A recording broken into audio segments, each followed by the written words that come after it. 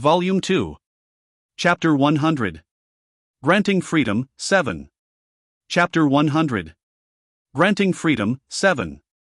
The first thing I thought was, wow, I've eaten tuna before, but this is the first time I was eaten by one. Wait, now isn't the time to be making stupid jokes. It was slimy, claustrophobic, and irritating. The pressure of the tuna's insides was no joke. What was this? Were my clothes melting? Acid. God. The melting tuna seemed to have dived back under the water after swallowing me, as water began to flow around me. Although things were chaotic, I first grabbed the top and bottom of the slimy walls. However, because it was so slippery, I failed to hold on. As if to quickly send me to its stomach, the surrounding walls wriggled and convulsed around me. Got it.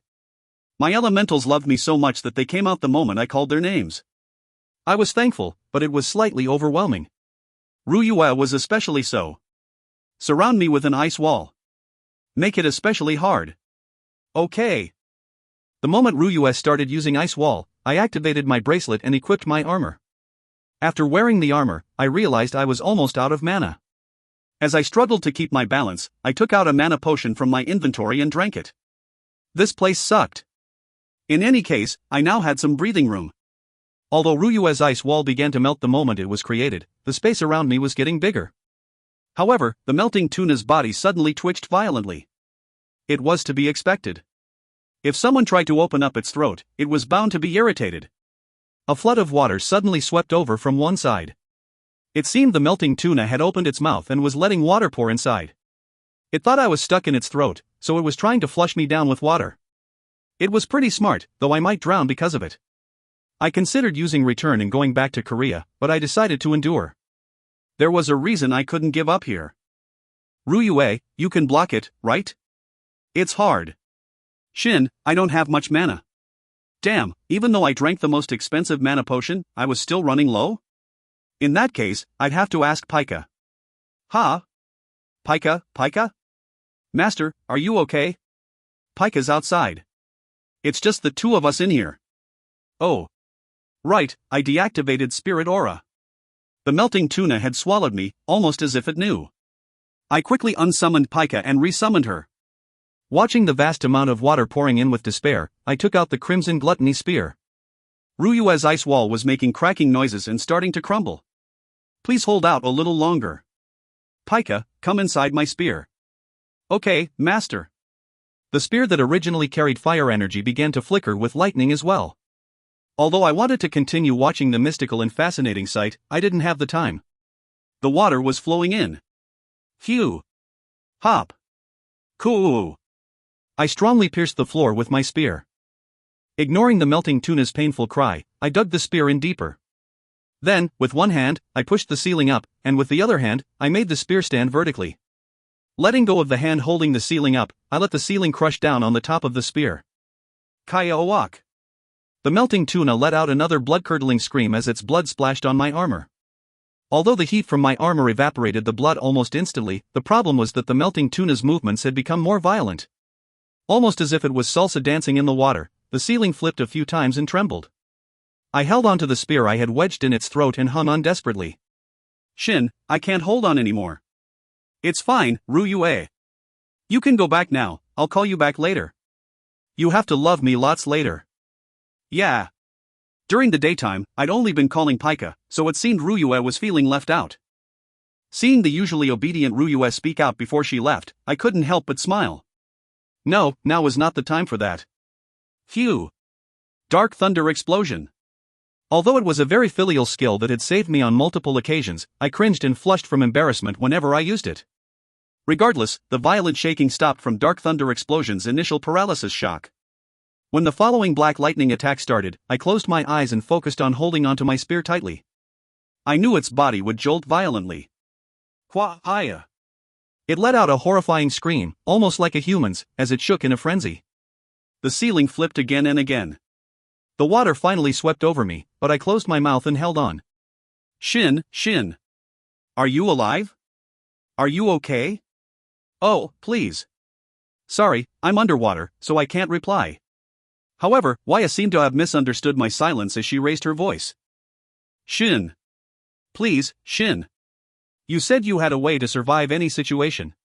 I won't forgive you if you die like this. Dark thunder explosion ended. Although I wished it would have killed the melting tuna, it seemed a boss wasn't so easily killed.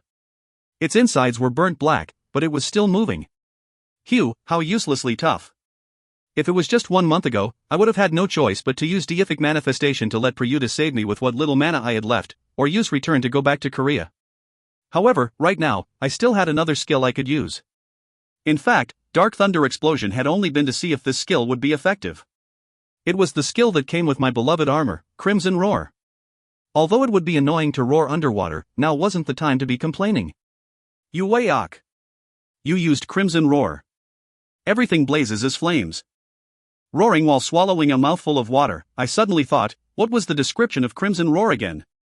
Didn't it turn all air that my voice could reach into flames? Since I'm underwater, isn't there little to no air? Did I have to use return and go back after all?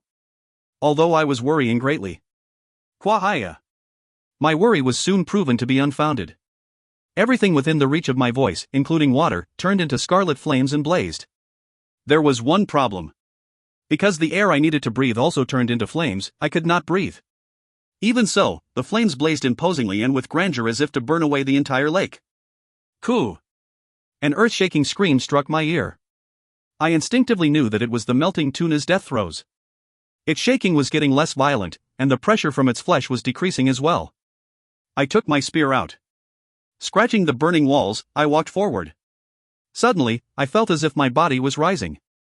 No, it was the melting tuna's body that was rising to the surface. It had finally died. You swept the field dungeon, graveyard over the lake. You defeated over 80% of its monsters, 2 of the field dungeon bosses, and forced 1 field dungeon boss to retreat. The reward will be distributed. Waya Eleni Mastaford Nim's contribution is the highest. You successfully swept graveyard over the lake. For the next 6 months, a new boss monster will not appear on graveyard over the lake. The reproduction rate of normal monsters will decrease significantly during this period. Tisk. As I thought, I wasn't able to overtake Waya in contribution just by killing this guy. After all, she had been hunting monsters here for weeks longer than I had. Even so, I had killed this tuna by myself and I had even chased away that singing woman. Perhaps melting tuna was a weaker boss than the toothsaw. That had to be it. Shin. You're not dead. Of course, not. Did you ever see a chef getting eaten by his ingredients? Thank God, Shin. You don't know how scared I was thinking you were dead. Because of it, I realized that more than I thought before. Phew. Nothing, forget it. I got too excited from the sudden change in the situation. Alright, well, I'll be out in a moment, so hurry up and choose your reward. I want to pick mine too. Heh, yeah. This much doesn't even count as danger to you, right? Of course not. If I died like this, my father would start another season of thrashing phase.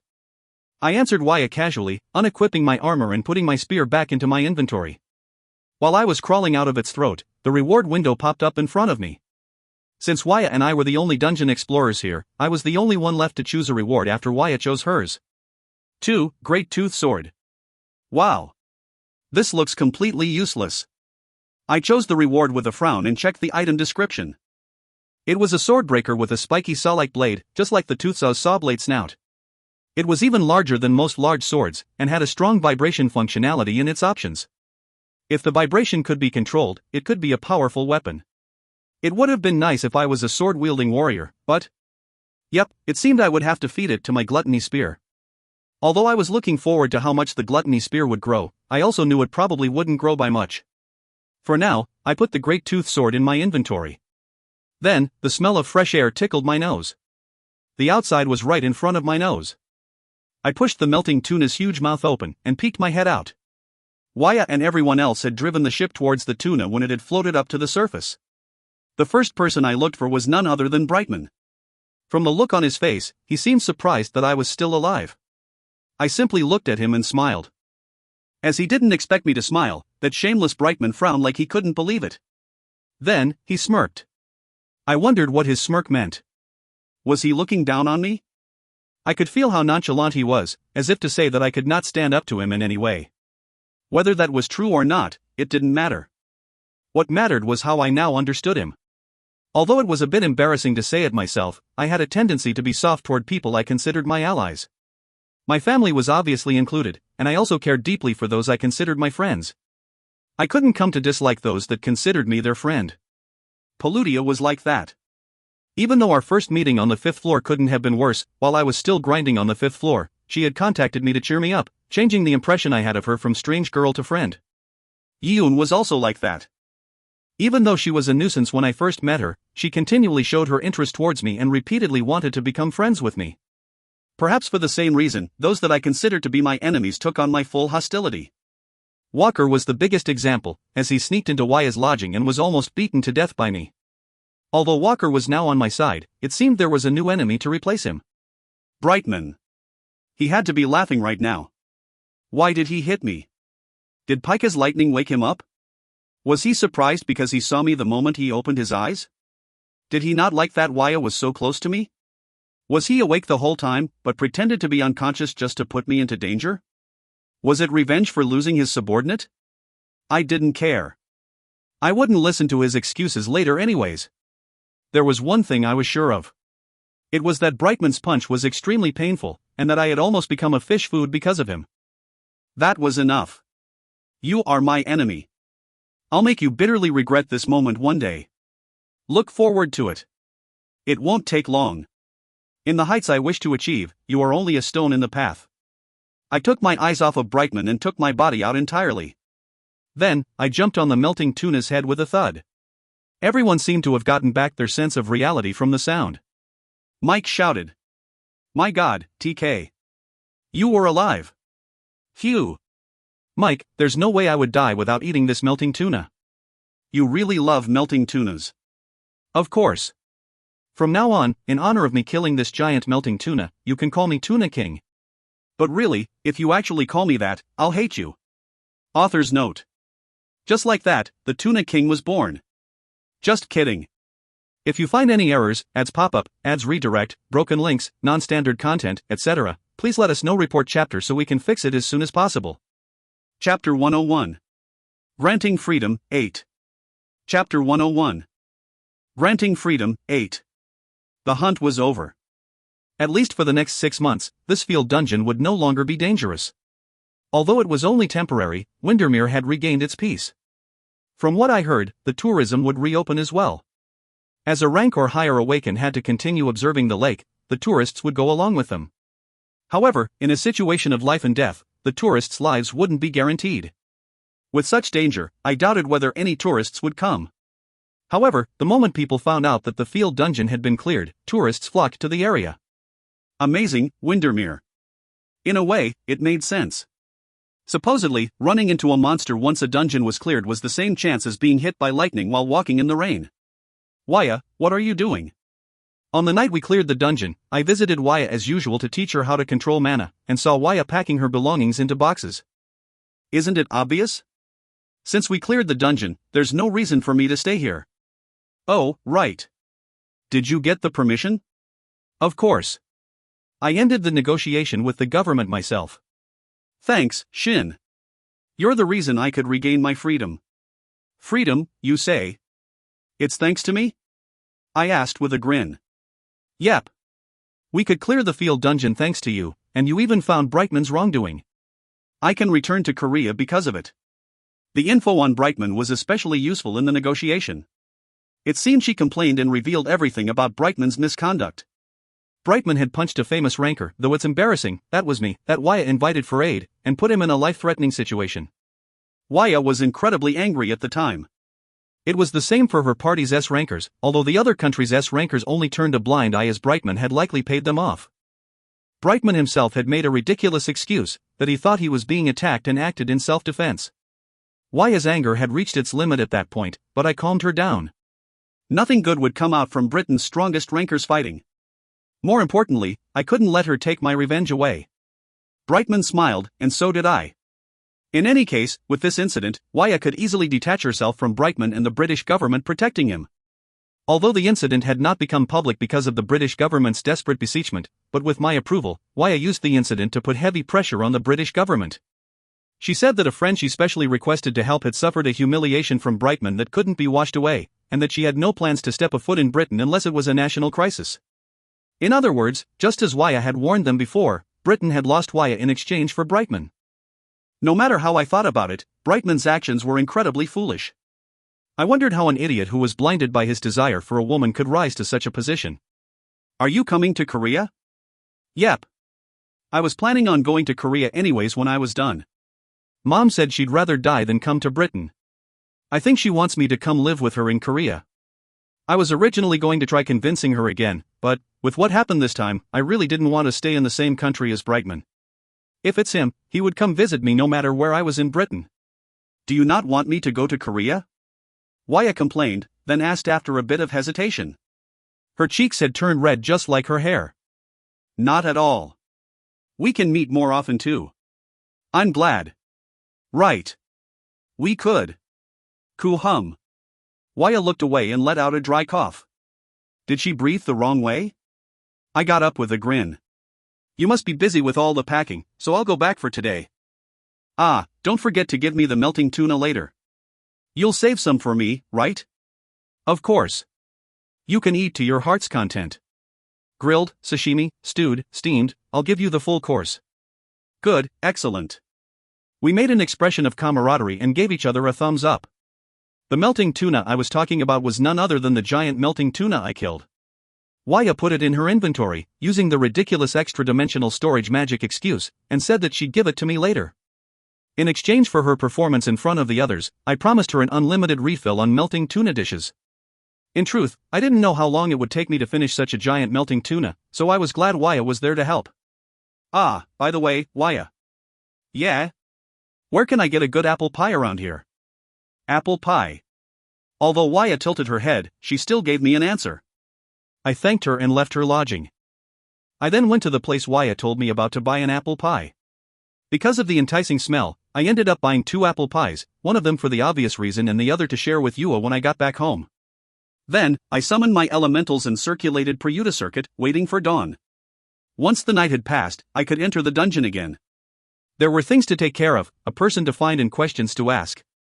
I also had to stick my spear in the damned Reaper's face as a reunion gift. Then, a little before dawn, when no one was around, I went on the lake using Ryuu's power. Just by freezing the area of the water I was stepping on, I felt a strange sense of omnipotence. Lady of the Lake had finally blessed me. I brought the apple pie.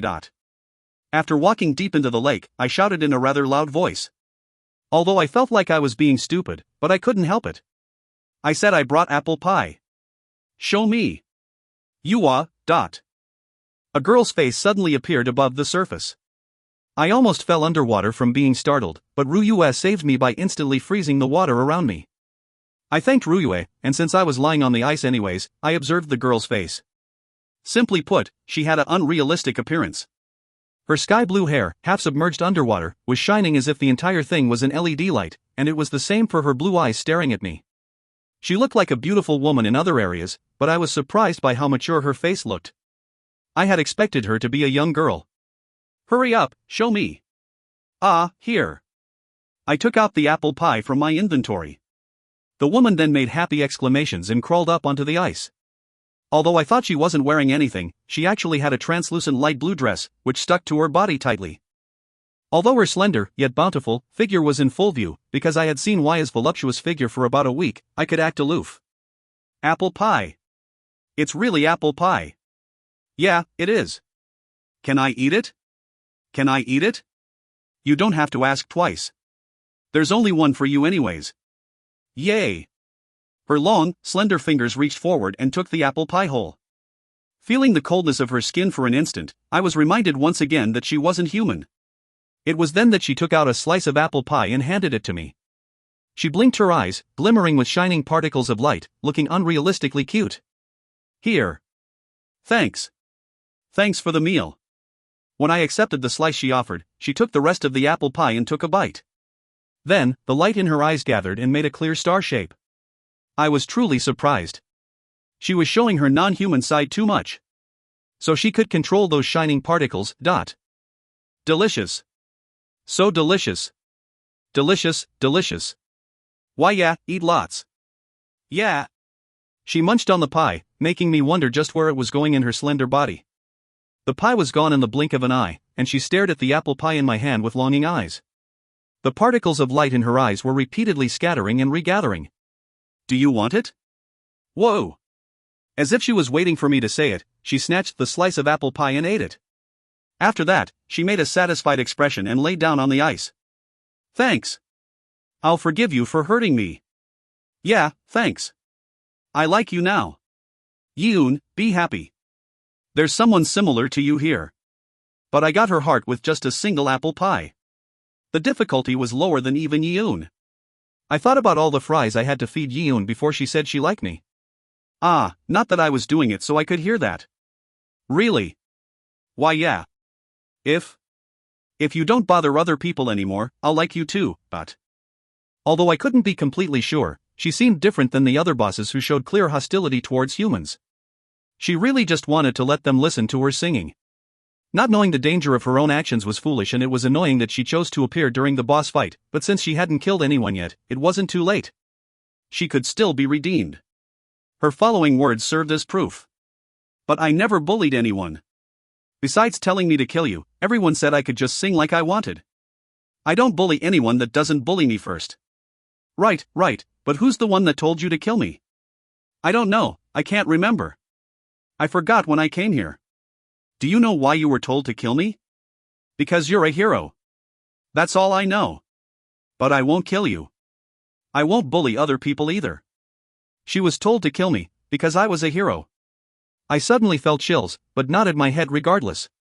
Then, I answered her question. But you see, people are bothered by your singing. Why? Is my singing that bad? The problem is that it's too good. It infatuates people because of it. Is that bad? If people become infatuated by your singing and lose their consciousness, they'll fall into the water. What would happen after that? Wouldn't they come play with me underwater? They'd die. They'd die. Yep. At my words, she became noticeably sad. The particles in her eyes also spiraled around in shock. I hate killing, but everyone else tries to kill people. I'm scared. He said I was special, but he didn't try to understand me. Special, huh? Since you hate killing people, you are indeed a special monster. But who is this person you're talking about? I don't know, I forgot. Hugh, there's really nothing I can find out. I wanted to tell her how she almost killed people out of anger, but I held myself back. However, she seemed to be angry from what I just said. Also, I'm not something like a monster. Ah, sorry. Then what should I call you? I'm me. You don't have a name? What's that? It's a mark that defines you. It's a way to separate you from everything else in this world. Something that can prove that you are you. Wow. Hugh, it really was like teaching a child. In truth, I hadn't planned on talking to her so leisurely. Although I didn't get the information I wanted, I couldn't chase her away, so I decided to stick with her for a while longer. Then you can give me a name. I can? Yeah. If it's you, it's okay. For a moment, I hesitated. However, when I saw her innocent eyes, a word flashed across my mind. Since it wasn't a fitting name for a girl, I took off the front of it. Pleen. Wha, pretty. Is that my name? Yay. She seemed to like the name I gave her, as she raised her hands and jumped. At that moment, messages I never expected rang out. You made an achievement of taming the A+ rank boss monster Siren. You obtained 1 skill point. Current skill points, 16. You can obtain the subclass Tamer. However, you must give up your current subclass Skill Collector to obtain a new subclass. If you give up the Skill Collector subclass, you will no longer be able to use the Collector's Pocket Watch. Would you like to change your subclass? If you do not obtain the Tamer subclass, you will not be able to use your tamed monster in event dungeons or the normal dungeon. However, you will not need to give up your tamed monster, and it can accompany you in field dungeons. Author's note. I'll say it now. Siren Pleen isn't a harem member. She's just a slightly important support character. I mean, ICDS isn't harem in the first place. P.S. Lady of the Lake Blessing, Fate/Zero Animations Saber Servant reference. Truly a short explanation. If you find any errors, ads pop up, ads redirect, broken links, non-standard content, etc., please let us know. Report chapter so we can fix it as soon as possible. Chapter 102. Those That Climb the Dungeon, 1. Chapter 102. Those That Climb the Dungeon, 1. What's this? I had already heard about taming before. In games, it referred to domesticating hostile monsters with food or training them to become one's allies. However, I didn't think a tamer subclass would appear like this. Just by naming a monster, I could make it my ally. No, that probably wasn't it. I shook my head at the words asking if I wanted to change my subclass. The skill collector subclass was a huge part of my strength. No matter how strong Pleen was, she couldn't replace it. Not to mention, it seemed I could always change my decision. Though, I didn't think I would ever change to the tamer subclass. After looking through the messages, I looked at Pleen, who was rubbing her head against my shoulder with a smile.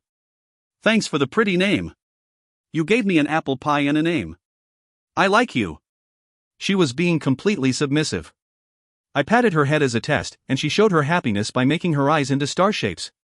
Easy, she was too easy. If a bad appa became your master, bad things would have happened. Pleen. Yeah. It looks like I became your master. What's a master? I like you. With that, she hugged me directly. Feeling the cold, soft, and squishy sensation, the ice below me began to fissure with cracking noises. I sat blankly, then remembered I had things to do. In fact, there was something I had to ask Pleen. Pleen, you said you didn't want to kill humans, right? Yeah. I hate monsters more than humans. They only want to eat, and they even try to eat me.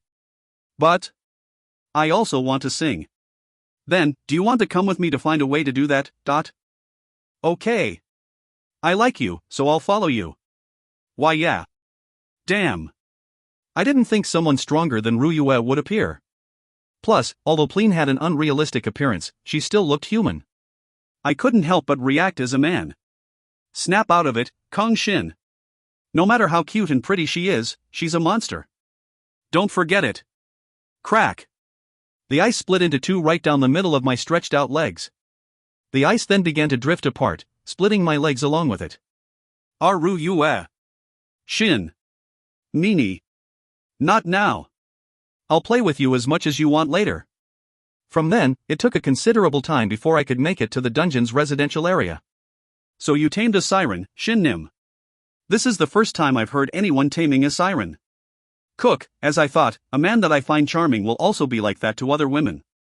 Loretta made a displeased expression as she stared at Pleen, who stuck was to me like glue. If I thought more about why Loretta was feeling unhappy, I felt like I would be in serious trouble, so I quickly changed the subject. Pleen said she wants to sing without killing people. Is there a place like that in the dungeon's residential area? Of course. There's the recreational area. You should already have the qualification to enter it, Shin Nim. Ah, yeah. I also got a lifetime free voucher for a place called Resting Place of Angels for the first achievement, Ahuk. The moment I brought up Resting Place of Angels, Loretta's eyes sparkled, pushing Pleen aside and grabbing my hands. After being thrown on the floor, Pleen blinked her large, clear eyes, unsure of what had just happened, then began to tear up. Shin Nim, go there with me. Now. Can you let go of me first, Loretta? I want to pick Pleen up before she cries. If you go there, you can probably find what this shallow and arrogant siren wants. I'm not shallow or arrogant. I don't even know what that means. From what I heard, Resting Place of Angels was a resort. The so-called recreational area was similar to the residential area's residences. Unlike the residences, however, it was a place purely for the purpose of recovering the fatigue built up from exploring the dungeon and letting dungeon explorers relax freely. It was truly like a resort in real life. Apparently, anyone from the guild of the resort's master could enter, and other than them, one person could enter as long as that person was accompanied by the master. Explorers could go there by making achievements or completing special quests. Like the mansions and the houses, the area they could go changed depending on the scope of the achievement and the difficulty of the quest. There was an even trickier condition. Only those that owned a residence, had a room in a tenement house, or were a member of a guild could go to the resorts. Furthermore, Resting Place of Angels was one of the few special resorts. Unlike the other resorts, which explorers had to share, it was bound to one specific explorer. If a guild master owned a special resort, the guild members could enter the special resort with the guild master's permission. Because it was called Lifetime Free Voucher, I thought it was for something like a water park, but it seemed it was even more generous. Then, can Loretta come with me? The person accompanying Shin Nim can even be an outsider. What about Pleen? I'm going. That siren is Shin Nim's servant, so of course she can go with you. Without having to visit Meladel, Loretta exchanged the resting place of Angel's voucher for a key. Thinking, so it's another key, I received it with a bitter smile. Then, just like how I opened the path to my mansion, I used the key with familiarity. When I used the resting place of Angel's key with Loretta and Pleen standing next to me, the surrounding scenery melted and a new scenery appeared. High, blue sky, warm sunlight, a sandy beach, crystal clear ocean, and fairly big birds flying above it. Behind me, I saw trees with all sorts of fruits hanging from them and a big seaside villa. This is an island, right? It's the picturesque uninhabited island. Yes, it's indeed an island. Uninhabited island.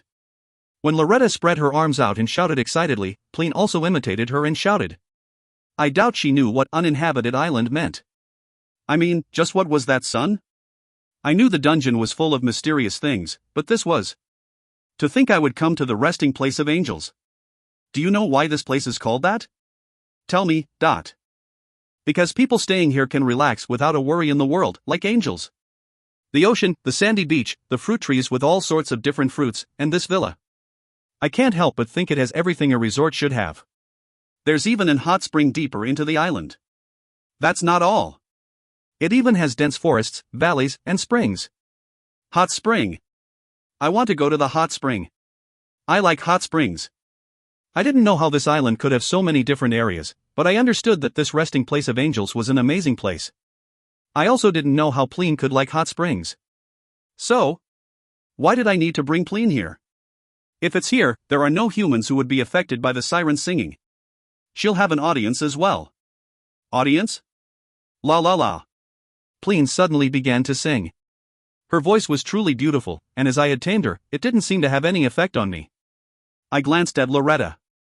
She had closed her eyes and was enjoying Pleen's voice. Soon, the audience Loretta talked about began to appear. Large birds from the sky, dolphins and fish from the ocean, and animals from the inner area of the island. They were gathering here slowly. No way. La la la la la la. As Pleen sang, the animals approached slowly, responding to her singing with quiet cries. Their eyes were clear and their minds did not look like they were affected by Pleen's singing. Loretta opened her eyes, and seeing my surprised expression, smiled lightly. It's a good thing. No one has been here for a long time, so everyone has been lonely. Shin Nim luckily found a siren who was extremely good at singing. Her singing will be an excellent gift for them. Who's them? I felt a hint of sadness from Loretta's words and patted the small and cute wolf that walked up to me. Loretta then smiled sweetly and replied. Of course, they're the emergency food supply for when we're hungry. They all look delicious, right? I wanted her to let my dream stay a dream.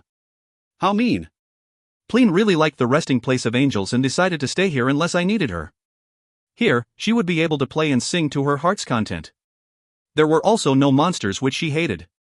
It was the ideal place she hoped for. However, there seemed to be one thing she didn't like. It was that I wouldn't be there. You have to come visit me often. Otherwise, I'll go find you. I'll visit often, so don't worry. Okay. I'll wait with the new friends I made. After promising Pleen multiple times, she nodded her head as if she finally believed me. She then walked up to me and kissed my cheek. I was startled, but I thought back to the kisses Yua gave me and tried to calm myself down. Of course, it wasn't so easy. Next to me, Loretta was shaking with her fists clenched. Obliterating third. Loretta!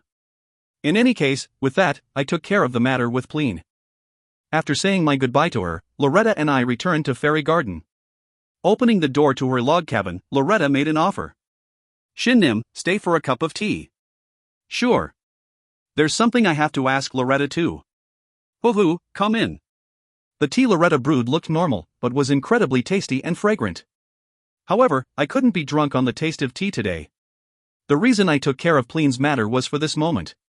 Today, I couldn't just enjoy my time with Loretta. I took a sip of tea, then slowly placed the teacup down and asked her. Loretta. Yes, Shin Nim. With a small sigh, I asked her straightforwardly. What is a hero? Loretta's smile became stiff. However, that only lasted for a moment, as she continued with a warm smile. Shin Nim already knows, right? There is only one such being in a world. They're amazing, and everyone respects them. Loretta. I called her name with a low voice. She flinched then froze, but I continued without paying it any attention. When I met Pleen for the first time, she said she was ordered to kill the hero.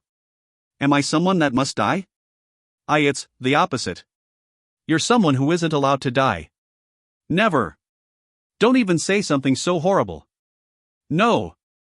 If you die, I. Thanks for worrying about me, but that's not what I'm talking about. Am I someone that must die to the monsters that are invading Earth? A cold silence flowed, and Loretta dodged my glance with her mouth shut. Just that was enough of an answer for me. An empty laugh came out. What was this? I had to die because I was a hero? The monsters that appeared on Earth, or rather, its high-ranking monsters, were trying to kill me. I was their first priority. It was just that no one knew about it because it hadn't been long since monsters began to appear on Earth. If more time passed, monsters that actively sought me out might appear. But how had I acted until now, hearing that I was the hero? I became conceited, thinking everyone was just raising me up.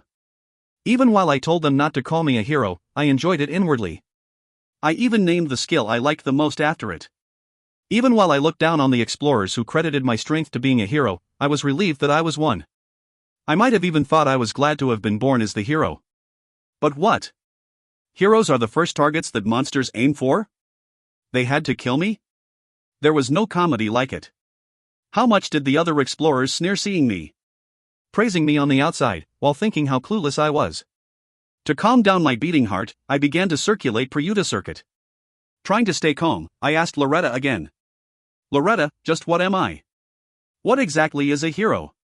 Loretta didn't say anything. Trying to stop myself from getting impatient, I asked again. Please, Loretta, I want to know. I should know. Or, do you also plan on leaving me to be clueless? You shown me respect and did your best for me. I at least thought I had a special relationship with Loretta. Was I wrong? Did you just stop? She spoke with a trembling voice. She raised her teacup and gulped down the hot tea all at once. As she had moist eyes that seemed ready to burst into tears at any time, I was startled. Shin, do you have to hear it now? Loretta? As you might already know, I don't really want to tell you right now. Once you hear the answer, you'll change without a doubt, and if you do, I will change as well. I don't like that. I want us to stay the way we are. For even a little while longer, I want to enjoy my carefree daily life with you. Am I being too greedy? Shin, can you give me a little more time? You still have time to spare. The time hasn't come yet. So please, until then. Loretta. The words didn't come out. I felt like I had been punched in the most unexpected spot. Although my mouth was open, I couldn't say anything. Then, with a slightly cracking voice, I replied barely. I'll wait. So, when the time comes, you have to tell me. Thank you, Shin. Loretta wiped the tears around her eyes and made a clumsy smile. I almost lost myself in her feminine and extremely beautiful appearance, but I held on, thinking about what she just said. Then, like a fool, I asked. If I change, Loretta will change too? Hoo-hoo, it's not like you don't understand, right? No, well, that's... I didn't think I would say something so stupid. Seeing me stutter without knowing what to say, Loretta made a small smile and said in a voice that just barely reached my ears. Coward. UK. I became silent, unable to make any excuses. I felt dizzy. As it seemed so absurd, I thought I was dreaming, but when I pinched my thigh in secret, the pain was vivid. No, she even found out I pinched myself. I wanted to die. I really wanted to die. Loretta again spoke in a whispering voice. I'll also give you time. Thanks. You have to give me a proper reply, okay? Of course, I'll only acknowledge one answer. With that, she once again smiled. Even while I was in a daze from her fragrance and beauty, her smile was ingrained in my head clearly. I had to accept it. To a certain extent, my heart was already stolen by her. Author's note. 8,000 characters. I thought about writing 2,000 characters and splitting the chapter into two, but just stopping at the 8,000 mark seemed to be the best option. The little bit of the secret of the hero has been revealed. Some people have already guessed, but not saying any more will be our promise. Also, the relationship between Loretta and Shin has taken a step forward. What will Shin do? Will he forget about Yoon and choose Loretta? Not even the author, me, knows. Look forward to the future development, happy face. If you find any errors, ads pop up, ads redirect, broken links, non-standard content, etc., please let us know. Report chapter so we can fix it as soon as possible. Chapter 103. Those That Climb the Dungeon, 2. Chapter 103. Those That Climb the Dungeon, 2. I decided to return to Korea once Waya had already left Windermere for Korea. Of course, it only took me an instant. I called Walker from the dungeon, grabbed him, and shouted return. That was it. What was that? What did you do? That's a secret, of course. Just like that, I was home with Walker.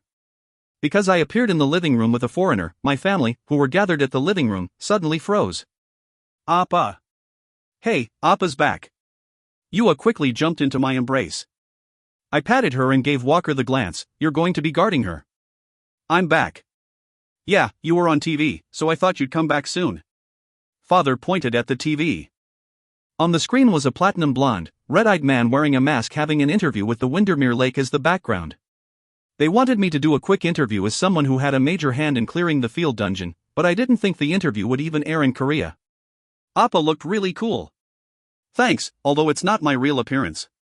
On TV, people were speculating from Thunder Knight's appearance that he was a mix between Western and Eastern. Seeing the newscaster clearly speaking about how I could even be Korean from my relationship with Waya, I felt slightly irritated. So who's that young man? Walker, this is my family. Introduce yourself, but keep it short. As Walker didn't know how to speak Korean, he introduced himself in English. However, as my family knew English to a certain extent like most Koreans, they didn't have too much trouble understanding him. In fact, since father had traveled often around the globe for training, he knew basic conversation level words in many languages. It's dangerous these days, so I hired him to be Yua's bodyguard. Ah, he won't be living with us or anything like that. There's no bodyguard for your mother? Mother doesn't go out that much. If you're in danger, you can always call father or me. Hugh, dear, look at our son ignoring his mother and only taking care of his sister. When you go out, you can just take me along. Anyways, bodyguard, huh? How did Walker, who was a dungeon explorer, end up being a bodyguard? I winked at father and told him that I'd explain it later over private dungeon explorer message. Then, I patted Yua, who had calmed down a lot by now, 2 more times and separated myself from her. Then, I returned Ghostface back to Walker. Let's go, Walker. We have to get you an identity and a place to live. It sure became easy. Just by being an awakened, countries will give you an identity. It's something unthinkable in the past. I still clearly remember people being deported as illegal aliens. It just goes to show you how dangerous the world is now. Having one more ability user to fight against monsters is more important than petty things like that. When I was about to leave the house, Yua stopped me. With a radiant smile, she offered a hand to Walker. To be honest, I don't think I need a bodyguard, but take good care of me. I'm Kang Yua. Right, I'm Edward Walker. They shook hands lightly. After their short greeting, Walker and I left the house. Walker then equipped Ghostface, changing his appearance into a man I had not seen before. By the way, boss. Boss? Aren't you? We're equal in the contract, so just call me by my name. You clearly have a collar on my neck, but... Fine. Kang Shin. Yeah. Your sister is innocent and kind, unlike you whose insides are black and violent. Are you guys from different parents? If you fall for her, I'll kill you. His answer shocked me. Please, she's half my age.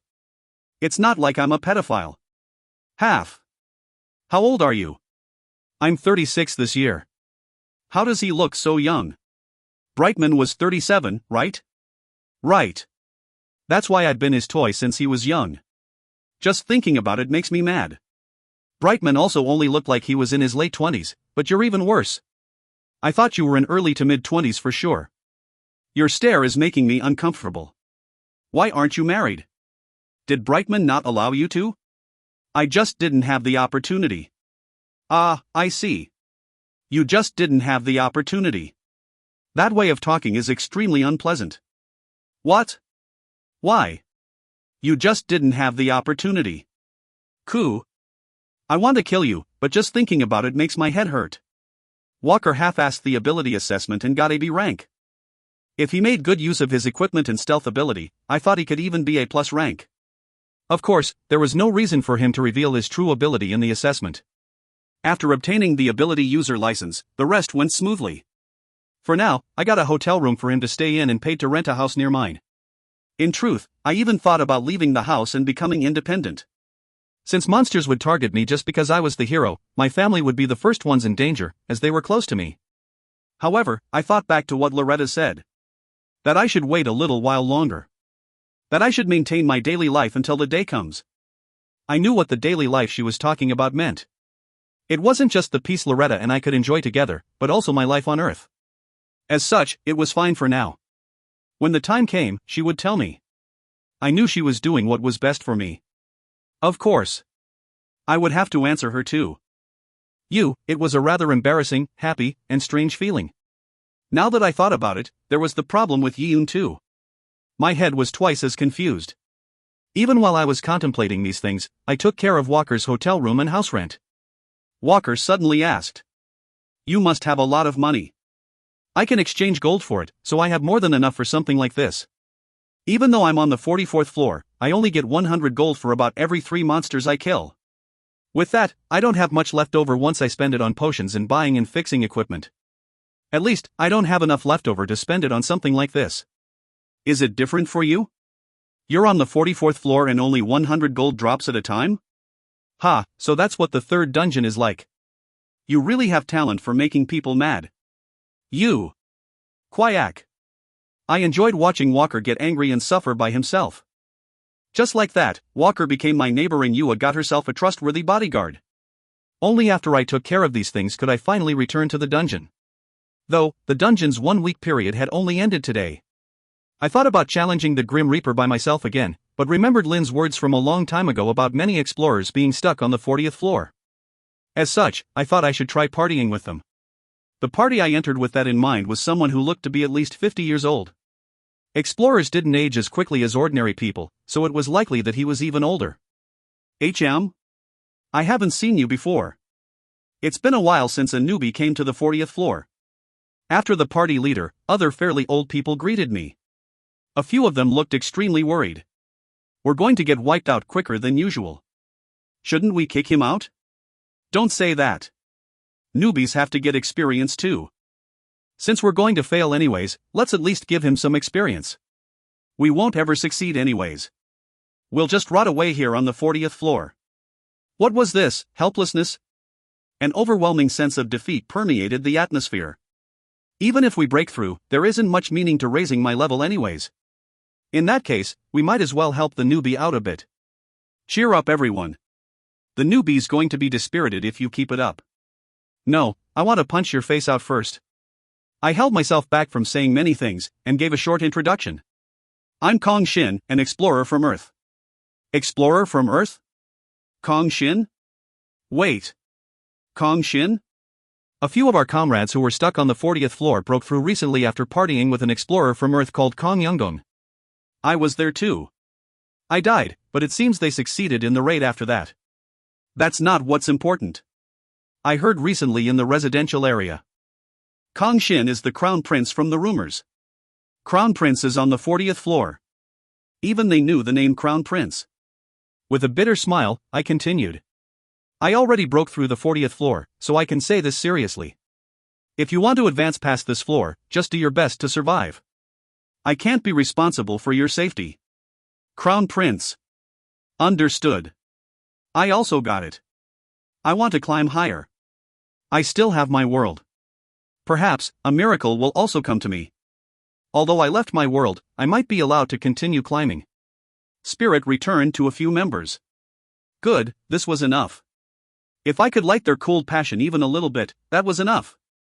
I raised my crimson gluttony spear into the air and shouted.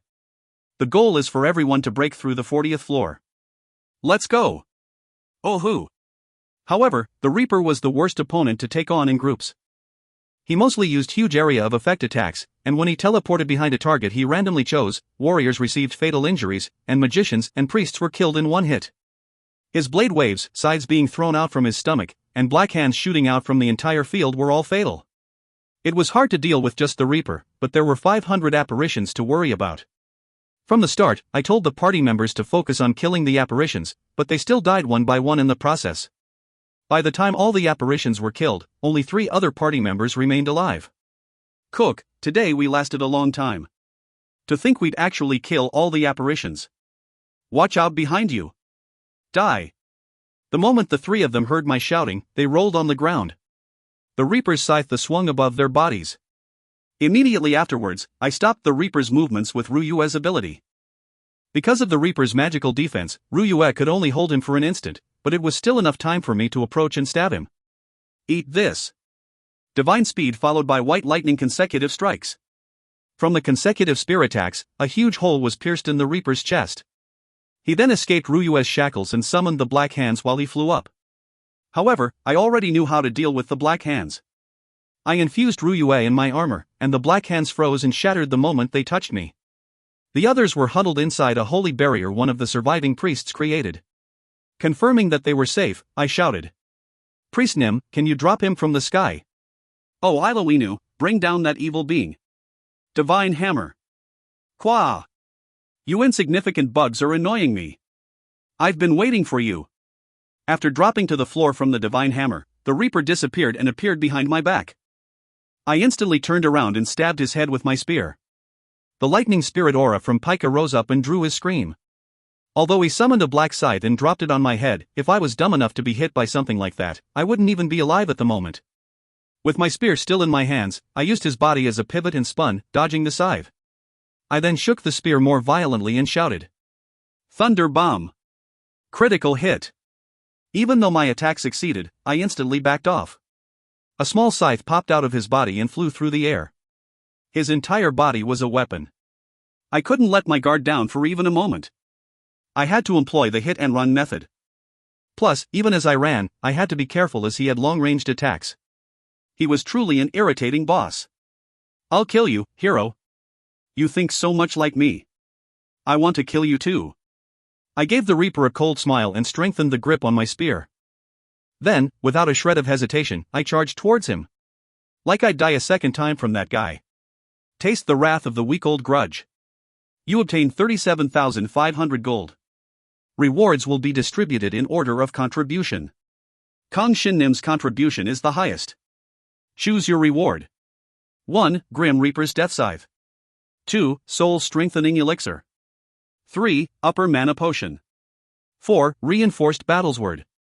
In the end, I managed to kill the Reaper without anyone else dying. However, the others were from different parties, and only looked at the Reaper with half-happy, half-baffled expressions. I didn't really care about what they were feeling, so I simply looked at the reward list. Good, it was here. I immediately chose the Soul Strengthening Elixir and swallowed it.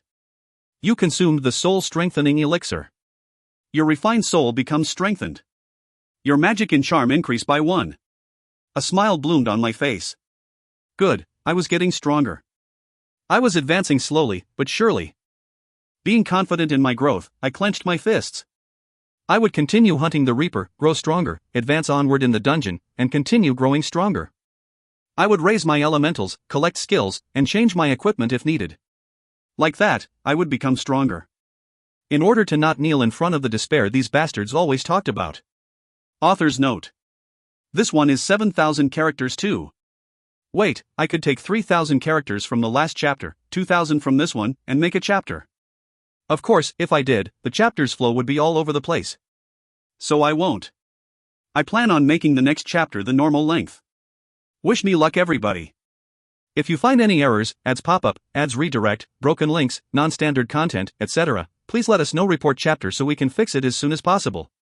Chapter 104. Those that climb the dungeon, 3. Chapter 104. Those that climb the dungeon, 3. I succeeded in evolving my Crown Prince title to the Crown Prince of 40F.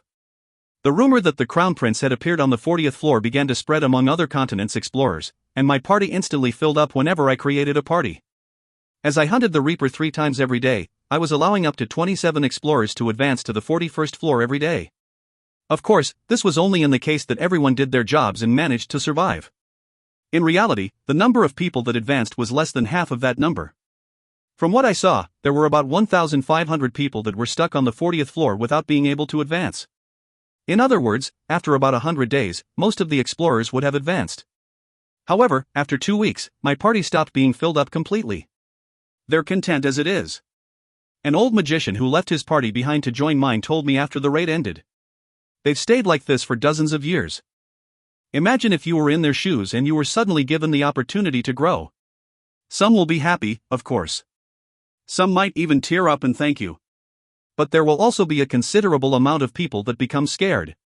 Why? Because the weight on their shoulders would get heavier. The stronger you get, the more responsibility you have to bear.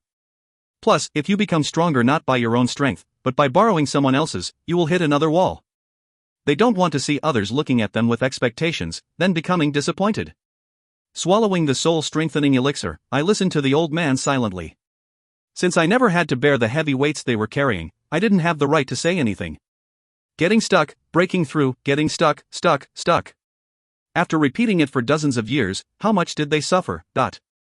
As first dungeon explorers, which only the most talented people were chosen to become, they undoubtedly received countless looks of envy, jealousy, and expectations. Near the end of their lives, when they realized they would only remain as mediocre warriors, how much shame would they have felt? Not to mention, for dozens of years, they would have only survived without improving. Would any passion or courage remain in their hearts? Would they be willing to challenge themselves again? Would they, who understood failure and defeat, be able to endure the expectations they would receive? I asked the old man. Then what's the reason you came to defeat the Reaper with me? Is that even a question? The old magician answered with a grin. It's because I'm an explorer. Ha ha. I've failed a countless number of times, and countless numbers of people, who placed their expectations on me, turned their backs and left. I also just spent my days like the others. I've already climbed 40 floors, I've done well. Telling myself such excuses, I continued to lie to myself. But then you came. It was then that I snapped out of it. If I didn't take on the challenge now, I realized I might never get another opportunity. Even if I might end up kneeling somewhere, I want to see what lies beyond this place. I want to let the blood in this old body boil. The old magician shouted. I've already experienced it for dozens of years. Even if I fail again, I wouldn't be losing anything. I'm extremely happy that I can finally get out of this floor. Even if I can't advance beyond the 41st floor. Even if it might only be an old man's bravado. I will go on. Because this heart is the only thing that proves that I am an explorer of the first dungeon. So? Did that answer your question? Of course. I smiled brightly as I answered. His words pierced deep into my heart, and I couldn't help but smile. You can definitely climb higher. I guarantee it. Ha! If Crown Prince is saying that, I will believe it. Ha ha ha ha. He laughed wholeheartedly, then he left my party and disappeared. I had taken a jab when I had least expected it. But I wasn't displeased in the slightest. In fact, he had fanned my burning heart. Talking with the old magician, I was once again able to think about what a dungeon explorer was. However, when I left the floor master room, I saw Lin with his usual unenthused expression. But, something about him seemed. What's wrong, Lin? Are you evolving? I'm not evolving, but I'm being promoted. Lin did not have his usual cigarette as he spoke. Damn it, and it's as guild master's substitute. What a headache. This is all your fault. Guild master's substitute? What about Loretta? When I said that, Lin shot me a glare. His fiery eyes were really burning. How cool. I wondered if I could get a skill like that. Do you know what a huge mess has happened? Of course I don't. Explain please. For the first time in several hundreds of years, Noonan made a request to the Lord personally. To take down the 4,187 puppets in charge of the floor shops and to replace them with Fairy Garden and other administrative guilds members. Wow. I didn't know Loretta was in charge of 4,187 floor shops with her puppets. It must have been tough. While I was trying to digest what I just heard, Lin was continuing his talk. Lord has to listen to Noonan's request. She's done an incredible amount of work for the first Dungeons Explorers, and she contributed a lot of other administrative duties. Loretta did, huh? She also put in several additional clauses, but what she wants is obvious. She wants to focus on supporting you. Me? Right. Not with a puppet, but with her real body. She wants to exclusively be your supporter. Even though she's Fairy Garden's guild master. Well, you are a hero and the most famous rookie in the dungeon. Plus, since humans have short lifespans, Lord had to accept at least this much. The problem is, I'm the one who has to work more because of you. I was wondering why Lin was complimenting me, but he was lashing out instead. Hearing what Lin said about Loretta wanting to support me with her real body, I thought back to her recent confession. To spend her daily life with me, she had made such a move. I couldn't help but be amazed. Hey, let me ask something. Lin spoke as he stared at me fixedly. Did you do it? Do what? No, I didn't do anything. So something did happen.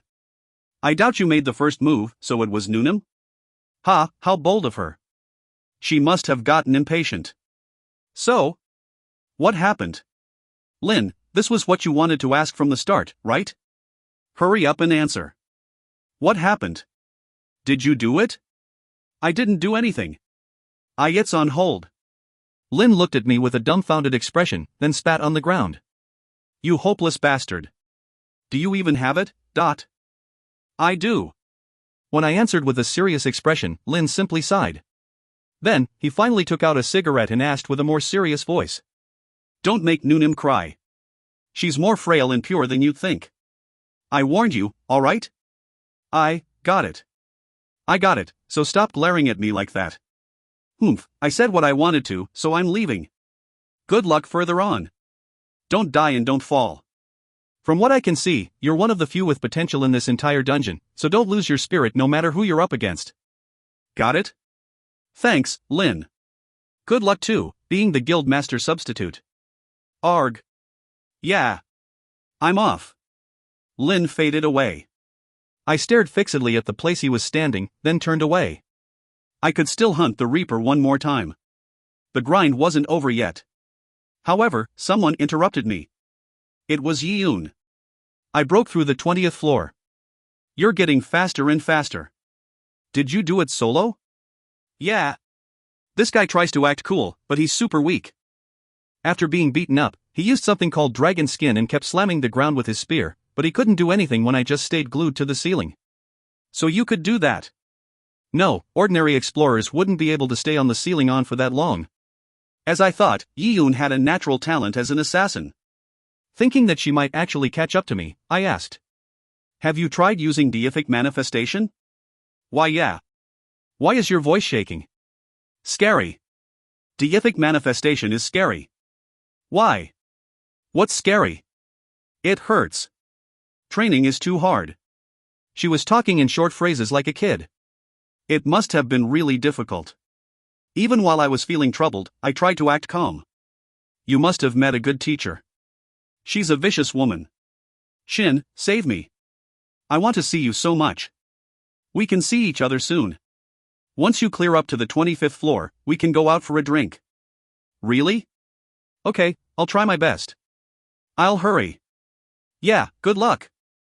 What magic did you get on the 10th floor? Did you also get Spirit Mastery? Although I thought Spirit Mastery was prepared for my elementalist abilities, the solo clear rewards seemed to be fixed. From the rewards Rin told me about and with Yi-Yoon also getting deific manifestation on the 5th floor, I was pretty sure of it. However, what Yi-Yoon said next surprised me. I got something called Shadow's Word Mastery.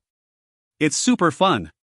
If I hold my dagger and attack, my shadow attacks one more time. Or I can add my shadow's power to me directly and hit harder. It's super good. What? That's so cool. So the 10th floor reward was different. It was the perfect skill for Yi-Yoon who was focused on attacking. Even while I was writhing in jealousy, I tried to act cool and congratulated her. Shin, what floor are you in now?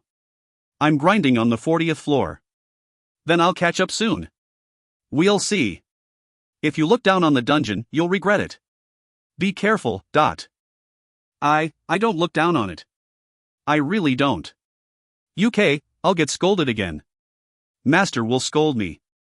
Just who did you summon? Even I felt slight fear at Yi-Yoon's master that I had not met yet. Author's notes, not applicable.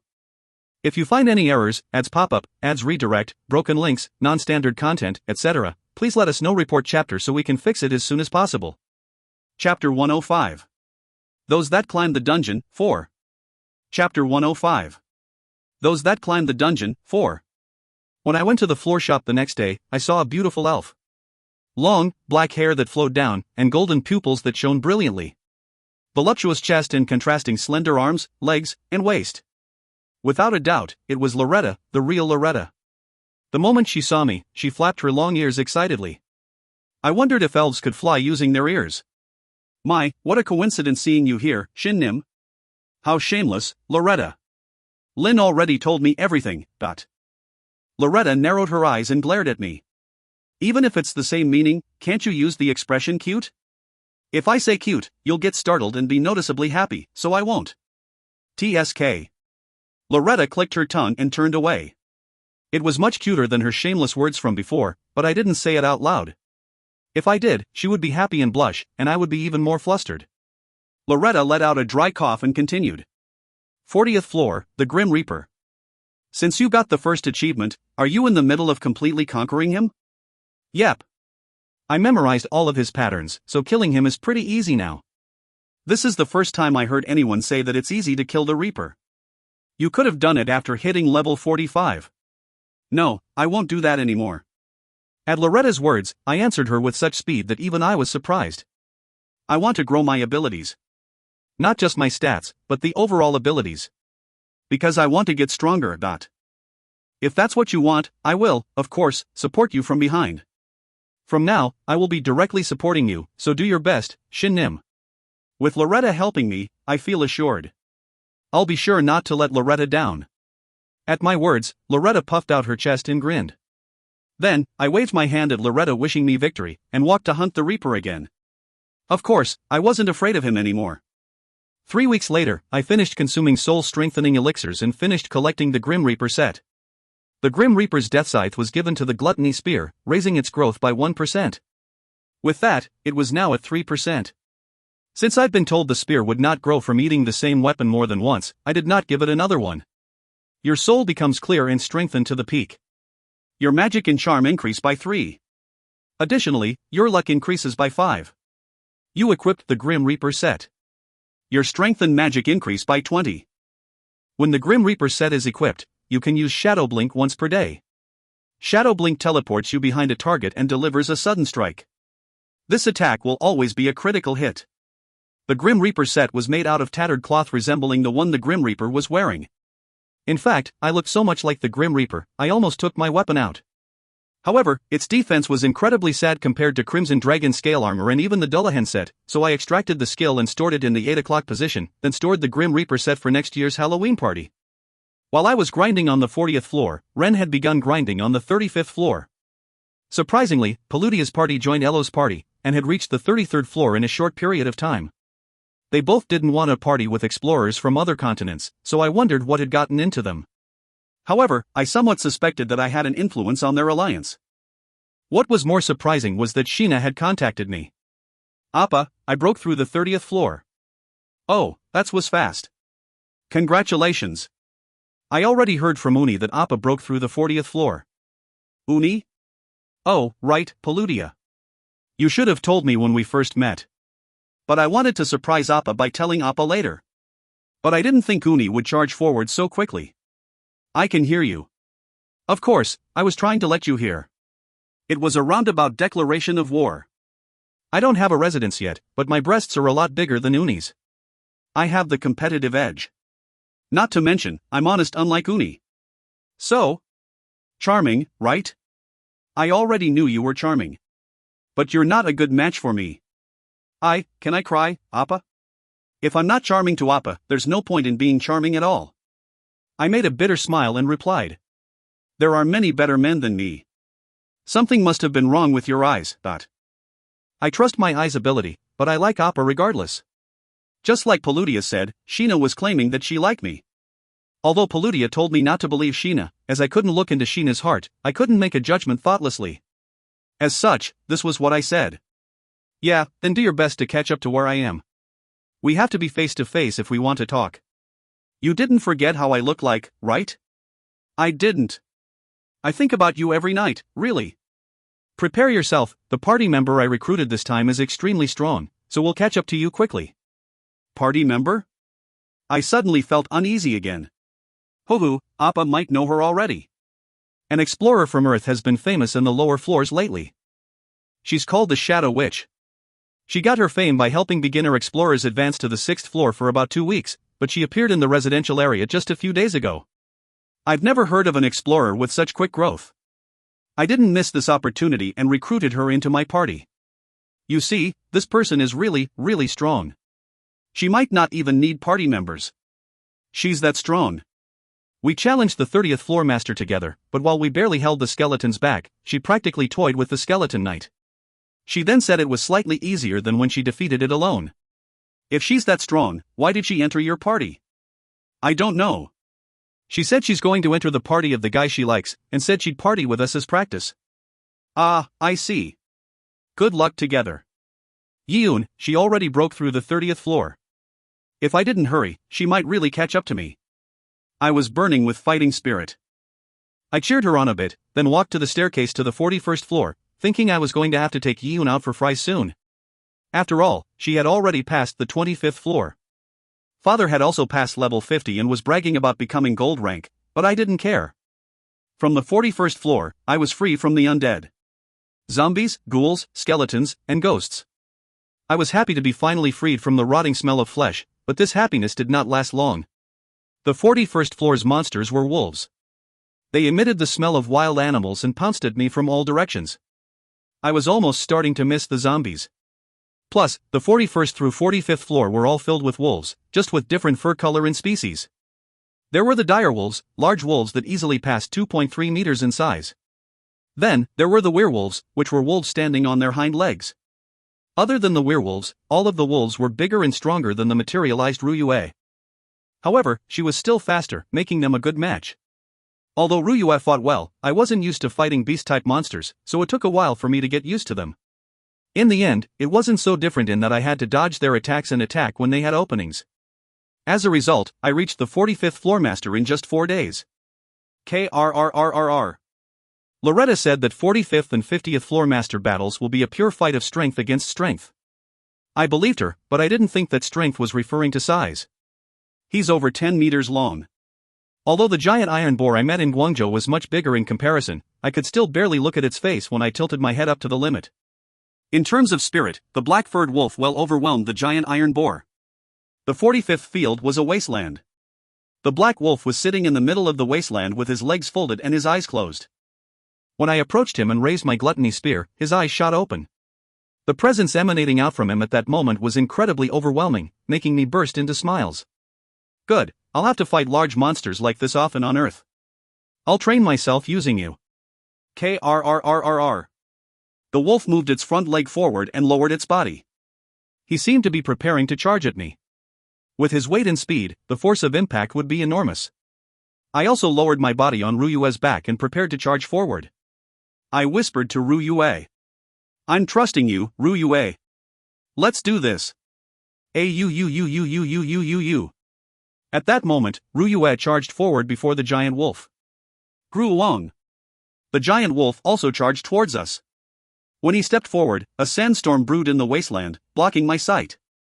I left Ryue in charge of our movement and focused on pinpointing his location and his method of attack. Ryue, jump diagonally. Au.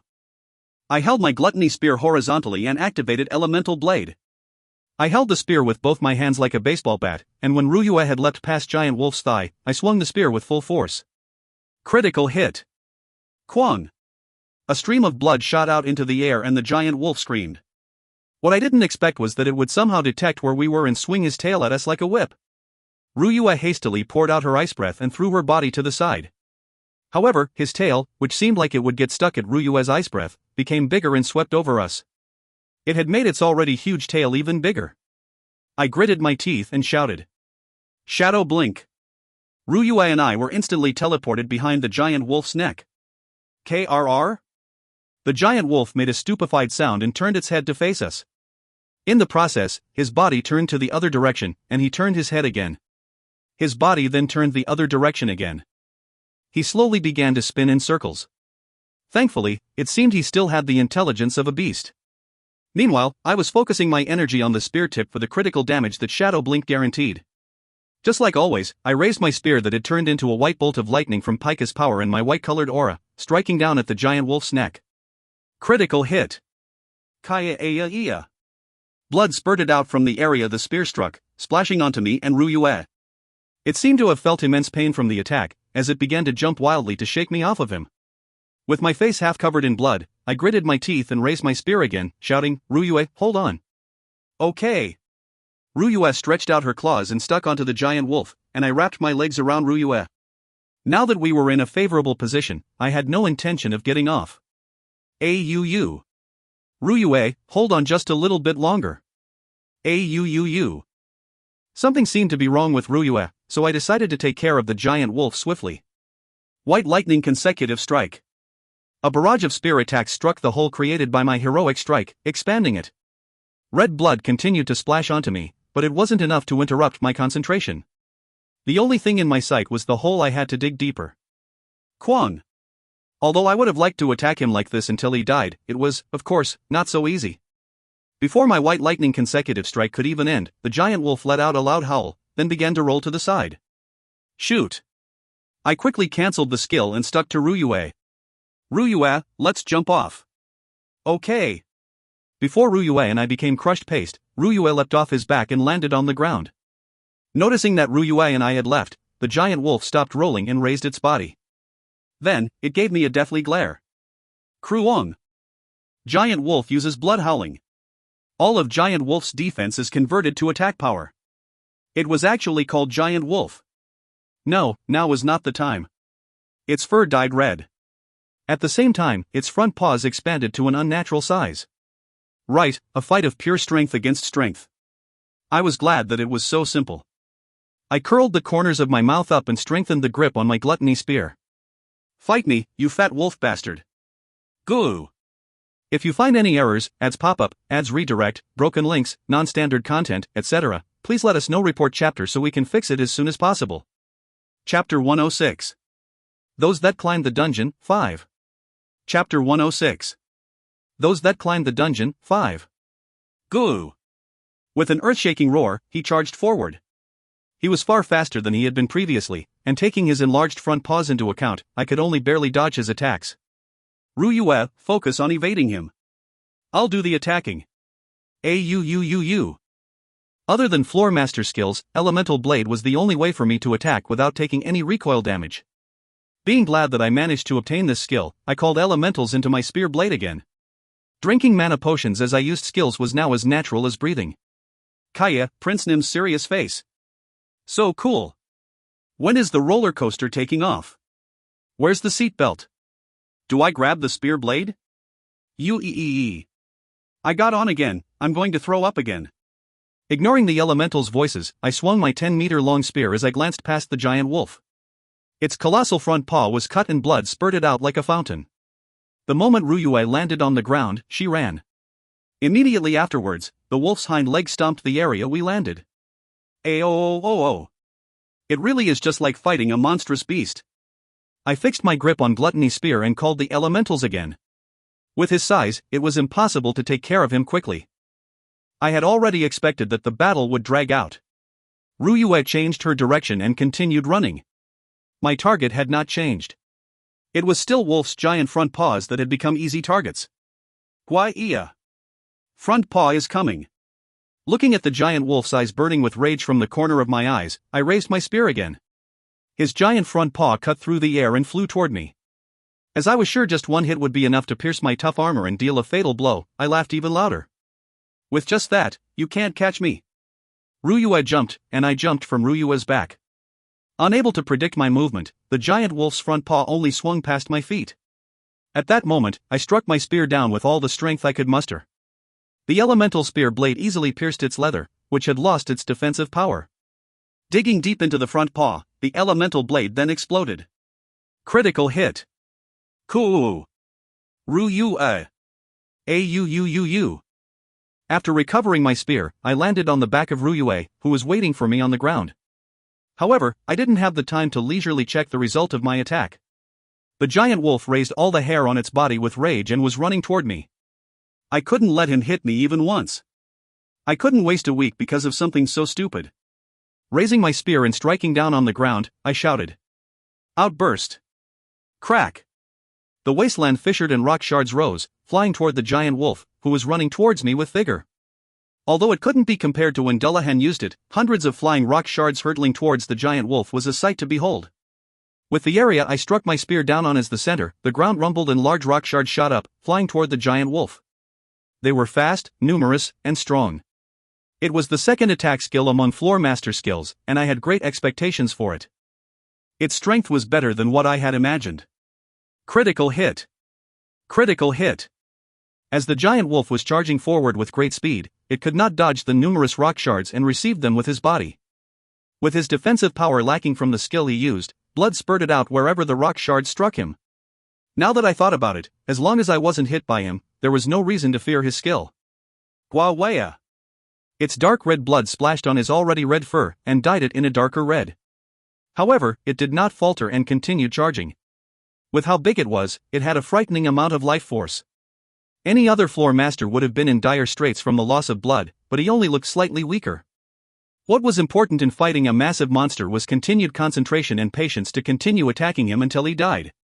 I learned something important. Ryua, let's go, cut off his front paw entirely. 30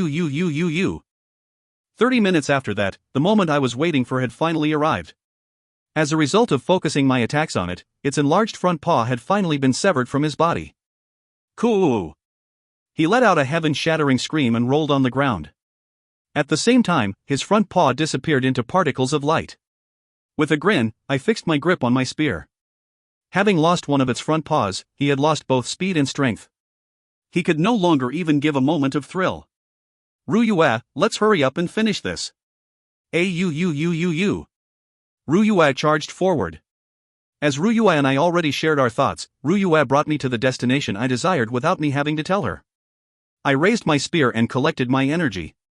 I woke up my sleeping muscles and squeezed out strength from them. The giant wolf was still struggling to raise its body. Using the white lightning that formed in my hand, I aimed at the giant wolf's neck, the place I had drilled a hole in with Shadow Blink. Then, I thrust forward. You became level 46. You obtained the qualification to advance to the 46th floor. You obtained 5 bonus stats. You became Silver Rank 2. Amazing. You are the first in First Dungeon's history to succeed in soloing the giant wolf on the first try. The dungeon will remember you as a great explorer. You obtain 2 skill point as reward. Gods that love battles and wars begin to become interested in you. Remaining skill points, 18. You obtained the title, Giant Wolf Master. All stats increase by 2. This effect will apply even if the title is not equipped. You defeated the giant wolf alone. You obtained the special reward, Giant Wolf's Blood Hat. You obtained 200,000 gold. You received the only reward left hidden for the first explorer. Congratulations! Your luck stat increases by 1. Secret. Giant Wolf's Tattoo. Really, compared to the Grim Reaper, the Giant Wolf was laughably easy. The Grim Reaper had several attacks that could hit me in ways I least expected, but for the Giant Wolf, there was nothing I had to be afraid of other than this body-enlarging skill and skill that turned his defense into offense. I would remember him as the easiest boss along with the Wraith Queen. As always, I asked Message Nuna to open the message log and read the list of messages. There were 2 noteworthy things. First was that gods who liked battles and wars began to grow interested in me. Did this mean I was close to getting another god's true name? Hermes Teleria was already very useful. No, did I even have the capacity to accept the power of another god's true name? I thought seriously for a while, but realized there was no need to worry about something that would happen in the future. In fact, I might be completely mistaken. I decided to consider the matter later, and moved on to the next matter. The secret reward, Giant Wolf's Tattoo. It was clearly not a magic or a skill. Since experiencing it would be faster, I reached forward toward the reward. At that moment, something emanating a blue light flowed into my arm and traveled down to my legs. I hurriedly took my armor off and checked my legs. Runic patterns were engraved from my thighs to my calves, glowing with a blue light. You obtained Giant Wolf's Tattoo. Your speed increases by 15% and increases the attack power of all charge type skills by 50%. Wow! Although I didn't even have any rush type skills, I would have a 110% attack power increase with Crimson Dragon Scale Armor's 60% increase. Now that things had come to this, I would really need to look around to see if I can get myself a charge type skill. Plus, there was the 15% speed increase. It was equivalent to the effect of my god's true name. Of course, 15% speed increase wasn't the only effect Hermes had, but I was surprised nonetheless. But damn, I would not be living in a world 30% faster than everyone else. Just the first 15% was hard to get used to, but I had gotten another 15%. It would be troublesome to get used to it. I complained in complete happiness and left the floor master room. Behind the floor shop counter, Loretta, who was lying on the bed she prepared and reading a book, got up slowly after seeing me, and greeted me. "Oh, you're already here?" Loretta does things I can't even imagine so easily. It makes me tremble, though, not in respect. I'm thinking about building a portable house. By the way, Shin, your body's balance seems a little off. When I told her the effects of Giant Wolf's tattoo, she stared at my legs, as if to see through my armor, then nodded her head. "I can't see it, so take it off and show me." "I won't show you."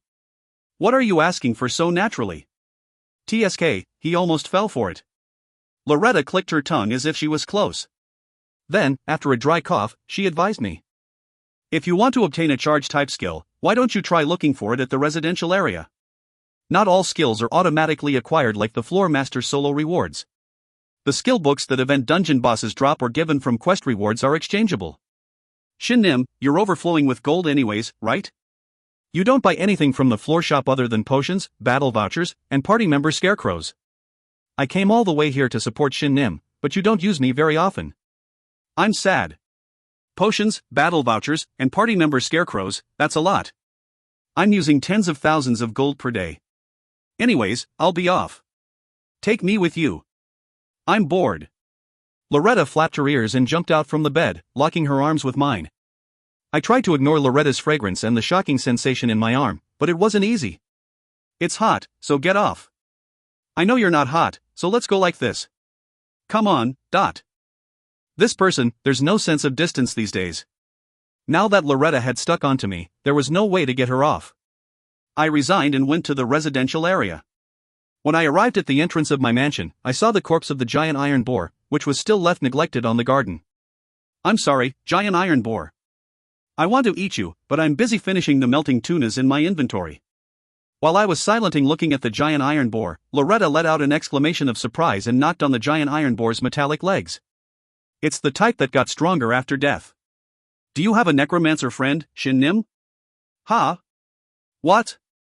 You're fermenting it, right?"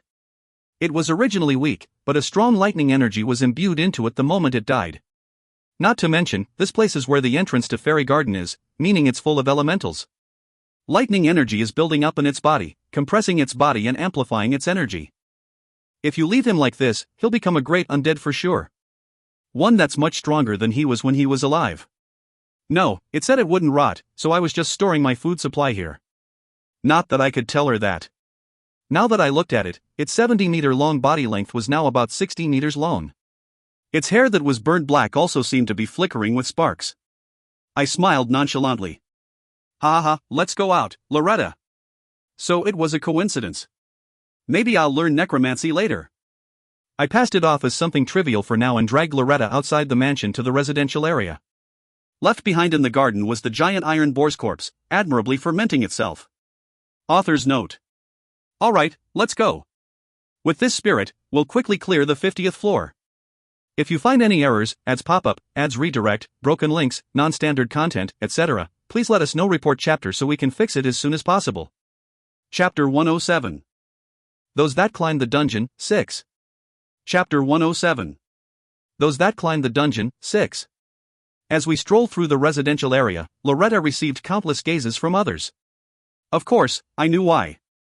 At first glance, they would be surprised at Loretta's appearance, at their second glance, they would be awed by her otherworldly beauty, and at their third glance, she would look even prettier than when they looked at her the first time.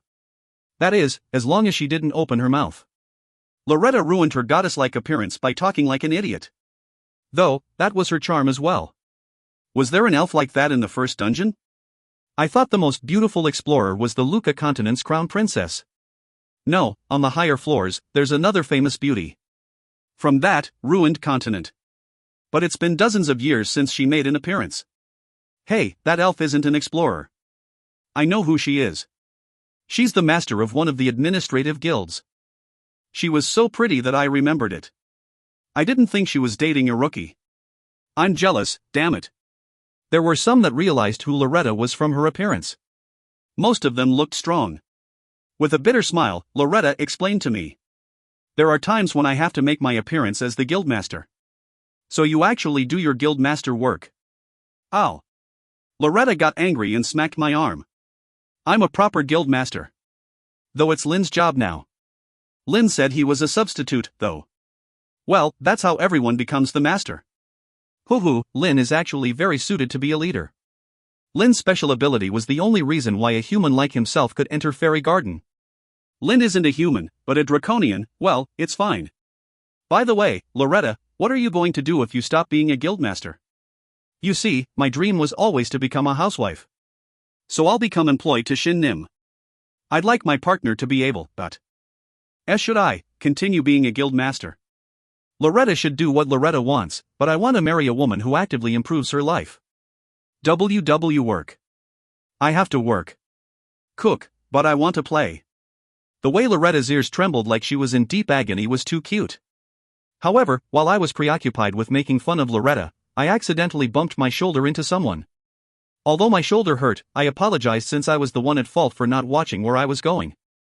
Sorry, are you okay? Of course. I'm more surprised that you're okay after bumping into me. I haven't seen you before, so you must be a newbie. It was the low, silvery voice of a woman. I raised my head. In front of me was a young beauty my height, with most of her figure hidden by a black armor. She was looking at me with eyes of interest. Inside her beautiful amber eyes, a pair of unusually sharp and long, vertical pupils left a deep impression on me. They were not the eyes of a human, but those of a beast. As if to wipe away any hint of doubt, two triangular ears were on her head. Beast man. Oh, so you know. Right, I'm a beast man. Leb, let's go. Sor already ordered our drinks. Shin Nim, you're walking with me, but you're looking at other women? Someone who seemed to be her companion called her while Loretta pulled me with her arms linked to mine. The woman replied to her companion that she'd be there in a moment. You even have an elf girlfriend? You're doing pretty well, rookie. Let's hear your name, I'll remember it. I'm Kang Shin, an explorer from Earth. I'm Labik from the guild, Demonic Girls. Good luck climbing to the higher floors. I'll take you out for a drink the next time we meet. With that, she waved her hand and turned away. The clunking of her fancy, black armor proved that she was a skilled explorer from a higher floor than mine. Plus, on her back, there was a stupidly large and thick, black claymore, which even I might have trouble carrying. Looking at it, I was sure. It wasn't the time to be shocked about her being a woman. So you weren't dead. Who said I was dead? Bring me the guy who had the audacity to say that.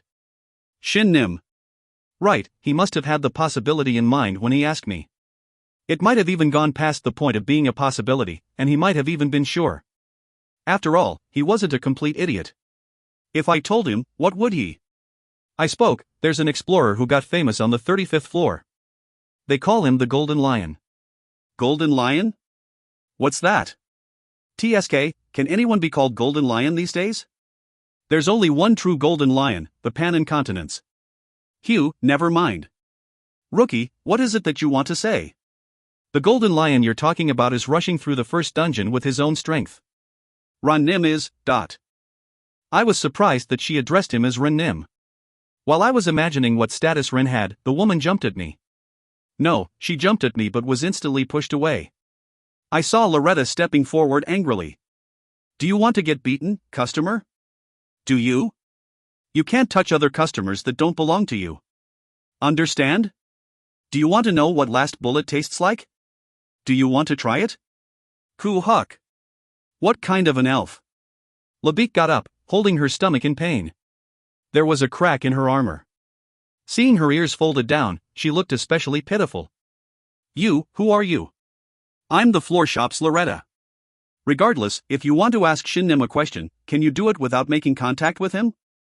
Floor shop? The administrative guild. Coo, that hurt. Seeing this strong explorer in pain didn't feel like someone else's problem, so I asked her with worrying eyes. Are you okay? Ah, yeah, I'm fine. Anyways, if you know about Ren Nim, can you tell me more about him? I assume Ren Nim is still noble and beautiful. I had just heard two words that didn't fit Ren the most. In the end, I ended up staying with Labik, who was about to head to the bar, a bit longer. Labik had two companions, one was a human woman who had called out to her, Zevina, shield warrior. The other was a dwarf woman who had already ordered drinks at the bar, Sor, axe warrior. I wondered if all of her guild members were warriors, but I was told that one of the 5 members was a priestess. The remaining guild member was a claw warrior. With everyone's classes being so macho, I was surprised that everyone was female. So, what about Ren Nim? The moment I received a glass, Labik asked me impatiently. Her cheeks were bright red. As she didn't drink anything yet, she was undoubtedly flushed. Feeling a murderous intent toward Ren boiling inside me, I replied. I first met him on the 20th floor. He couldn't control his temper then and almost died. Hoo, he does have that cute side to him. After that, he stayed with me for a while and fixed his bad habits. In the end, he succeeded in defeating the Lizard Knight alone. Alone? The Lizard Knight? Cook, I should have seen it. Ah, he must have looked so cool. After that, he continued to climb the dungeon alone and succeeded in defeating all the floor masters alone. In the process, he gained some fame from helping other explorers defeat the floor masters. He should still be on the 35th floor to get strengthening elixirs from the floor master. Strengthening elixirs? The thing that only drops occasionally? Wow, I can't believe he's grown so much. He must look incredibly handsome now. Like a real man. Labik's cat ears twisted and revealed her confused emotion. Meanwhile, Loretta was confirming information about Run through my whispers. Shin, the Run you're talking about is that messy-haired customer, who makes people even looking at him feel hot, right? Are you sure that customer isn't talking about someone else? Loretta, to be honest, I was confused about the same thing. I'm surprised. I didn't think this man named Run was real. Leb always talks about him when she's drunk. Exactly. Once she starts talking about Ren, she won't talk about anyone else for the day, so today's already over. In front of me was the cute dwarf girl Sor. No matter how I looked at her, she looked like an elementary school kid. Seeing her holding a beer mug and hitting it against Zevina, I felt overwhelmed, but I managed to pass it off as I had already gotten used to dwarves from Fairy Gardens Ladong. Meanwhile, Labik's madness was still continuing. He was cute ever since he was little. When I was sparring with him with wooden swords, he fell down and scraped his knees. He then ran to me with teary eyes, hack. I felt disgusted. Both by Ren's crying face that I imagined and by that woman who was letting out weird breathing noises as she imagined the same crying face. When I licked his wound, he tried to smile bravely with tears still in his eyes, saying, I'm fine now, Sir Labik. Ha. Leb, you have a nosebleed. After enjoying herself for a while, thinking about Ren's younger self, Labik's ears and tail suddenly drooped in sadness. But, leaving Ren Nim by himself in Panan continent. Uck. How much did that person drink? 1 glass. Just 1 glass of beer. I should have been with him. I shouldn't have thrown it away, but still, I wanted to live. Ren thinks you're dead. That's a lie. The knights that were with me on the battlefield must have lied. After all, I ran away right in front of them. In front of everyone's eyes, I opened the door to the dungeon, to survive by myself. Leaving behind the honor and pride of beastmen. The light atmosphere had suddenly turned sour. Sor and Zevina, who were clashing their glasses in a good mood, suddenly looked grim. I suspected that they had similar experiences. As explorers of the first dungeon, they must have abandoned the country and world they were from, into the dungeon. I opened my mouth to say something, but I realized I only had unqualified criticisms to say. I stayed silent. That would only be the grumbling of an immature child, who had never experienced the unfairness of cruel reality. In this safe space, they would be vulnerable to my words lacking self-awareness. As such, I said the best thing I could say in this situation. Ron wanted to see you. He was looking for you. If you're alive, he will be happy with just that. But I don't have the qualification to see him. In the hopeless Panan continent, he is the only remaining explorer. He has a truly great and noble soul. Just by meeting him, his soul will be hurt. I'm scared. The fact that I can still affect him.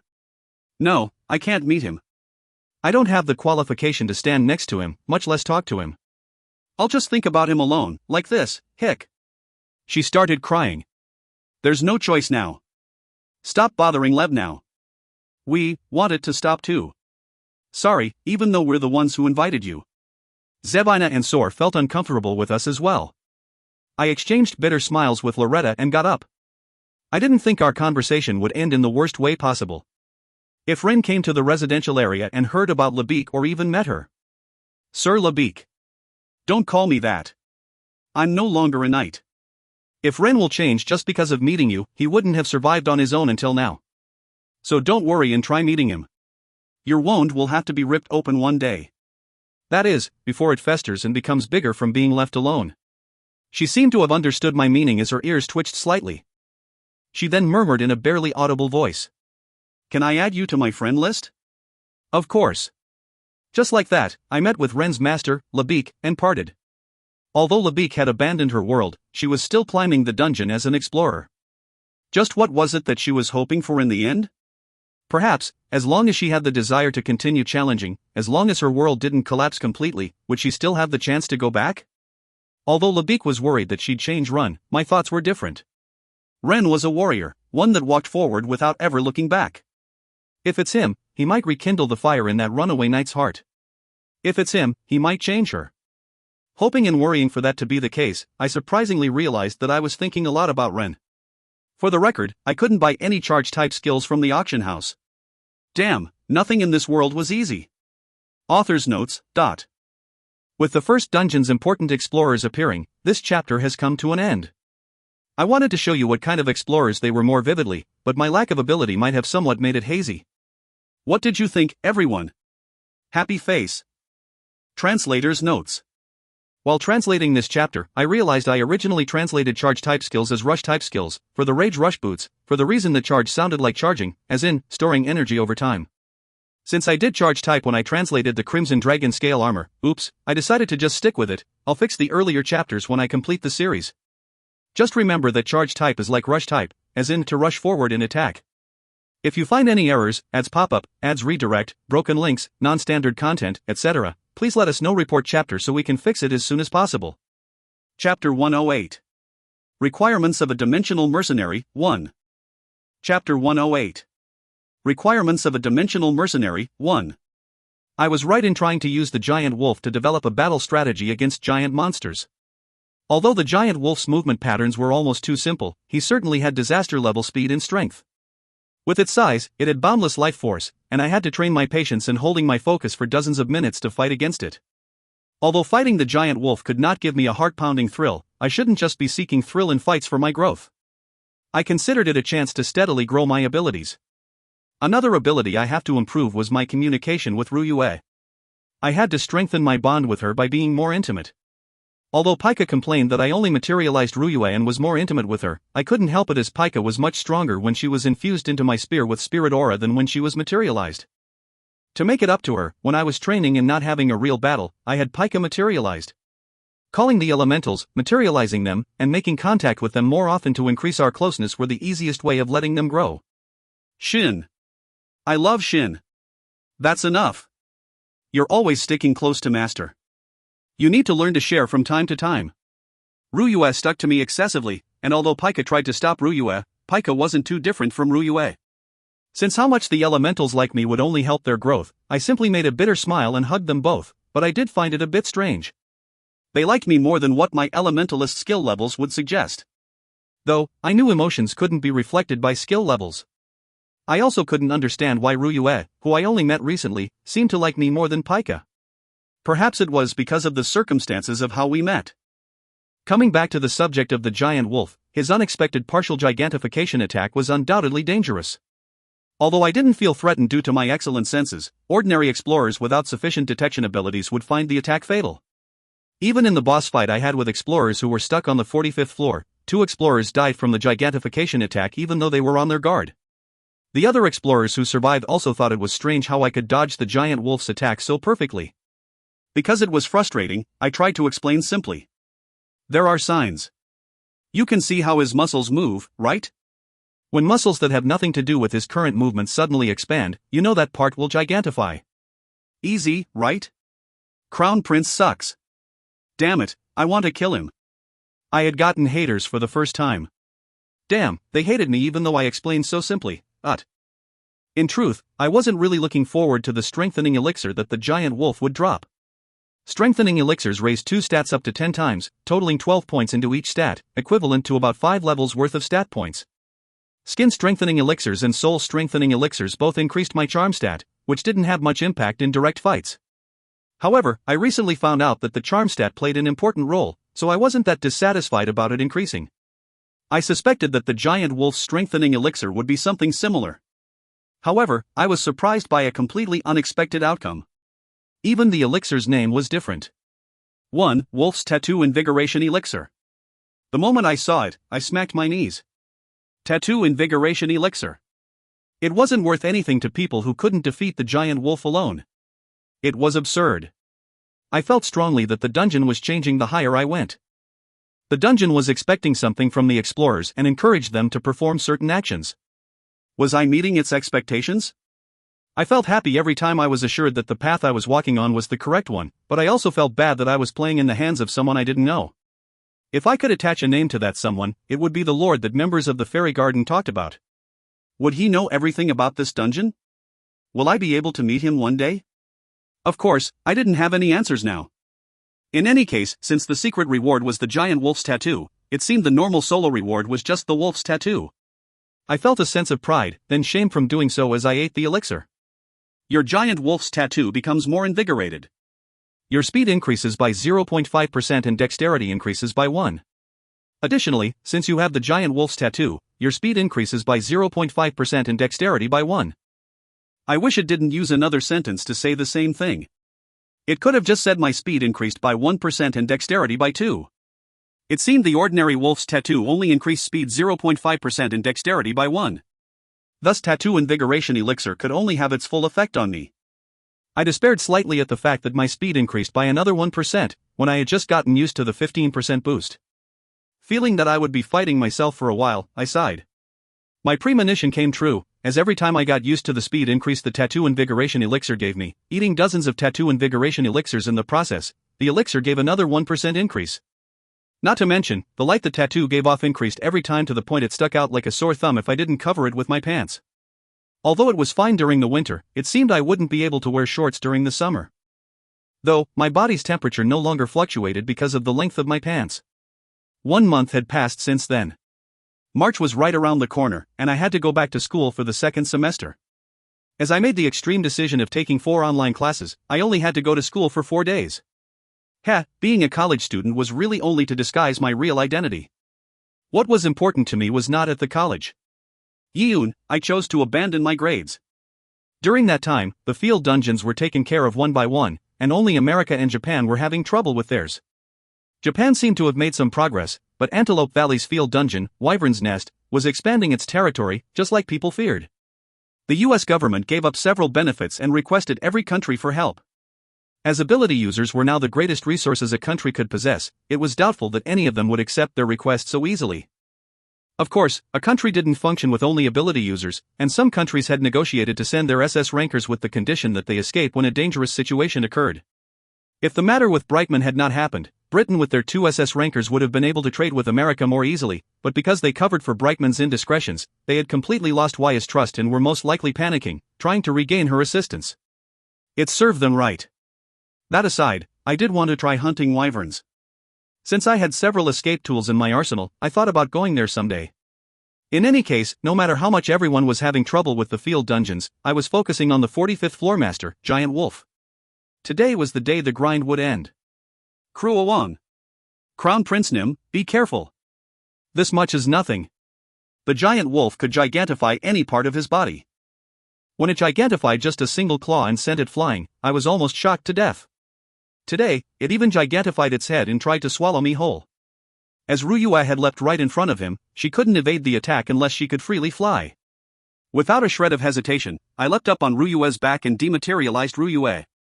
The giant wolf's mouth chomped down on the area Ruyue and I had been in, and I landed on the giant wolf's nose bridge. After gigantification, its eyes were bigger than my own body. Being stared down by his eyes sent a chill down my back, but I used Ruyue's power to fix my feet onto the nose bridge and grinned. Ruyue's power froze my boots completely and prevented me from falling off the giant wolf no matter how much he shook his head. That said, staying like this would get dizzy, so I had to end it fast. It's time for firework. Way a cack. You used Crimson Roar. Everything blazes as flames. In an instant, everything within my sight became flames and burned violently. Even knowing that the flames would not hurt me, I could not help but close my eyes shut. Naturally, attacked by the large flames directly, the giant wolf's 2 eyes also received irrecoverable damage, burning completely. Yua, I heard about it already, but it really is a vicious skill. The barrier is going to get broken through. Reinforce it. As I had already warned them, my party members had dug a hole for themselves in the distance and were hiding under a barrier. Even so, the flames were affecting them. Wasn't that the army's gas chamber training? With the rather useless thought, I raised my spear and aimed it at the giant wolf, who was in pain from having lost his eyes. Alright, let's end this. Kruong. You can cry all you want. I won't stop hitting you because of it. You consumed Wolf's Tattoo Invigoration Elixir to the limit. The giant wolf's tattoo has been invigorated to its peak. Your speed increases by 6%. Your dexterity increases by 6. You learn the skill, Gale Track, from invigorating the giant wolf's tattoo to its peak. It is a charge-type skill, using extreme speed and seeking only destruction. When used, you will become super armored for the duration, pushing away every in your path. Every time an enemy is pushed away, your attack power increases by 5% up to 100%. The skill's power will increase with speed. If you have a riding skill, you can use it while riding. When attacking the enemy at your destination, wind attribute will be imbued to your weapon, amplifying its power. The charging speed and power will increase with skill level. Oh.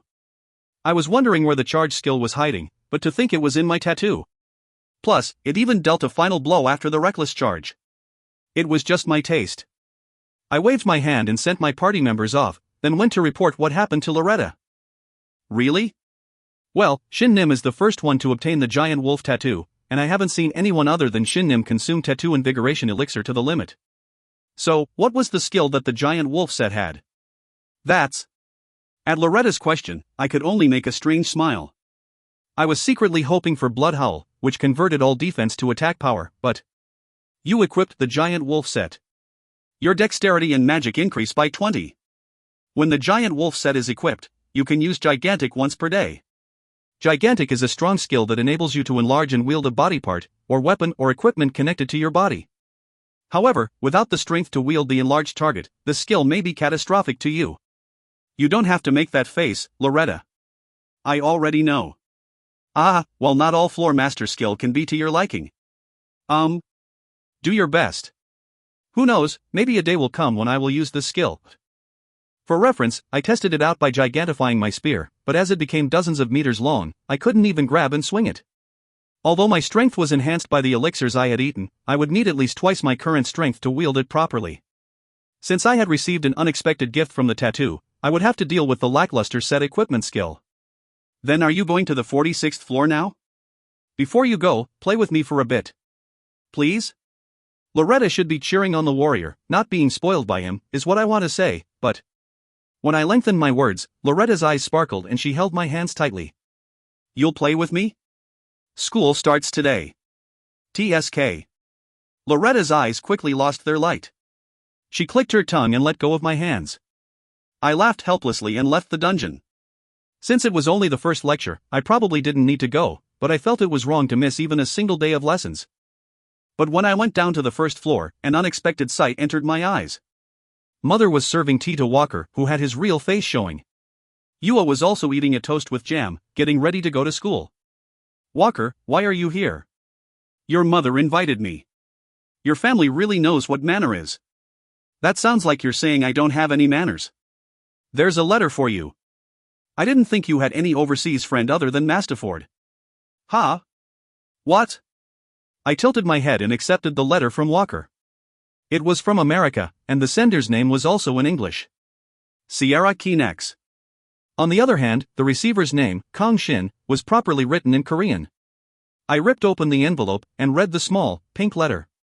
This was the first line. Dear Earth's Hero. If you find any errors, ads pop up, ads redirect, broken links, non-standard content, etc., please let us know. Report chapter so we can fix it as soon as possible. Chapter 109. Requirements of a Dimensional Mercenary, 2. Chapter 109. Requirements of a Dimensional Mercenary, 2.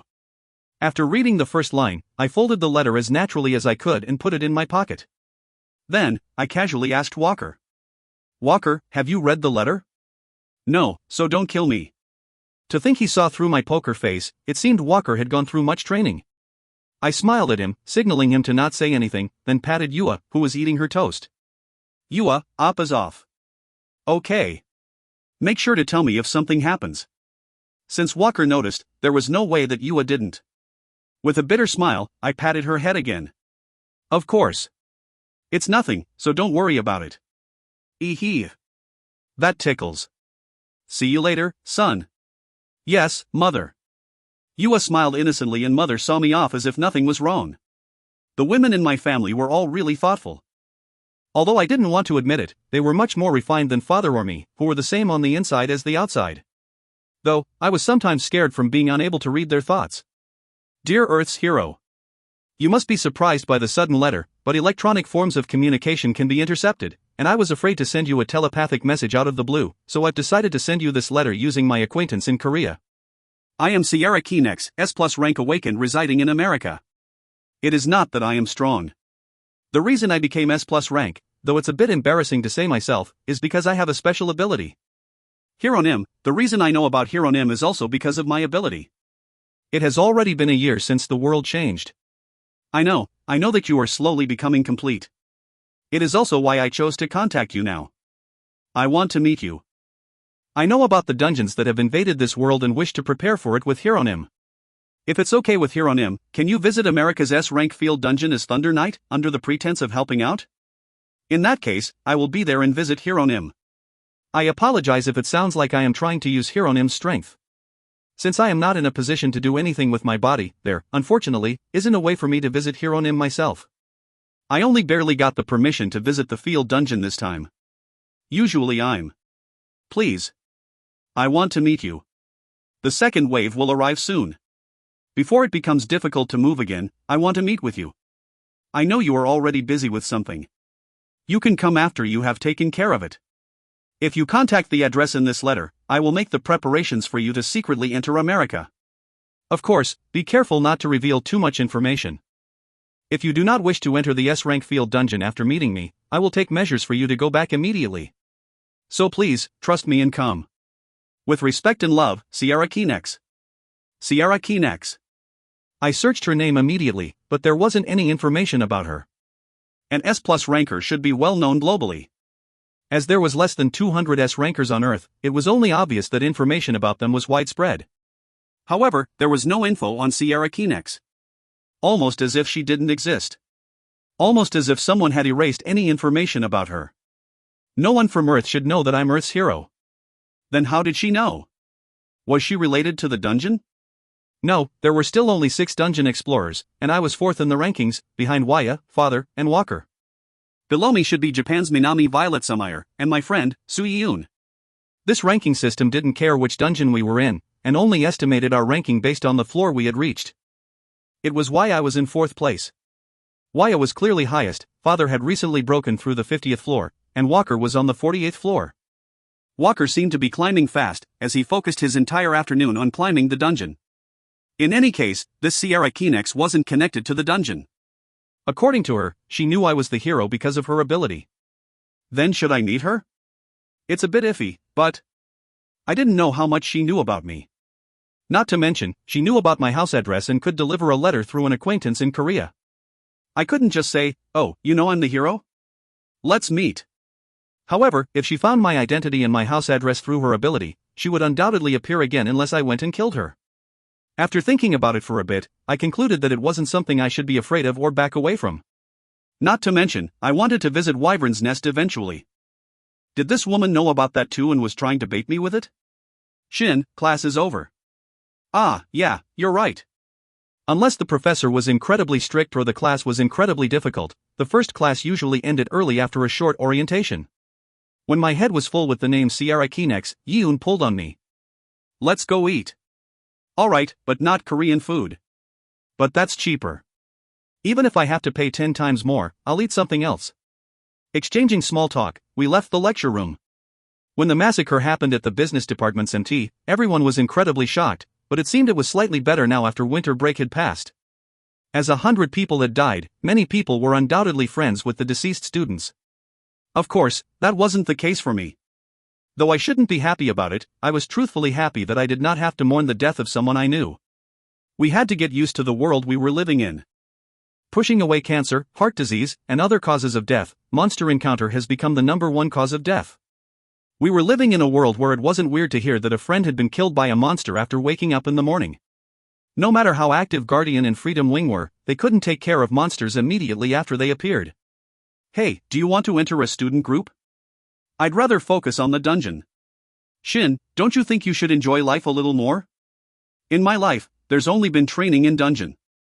Though, other things are beginning to fill up my life, but college life just isn't for me.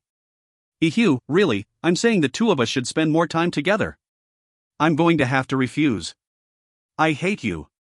Student groups are just people with similar hobbies hanging out and going for drinks. Every break, they'd go to an MT and drink together. If that was all, I was already doing something similar. I fought the floor master with people of similar levels, and drank potions when my HP or MP fell low. When event dungeons happened on Earth, I'd go there with my allies and drink potions. It was the same thing. Cool, I'll catch up to you soon, just you wait. I'm almost on the 40th floor. You're defeating all the bosses solo, right? Yeah. Although I'm in a party these days, I temporarily leave it and do it alone first. Yi-Yoon complained about Dullahan being tricky to deal with. Listening to her, I estimated her strength, and was sure she reached S rank by now. Even so, the 40th floor master was different than the previous floor masters. 40th floor is especially tricky, so be careful. Even if you're hiding, he'll suddenly appear behind you and slash down with his scythe. It'll be fine if Shin teaches me everything. So, how about tonight, the two of us out? You can come back if you die once. Since you can't get the first achievement anyways, it's fine if you die once, but... Chet, can't you just nicely teach me? You know, this and that. Seeing Yi-Yoon pouting like a duck, I grinned. I felt stupid for worrying about the matter with Sierra Kinex. These days, whenever I talked, I kept finding darkness lurking everywhere and turned gloomy, but I liked Yi-Yoon because it wasn't like that with her. She didn't hide anything, and was simple, honest, and straightforward. Moreover, she genuinely liked me. Maybe meeting Yi-Yoon was the best thing that happened to me from coming to college. Yi-Yoon's murmuring monologue was continuing. We can drink together deep into the night, do this and that, and it'll be the next morning. With a smile, I pinched Yi-Yoon's cheeks and pulled on them. Hey, confess your criminal plan now. The severity of your punishment will change depending on your answer. It's not a criminal plan. It's a family plan. That's even more dangerous. She was also dangerous. Forget darkness, she's pitch black. Dinner time that night, I received a message from Yi-Yoon. It's weird. My party members aren't coming in. Unlike our world, their continent might be busy with something. They might have been called to battle or something, so don't worry too much. Okay, but they aren't responding to my messages, so I can't help but worry. I told Yi-Yoon that she didn't need to worry that much. The moment we ended our conversation, I realized I was anxious myself. Damn, it seemed Sheena was already inside my fencing. I wonder if that princess is okay. I should probably send her a message. I immediately messaged Sheena, but there was no answer. If it was the usual Sheena, she would have replied regardless of whether she was sleeping or in the shower, so this was definitely strange. I was currently in the dungeon's 47th floor. Starting from the 46th floor, the dungeon had become similar to a snowy field. Thanks to my contract with Ryue, I broke through the 46th floor without much difficulty, and was currently breaking through the 47th floor, while fighting iceworms and frozen penguins. However, once I started being concerned about Sheena, the spirit in my spear had lessened. Why did I feel so uneasy? I already knew the answer. It was because I remembered the dream I had. No, it can't be. A dream is only a dream. Sheena's fine. She has to be. When I calmed myself and arrived at the 48th floor, a friend had sent me a message. It wasn't long, but it was enough to change my heart for the worse. Luke Continent's hero died. The Demon Lord took Sheena. Shin, what do I do? The moment I read the message, I had a hunch. That my peaceful life would soon come to an end. That the unpreventable change was not only happening on Earth. If you find any errors, ads pop up, ads redirect, broken links, non-standard content, etc., please let us know. Report chapter so we can fix it as soon as possible. Chapter 110. Requirements of a Dimensional Mercenary, 3. Chapter 110. Requirements of a Dimensional Mercenary, 3. What? What about you? Dungeon. I ran away to the dungeon. Most of the explorers in the battlefield died, and only Shuna and I managed to escape to the dungeon. I'm scared, I can't go back. Even though I'm the crown princess. Even though I have to be at the battlefield. And the demon lord? He got heavily injured from fighting the hero before squeezing out the last of his strength and turning everyone into stone. Sheena was there. I ran away, while watching everything happen. So Sheena isn't the only one that got captured. Yeah. As Shin. I'm scared. I can't go back to my world. Even over the dungeon's messages, her trembling voice reached me perfectly. I bit my lips, not knowing what to do. After a bit of pondering, I thought that I needed to see her. Where are you, Dot? In my house at the residential area. Let's meet first. Okay. I wouldn't be able to focus on breaking through the dungeon in this situation anyways. I immediately headed to the residential area and received her invitation to go to her house. The moment I arrived, Ludia bumped into my chest. No, she had run into my embrace. Thankfully, I wasn't wearing my armor. Ludia. Hick. Without bursting out into tears, she eked out whimpers as she stayed in my embrace. I could feel my shirt getting wet from her tears. Flustered, I didn't know what to do and could only pat her back as she cried. Ludia stayed like that for a few minutes before she calmed down and got off. Sorry. Ludia's eyes were bloodshot from crying. She then sat on the chair without any strength. Her usual self resembled a cat ready to fight with its hair raised, but she currently looked completely powerless. She must have had no one to turn to if she contacted me. For an instant, the absurd thought crossed my mind, but I erased it immediately. I shook my head as if to shake away my delusion and asked her. What about Miss Shuna? Is she also in her house? Shuna's the princess of a small kingdom, she doesn't have the money. She's sleeping here for now, but, because she isn't a family member, I can't register her.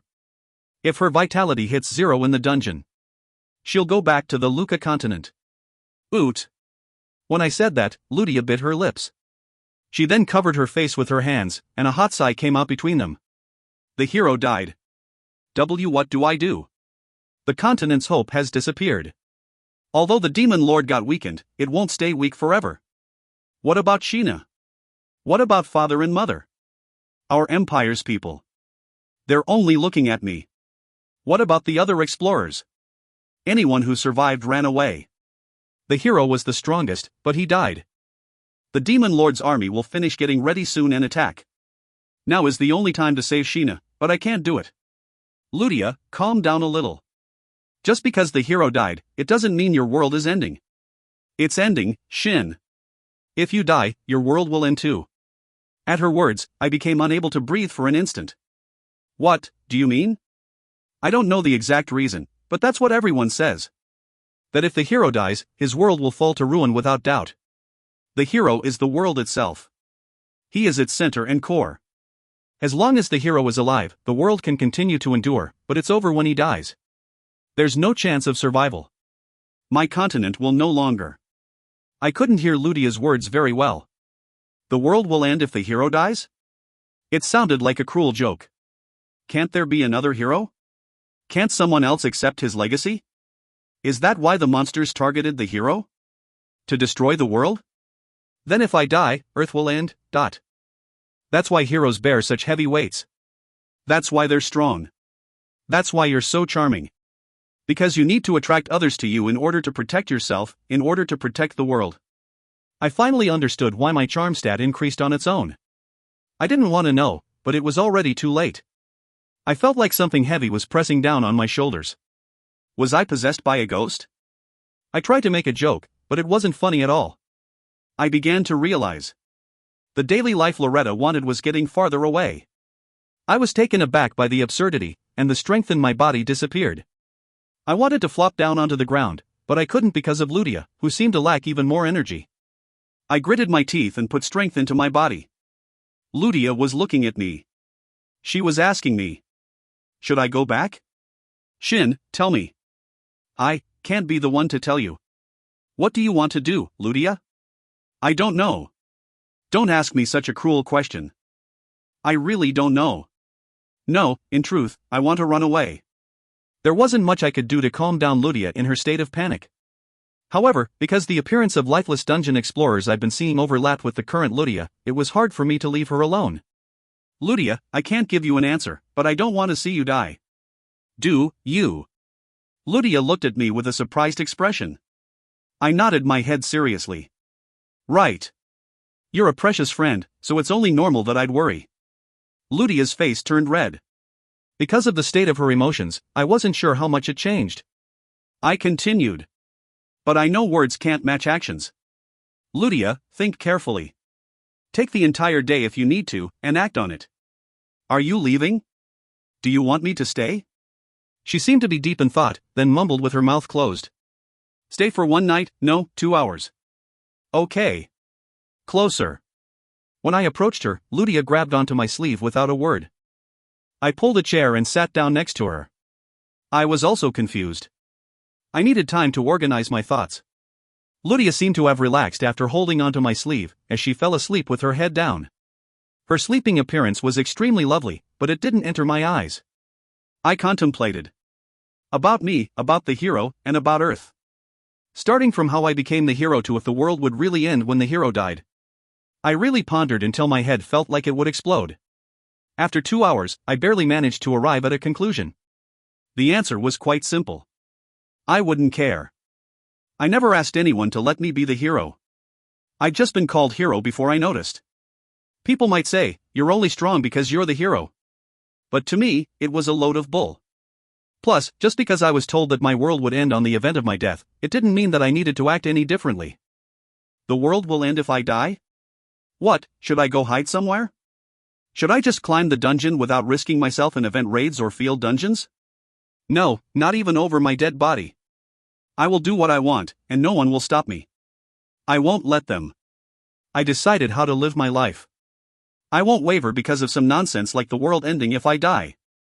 Even if that were true, the world was over for me once I died anyway. But I still needed to ensure Yua and Mother's safety. As for Father, he would be fine on his own. I had worried for nothing. Now that I thought about it, it was simple. In fact, I felt much better now that I had organized my thoughts, and I felt like I knew what to do from now. First, break through the 48th floor. Then, find out if there's anything I can do for Sheena. I had a strong feeling that there was something I could do. Was this also the hero's ability? Shit, no, I needed to stop thinking about heroes. When I got up, Lydia opened her eyes, still half closed. She looked at me and slowly asked, "Are you leaving?" "Don't, leave me alone. Stay with me. You have Miss Shuna, Lydia. You're not alone.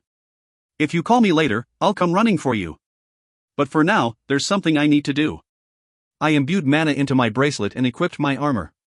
In front of Lydia, whose eyes opened wide, I closed the visor of my helmet and grinned. Though, she wouldn't be able to see it. There has to be a way I can help. Don't. You can't. You need to protect your own world. Don't involve yourself with other worlds, stupid. Don't misunderstand. It's not just to help you. Shin is also my friend, and I don't like seeing you the way you are. I hate seeing people so helpless. So I'll find a way to help you. I'm not doing this to get you to help me. What I want is something else. It was just your warmth. I don't want to drag you to hell because of me. I know. I also know that people that aren't seeking help from others are the ones who want help most desperately. No. You're wrong. Because she thought it was a hopeless situation, she couldn't so unashamedly reach out for help. However, no matter how hopeless the situation seemed, it might actually be solved easily and simply with the help of others. That had to be why they existed. I ignored Lydia's shouts and left her house. I thought to myself. To look into dimensional mercenaries. After breaking through the 48th floor, I arrived at the floor shop. Was she surprised that I arrived earlier than she expected? While Loretta was frozen for a moment, I asked what I need to. It was about dimensional mercenaries. Loretta became silent at my question. Then, she asked me with a quiet voice. Shin now somewhat knows what kind of an existence the hero is, right? Yes, to a certain extent. Even so, you're trying to become a dimensional mercenary, whose lives can't be guaranteed. Yes. The possibility that you'll die in a dimension other than your own, you've considered it, right? No. I won't die, Loretta. So I haven't considered it. Really? Nobody can stop you. Loretta smiled at my words, then pinched my cheek with a sulking expression. I won't forgive you if you die. I'll follow you to the ends of hell and bother you, okay? Like I said, I won't die. So hurry up and tell me about dimensional mercenaries. There are many requirements to become a dimensional mercenary. First, level. Explorers that aren't gold ranked or level 51 do not have the qualification to become a dimensional mercenary. Second, magic. You need the dimensional travel magic, which serves as the basis of a dimensional mercenary, and the return magic, which acts as the safety device to let dimensional mercenaries return to their home in any situation. Without any of these magic, you cannot become a dimensional mercenary. Third, league. Without having made at least 10 achievements and being at least the incarnation of a god, you cannot become a dimensional mercenary. However, Shin has Hermes' true name and have made many achievements, so you already passed this requirement. I'll become gold rank soon, so all I need is the dimensional travel magic. She grinned and shook her head. There are a few ways you can obtain the dimensional travel magic, but there is one simplest, yet most difficult, method. It's to defeat the 50th floor master alone. Why is that the most difficult? That seems to be the easiest. Shin is the only one who would think that. At Loretta's brusque words, I replied with a vague smile. However, my heart was burning. Dimensional mercenary. I was only a step away from becoming one. Feeling like fate was guiding me. I felt dirty. However, there was no choice for now. I'd make use of anything I could. First with the 50th floor.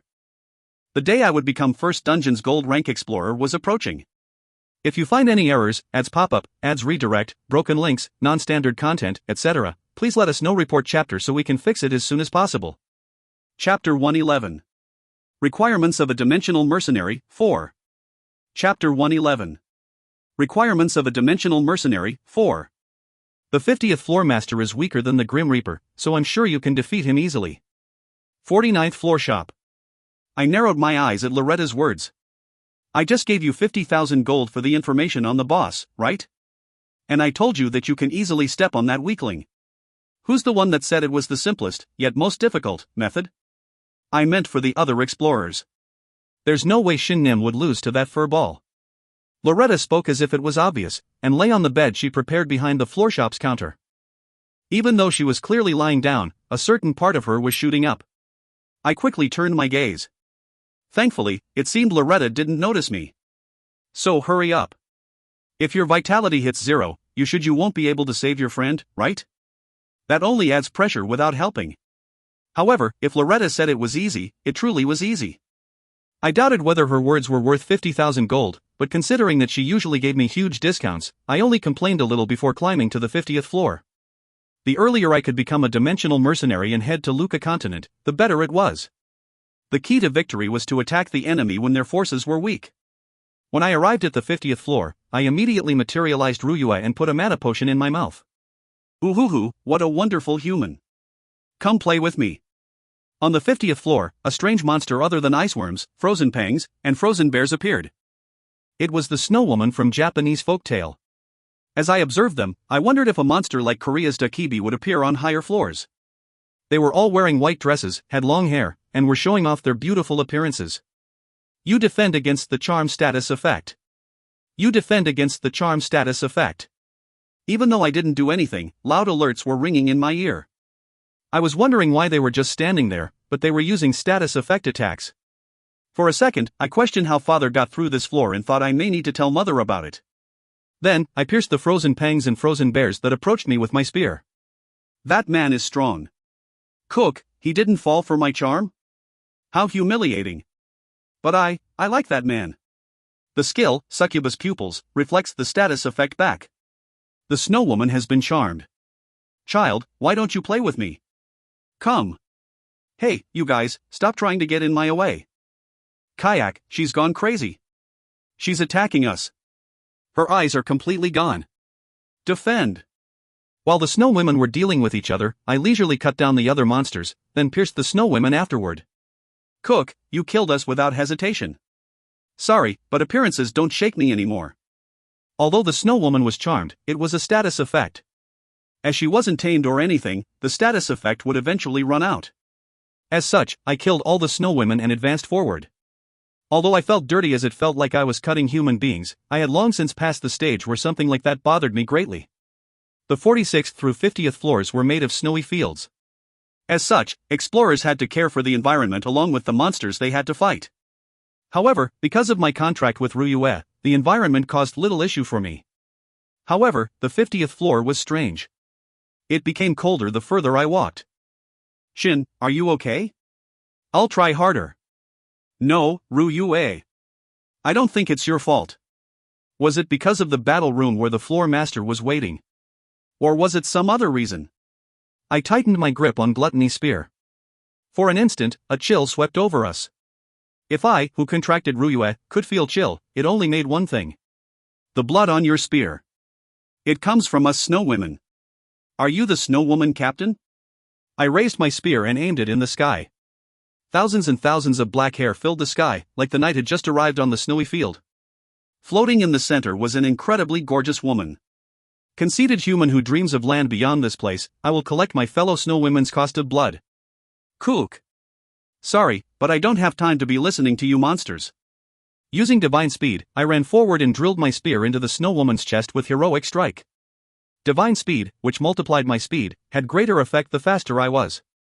As my speed had increased 45% by now, I moved like I was teleporting when I used divine speed. A mere 50th floor named monster could not block my attack. Kook, S strong, you, her.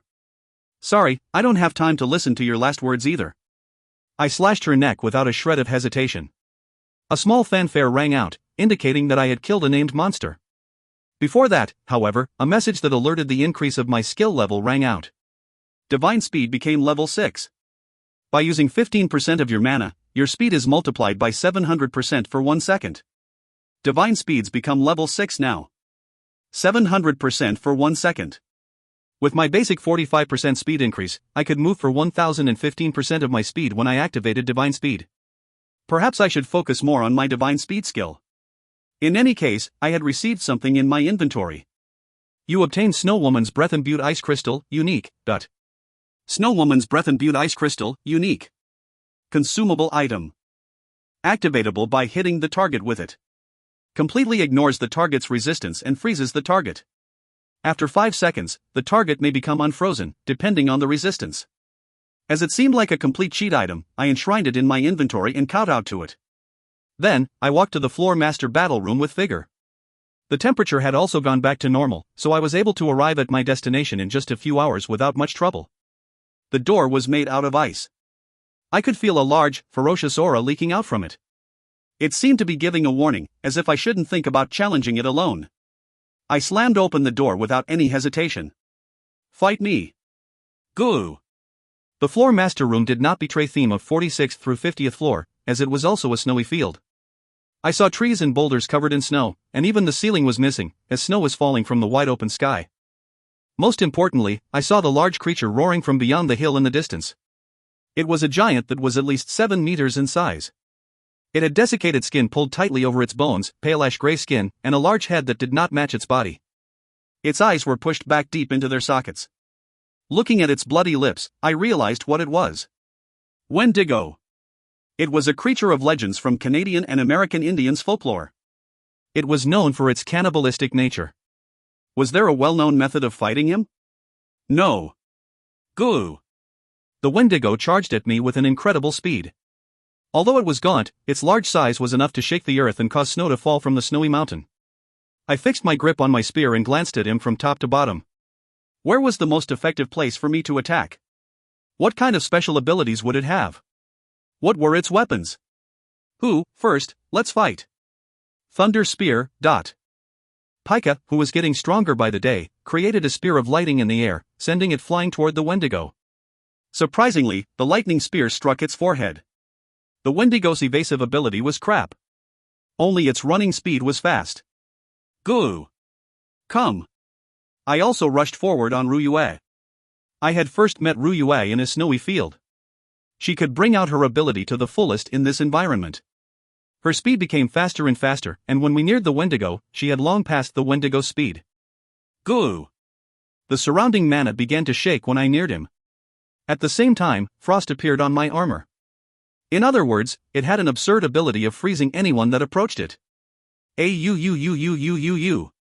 However, it had met the wrong opponent. Ryue was an ice elemental. As the Wendigo poured out more freezing energy, Ryue became bigger and her energy became stronger. The frost that bloomed on my armor had also disappeared before I noticed it. I feel full of strength. Why are you giving me strength? Goo! The Wendigo seemed to be flustered when we weren't frozen, as it raised its large arms and swung them down toward us. However, it was my turn to attack him. Ryue, can you focus on defense? Pika, we're going full strength. Okay. Understood, Master. I decreased the amount of mana I gave to Ryue, and poured more into my spear, which Pika was infused in. Wendigo's large face was glaring at me. Its arms missed me and hit the ground, creating a small snowstorm around us, but I calmly stared back at its face. Goo! Sorry, but I don't have the time to play with you slowly. I'm in a hurry, you see. I smiled. The spear I held became a white bolt of lightning and radiated dazzling light in the completely white snowy area. It pierced the Wendigo's eye and became even bigger. So let's wrap this up. Dark thunder explosion, ... Before it could see the white aura in my spear and say, "What, this guy was the hero," I went all out. Enjoy this festival of lighting strengthened by the power of a lightning elemental. Boom. Qua-hiya. Admiring the Wendigo's scream, I continued with white lightning consecutive strike. My goal was its right arm. The best way to deal with large monsters was to disable their limbs one by one. With that, not only would they be unable to attack me, their HP and resistance would also decrease, making it easy for me to cut their heads off. It was something I learned from fighting the giant wolf. Gua-iya. I won't stop hitting until you die. White lightning consecutive strike. In exactly 26 minutes since I entered the Floor Master battle room, the Wendigo fell helplessly without even using all of its abilities. It had ended so quickly that it did not even use even one of Floor Master's specific skills. This guy was just too weak. You became level 51. You obtained the qualification to advance to the 51st floor. You obtained 5 bonus stats. You became gold rank 9. You became a gold ranked explorer. You can now appoint an additional person to be an explorer. You can strengthen your current class and you can obtain another subclass. Amazing. You are the first in First Dungeon's history to succeed in soloing the Wendigo on the first try. The dungeon will remember you as a great explorer. You obtain 2 skill point as reward. You can choose God's true name that matches your league. Current skill points, 20. Your league of existence became higher, strengthening Hermes' authority. Teleria's duration increases to 30 minutes per day. You obtained a new authority of Hermes, Caduceus.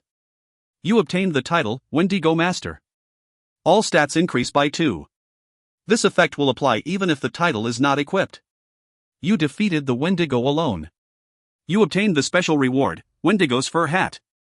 You obtained 250,000 gold. You received the only reward left hidden for the first explorer. Congratulations! Your luck stat increases by 1. Secret. Dimensional Travel Magic Book. You can choose one of 2 gods' true names. Choose the desired true name, the god of thunder, Thor, or the sky god Zeus. Once chosen, you cannot obtain the other's true name, so choose carefully. What was that? A new god's true name. If you find any errors, ads pop up, ads redirect, broken links, non-standard content, etc., please let us know. Report chapter so we can fix it as soon as possible. Chapter 112. Requirements of a Dimensional Mercenary, 5. Chapter 112. Requirements of a Dimensional Mercenary, 5. The 2 gods are very prideful. Hesitation is not allowed with their true names on the line. If you don't make your decision in the next 10 seconds, you will miss your opportunity to obtain either name. W.O. Let me get out of here first. No matter how fast I was, there wasn't enough time to ask Loretta. Damn it. Should I choose Thor, known for his strength? Or should I choose Zeus, known as the king of the gods? Damn, without any knowledge of the dungeon, I didn't know which was better in the long run. No choice, I'll flip a coin. Heads will be Thor, and tails with B. It's tails. Zeus. You obtained the true name of sky god Zeus. As you've already adapted to the true name of Hermes, you can adapt to Zeus' power more quickly. The god of thunder, Thor, is shocked that you did not choose his true name. Gods close to him have begun to observe you. Your strength and charm increase by 15%. All stats increase by 5. Affinity to all elements increases. Additionally, your affinity to the lightning element increases greatly. Your body seethes with magic. Your magic increases by 20. Once per day, you can use Sky God's Play. While Sky God's Play is active, you can freely transform into anything you have seen with your eyes and will absolutely not be discovered. You will still maintain your abilities, but equipment effects cannot be used if they are unequipped. The skill will last for 1 hour. Once per month, you can use Sky God's Rage. You can manifest Zeus' lightning bolt of punishment, forged by Hephaestus and the Cyclopes, into your weapon. Its power is absolute and may even slay a god, but when the lightning bolt is used against an unsuitable opponent, you will have to pay the price of your actions. I became dizzy and couldn't help but kneel in place. My body was unbearably hot. PZZT. A spark flickered from my body. Cook, it was painful. It was incomparable to the feeling of leveling up.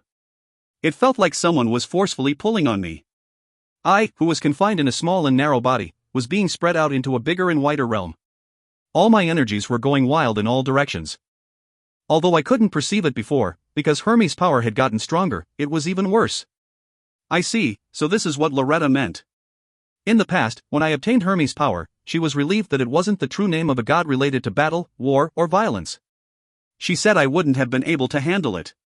Now, I fully understood what she meant. If it was the past me, my vitality would have hit 0 the moment I received Zeus' true name and I would have been kicked out of the dungeon. I might have even received heavy injuries after returning to Earth. Zeus' power was that fierce, large, and violent. For the next few dozens of minutes, I circulated Prayuta Circuit with my hands on the ground, trying to adapt to Zeus' power.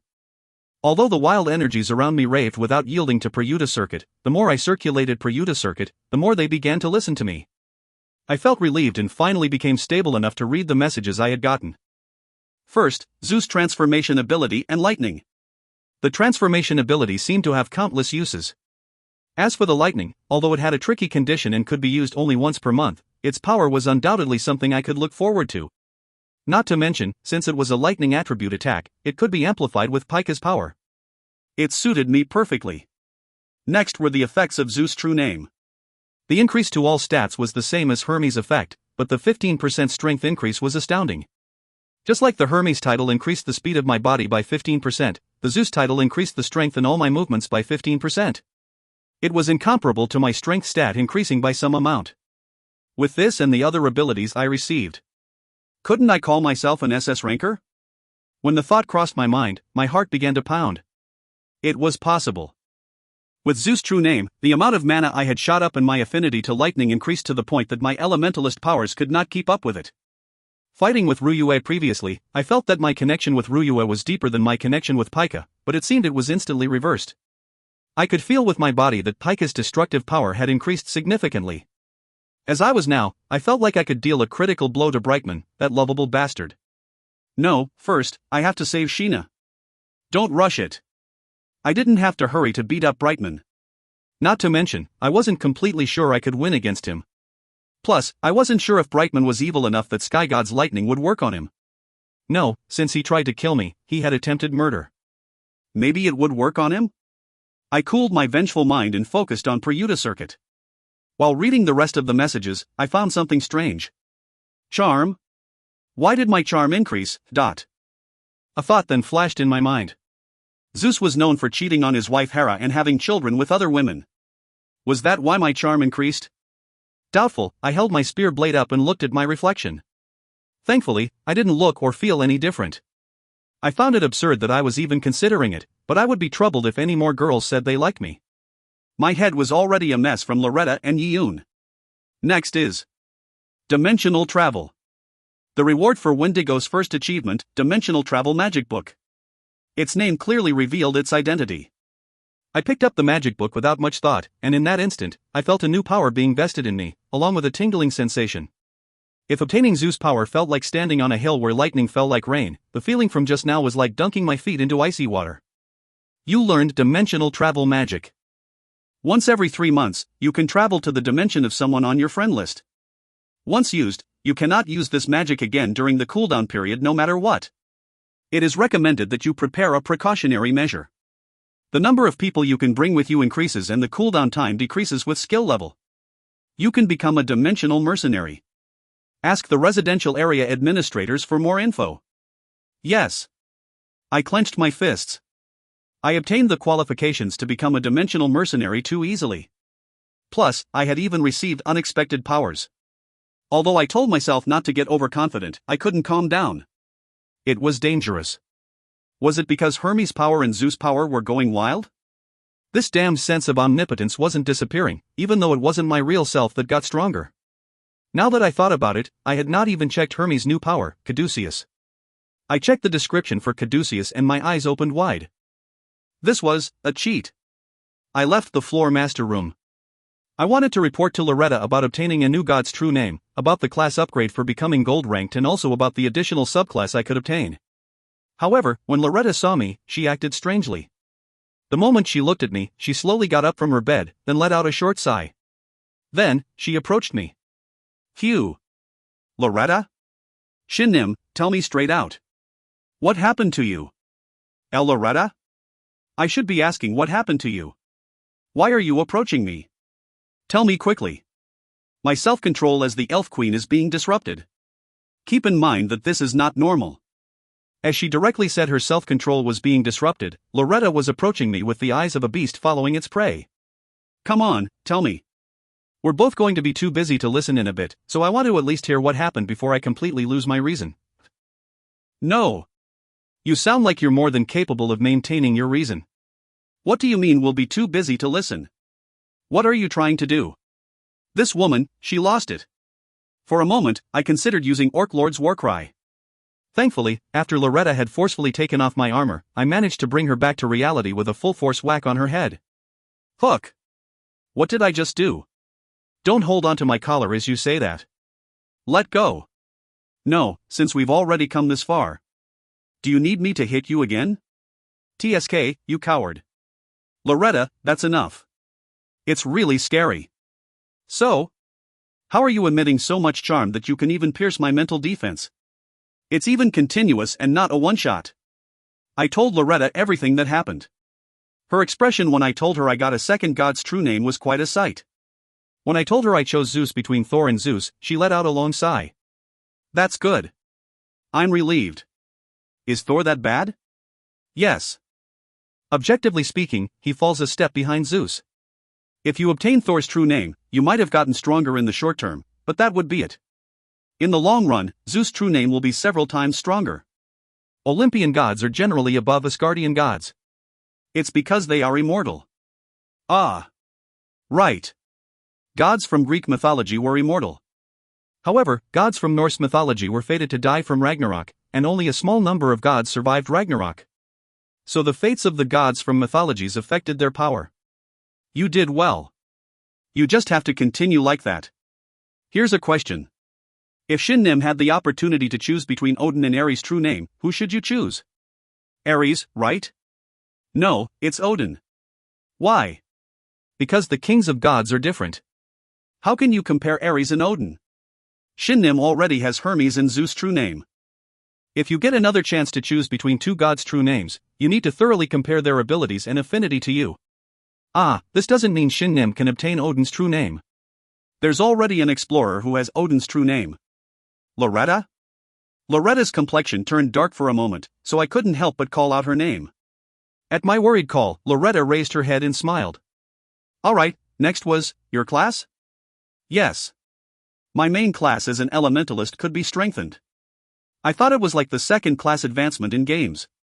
However, just like how there were requirements for one to get their second class advancement in games, there were requirements I had to fulfill to advance my elementalist class. The biggest requirement was my skills. Regarding this, Loretta said I didn't need to be impatient, as my ability would automatically improve when the requirements were met. More important was the subclass. According to Loretta, explorers did not get many chances to obtain subclasses. As such, we had to try to get them when we could. As such, I chose Tamer as my second subclass. You obtained the Tamer subclass. Your charm and luck increase by 10 through the class advancement bonus. You obtained the class active skill, Taming. Taming is based on your charm. The higher the skill level, the higher your charm, the more weakened your target is, and the greater the disparity between you and your target's strength, the higher your chance of success will be. The chance of success also increases if your target is the opposite sex. When taming succeeds, you can command your target as a subordinate, and you can completely turn your target into your follower by deepening the bond and giving the target a name. You obtained the class passive skill, Spirit of the Tamer. It becomes easier to alleviate your target's hostility and to increase their disposition towards you. The potency and number of tameable targets increase with skill levels. Current tameable targets, 2. Your tamed subordinates can accompany you in event dungeons and the normal dungeon. However, your subordinates cannot come back to life once they die, so be careful. Feeling the tamer's power being vested in me, I opened my eyes. I had made all the preparations that I could. I took care of the matter with the floormaster, the god's true name, and my new subclass. All that was left to do was to become a dimensional mercenary.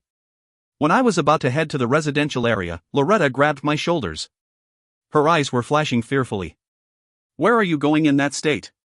Huh? Why? You need to do something about that charming aura. If you go out like this, you'll bring about a total calamity. That's probably not right. Because Loretta liked me. Though it was a bit embarrassing to say, it was because Loretta saw me favorably that she went crazy. However, no matter what I said, Loretta would not let go. In the end, I gave up. Okay. Fine, I'll do it. Just like that, I had to take 30 minutes out of my busy schedule to learn how to conceal my charm. Like the old saying went, good news always came with bad news. If you find any errors, ads pop up, ads redirect, broken links, non-standard content, etc., please let us know. Report chapter so we can fix it as soon as possible. Chapter 113. Requirements of a Dimensional Mercenary, 6. Chapter 113.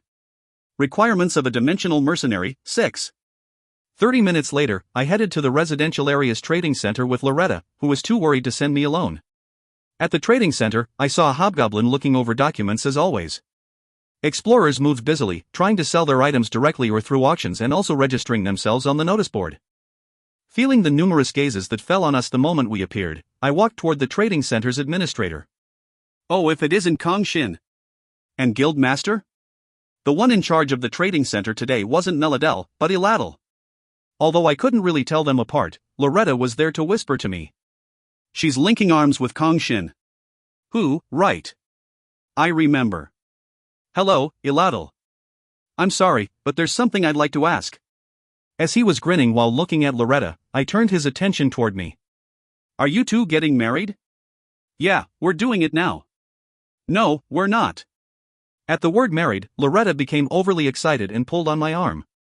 I flicked her head lightly and calmed her down. I want to become a dimensional mercenary. You, aren't you a hero? Yes. I know what a hero is too. I want to become a dimensional mercenary. That's something I can't recommend. A hero working as a dimensional mercenary. I've never heard of it before. Although dimensional mercenaries work in a certain degree of safety, if you, a hero of a world, dies in another world. I won't die. Plus, imagining myself with a collar on my neck just because I'm a hero gives me goosebumps. If you say no, I'll give up being a hero. If it's something you can give up so easily, heroes wouldn't have agonized for such a long time. Eladel, do as he says. Shin has the right to do as he wishes, and you don't have the right to stop him. Loretta bluntly spoke to Eladel, who seemed to be hesitating. Perhaps Loretta followed me because she knew Eladel would be troubled at my request. Guild Master. Is that what you think? Yes. It's not like Shin asked to be the hero. Plus, Shin said he would be a dimensional mercenary.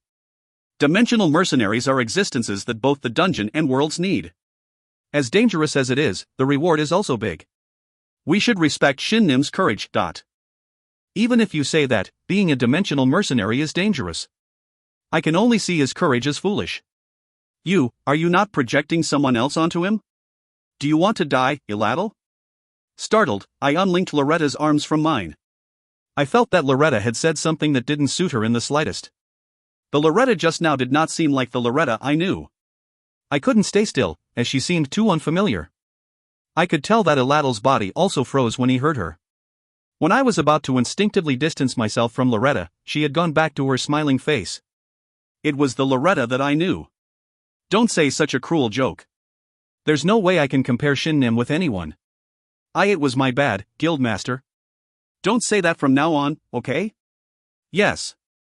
As Iladil answered, still trembling from before, Loretta linked her arm back onto mine tightly, as if to prevent me from running away. I hesitated a little, then softly stroked her arm. Loretta was Loretta. She had things she didn't want to tell me and appearances she didn't want to show me. Without a doubt, some of them would provoke a certain degree of repulsion from me. However, the Loretta that didn't know what to do because I had discovered it was the Loretta I knew. I won't run away, so you don't have to grab onto me so strongly. Really? Loretta turned toward me and asked with worrying eyes. I lightly smiled and nodded my head. Of course. Then do you want to go to the wedding hall like this? No. Tisk. After confirming that I had met the requirements to become a dimensional mercenary, becoming one was easy. I just had to submit an application. You became a dimensional mercenary. You can now accept requests and receive rewards as a dimensional mercenary. When I was blankly listening to the message that I had become a dimensional mercenary, Iladil gave me an additional explanation. In the first dungeon, there are currently 57 active dimensional mercenaries. You will, of course, become the youngest of them. Dimensional mercenaries can accept requests from the residential area's request notice board. Where do requests come from? Most of the time, an explorer in need of dimensional mercenaries submits a request application to the administrative guild, and if the guild see that it is appropriate, the request will appear on the notice board. Then, any dimensional mercenary can accept the request. In some cases, the requests come from the dungeon. In this case, the job will be extremely difficult, so you'll have to be prudent when accepting such requests. What about the rewards? Isn't it obvious? Depending on the results and the level of one's contribution, the dungeon will provide gold, stat points, skills, or magic. You can even obtain special equipment. There are also cases where the requester gives additional rewards as thanks. The rewards were indeed attractive, especially the stat points and skill points. I could see why others worked as dimensional mercenaries. I then asked, what happens if you give up and return? Simple. You won't be able to accept another request for half a year. It's the duration of dimensional travel's cooldown time. Dimensional travel's cooldown time was half a year?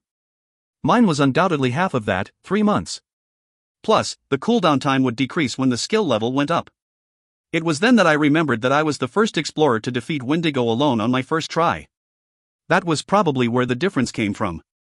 That said, didn't that mean there was practically no penalty? That's it? Remember this, Kang Shin. Dimensional mercenaries are in a dominant position over the requesters. They're only working to get the skills and stats the dungeon will provide. Unless the requester provides an extremely attractive reward, they will do as they want. Feeling my image of dimensional mercenaries as superheroes shattering, I continued. One last thing. How do I check the requests? As long as you're within the residential area, you can call the request notice board at any time and check it there. That's also a special right given to dimensional mercenaries. With that, I had heard everything I wanted to. I nodded my head, thanking him, then immediately opened the request notice board. Ludia most likely did not put in a request. However, Ludia and Shuna couldn't be the only survivors of Luca Continent. As I thought, there was a recent request by a Luca Continent explorer. After reading it, I nodded my head. The contents matched what I hoped to do. To save the Luca Continent's kidnapped princess. If you accept the request, you will arrive at the Aware Empire. Upon completing the request, you can take any item from the Imperial Palace's treasure vault. Aware Empire's Kiro's Knight Commander bellowed, promise. The Demon Lord has been gravely injured by the hero, so I can guarantee that you will not need to fight the Demon Lord. However, you may need to fight high-ranking demons, so only those confident in their ability should come. On the day of Pulia, 6 in the afternoon, we will depart together. Reading the request, I took a deep breath, then accepted it. You accepted, bellowed Irau's request. Including you, 12 dimensional mercenaries have accepted the request so far. I was relieved. Perhaps it was because they did not need to fight the Demon Lord, but quite a few dimensional mercenaries had accepted the request. Of course, if the situation became dangerous, they would leave Luca Continent, but I was relieved that there was still so many of them. With a cheery voice, I messaged Ludia. Ludia, I became a dimensional mercenary. I'm going to your continent to save Sheena. Stupid, it's dangerous. Don't come. Don't come? Don't tell me, you. Ludia answered after a bit of silence. Right. I returned to the Luca continent. You? Even if my world will collapse, I can't just stay still when my sister's been kidnapped. If I run, I won't be able to live a proper life, so I'm going to go save Sheena. It seemed she had already made up her mind. Although she was trembling after the hero fell, she was now burning, as if she was prepared to die. Not looking after her own safety was foolish, yet it was incredibly beautiful and worthy of respect. Rather than being touched, however, my sense of unease was greater. It was becoming more and more like the situation from my dream. I asked. Are your parents fine? Yeah, they're both armed, fighting against the invading demons with the Empire's knights and magicians. After all, they're both first dungeon explorers. That's the first time I heard about that, but that's good to hear. It seemed not everything was like my dream. A dream was a dream. Not everything from it could be the truth. After all, the Ludia from my dream had big breasts. They're going to get bigger. I'm still growing. Plus, the size of my breasts has nothing to do with you. And nothing at all. Not even a little. I accidentally sent that as a message. But Ludia, I don't think there's any chance that your breasts will get any bigger. In any case, I raised my voice to cover my mistake. Anyways, I'm going. Let me help you. Don't come. If it's doable with just you, then it's fine even if you're not here. And if we're going to fail, you being there won't make it a success. No, I'm coming. I can't leave you alone. It seemed Ludia was still underestimating me. I had many trump cards in my arsenal. I doubted I could do anything against the Demon Lord, but I at least had ways to turn the battlefield around completely. However, Ludia didn't respond. Ludia? UK. You stupid. I'm Awar Empire's crown princess. No one's going to leave me alone. Why, you're self-conscious? Her voice was shaking slightly as she responded. I may have made her angry. Even so, I had no intention of backing down. I'll be there soon, wait for me. You can come if you want to come so much. It's not my problem if you die though. I don't care about your world at all. After shouting, Ludia hung up. I grinned and checked my equipment. Next to me, Loretta was standing there with worried eyes. If it gets dangerous, you have to use return without hesitation, okay? Of course. Do you have enough potions? You might have to sleep outside, so should I let you borrow my bed? You want me to sleep outside on a bed? It's fine. I have a sleeping bag and tent in my inventory. Are you missing anything? You should check one more time. Now that you mention it. There was something I decided to do before I left. Since I didn't know what would happen, I wanted to make myself as strong as possible. There was one thing I could do now. It was to raise my skill levels. If you find any errors, ads pop up, ads redirect, broken links, non-standard content, etc., please let us know. Report chapter so we can fix it as soon as possible. Chapter 114. Avarice Devours Everything, 1. Chapter 114. Avarice Devours Everything, 1. Using skill points, I could raise the level of a skill by 1. According to Loretta, however, every time you use skill points to increase the level of a skill, you would need double the amount of skill points the next time you wanted to raise its level. It may not seem like a big deal, but it was. The first time it would be 1 skill point, but it would then be 2, 4, 8, and so on. To raise a single skill by 5 levels, you would need 31 skill points. As such, I had decided to save them for when I felt my growth was stunted. Of course, now was an exception. I currently had 20 skill points. Even if I needed to exhaust them, I needed to make myself stronger. First, 1 into spear technique. My spear technique recently became high rank level 6. With 1 point, it would become high rank level 7. Spear technique skill became high rank level 7. External mana will naturally flow into your attacks without the use of your own mana. The chance of critical hits increases greatly when stabbing with your spear. As you forcefully raised your level of attainment with a skill point, it may take some time for your body to adapt to the skill level. I felt like my body was being pressed strongly, like someone was trying to forcefully stuff me with the concept of getting stronger. To be honest, it wasn't a good feeling. If possible, I wanted to rely on my own strength to increase my spear technique levels. No, I just need to completely learn it with my body. Perhaps it was the flaw of using skill points. I got the feeling that I couldn't fully utilize the power of my high rank level 7 spear technique. Like it said, it seemed I needed some time to adapt. I fell deep into thought. I originally wanted to master my spear technique, but if it was like this, there was no meaning to mastering my spear technique with skill points. This sense of unfamiliarity and distance would only increase if I raised my spear technique level more, and it would take even longer for me to adapt to the level of attainment a true spear technique master should have. I would at least be unable to fully utilize the power of a spear technique master during the request. In that case, it was probably better to raise other skill levels. Otherwise, the results might be worse than throwing away the skill points. I wanted to raise my elemental contract skill to contract another elemental, but my elemental contract skill was currently mid-rank level 4. Even if I used all my skill points, I could not bring it up to level 9.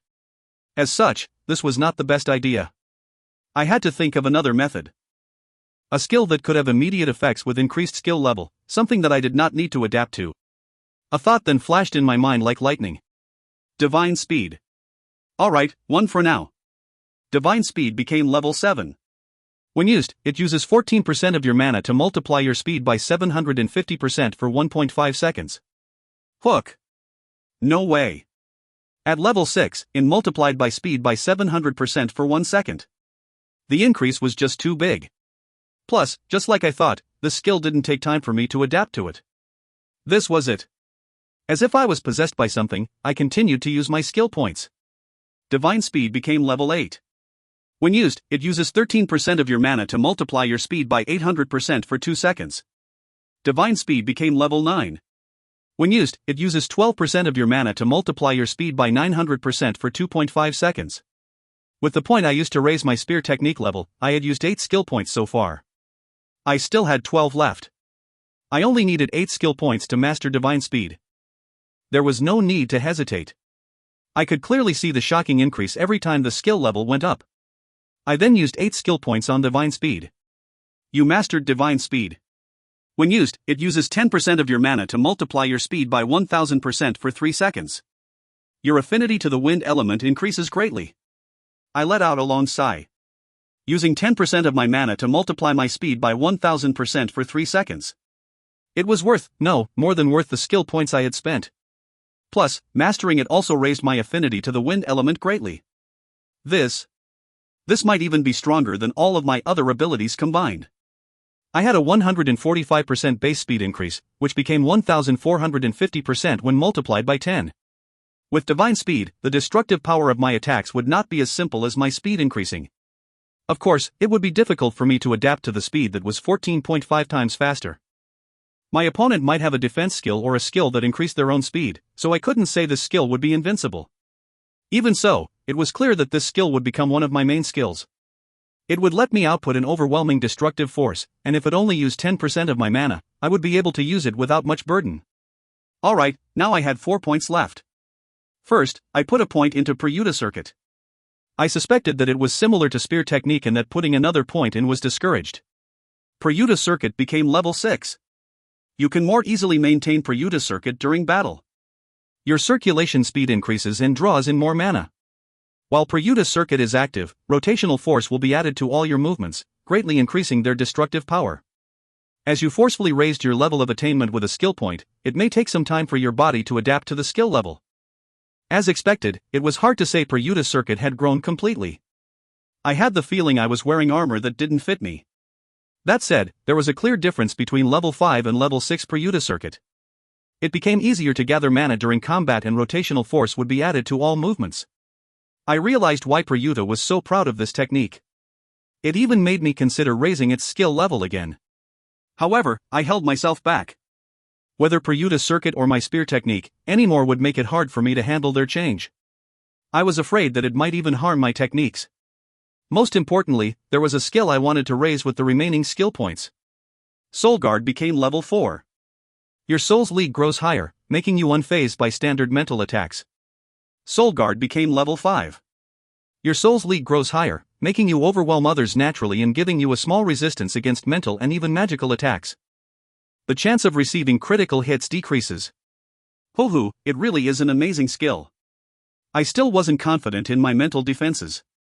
What I had to watch out for the most in Luca Continent weren't things I could not handle with my physical ability, but mental attacks. Of course, if I could completely adapt to Spear Technique or Prayuta Circuit, I would have chosen one to put all my skill points into, but that wasn't the case. As such, I decided to increase my Soul Guard skill. The result was more than satisfactory. I didn't think I would even get resistance against magical attacks. As expected of a secret reward. Confirming that my choice hadn't been wrong, I checked my stats with all the changes. Name, Kang Shin. Race, human. Sex, male. Class, Elementalist. Sub, Skill Collector, Tamer. Title, Zeus. Rank, Gold 9. Level, 51. HP, 27,650/27,650. MP, 21,860/21,860. Strength, 149, plus 81, Dexterity, 140, plus 49, Constitution, 129, plus 51. Intelligence, 32, plus 44, Magic, 131, plus 69, Charm, 87, plus 84, Luck, 39, plus 34. Normal skills, high-rank martial arts, LV4, high-rank spear technique, LV7, low-rank crossbow marksmanship, LV9, low-rank gale track, LV2, mid-rank white lightning consecutive strike, LV3, mid-rank heroic strike, LV8, mid-rank provoke, LV6, divine speed, master, return, LV4, heavy armor mastery, LV3, mid-rank dash, LV4, Prayuta circuit, LV6, soul guard, LV5, dimensional travel, LV1, deific manifestation, death counter, writing.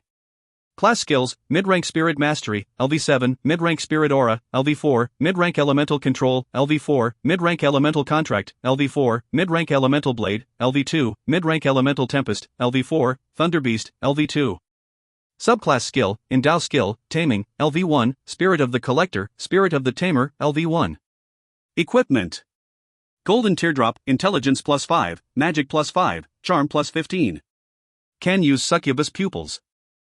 Blood succubus earring, magic plus 15, intelligence plus 5, charm plus 20. Emits a scent that easily attracts members of the opposite sex. Flesh golem second finger, strength plus 7, constitution plus 7. Can use regeneration. Crimson dragon scale armor, all stats plus 10, strength plus 10, dexterity plus 10. Effective charge type skills plus 60%. Can use crimson roar. Red Dragon Felix's cape, dexterity plus 15, magic plus 15, charm plus 15. Immune to temperature-based status effects. 3 times a day, it protects its master from unforeseen attacks. Crimson Gluttony Spear, strength plus 30, fire damage added to all basic attacks, can inflict burn status effect. Tattoo. Giant Wolf's Tattoo, speed plus 30%, attack power of charge type skills plus 50%. Collector's Pocket Watch. 1 o'clock, Orc Lord's Warcry. 2 o'clock, Vengeful Spirit's Wail. 3 o'clock, Dark Thunder Explosion. 4 o'clock, Dragon Skin. 5 o'clock, Die Hard. 6 o'clock, Undead Roar. 7 o'clock, Outburst. 8 o'clock, Shadow Blink. 9 o'clock, Gigantic. 3 event dungeon clears, 2 event raid clear, accumulated bonus stats, 7. Current skill points, 0. 13 title effects, Orc Lord Slayer, Wraith Queen Slayer, Dark Ratman Slayer, Giant Ghoul Slayer, Skeleton Knight Slayer, Dullahan Slayer, Lizard Knight Master, Grim Reaper Master, Giant Wolf Master, Wendigo Master, Hermes, Zeus. Accumulated effects, all stats plus 24, speed plus 15%, strength plus 15%, charm plus 15%, critical hit rate x2 against skeleton-type monsters, critical damage plus 50% against opponents with bones, increased affinity to all elements x2, affinity to the wind element greatly increased, affinity to the lightning elemental greatly increased, can summon Talaria once per day, can summon Caduceus once per month, can use Sky God's Play once per day, can use Sky God's Range once per month. Contracted Elementals. 1. Pika, Lightning Elemental. 2. Ru Yue, Ice Elemental. Tamed Subordinates. 1. Pleen, Siren. Looking at the long list, I felt strange. The fruits of my 5 years of work were shown on my status. However, they were most likely lacking compared to other dimensional mercenaries, who must have spent a long time collecting skills points and stats. Let's get stronger so that I don't have to worry about my lack of ability when I'm trying to go save a friend. I wanted strength that would allow me to freely do as I wished. I wanted strength that would allow me to send anyone flying that tried to kill me just because I was a hero. Then, when I was about to use dimensional travel, Loretta grabbed me. Shin, don't tell me you're going right away? I am. I'm leaving Pleen behind too. I don't think her mental attacks would be good enough against the demons anyways, and I can't let her die. That's not what I mean. You might not be able to come back for a few days, so shouldn't you say something to your parents? Ah. I hadn't even thought about it, as my head was filled with thoughts about Ludia and Sheena. But now that I thought about it, there was class today too. After being contacted yesterday by Ludia, I broke through the 50th floor without even getting a wink of sleep, and even became a dimensional mercenary. Whoa, Mother and Yua had called me several times and sent me countless messages. I'll go say goodbye. Yes, you should. Also, remember to put in a good word about me to your mother. No, I won't. Why? I immediately went home and told my family what was going on. Mother and Yua immediately looked at me with doubtful eyes and Walker bluntly said I was lying. However, I didn't say anything more. Since I couldn't let them worry about me for nothing, I had just told them that I had something important to take care of for a few days. Then, I told only Father the truth. I heard about it too. That Luca continent was in trouble. Yes, Father. I became something called a dimensional mercenary. I'm going to go help my friend Zadot. Father was silent for a moment, then reached out and patted my head. Yeah, go help your friends. I'm proud of you. Yes, Father. I will be back. Don't come back all beaten up.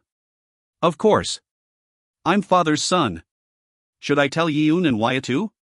No, there was no need to tell everyone about it. I only sent them messages saying I would be busy with the dungeon for a few days, then went back to the dungeon. Loretta, who had gone back to the floor shop, blinked her large golden eyes and asked. Oh? You came back? I thought you'd go straight to Luca continent. Yeah, I thought I should say goodbye to Loretta too. How rare of you to say something so praiseworthy. I'll go for it. Loretta flew herself over the counter and dove at me. As expected of an elf, she was incredibly fast. Even while I was flustered, I caught her so that she wouldn't get hurt. When I let out a sigh of relief, Loretta's face was right in front of mine. Surprised? Yes. The next moment, I was even more surprised. Loretta had suddenly kissed me. Looking at Loretta's eyes in front of me, I blinked. I couldn't understand what just happened. Well, Loretta's lips and my lips touched. You received the Queen Elf's high blessing. The effect will last for 4 days. You are protected against all low-rank and mid-rank status effects. You can maintain your consciousness for 5 minutes after falling into a half-dead state. Your luck increases by 100. All members of the fairy race will see you favorably. Your vitality and magic recovery rate increases greatly, and you will not get tired easily. Your attacks have an increased chance to land critical hits. A message rang in my ears, but I wasn't in the state of mind to listen to it calmly. While I was standing there blankly, Loretta brought her head back and made a noise. Her face was red like it would explode at any time. Thinking about the touch of her lips left on my lips, I was unable to say or do anything. Loretta then said in a quiet voice. Don't misunderstand, Shin Nim. What? I didn't kiss Shin Nim because I wanted to give you a blessing. I did it because I love you. Got it? There were many things I wanted to say. I didn't know we had this kind of relationship, I don't remember accepting you, that was my first kiss, etc., etc. However, this was what I chose to say. Oh, okay. Good. Then you can go now. For some reason, I felt like I was being tamed by Loretta. No, it couldn't be. However, because I didn't initially get mad, talking about it now would be awkward. In the end, I could only use dimensional travel while still thinking about her warmth left on my lips. I was the opposite of calm. My destination was the Luca continent. We would rendezvous at Aware Empire's Imperial Palace. The moment I used dimensional travel, I felt a pain like my body was being squeezed dry. The surrounding scenery melted, as did my body. The entire world became black, then turned bright again. My body was torn to shreds, glued back together, then torn to shreds again. Eh? It's a new face. Don't tell me, there's a new dimensional mercenary? Ha, I didn't even notice. He's handsome. After losing my consciousness, I half opened my eyes from the sounds I heard around me. There were about a dozen people staring at me. I realized I was lying on the ground and picked myself up. There were knights and magicians lined up in the wide hall I was in. I even saw Ludia, who was half frowning. There was no doubt. This was the Luca continent. My first request as a dimensional mercenary had started. Author's note. 8,000 characters. Toika, you fool. Didn't I tell you to control the quantity? My apologies, Your Excellency, but the status window took up 1,000 characters. I was afraid of the reader's wrath, so I increased the amount. The math and the speed increase might be wrong from my lack of knowledge, so forgive me. Do tell me if it's wrong. Everyone, I'll just say it again. Shin can appoint a new explorer for becoming a gold rank explorer. This is on top of getting another subclass. P.S. I get the feeling we've already gone into Loretta route. PS2, today was the first time Loretta used High Blessing. What could this mean? If you find any errors, ads pop-up, ads redirect, broken links, non-standard content, etc., please let us know. Report chapter so we can fix it as soon as possible. Chapter 115. Avarice Devours Everything, 2. Chapter 115. Avarice Devours Everything, 2. I'm Kang Shin, an explorer from Earth. It's nice to meet you. Earth? Never heard of it before. Same. Damn, just how did he become a dimensional mercenary? From a world without any foundation. Most of the dimensional mercenaries gave me cold glances. Unlike the treatment I had been getting as the Crown Prince, they ignored me after just hearing where I was from. Had they never heard about me before? Did they all have their Dungeon Explorer communication channels off? What level do you think he is? His equipment looks pretty good. Are you stupid? You're asking for his level as a dimensional mercenary? You're a newbie too, right? There were 13 dimensional mercenaries other than me. 2 additional people had accepted the request after me. There were only 57 dimensional mercenaries in the first dungeon, and 14 of them had taken this request. Everyone seemed to be very active. A young knight with long black hair approached me. I'm Bellowed Eyebrows. As the request said, I am the commander of the Kiros Knights and a gold rank explorer of the first dungeon. Thank you for coming, Kang Shin Nim. The first princess has told me a lot about you. If you do your best to save the second princess, you won't be disappointed by the rewards. Thank you for having me. The knight named Bellowed gave a very good first impression. He looked kind and stout-hearted. Perhaps because of the pressure to save Sheena, however, he had a cloudy expression. After greeting the knight, I turned to the other dimensional mercenaries to greet them, but they avoided my eyes. It meant they found it bothersome, even though they talked with each other as if to judge me when I arrived. They seemed to be saying that they didn't want to waste their energy on useless exchange of greetings. I found it absurd. Bellowed made a bitter smile, looking at me making a stupefied expression, and said in a quiet voice that only I could hear. Please understand. I hear dimensional mercenaries become sensitive before missions. With the danger that came with the job, I wasn't surprised. Plus, I was new. If I spoke out of line, it was easy for them to criticize me as a rookie who didn't know what he was saying. I sighed and turned my head. Bellowed then led us to a large table in the hall. Ludia was also nearby. When our eyes met, she humphed and purposely turned her head the other way. At her somewhat expected reaction, I made a bitter smile. On the table, there was a large map with the Imperial Palace in its center. Bellowed took a short baton and pointed it on the map. With Kang Shin Nim here, all the dimensional mercenaries have arrived. We will do a briefing before we set off. We'll take the shortest path to lead us to the Demon Lord's garrison. As he is injured, the demon army is hastily pulling their army back, but if we move quickly with our elite forces, we will be able to catch up to them before they arrive at the Demon Lord's territory.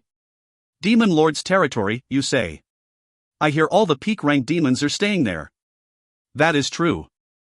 Until they ascertain their superior position, peak-ranked demons prefer not come out of their territory. Since the hero died, they might just wait until the world starts to collapse before they appear. But still, the Demon Lord is. The Demon Lord received a critical injury. Everyone on the spot saw it. Although we would be unable to take his life, he won't be able to hinder our rescue mission. If you'd like, I can even bet my soul. I silently listened to the conversation between Bellowed and the dimensional mercenaries, and memorized the path Bellowed showed us. In case everyone left, I would have to go save Sheena alone. Suddenly, someone tapped on my shoulder from behind. When I turned around, I saw Ludia, whose face was completely red. What? Father and mother want to see you. The Emperor and Empress. Follow me. I left the hall with Ludia. I could feel the stinging gazes of the mercenaries behind me. These guys, why were they emitting so much killing intent? Now that I think about it, I heard that beautiful princess has a boyfriend. Right, I heard it was some damned rookie. I didn't think he'd become a dimensional mercenary. I wish he'd die here. You guys are all single, aren't you? And you, why are you glaring at me when you're a girl? The Emperor and Empress were both waiting for me together. Plus, the emperor was wearing golden armor and the empress was wearing a golden silk robe for priestesses. They were undoubtedly wearing such eye-catching clothes on purpose. They wanted the enemy to focus on them. Oh, Ludia. Is that young man the one you mentioned? The moment the emperor caught sight of us, he exclaimed. I was surprised. He looked to be in his late 20s at most. It felt weird that someone who looked so young was the emperor. Not to mention, he was strong. So he was an explorer before he was the emperor. Ludia's cheeks turned red at the emperor's words and she shouted. I didn't say anything. Sheena was the one who blabbered about everything. But every time she brought it up, you became excited and raised your voice. Can you show me your face? That calm and beautiful voice came from the empress. Just like her husband, she looked like she was only in her late 20s. She seemed to be a priestess of Mataris just like Ludia, as her robe had similar design as hers. The emperor was also handsome, but the empress was a real picturesque beauty. She and Ludia looked alike so much that I would believe that she was Ludia in 10 years. If there was one difference, it was her empress-like voluptuous. Ludia, there's a chance for you too. You idiot. Hoo-hoo, the two of you get along very well. I'm relieved. I snapped out of my daze at the empress' laughter. Ah, sorry. I'm Kang Shin, an explorer from Earth. I heard you came for Ludia and Sheena even though you're a hero. As an emperor who rules a country and is now in charge of this world, I can only say that it's foolish. But the emperor grinned and hammered my shoulders. That's what a man should do. Your ambition, I like it. So, who do you want? Will you take both? I doubt Sheena or Ludia will refuse. What? Dad. I said that's not it. I don't know about Sheena, but not me. You should learn to lie better, my daughter. But I see, you don't want to share your husband with Sheena. Then I'll just have to leave it to my son-in-law. Do you like Ludia more? Both Sheena and Ludia are my precious friends. That was all I could say for now. The empress then spoke with a light smile. I was also friends with my husband. With my eye, I saw a future with him and said it would never happen, but here I am. I'd like to hold a ceremony for you too, but as you can see, we aren't in a situation where that is possible. I apologize, my son-in-law. Before I noticed, he was addressing me as son-in-law. Lost for words, I looked to Ludia, but she was too busy covering her reddened face with her hands. While the two of us were in panic, the emperor gestured at me to come closer. I approached him. I'm going to have to ask you for a favor. If the situation becomes dangerous, please run away with Ludia. Sheena is my precious daughter and I'd like to save her if possible, but I can't lose Ludia too. I understand. Although I wanted to say I'd save Sheena no matter what, I couldn't say something I couldn't guarantee in front of the emperor who had such a serious look. The emperor then said with an even more serious expression. Also, don't trust anyone other than Ludia, and bellowed. What do you mean? Do you think the demon lord has only been trying to conquer the world with brute force? You mean? Everyone on this expedition are elites of the elites, but there might be some who might have been coaxed by the demon lord. Other than my daughter, Ludia, Bellowed is the only one I can trust. Do not forget this. Now that I had heard about it, it was obvious. The demon lord defeated the hero. Although he was heavily injured, he was still the winner. In such a situation, it would be strange if no one fell to the demon lord's enticement. I couldn't help but feel bitter at the sudden truth I was made to realize. When I backed away after hearing the emperor's words, he spoke to Ludia and me. The hero died and the world's power has been stolen. New life can no longer be born in this world. This world will slowly but surely wilt. Even so, I don't want to give up. There is just too much on my shoulders for me to throw everything down and kneel. Sheena, my precious daughter, is included. I beseech you, my son-in-law and my daughter. Please save Sheena. Yes, Dad. I will save Sheena. I understand. The world's power has been stolen and new life could no longer be born. I see. That's why the hero was the core of a world. I finally understood everything about the heroes. If new life couldn't be born, it was equivalent to the end of a world. I bit down on my lips and tried to shake off the image of a grim future. The moment the emperor's words ended, the empress gestured at me. When I approached her, she took out a 5-colored object from her inventory and handed it to me. After receiving them, I realized it was half of a sword blade along with the rest of the broken sword. Surprisingly, the sword was still emitting a 5-colored light. Although I didn't know what the gem on the sword's hilt was, I got the feeling I wouldn't be able to buy it even if I sold my mansion. Although broken, this sword's value was unquestionable. Mitaris Broken Holy Sword, God. Durability, 0/560. Attack, 15,000. Equipment requirement, level 90, Hero. Options, all stats plus 100, damage against all demons including the Demon Lord X3. Can acquire all skills. Strength plus 20%, speed plus 20%. Special skill, Judgment of Light, collects all light in the world, healing all allies in the battlefield and dealing a great amount of light attribute damage to all enemies in the battlefield or dealing a critical blow to a select target. Description, a holy sword for the hero, crafted using Luca continent's most precious metal, Lucadion, and imbued with the power of Mitaris. It lost its power and broke in the battle against the Demon Lord, and cannot be repaired. The world's strongest weapon suddenly appeared. My hands were shaking just holding this weapon. I apologize. It's broken, so it can't be used again. However, I believe it can be used in some other way, so I'll give it to you, a hero of another world. Will you accept it? Can I really accept it? Who else other than you would take it, son-in-law? Kook. Mom. I heard of the saying lucky to have a good friend, but I didn't think I would get a weapon like this for having one. Plus, when I saw the holy sword, I immediately thought of a use for it. After unexpectedly receiving an amazing gift, I bowed to the Emperor and Empress and left the palace. With her face still red, Ludia followed me like a puppy. Don't mind what Mom and Dad said. It was just that I shown no interest in men, so they're saying that because I brought you up once or twice. Yeah, of course. I doubt you even see me as a man, anyways. Crack. HM? Did I just hear something break? I looked around but everything looked fine. Ludia was only clenching her fists tightly. After confirming that no one was around, I took out the gluttony spear. HM? What are you doing? The holy sword your mother gave me, I can't just hold on to it. What do you mean? Here, watch. I took the broken holy sword pieces and brought it against the gluttony spear without any hesitation. The gluttony spear then emitted a crazed red aura and swallowed the holy sword. Crimson gluttony spear absorbed Mitaris holy sword. Growth, 47%. Kaya Hawk. The holy sword disappeared. Don't be stupid, Ludia. The holy sword is dead. But in my spear. In my heart. It lives on as one. This crazy spear's growth only went up by 44% after absorbing a god-ranked holy sword, but I felt like I caught a glimpse of this spear's future. I let out a satisfactory sigh, and declared to Ludia. Remember, Ludia. Avarice swallows everything. Don't act cool and say stupid things. This was the conversation we had before our departure. If you find any errors, ads pop-up, ads redirect, broken links, non-standard content, etc., please let us know. Report chapter so we can fix it as soon as possible. Chapter 116. Avarice Devours Everything, 3. Chapter 116. Avarice Devours Everything, 3. There was a total of 50 soldiers, consisting of 40 knights and 10 magicians. They were all dungeon explorers and experts who were at least level 70. Amongst them, there were even 21st dungeon explorers.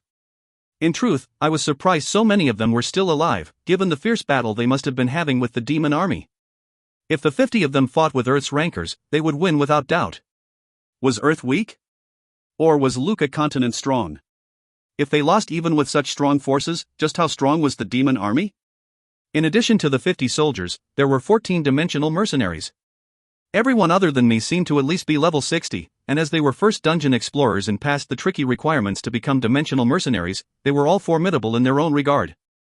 Then, there was Ludia and Bellowed, making the number of people going on this expedition 66. Bellowed, who was in charge of leading the expedition, was also in charge of protecting Ludia. As she was a priestess, she was valuable even though she was relatively low-leveled. By the way, are there no dimensional mercenaries in the second dungeon? There are. I heard there aren't any in the third and fourth dungeons, but I know dimensional mercenaries can come from the second dungeon. It just looks like no one accepted the request this time. Ludia answered my question, then Bellowed added to her explanation. Second dungeon explorers, especially ones strong enough to be dimensional mercenaries, have extremely cautious nature. There are rumors that they never accept requests from worlds that have lost their heroes. I see. Although I thought they were cowards, I didn't voice my thought out loud. We will move by specially trained horses. They listen to people well, so you can be rest assured and ride on them. 30 knights rode on the horses alone, while 10 knights rode with magicians behind them. The dimensional mercenaries, who were watching them, seemed to get on the horses too, but 2 of them didn't. My subclass is summoner, so I don't need it. Come, wyvern. A middle-aged Ajushi who looked to be in his 40s reached out and summoned a house-sized dragon. Although I didn't want to admit it, it was damn cool. Damn it, how did he obtain the summoner subclass? I'm jealous. I really am. While I was watching him blankly, one other dimensional mercenary reached into her inventory and took something out. It was a wide, metallic board big enough for a person to lie on. Was that a hoverboard? That was a hoverboard. I'll ride this, so don't worry. How is its speed compared to the battle horses? Of course it's faster. I have to be the one to slow myself down for you, so don't worry about the speed. It was the voice of a woman. She was a violet-haired beauty who looked to be in her 20s, but because her hair was pushed together to one side, half of her face was covered. From the visible half, however, I could tell that she was a beauty. It was then that her green eyes met mine. She was glaring at me frighteningly. It was then that I remembered, she was the woman who glared at me before. I continued to stare at her, not knowing why she was glaring at me. Then, one of the knights not going on the expedition approached me with the rein of a cool white horse in hand. For some reason, I felt that the white horse was cooler than the horses other people got. Not to mention, it looked incredibly similar to the white horse Ludia was on. Plus, the knight had an overly respectful attitude. Kang Shin, this is the horse assigned to you. I'm fine too. Sorry for saying it late. It was clearly prepared for me, so I felt a bit sorry to decline, but I already had an excellent ride. In front of the knight looking puzzled, I materialized Ryue, who I had already summoned beforehand. When a huge silver wolf appeared, a few people flinched, but I ignored their gazes and scratched her neck. With breath mixed with freezing energy, she asked, "Do I kill them all?" "No, Ryue. We're going to run for a while." "Okay." An elemental. A materialized elemental. It's been a while. This is the first time I've seen an elementalist. They're still being passed down? He might have been born as one. The elemental seems pretty weak too. Yep, weak. Still a rookie, I see. Of course, Ryue might seem weak in their eyes, but that was because I couldn't draw out all of her strength. When my skills grew, Ryue and Pika would get stronger as well. We'll be setting off now. May the fortune of Goddess Mataris be with us. When everyone got on their rides, a knight in charge of leading the way set off. The other knights on their horses followed him, and the dimensional mercenaries followed suit. The wyvern-riding middle-aged explorer flew a bit higher than everyone, and the woman on the hoverboard floated at the same height I was in, lying comfortably on the hoverboard. As for me, I asked Ryue to run at the same speed as the battle horse. Bellowed SSI, before we catch up to the retreating demon army, will we not run into other monsters or demons? Yes. We're taking the fastest route with the least amount of enemies, and we will continue adjusting our route by scouting with magical familiars. For a moment, I thought of Earth's GPS system. PFT. What's up with that shocked face? This much is standard. In your world, maybe. Though, there's something similar in my. Never mind. Perhaps it was because she rode horses often, but Ludia skillfully rode her white horse and kept up with Bellowed, laughing cheerfully as she made fun of me. While we were in the Imperial Palace, she looked down the entire time, but she seemed happier now that we were on the move. I smiled in relief. You're prettier when you're smiling. I couldn't bear to see you the way you were before. Humph. You only just realized I was pretty? Stupid. While we were joking around with each other, Bellowed smiled lightly and spoke. You two suit each other well. Bellowed, I already told you. We're still just friends. Hobu, still, I see. No. I said it wrong, we're just friends. Bellowed also seemed to be skilled in teasing Ludia. While the three of us were chatting, someone approached my side. When I turned my head, the hoverboard was flying next to me. The violet-haired woman lying on the hoverboard glared at me and spoke. I'll kill you. Why? I called dibs on her. If you steal her away, I won't forgive you. Don't get near Ludia. Run, Ludia. An unexpected person is aiming for you. Although I didn't think the rescue mission would be a walk in the park, we ran for the whole day and got ambushed when we stopped to take a rest and eat. Goo. It's the monster unit under the demon's command. Cook, I couldn't even detect them with familiars. Magicians, take your distance and prepare your magic. Knights, protect the magicians. Squad 1, to the front. Space out and cover the area. While the knights were moving busily, the mercenaries each took out their weapons and confirmed the monsters. Strangely enough, none of them stood near each other. Come on, nobody trusted each other. How did you climb the dungeon until now? Guawaya. Kook, someone help out in the sky. These damned chimeras. All of the monsters were peculiar. They had black bodies and looked like several monsters mixed together. The one closest to me was at least 3 meters tall, had scaly skin, and had 4 arms of different thickness. The arms looked like they were taken from 4 different creatures. Plus, it had 2 heads, one that looked like a Komodo dragon's and one that looked like a human's. It's the demon army's trait. They create chimeras from mixing multiple lives together, without their consent, of course. They're evil and cruel. Bellowed explained to me while gritting his teeth. Before taking on the monsters, I looked at the others fighting the chimeras. The knights and magicians were working together to push back the chimeras, and the dimensional mercenaries each took on a chimera, weaving in and out of fights. The most eye-catching among them was the hoverboard and the wyvern. They were both fighting the flying monsters. The wyvern breathed out strong flames, and the woman on the hoverboard swung a strange weapon filled with her aura that seemed to be made of clumps of steel linked together. Although they were strong, I didn't think they were much stronger than me. I thought anyone who could be dimensional mercenaries would have grinded elixirs like me, but was I wrong? Ah, I see. If they were like me, the moment they cleared the 50th floor. The moment they became a gold-ranked explorer, they would have become dimensional mercenaries. However, they became dimensional mercenaries past level 60 or 70. They had taken a different route than me. Up until now, I felt that I was lacking compared to them, but I decided to let that thought go. I held my spear and aimed at the chimeras that had appeared in groups. I didn't know where they were coming from, but they were popping out from all directions of the forest we were walking through. Everyone was currently busy fighting them, but the mercenaries were clearly not trying their best. Shouldn't they hurry up and take care of them, so we could get our rest? Alright, Ru Yue. Let's go. Gale track.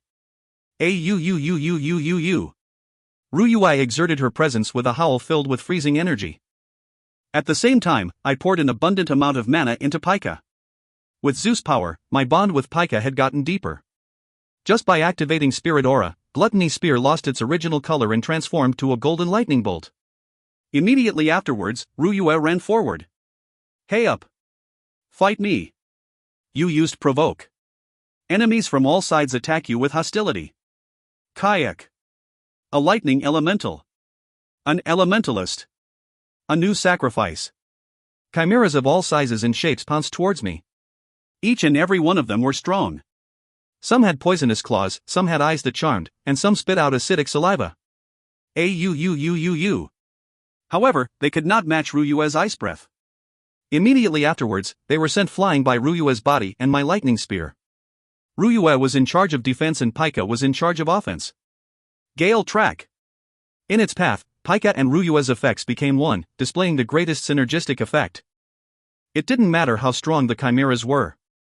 My destructive power increased by 110% during charge type skills. I had confidence that even floor masters couldn't withstand my charge. Critical hit. Critical hit. Chimeras were made of other creatures. As they weren't invertebrates, they had bones. With Skullbreaker's tidal effect, once a critical hit was dealt, parts of the chimeras blew up no matter how big they were. My charge continued without stopping. If there was one thing I wasn't happy about, it was that my enemies were too few in number. In the blink of an eye, I reached the rearmost chimera, which was over 3 meters tall and was riding on a large lizard.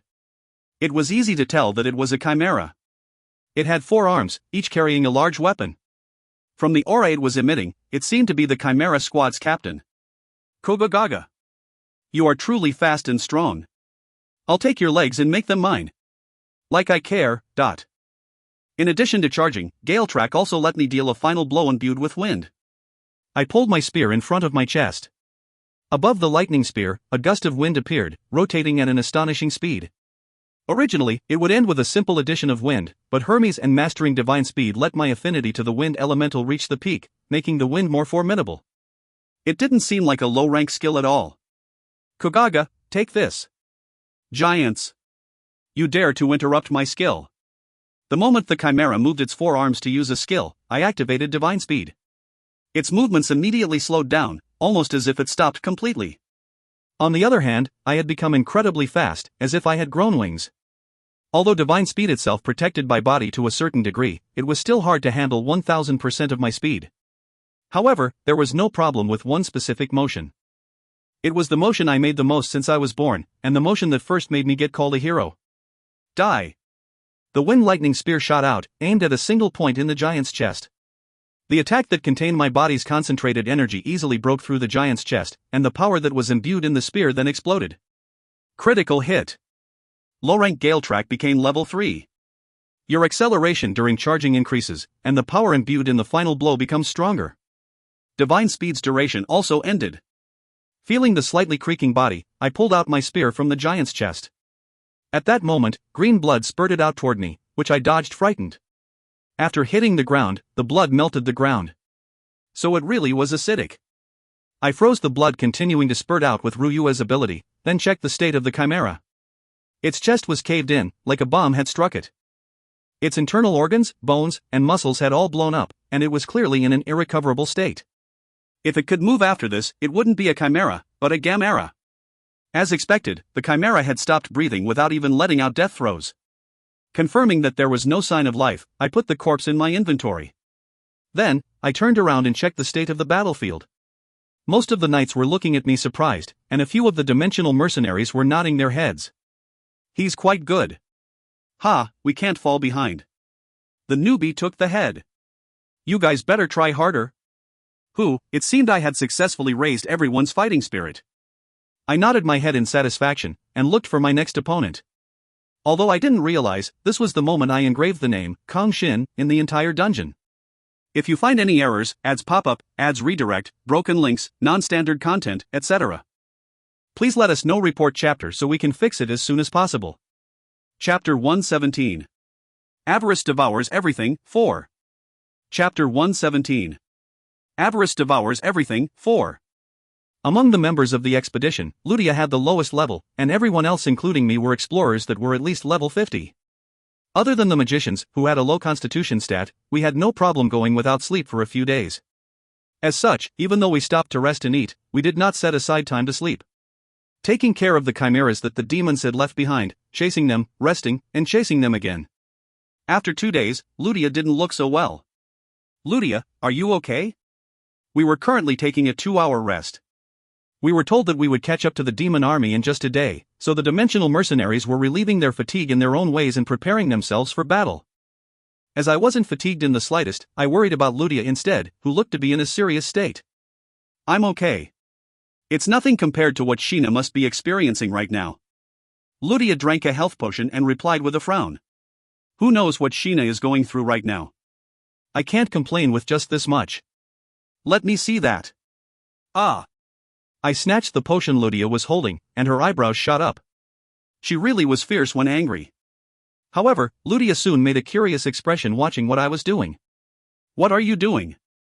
I'm making a potion slushy. Slushy. I froze the potion with Ryua's freezing energy, then shook it. With just that, I made a slushy in just a few seconds. When I gave it to Ludia, she tilted her head. After eating it, she exclaimed in surprise. It's cool and crunchy. It's good. Right? Yeah. While I was happy watching Ludia, whose expression had gotten brighter, I heard a voice that I had grown familiar to in the past few days. I'll kill you. This stalker. The violet-haired woman on her hoverboard glared at me like I had killed her parents. With a sigh, I spoke. I told you not to come near Ludia. Ah, she's one of the mercenaries. Ludia noticed her too, bowing her head slightly to greet her. The woman started breathing roughly just from that. It was truly disgusting. The disheveled priestess robe is, unbearable. If it's unbearable, please go back to your planet and stop giving me goosebumps. I need to greet her too. Just go. While I was arguing with her, Ludia's voice became low for some reason. Do you know her? Are you close? Are you guys in a man-woman relationship? I've never seen her until I came here. Don't say something so horrible. No. Why would I, with a man, The woman exclaimed in a loud voice, then sat upright on the hoverboard and beat her chest. I'm Surmia Bamertuno. I'm Xenon Realm's first-class warrior. And she's homosexual. I added to her introduction, and Ludia instantly moved back. Surmia Bamertuno gave me a deathly glare. I wanted to slowly let her know. Sorry, but I have no plans to give you my friend. I am normal. I have a fiancé too. Fiancé? Who's that? I'll kill him. At her words, Ludia's cheeks reddened as she pointed at me. You're using me as a shield? You coward. Pretending to be shy won't work. Then, Surmia Bamertuno quietly took out a steel whip. I flinched for a second and took out my gluttony spear as well. Shin? Are you really fighting? Ludia, duck. Duck. The next moment, I embraced her and rolled on the ground. Boom. Above us, Bamertuno's whip had collided with something. It's an ambush. Everyone prepare for battle. Ho, you blocked that? You aren't so bad, dot. Along with Bellow's ringing voice, an unpleasant screeching voice also rang out. Holding Ludia with one arm, I retreated to where others were and raised my head. We had noticed their presence too late. We were already surrounded by demons. Not to mention, these guys, they were extremely strong. Warm. This isn't fair. Ludia, did you say something? No, nothing. I'm okay, so you can let me go now. Not yet. Even if you hate it, wait just a bit more. Stupid, I don't hate it, so. Protect her, newbie. If she gets even a scratch, I'll kill you. Don't look this way and fight, Bamertuno. There were 16 demons, but 4 times as many chimeras. While I was retreating with Ludia, a few of the magicians' heads had already been severed. A few of the mercenaries had also used return or ran to the dungeon. Damn it, they really cared for their safety the most. Wyvern, burn them. Gwaia. Fight. Magicians, calm down and chant your spells. Although they're demons, we can kill them. You want to use magic in front of us? How cute. The fight had become chaotic quickly. I sent the chimeras attacking us flying with Tempest and tried to ensure Ludia's safety. Meanwhile, Bamertuno was fighting the demon that had attacked us. The demon had a human-like appearance, dark blue skin, and a single horn shooting out of his forehead. His completely black eyes made me feel a natural aversion to him. However, this demon was strong, stronger than any of the ones that had attacked us. You're aiming for the princess. Was I? She's the princess? Kook. He was using a whip like Bamertuno, but his long and thin whip was clearly stronger than Bamertuno's steel whip. Bamertuno shouted with tendons showing on her forehead. Iron Rain. Her whip disassembled and the lumps of steel shot toward the demon. The demon raised his whip, striking them down quickly, and laughed. Ha ha, not bad. You didn't learn whip technique, but were born with the power to wield steel. You should have realized that earlier by seeing her hoverboard. I couldn't watch their battle any longer. Although I was retreating deeper into our camp, more and more chimeras were approaching us. The target is there. It's not the man, but the woman he's holding. Take her. If not, kill her. Kook. These damned bastards. With Ludia in my arm, I couldn't fight freely. Ludia, run to the dungeon for a bit. They're aiming for you. I can't run by myself while everyone is fighting. I'll call you when the fight is over, so go to the dungeon. You're in the way. The target is trying to run to the dungeon. Stop her. Sever her limbs. Ugh, these goddamned bastards. You want to cut off her limbs to stop her from going to the dungeon. Even I only broke them. Ru-yu-eh. Kwaong. In an instant, everything in sight became dyed in white. Ru-yu-eh made an ice wall completely protecting Ludia and me. It won't last long. Hurry and go to the dungeon. You-oot. I told you, I'll call you when the fight is over, so please. You. Also, Ludia. When you're back, only trust my words. What? Hearing cracking sounds from the chimeras trying to break in, I let Ludia go. Then, I gripped my spear tightly and told her. I'd been thinking that it was strange that they're specifically picking our rest periods to attack. Something doesn't feel right. They know about us too well. There's most likely a spy. Oh, okay. Don't let me wait too long. Don't die. If you think you will, you have to run. Ludia raised her arms and opened the door to the dungeon. With a smile, I nodded my head, watching her leave. Immediately afterwards, the ice wall shattered. The target escaped. Take hostages. That man is in a relationship with the target. Hey, you guys have something wrong. Confirming the sheer number of chimeras charging toward me, I hurriedly materialized Ryue and jumped on her back. Then, I put a highest grade mana potion, 30,000 gold each, in my mouth. Come at me. You used provoke. Enemies from all sides attack you with hostility. Where are all the mercenaries? You guys need work harder. We don't have time to deal with small fries like the chimeras, rookie. These damned demons. They're so strong. I realized that the mercenaries were fighting the demons. The knights had finally arranged themselves in a formation. As for the magicians, half of them had already died. Damn, they really should have put some points into their constitution. Gale track. Dodge. Don't get it by that, run. Like I'd let you. Get over here. Now that they were affected by the provoke skill, only the tip of my spear awaited them. I stabbed and slashed the chimeras without hesitation. After sending several chimeras flying with the final blow, I could finally secure a clear view. Low-ranked Gale Track became level 7. The AoE, area of effect, of the skill has increased, letting you damage enemies not in your path. This is... Many demons were dead, as were most of the chimeras. Only half of the knights remained.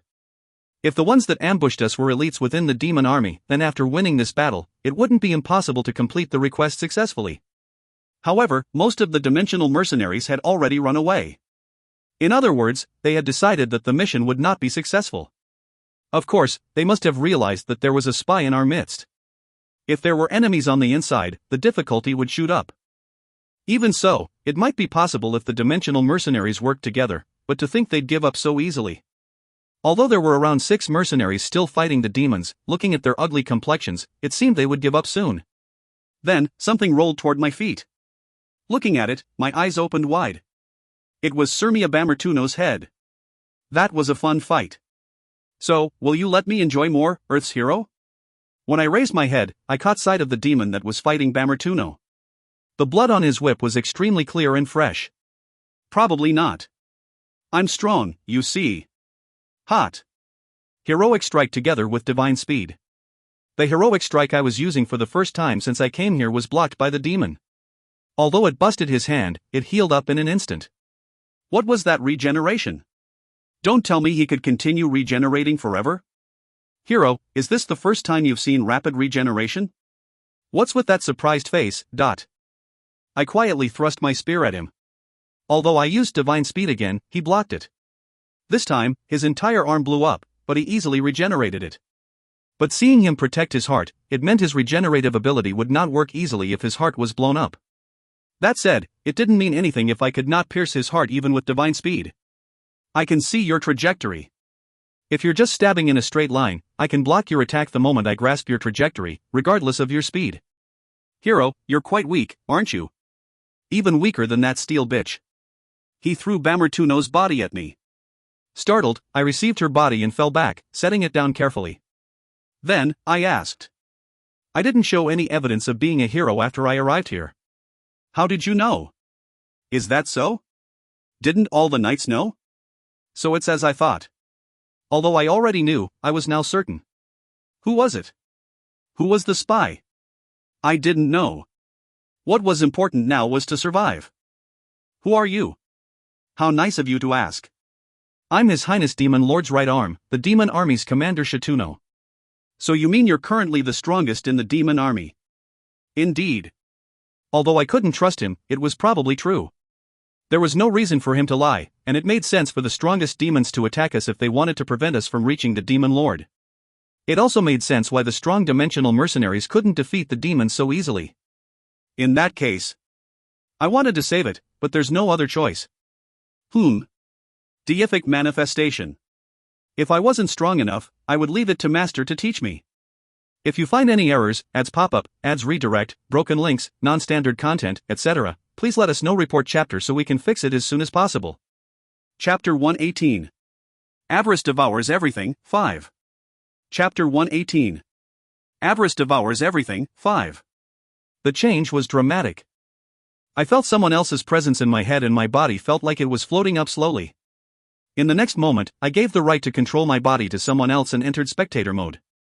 Unfortunately, Prayuta did not have the ability to wield elementals, so they were unsummoned.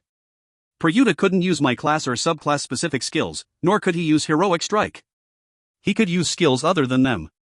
All of your MP has been used. Half of your HP has been used.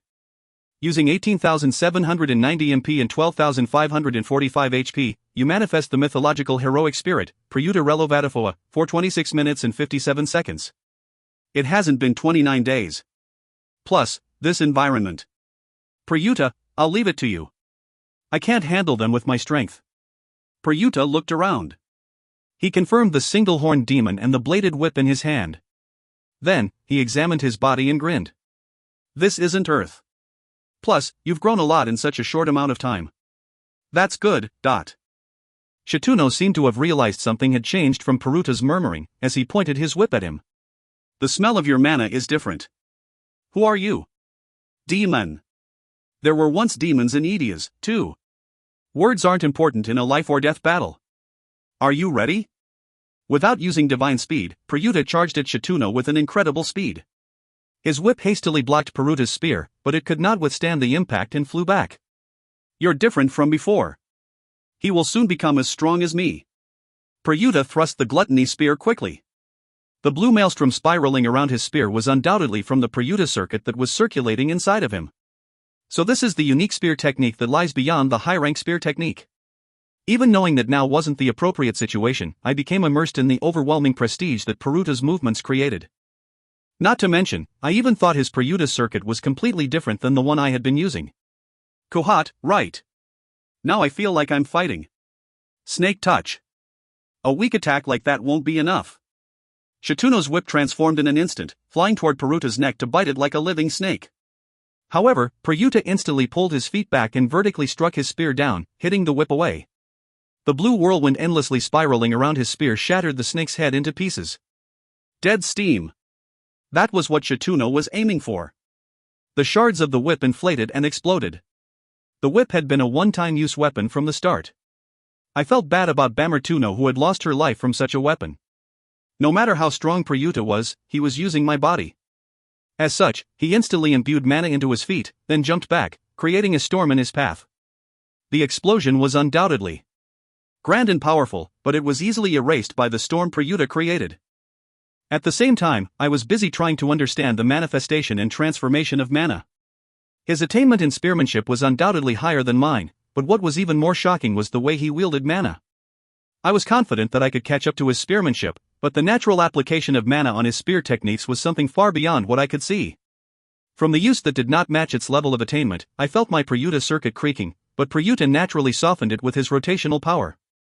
It was truly shocking. In the next moment, he held Gluttony's spear up again. Prayuta circuit's strong current was gathering mana, not just from the body, but from the world itself. A dazzling blue light enveloped the spear. It was as if I was looking at the completed version of Tempest, which only took 300 MP for me to use. Try this. Hovu, as if. Despite Prayuta's quick charge and spear attack, Shituno took out a shield out of thin air and defended. However, after colliding and grinding against each other for a moment, the shield quickly gave in, being crushed and sent flying away. With a crack, Shituno's arm was also severed from his body. It was the perfect attack while Shituno's guard was down. Kahak! You're surprisingly weak. What military rank do you have? A private? Private? Ha! I'll show you the power of a private. Shituno's arm that had fallen to the ground flew up. In an instant, it inflated, becoming large and black, and its tip became hard. It had transformed to a strange weapon similar to a club. Shituno grabbed the weapon with his remaining hand. Why wasn't he regenerating it? Was there a limit to his regenerative ability? Wounds from Prayuta's attacks could not be regenerated. Rather than his attainment in spearmanship, I had the feeling that there was a secret behind the power created from combining Prayuta's circuit and his spearmanship. The desire to learn his techniques drove me crazy.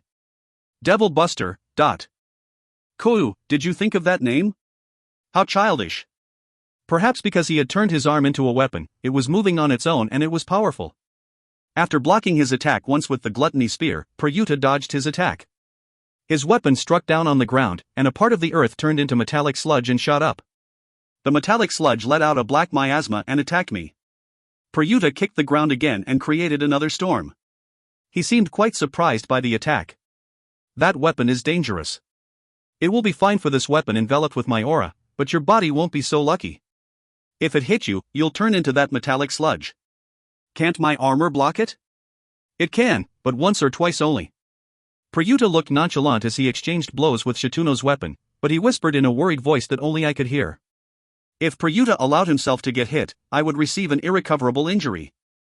Even though Prayuta was hiding it, Shituno seemed to have realized his hesitation, as he attacked more boldly and aggressively. Stop running away. Shituno dodged the spear left and right and attacked my body with his weapon.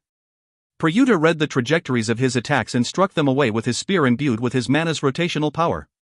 While their exchange continued, Shituno's aura continued to grow bigger.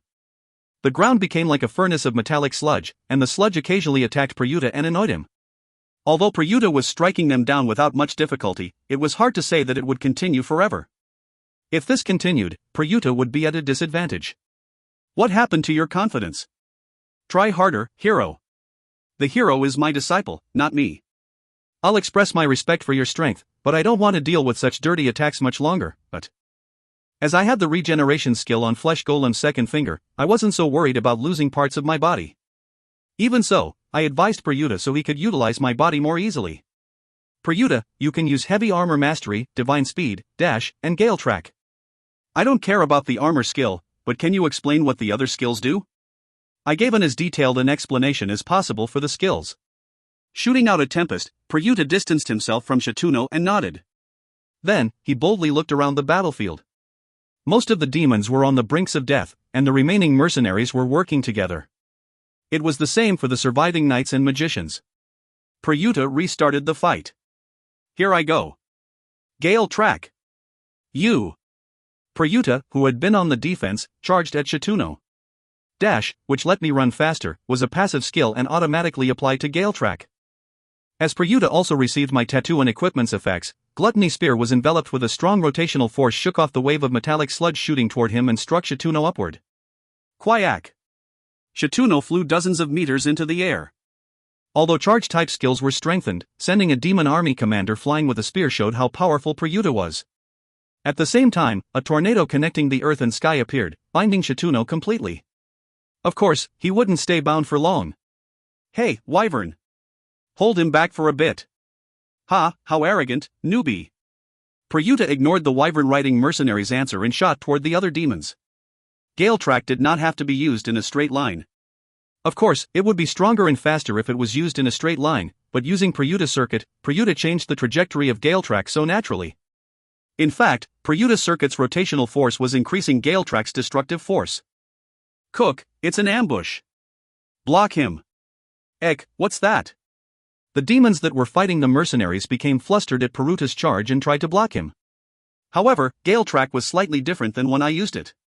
Prayuta's circuit's rotational force swallowed gale track, and the boundless current of destruction gathered on the tip of Gluttony Spear, exploding out continuously.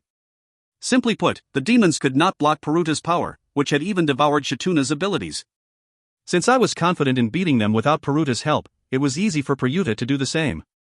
The surviving demons thus began to float into the air one by one, each trapped in a tornado similar to the one Shituno was in. Interestingly, they flew toward Shituno, who was trying to break out of his own tornado, and smashed into him. Shituno was ignoring the wyvern's flames and was close to escaping the tornado. But when he collided with his allies, the tornadoes binding them combined into one, pushing them up even further into the air. As more and more demons collided, they were pushed further up into the air. It was like watching tornadoes combining to form a greater disaster. What, is he really a newbie? Stupid, can't you see the difference in the destructive force? It looks like he manifested someone into him. Was there a skill that could do that?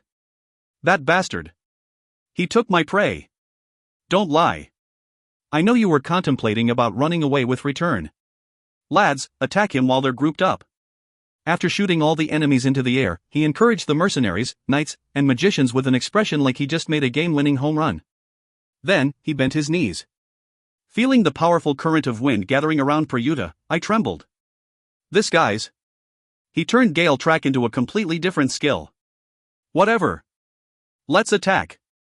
Rising fire, dot. Die, demon bastards! Dozens of auras and magic shot up from the ground. At their levels, even melee range explorers had at least one long-ranged attack.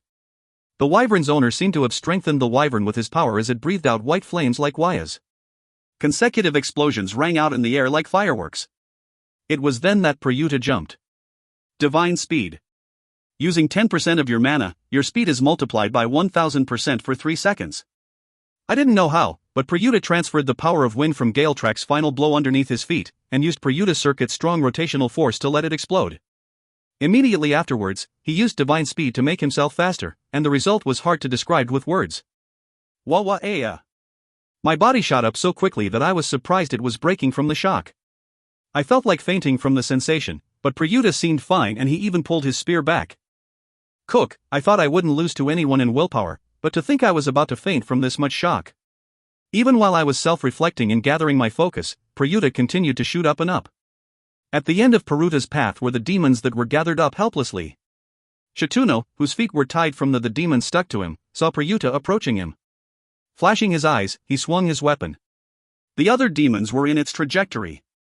Quack! Sacrifice yourselves for the demon army's future. To think he'd sacrifice his subordinates in this situation.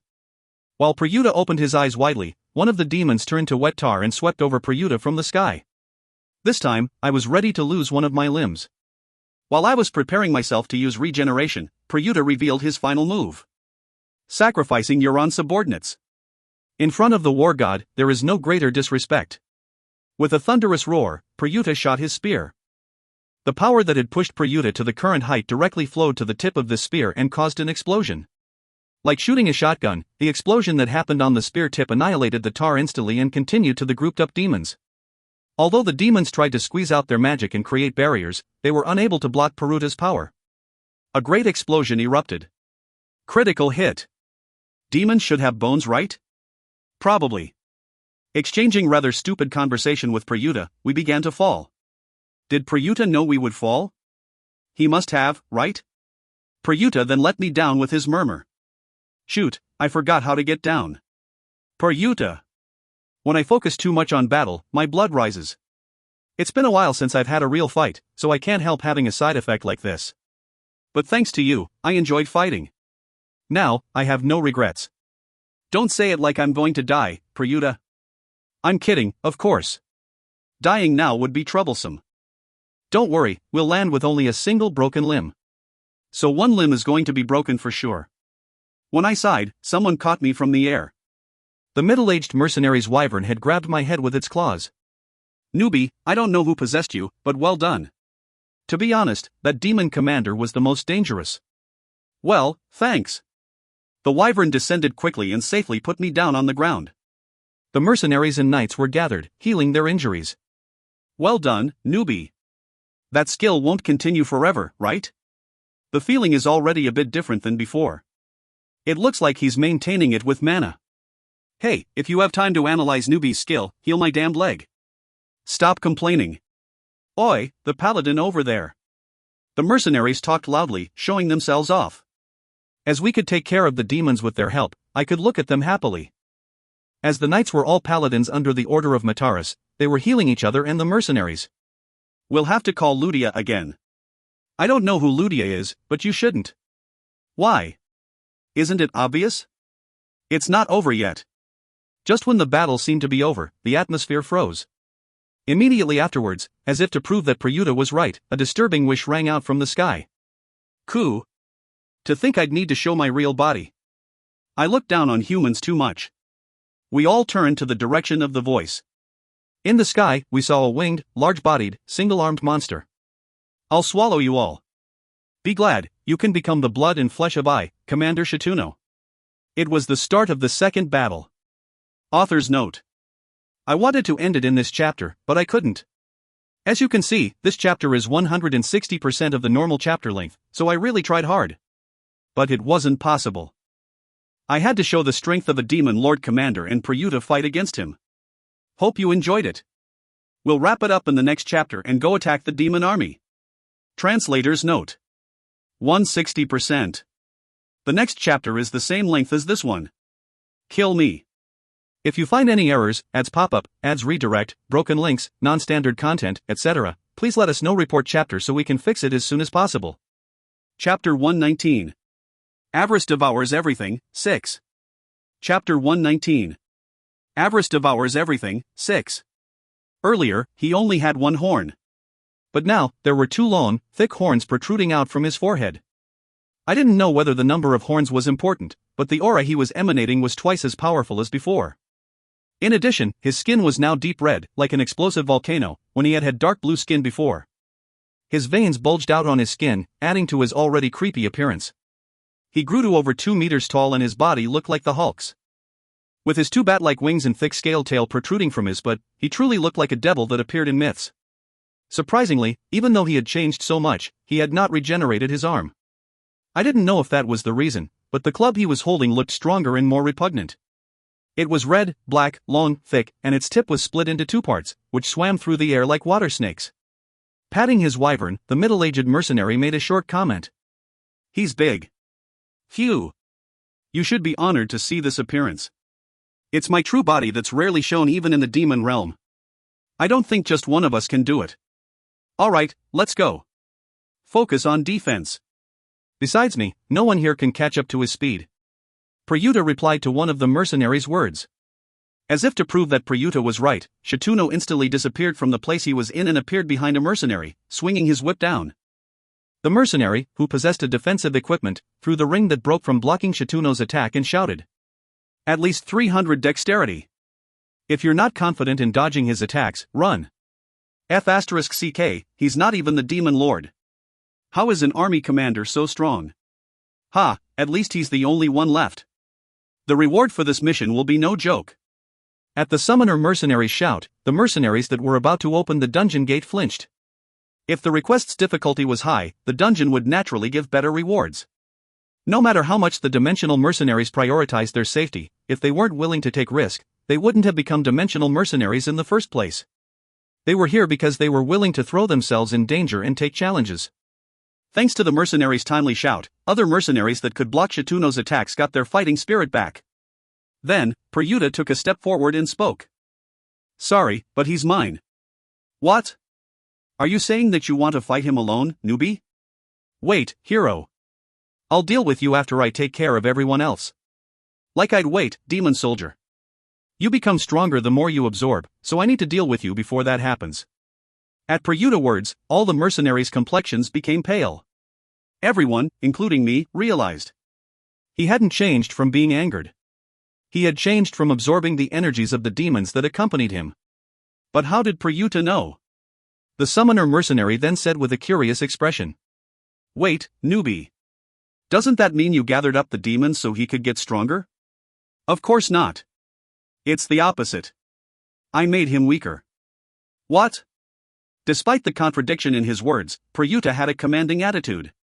Shituno, who was listening to him, also looked at him with interest. "Quite funny, hero. Me? Weaker? See with your own body how weaker I got. I will.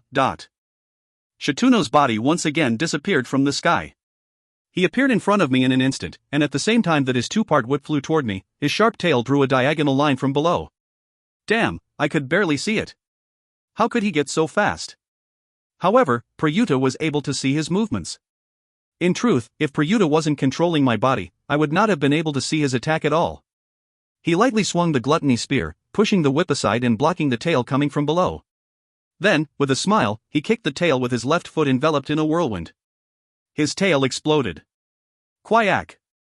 Demon, I'm already aware of all your patterns. Just from your appearance, I can see through your class, choice of weapon, method of attack, potential, and personality. Prayuta's attack did not stop. His spear, feet, or empty hand. With each of his attacks, Shituno's body exploded strangely. It even felt like Shituno's fake body was stronger, but Prayuta's blue whirlwind was enveloping my entire body. I realized. Prayuta hadn't used his full power when he fought Shituno before. The reason he used my skills to take him on was to save his own ability to fight Shituno's real body. Unending whirlpool. The ancients called me war god in heavenly calamity, because the whirlpool connecting the earth and the heaven was strong enough to destroy the world. Every time whirlpools erupted from parts of his body, Shituno had to grit his teeth and fall back. Eventually, with a scream, he cut off his own tail, which had been half torn to shreds by Peruta's attacks. The tail was then absorbed into his whip, making the whip transform into a club. "What did you do to me? You think you can kill me, the demon's army commander, Shituno Gluttony?" "Ha!" Peryuta snorted. He held the gluttony spear in one hand and aimed it at Shituno's neck, ignoring his club. "Come here, demon soldier." Kwahaya. He appeared.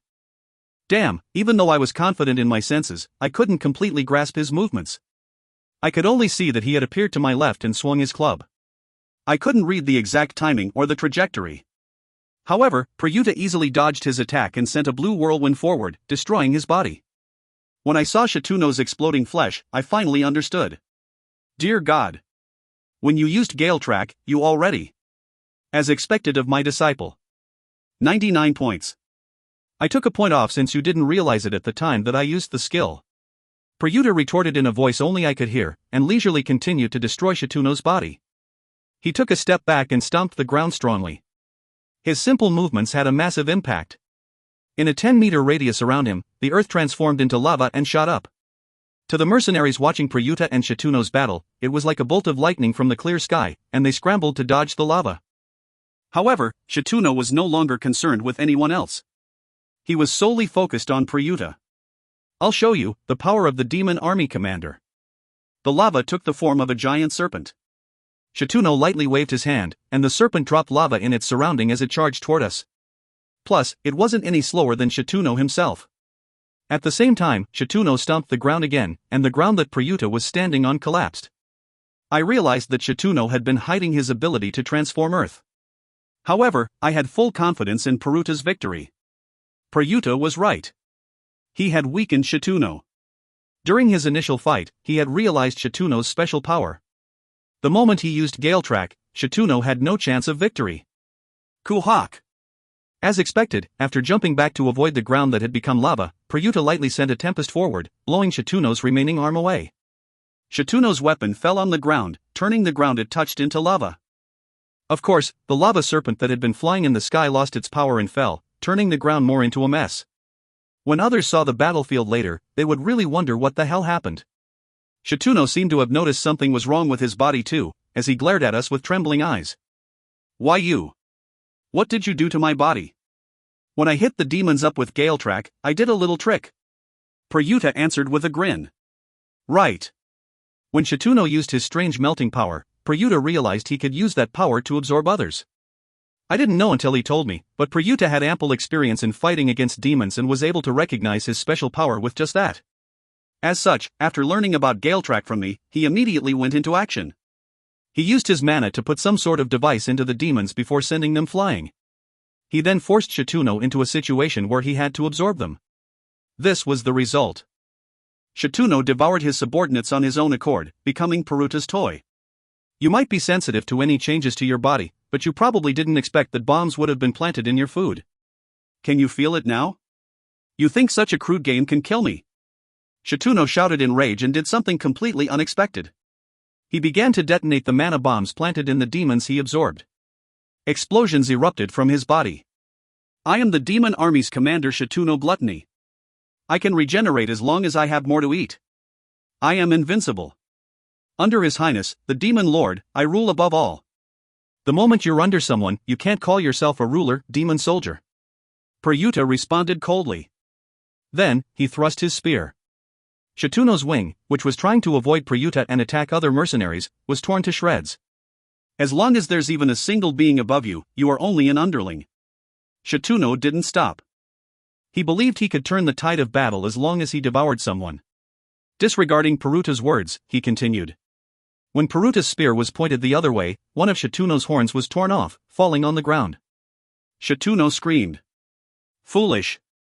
You cannot aim for the position of God that way. A true ruler has none above him and walks a path that no one can block. Don't underestimate the power of an army commander. When you can stand on this land alone and hold up the heavens, that's when you can call yourself a ruler."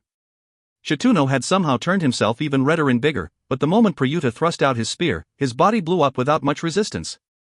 Shituno coughed out deep blue blood and collapsed. It happened quickly and overwhelmingly.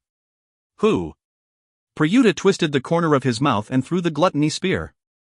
The spear struck Shituno's forehead, splitting his head in half and penetrating the ground.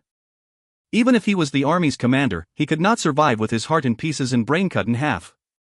Without even letting out death throes, Shituno died.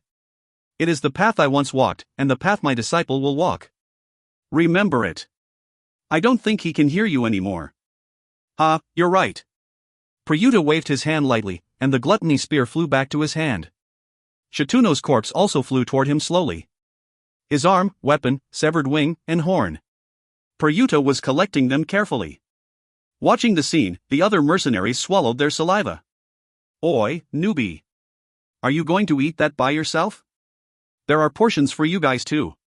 The severed wing that was flying toward Pryuta changed its direction and landed in front of the mercenaries. Looking at the mercenaries' blank expressions, Pryuta spoke with a wink. The rest is for my disciple. Young kids have to eat a lot to grow. Since you guys are the seniors, you should yield. Disciple, you say. Did you call your master, newbie? TSK. Since I can complete the mission thanks to you, I'll listen. Right, without him, we would have either died or failed the request. Alright, gather up. Let's split this thing. While the mercenaries were dividing the wing equally, Pryuta learned how to operate the inventory from me and stored Shituno's corpse in it. Then, it was the turn to store its arm, tail, and weapon, which probably ate many of his subordinates. Would this count as an actual weapon? Since he used it as a one, it should, right? Pryuta, can you touch that weapon with my spear? Like this? Although Pryuta was a bit surprised at my sudden request, he immediately did so. Then, the gluttony spear radiated a brilliant red light and absorbed the club.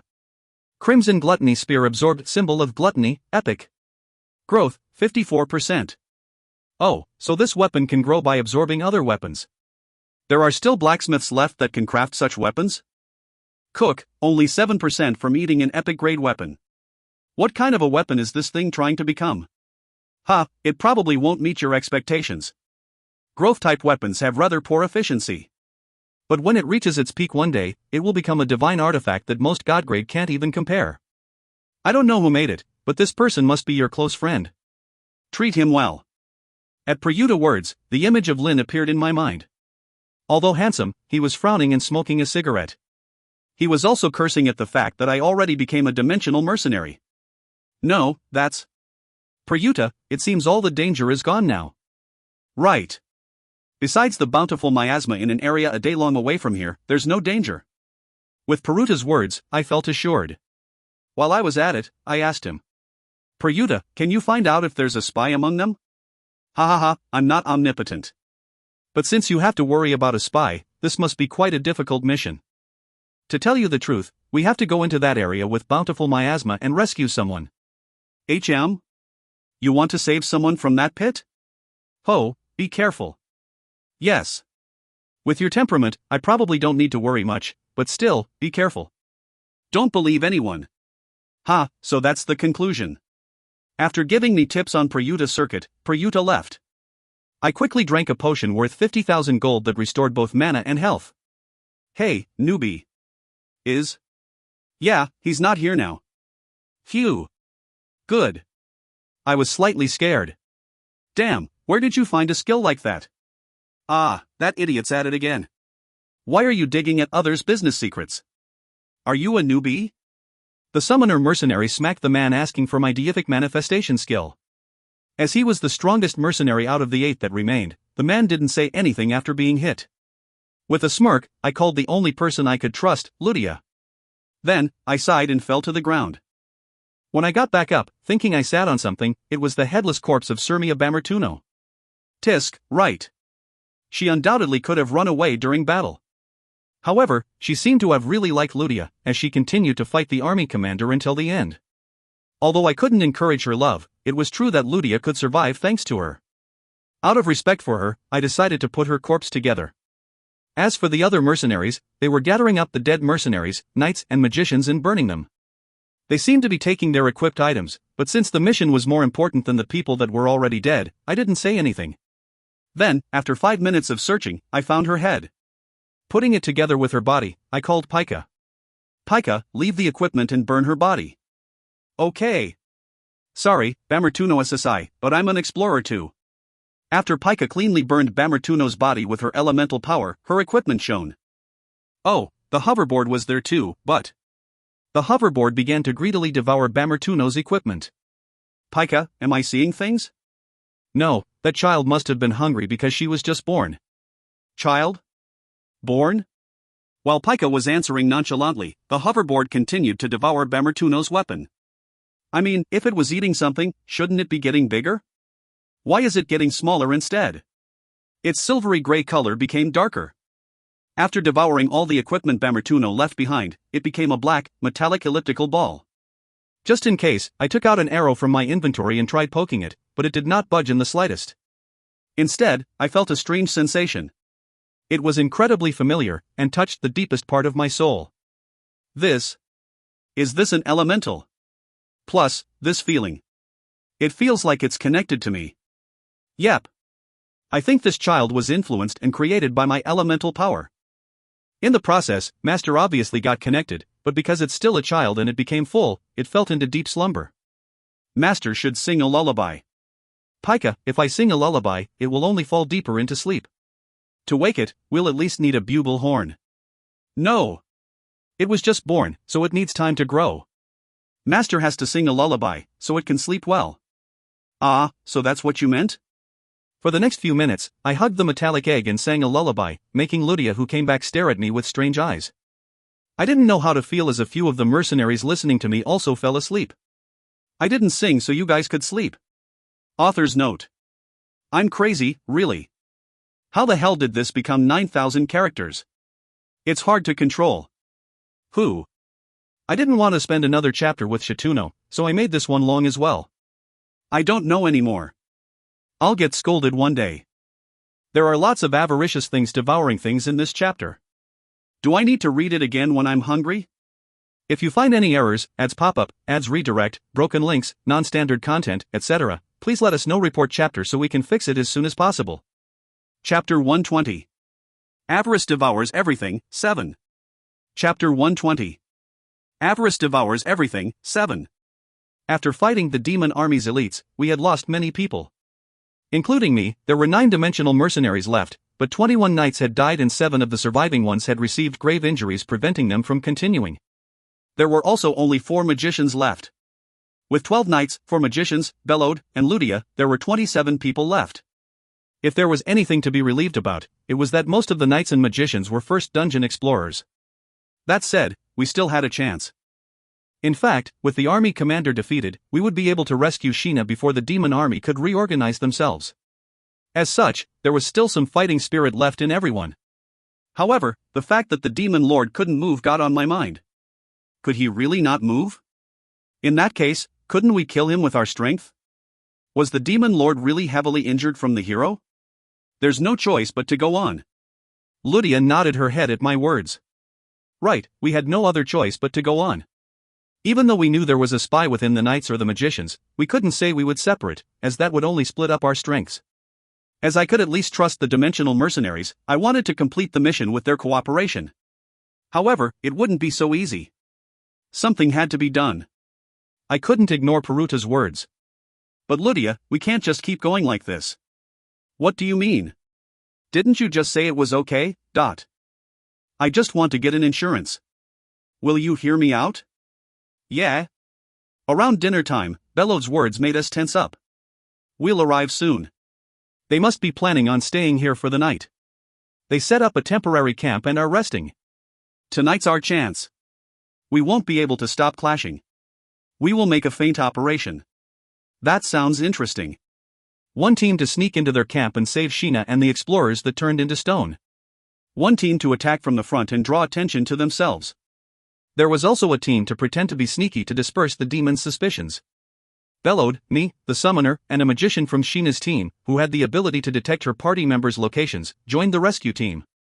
3 knights, 2 magicians, and 2 mercenaries joined the secondary covert team, and the rest joined the frontal assault team. Demon bastards, we've come to take your heads. Demon soldiers, stop running away like cowards and come fight. Burning the monsters on guard magnificently, we set our plan into motion. The magician first cast stealth magic on all of the covert teams. Be careful. Although the magic erases your presence, smell, and appearance, if demons and monsters lay their eyes on you, they will soon discover you. So you mean we have to kill them quickly? I pushed back my hair and nodded. For the record, the metallic egg was in Fairy Garden with Ruyue. For some reason, it wouldn't go into my inventory. It could be because it was alive, but at first, when it didn't go into the inventory, I was afraid I might need to hold on to it the entire time. Thankfully, Ruyue was able to take it to Fairy Garden. Although Pika said it was better for me to hold on to it, I couldn't do so in the middle of such a dangerous operation, so I left it to Ruyue's care. We'll be starting now. The secondary covert team went in a bit earlier than us, the main covert team. Soon, we also sneaked in. Dozens of tents and monsters passed by us. Putting our trust in the magician's ability, we walked forward. The magician in question was on Bellow's back. She was continuously detecting Sheena's location and whispering her position to Bellowed. However, her cheeks were red.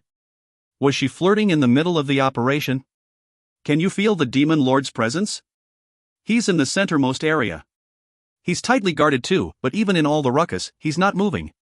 What about Sheena? It seems that the explorers that turned to stone didn't need to be placed near the Demon Lord. Although there are quite a lot of personnel on guard, we should be able to save them without much trouble. When we're escaping, we can let them ride on my wyvern. But there's still one problem. The summoner spoke. Is there a way to turn them back from stone? We can think about that later. We have to save them first. Bellowed Save with a stiff voice. The summoner seemed to be convinced by the urgency in his voice as he shrugged. Although I had a plan in mind, I didn't say anything. If things didn't work out, I would feel bad.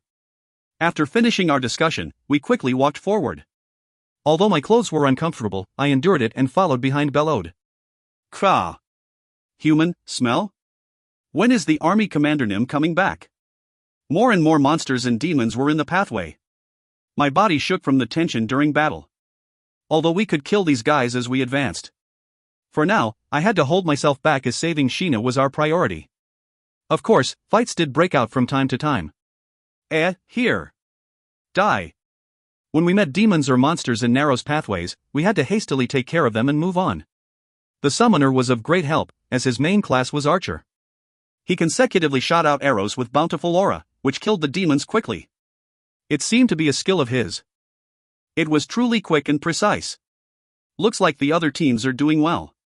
We heard explosions and screams from parts of the military camp. Hoping for the other team's safety, we hastened our steps. Soon, we reached the tent where Sheena and the other explorers were imprisoned. As expected, there were dozens of demons guarding the place. It seemed they planned to use them as hostages in their fight against the Empire. What do we do? As we planned, I'll go. Ku-hum. Gladly. I walked up confidently. My appearance changed with each step. My white skin turned into black, tough and muscled skin, while horns shot out from my head and my hair was dyed black. Seeing me walk up so confidently, the demons became flustered. Army Commander Nim. Army Commander Nim, do you need something? We haven't received any word that you'd be visiting. What? I definitely sent a message. But we haven't heard that you've come back yet. Did you bring the crown princess back? That bitch hid. We'll need to use the hostages more aggressively. Army Commander Nim, that's. I reached out and grabbed the head of the demon that talked back to me. Do you want to taste the honor of becoming my blood and flesh? And no, sir. I, Shituno, am the absolute ruler under His Highness, the Demon Lord. You dare to talk back to me? You've gotten bolder. No, sir. You must have heard that we have intruders. I will take care of the hostages from now. You guys focus on guarding His Highness. Yes, sir. The demons all bowed and disappeared beyond the pathway. I snorted and thought. This skill, it can even alter my way of talking. It said I would absolutely not get discovered, but to think it would have such effect. I thought I could call my plan a success if I could just trick them for this one moment, but I didn't think it would work so well. God bless Zeus. Amazing. I thought the damned demon came back to life, but after confirming that the demon's presence disappeared completely, I returned to my allies. Giving them a grin, I went back to the appearance I had before. Right. I had been using Sky God's play. But the next part worries me a bit. Why? At my question, Bellowed couldn't continue and shut his mouth. However, his eyes clearly showed unhappiness. As it was none of my business, I ignored it and entered the tent with them. She was there. Sheena, who had been petrified, was there. Happily yelling inwardly, I urged everyone on. We don't have a lot of time. We're going to confirm that everyone's here and escape. Right. 8 people, including Shin and Im. They're all here. They will notice us leaving, right? Let's just keep going. It won't be possible to secretly leave with them anyways. Hurry up and put them on. Although we tricked the demons away, it won't be long until they found out. The summoner summoned his wyvern and fixed the petrified explorers on. As they were alive, they wouldn't enter the inventory. As such, we had to sweat to get them out of here. It would be nice if I could just use return and bring them to Earth with me, but as they belonged to the Luca continent, that wasn't possible. It was quite irritating. But, in my dream, I remembered that I returned to Earth with Ludia. How did my dream self do that? While we were putting the petrified explorers on the wyvern, the magician calmly shot up a flare. It tore the tent and rose up high into the sky, signifying that we had successfully rescued the explorers. Get on. You too, newbie. I'm coming even if you don't urge me. I held Sheena in my embrace and got on the wyvern last. The wyvern breathed out fire, burning everything in its path as it flapped its huge wings. Vyern. A wyvern appeared inside the camp. Damn it, there were intruders here too. Uproar began to ring out from all sides. We could see demons running toward us, holding their weapons or tails. Kook, they took the hostages. Shoot them down. Fools, be careful when you shoot. The wyvern soared into the sky. However, the wyvern was hit by 2 of the demon's magic attacks, causing it to scream. Those sons of bitches. Crown Princess.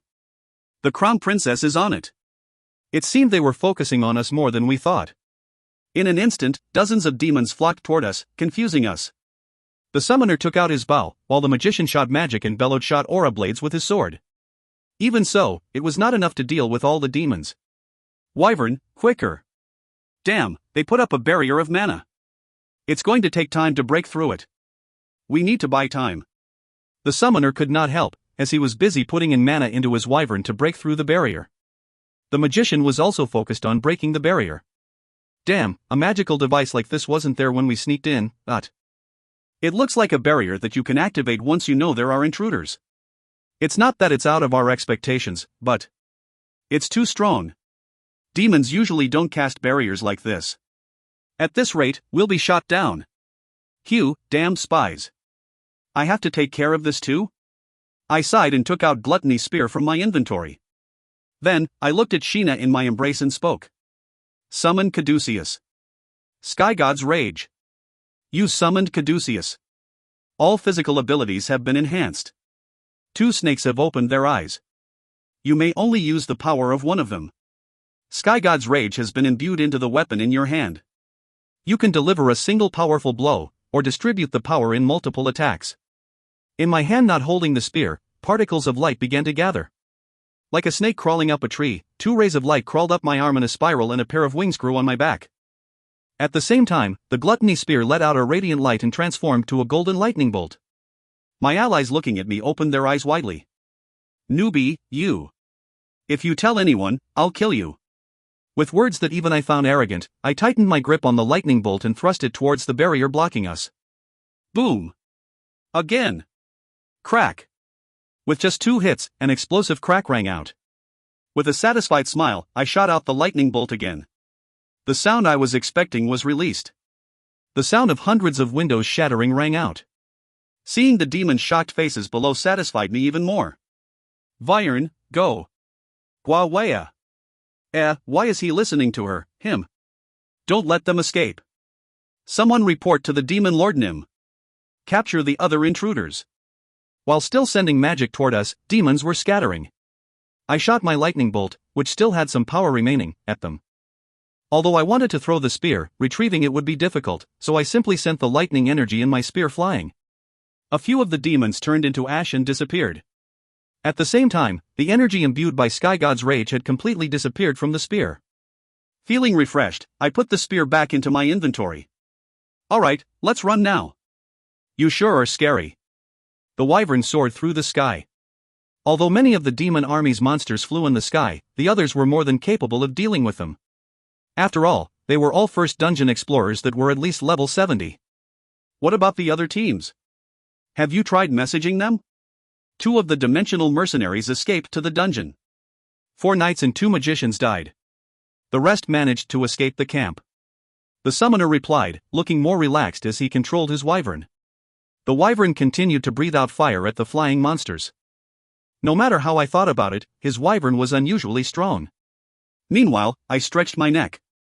The petrified people are all tied well, right? Other than the princess in your hand, then yeah. Good. Then should we do it now? Do what? You'll see. With that, I stretched my neck again. Then, I shouted. Yuwa Aowak. You used Orc Lord's war cry. All party members are cleansed of negative status effects. All party members' attack power increases by 50% for the duration. All party members become super armored, unfazed by enemy attacks. Startled by my shouting, the wyvern screamed and flapped its wings violently. The others were also surprised by my shouting and turned my way to say something, only to get shocked. MM? MMM. Sheena, who was in my arms, regained her normal complexion. Not only her, but all the petrified explorers tied to the wyvern snapped out of their status effects. What did you? No, never mind. Excuse me. Dot. Even if I told you guys, there's nothing you can do. I murmured inwardly. The petrification was a type of status effect. It could be cancelled with Orc Lord's Warcry. I was now fully ready to agree that Orc Lord's Warcry was the world's most cheaty skill. Smiling brightly, I checked Sheena's state. She was still wearing the armor she wore during the battle. With her eyes open, she was looking at me with surprised eyes. Sheena, are you okay? Uni? You came to save me? Really? Yeah. Sheena's eyes opened widely. Then, looking at me, who was taking Ludia's appearance, she laughed. So Uni really? Hoo. Thanks, Uni. I was lost for words at her incredibly beautiful smile. Drawn by her smile, I also smiled. Sheena's next action was like flowing water. And, goodbye. She took out a sword. The sword's body, the sword's guard, and the sword's pommel were all emanating an eerie black aura. Then, she stabbed it in my stomach. Author's note. 1. I wonder if there are any readers who didn't realize that Shin was disguising himself as Ludia. Probably not, right? With all the hints I gave. 2. It seems like not a lot of people thought Sheena was a traitor. Someone actually guessed it from what Prayuta said in the last chapter. I got frightened and replied mysteriously. I don't know if it worked. By the way, there were many hints. Like the Emperor telling him not to trust anyone besides Ludia and bellowed, the fact that Sheena, who should have been faster than Ludia, stood still and got petrified while Ludia escaped, though Ludia thought that it was because she was just faster t.t, or as the last chapter said, Prayuta telling Shin not to trust anyone. Stupid Sheena, you got tricked. Does she still look like your sister? Now, why was Shin taking Ludia's appearance? Why did he hold Sheena in his embrace, fully knowing that something was wrong with Sheena? Did he want to embrace a girl even if it cost him his life? The answer will come out in the next chapter. P.S. Shin's cape has the effect of blocking ambush attacks 3 times per day. It will be explained in the beginning of next chapter, but he cannot use his equipment skills when he's using Sky God's play, so that's why he couldn't block her attack. Of course, even if he could use the effect, the difference in the equipment's power wouldn't make that possible. Translator's note. Sure, give me longer chapters, Toika, I love it. Tears. On the other hand, if Shin's changed to Ludia, can he feel the, If you find any errors, ads pop up, ads redirect, broken links, non-standard content, etc., please let us know. Report chapter so we can fix it as soon as possible. Chapter 121. Avarice Devours Everything, 8. Chapter 121. Avarice Devours Everything, 8. My cape's effect, Ambush Defense, could not be used in Ludia's appearance. Although I retained all my abilities, it did not include my equipment's effects. As such, I could only let the sword stab into me helplessly. You have been stabbed with the legendary weapon, Soul Sucker, crafted with the Demon Lord's power. If you do not receive peak grade treatment, you will soon be killed. All party members fall in Shameful Obedience status effect. Orc Lord's Warcry attempts to resist it. Without enough resistance left, it fails. So Orc Lord's Warcry could fail too. The reason it didn't have enough resistance had to be because it cancelled all the petrification. Since the petrification was a status effect casted by the Demon Lord, it was understandable. In fact, it would have been more surprising if Warlord's Warcry could have resisted the status effect again. I didn't think you would grit your teeth and come save me. But I'm happy I got to use this sword, Uni. Cough. But still, I'm surprised. I thought you'd get caught before it became my turn. We planted quite a lot of spies among the knights, you see. By now, the demon army should have invaded the Imperial Palace too. The demons that usually only stay in the Demon Lord's territory have been sent out, knowing that this is the best opportunity. Elite forces sent to save me. Without them, what would have happened to the Imperial Palace, to father and mother? I don't think the ruler of an empire would run away to the dungeon, so do you think he got captured? I coughed up blood. Excruciating pain swept over me. It was as if my soul was being sucked in by the sword. The party members tried to approach me, but I shook my head once and gave them a glance. It was the signal to execute the plan we made for the what if we talked about. Bellowed shook his head in pain, but the magician and the summoner were different. They immediately sprung into action. Although they seemed to be in pain from the status effect, the order I gave them was extremely simple. Thinking that victory was in her grasp, Sheena continued. What, don't you say something, Uni? Like since when or why I went to the Demon Lord's side? Or if the Demon Lord brainwashed me? Don't you have a lot to say? What is it that you want? Sheena seemed to be surprised by my straightforward question. She curled one corner of her mouth up and responded. It's the seat next to the Demon Lord, Uni. A seat where I can obtain everything in the world. He allowed me to be beside him. Of course, with one additional condition. The power of Kang Shin, the other world's hero. You know how greedy I am, right, Uni? The Demon Lord took my offer of the power of another world's hero. He also saw me in high regard. You see, we suit each other rather well. So, because of your avarice, you cooperated with him in destroying the Awer Empire, killing me, and offering Shin to the Demon Lord? Leaving his own world to end? Yep. What, are you trying to contact him? Give up, Uni. This sword's power is amazing. The only thing Uni is allowed to do is to curse at me to make the short time you have left worth it. You probably can't open your inventory either. It really didn't open. I let her know that there were others with my eyes, but Sheena was still full of leisure. Didn't I tell you, Uni? This is a weapon imbued with the Demon Lord's power. Everyone here is no longer allowed any freedom. At the very least, everything they could do as explorers has been sealed. Plus, the ones Uni saved are also. Sheena talked as she turned her head, and was shocked. Other than Bellowed, who was gritting his teeth and closing his eyes, the summoner and the magician's actions had shocked her. 7 explorers, who were tied so well that they couldn't even open the door to the dungeon, had fallen from the wyvern's back. Currently in free fall, they were screaming.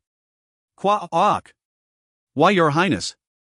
Since both their hands and feet were tied, they were fated to hit the ground without doing anything. Of course, they couldn't escape to the dungeon. The moment I realized Sheena was hit by the Demon Lord's magic on purpose, the chances that other petrified explorers were also traitors became extremely high. The moment Sheena's words confirmed it, the party members had thrown them off the wyvern. Having to kill the people we came to save. It was a truly unpleasant feeling. You guys? They'll probably die.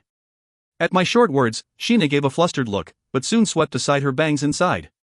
Who? I don't care what happens to them. They were only there to make it more believable that I was captured by the Demon Lord. What's important is that you and the others can't do anything to me. She seemed to be telling the truth. Even after dropping the 7 explorers, the summoner and the magician couldn't approach me. It seemed like the sword in my stomach was preventing them somehow. If they forced themselves, they might be the ones to fall off the wyvern instead. It must be the shameful obedience status effect they got when the sword stabbed through me. Just by attacking one person, the whole party was suppressed. I knew it was imbued with the Demon Lord's power, but what was this weapon? At that moment, while I was feeling my vitality reaching its limit, a message rang out in ear, surprising me. Die Hard activates. All injuries have been restored and your vitality is restored to 50% of its maximum. Soul Sucker's power prevents healing. If you do not receive peak-grade holy recovery in the next 2 minutes, you will die. Without even knowing that Die Hard had activated, Sheena smiled confidently and spoke. Hoo, this sword is also the proof of contract between us. It is the power that he bestowed upon me. Be glad, Uni. Uni loves Kang Shin, right? He will be stabbed with the same sword. With this sword, I will rob the world of its power. How is it? Are you happy that you will die in the same way as your lover? Koo, this hurts. There's one thing I want to say. With this, I probably heard everything I could with Ludia's appearance. I immediately cancelled Sky God's play. In an instant, my height grew taller, my hair got shorter, and my voice became thicker. My two arms, which were still holding onto Sheena, changed from the slender arms of a frail girl to healthy, muscled arms. Likely because of Soul Sucker, I wasn't wearing my equipment and was only wearing my underwear. Because of the sword stuck in my stomach, my underwear got dyed in red. Without joking, it was an intense pain. I'm not your Uni, Sheena. Sheena's eyes opened widely. Appa. Bellowed, the request has been complete.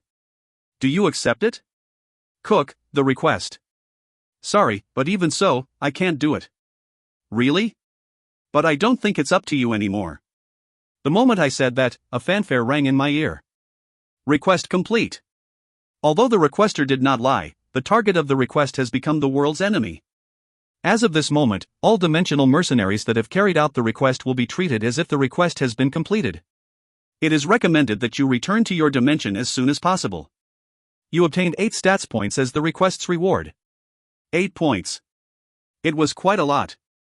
However, I couldn't open my status window at the moment, so I couldn't use the points that I had obtained with difficulty. Sheena was visibly surprised by the fact that I had changed from Ludia's appearance, but after realizing that the sword was still stuck in my stomach, she regained her composure. Appa, you already became a dimensional mercenary? I never even imagined it. Plus, you were disguising yourself as Uni too. It's quite unfortunate that I couldn't kill Uni here, but at least you made it easy for me. I can fulfill my side of the contract with the Demon Lord now. As I thought, I wasn't your fated partner. Geez, Appa. My fated partner isn't a childish rookie like you. It's the Demon Lord. Didn't Ludia say her clan's eyes allowed them to find partners that would let the Empire flourish? It seemed there was a mistake. For example, instead of a flourishing empire, it could be flourishing descendants. With her fated partner being the Demon Lord, it was understandable that she'd be excited. Especially since she even suppressed me with such a powerful weapon. At this point, I was completely certain. I wanted to believe that the Demon Lord had brainwashed her, but all the negative status effects on her should have disappeared when I used Orc Lord's Warcry. Since she lied about her fated partner being me, she must have been conspiring with the Demon Lord for a long time. So Sheena, do you hate me so much that you want to kill me? HM. To be honest, I thought you'd be a good boyfriend. You're handsome, strong, and kind. Thanks for the compliment. By the way, Sheena, I came here to save you. Although I was in Ludia's appearance, I hoped that you were fine. This was the truth. If possible, I wanted to save Sheena and go back. I wanted to complete my first mission without much problem, and I didn't want to see Sheena rebelling against Ludia and the Imperial family. I didn't want to see Ludia's crying face, and I didn't want her to hate me.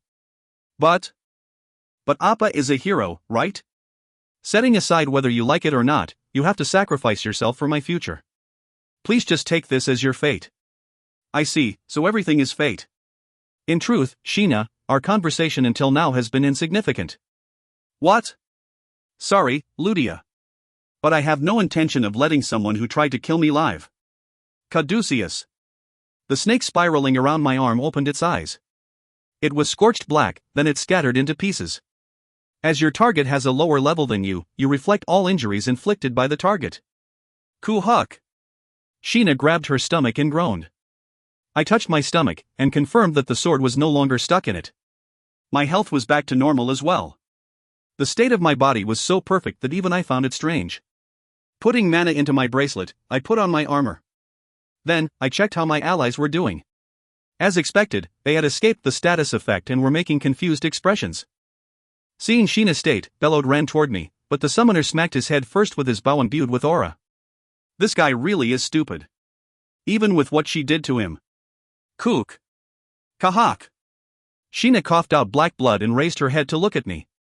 The sword stuck to her stomach was giving off a black aura. Just watching it made me shiver in fear, especially when I thought that it was inside of me until just now. What did you? Sheena. In my country, we call it the retribution of karma. I explained to her coldly. I simply returned what you did to me. How? The Demon Lord's power. Anuni.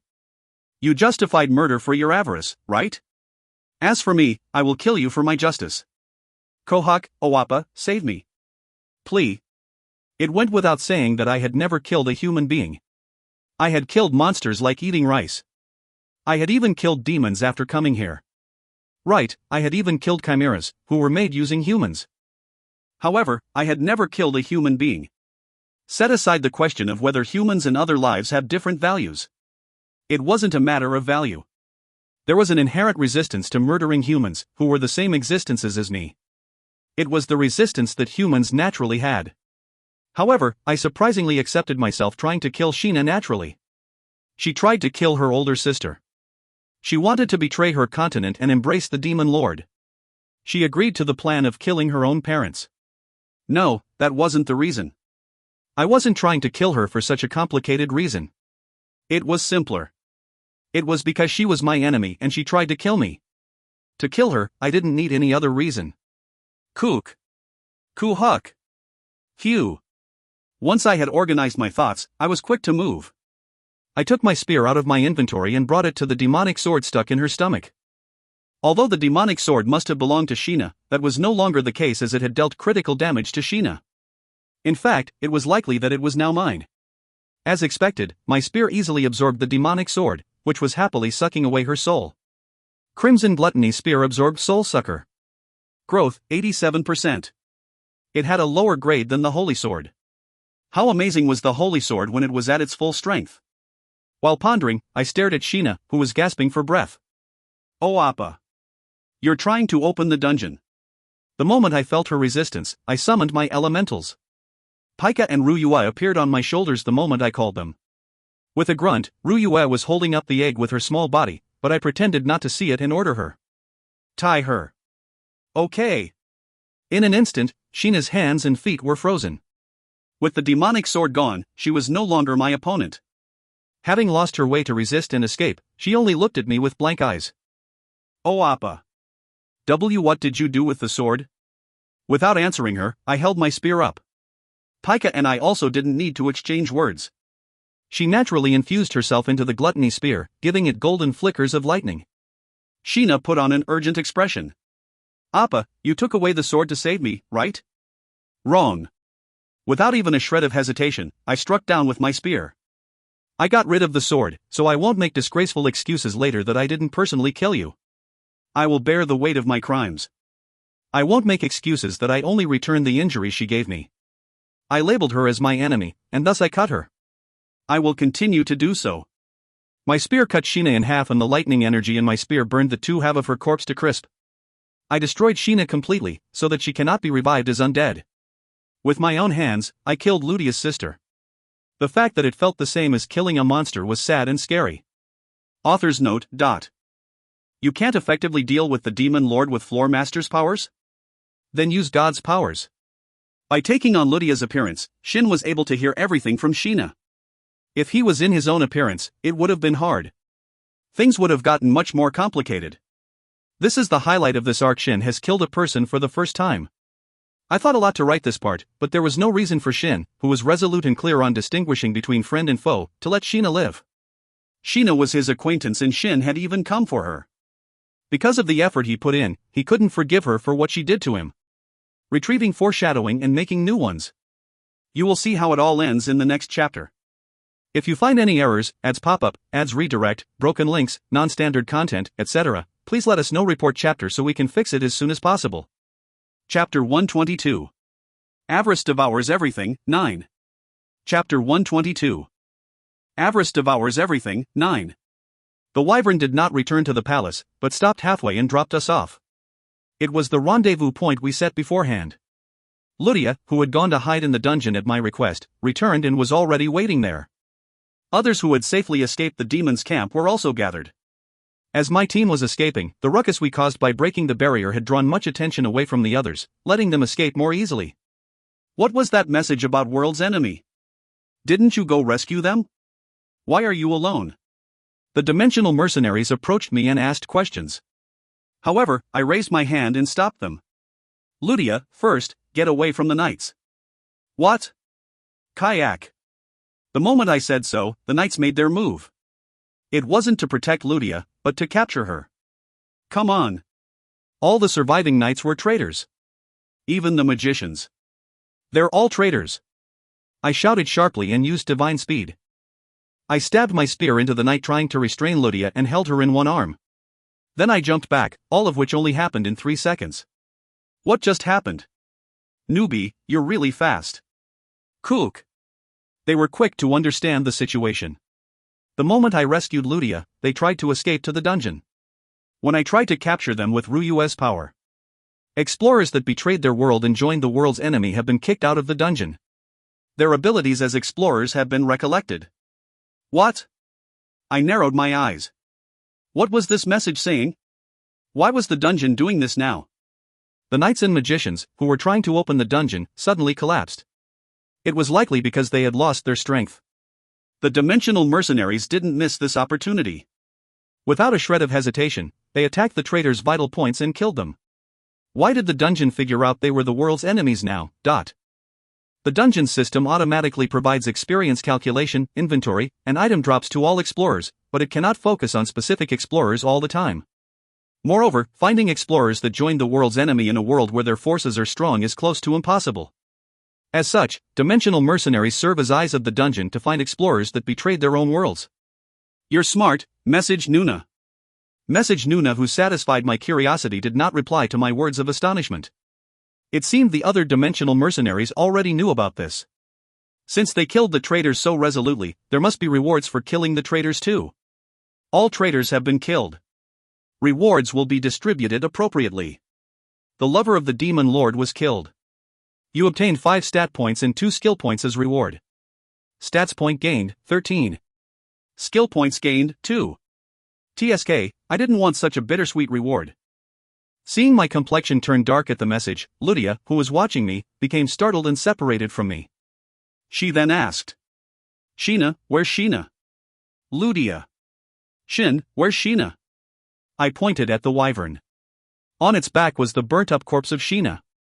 When Ludia saw the corpse, she didn't say anything. We confirmed it. Sheena was an enemy. That's a lie. Newbie's telling the truth. If it wasn't for him, we would have all died. Damn, that demonic sword still makes me shiver. Sheena had a demonic sword? Yeah. I nodded my head. Ludia slowly approached the wyvern and pulled the corpse down.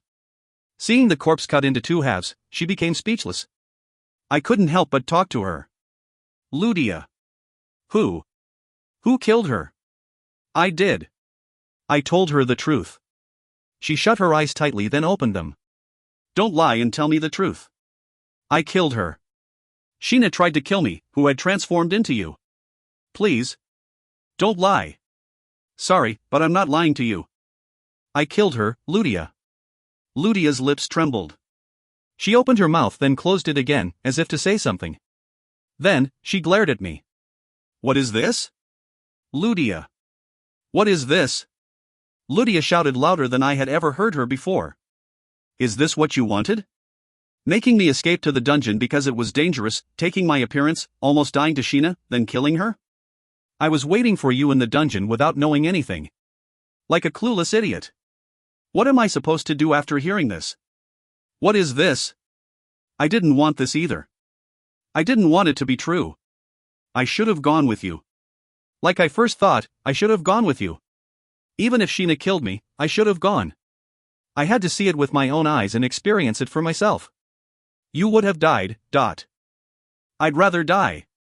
Because you protected me, I became the world's biggest idiot, fool, and blockhead. Is this what you wanted? Did you want me to obediently stay in the dungeon because you said it was dangerous, then crawl out when everything was over, see my sister's corpse, and nod my head and say it couldn't be helped since she was a traitor? I did. I also shouted. It's better than you dying. I didn't want to lose my friend. Is that bad? Because you tried to protect me, I lost my authority as a member of the Imperial family, my pride as an explorer, and even my qualification to be your friend. Because I was afraid of my sister being a traitor, I became a coward, who left my friend to go save my sister and hid in the dungeon. And what's wrong with that? You don't understand your priorities. You're the one who can't understand. Look at me. Both mother and father were killed, but hiding in that small house in the dungeon, I couldn't even see Sheena die with my own eyes. And I had to hear that my sister's killer was none other than you. What? I don't have anything anymore. I have nothing at all. There's nothing to protect, there's no reason to live. I would have rather died to Sheena. I would have rather protected you and died. That way, I could have at least protected my friend. The Emperor and the Empress died? I wanted to say something, but I was lost for words. I remembered what Sheena said, that the highest-ranking demons had gone to attack the Imperial Palace. Did the Emperor and Empress leave behind a will for her? Did they meet an honorable end? I didn't know whether to be sad or happy at the fact that they at least didn't experience torture without being able to die like in my dreams. Leaving my speechless self behind, Ludia fell on the ground helplessly. Then, with a barely audible voice, she murmured, "Sorry, Shin. Sorry. Sorry for only sending you. I'm the one that made you kill Sheena with your hands, I'm the one, but..." Seeing her suddenly change from condemning me, I became flustered. She wasn't mentally stable at the moment. After thinking about what to say, I replied in a quiet voice. "It's what I wanted. I'm the worst. I'm worthless. I'm a clueless fool, who gets scared at the most critical moments and can only let others do my job. I don't have the qualification to be royalty, to be an explorer, or even to live." "Ludia, don't say that. I hate you. I can't help but hate you. I hate myself. I hate myself for hating you. Ludia, you need rest. I beg you, don't think about anything and just rest. If you hate me, I can disappear. I understand why you would hate me, so I'll go away so that you won't see me anymore." "No!" Ludia suddenly shouted. Her eyes were full of fear. "You stole my sister from me, and you even want to take away what I have left?" "Ludia." Was Ludia talking about me? Startled by her words, I stood still without knowing what to say. She staggered up and approached me. Holding onto my arms, she looked up. Her blue eyes were glistening with tears. "No, Shin. Don't. Please. You're the only one I have left. I lost mother, father, and Sheena. I don't want to lose you too. Sorry. I won't hate you, so please don't leave. Please." Ludia had gotten weak. That's what I thought. She was mentally pushed to the point she would cling to me, who had killed her sister. Since the day Sheena was captured by the Demon Lord, or at least thought to be captured, she was broken. The wound she had patched under the goal of rescuing Sheena had burst, leaving her helpless. "No, don't go. Don't leave me alone. She's having a mental panic attack. Thinking that the world would collapse leaving her alone or that she is now worthless. It's common among explorers that lost their worlds. At least, she still has you. Newbie, you better think carefully before you act." The summoner mercenary spoke bitterly. Then, he disappeared using return. The other mercenaries disappeared one by one. I couldn't blame them. Once the demons occupied the Imperial Palace, they would be coming for us next. It was the correct choice to go back as quickly as possible. In the end, only Ludia and I were left in the field. Our surrounding was strangely quiet, almost as if something would suddenly pop out. "All right. In that case, I'll stay by your side. Even if you hate me, I'll stay with you." "I won't hate you. I hate you, but, thank you, hick." Ludia held me and cried silently. I patted her back, feeling a sense of unease. What would happen to the two of us? Would we be able to stay as friends? This dangerous relationship, will it be able to hold on without crumbling down? Embracing her, that was all I could think about as she cried. "Sheena's corpse. Burn it." Once she stopped crying, that was the first thing Ludia said. She was still clinging to my arm. I couldn't joke around like I usually would. "Please, get rid of the traces of Sheena." "I'll do it." When I was about to burn her corpse, a voice rang out behind me. Now that I thought about it, there was someone here. It was Bellowed.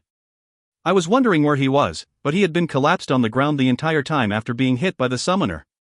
Did he just wake up and realize what happened? I suddenly felt sorry for him.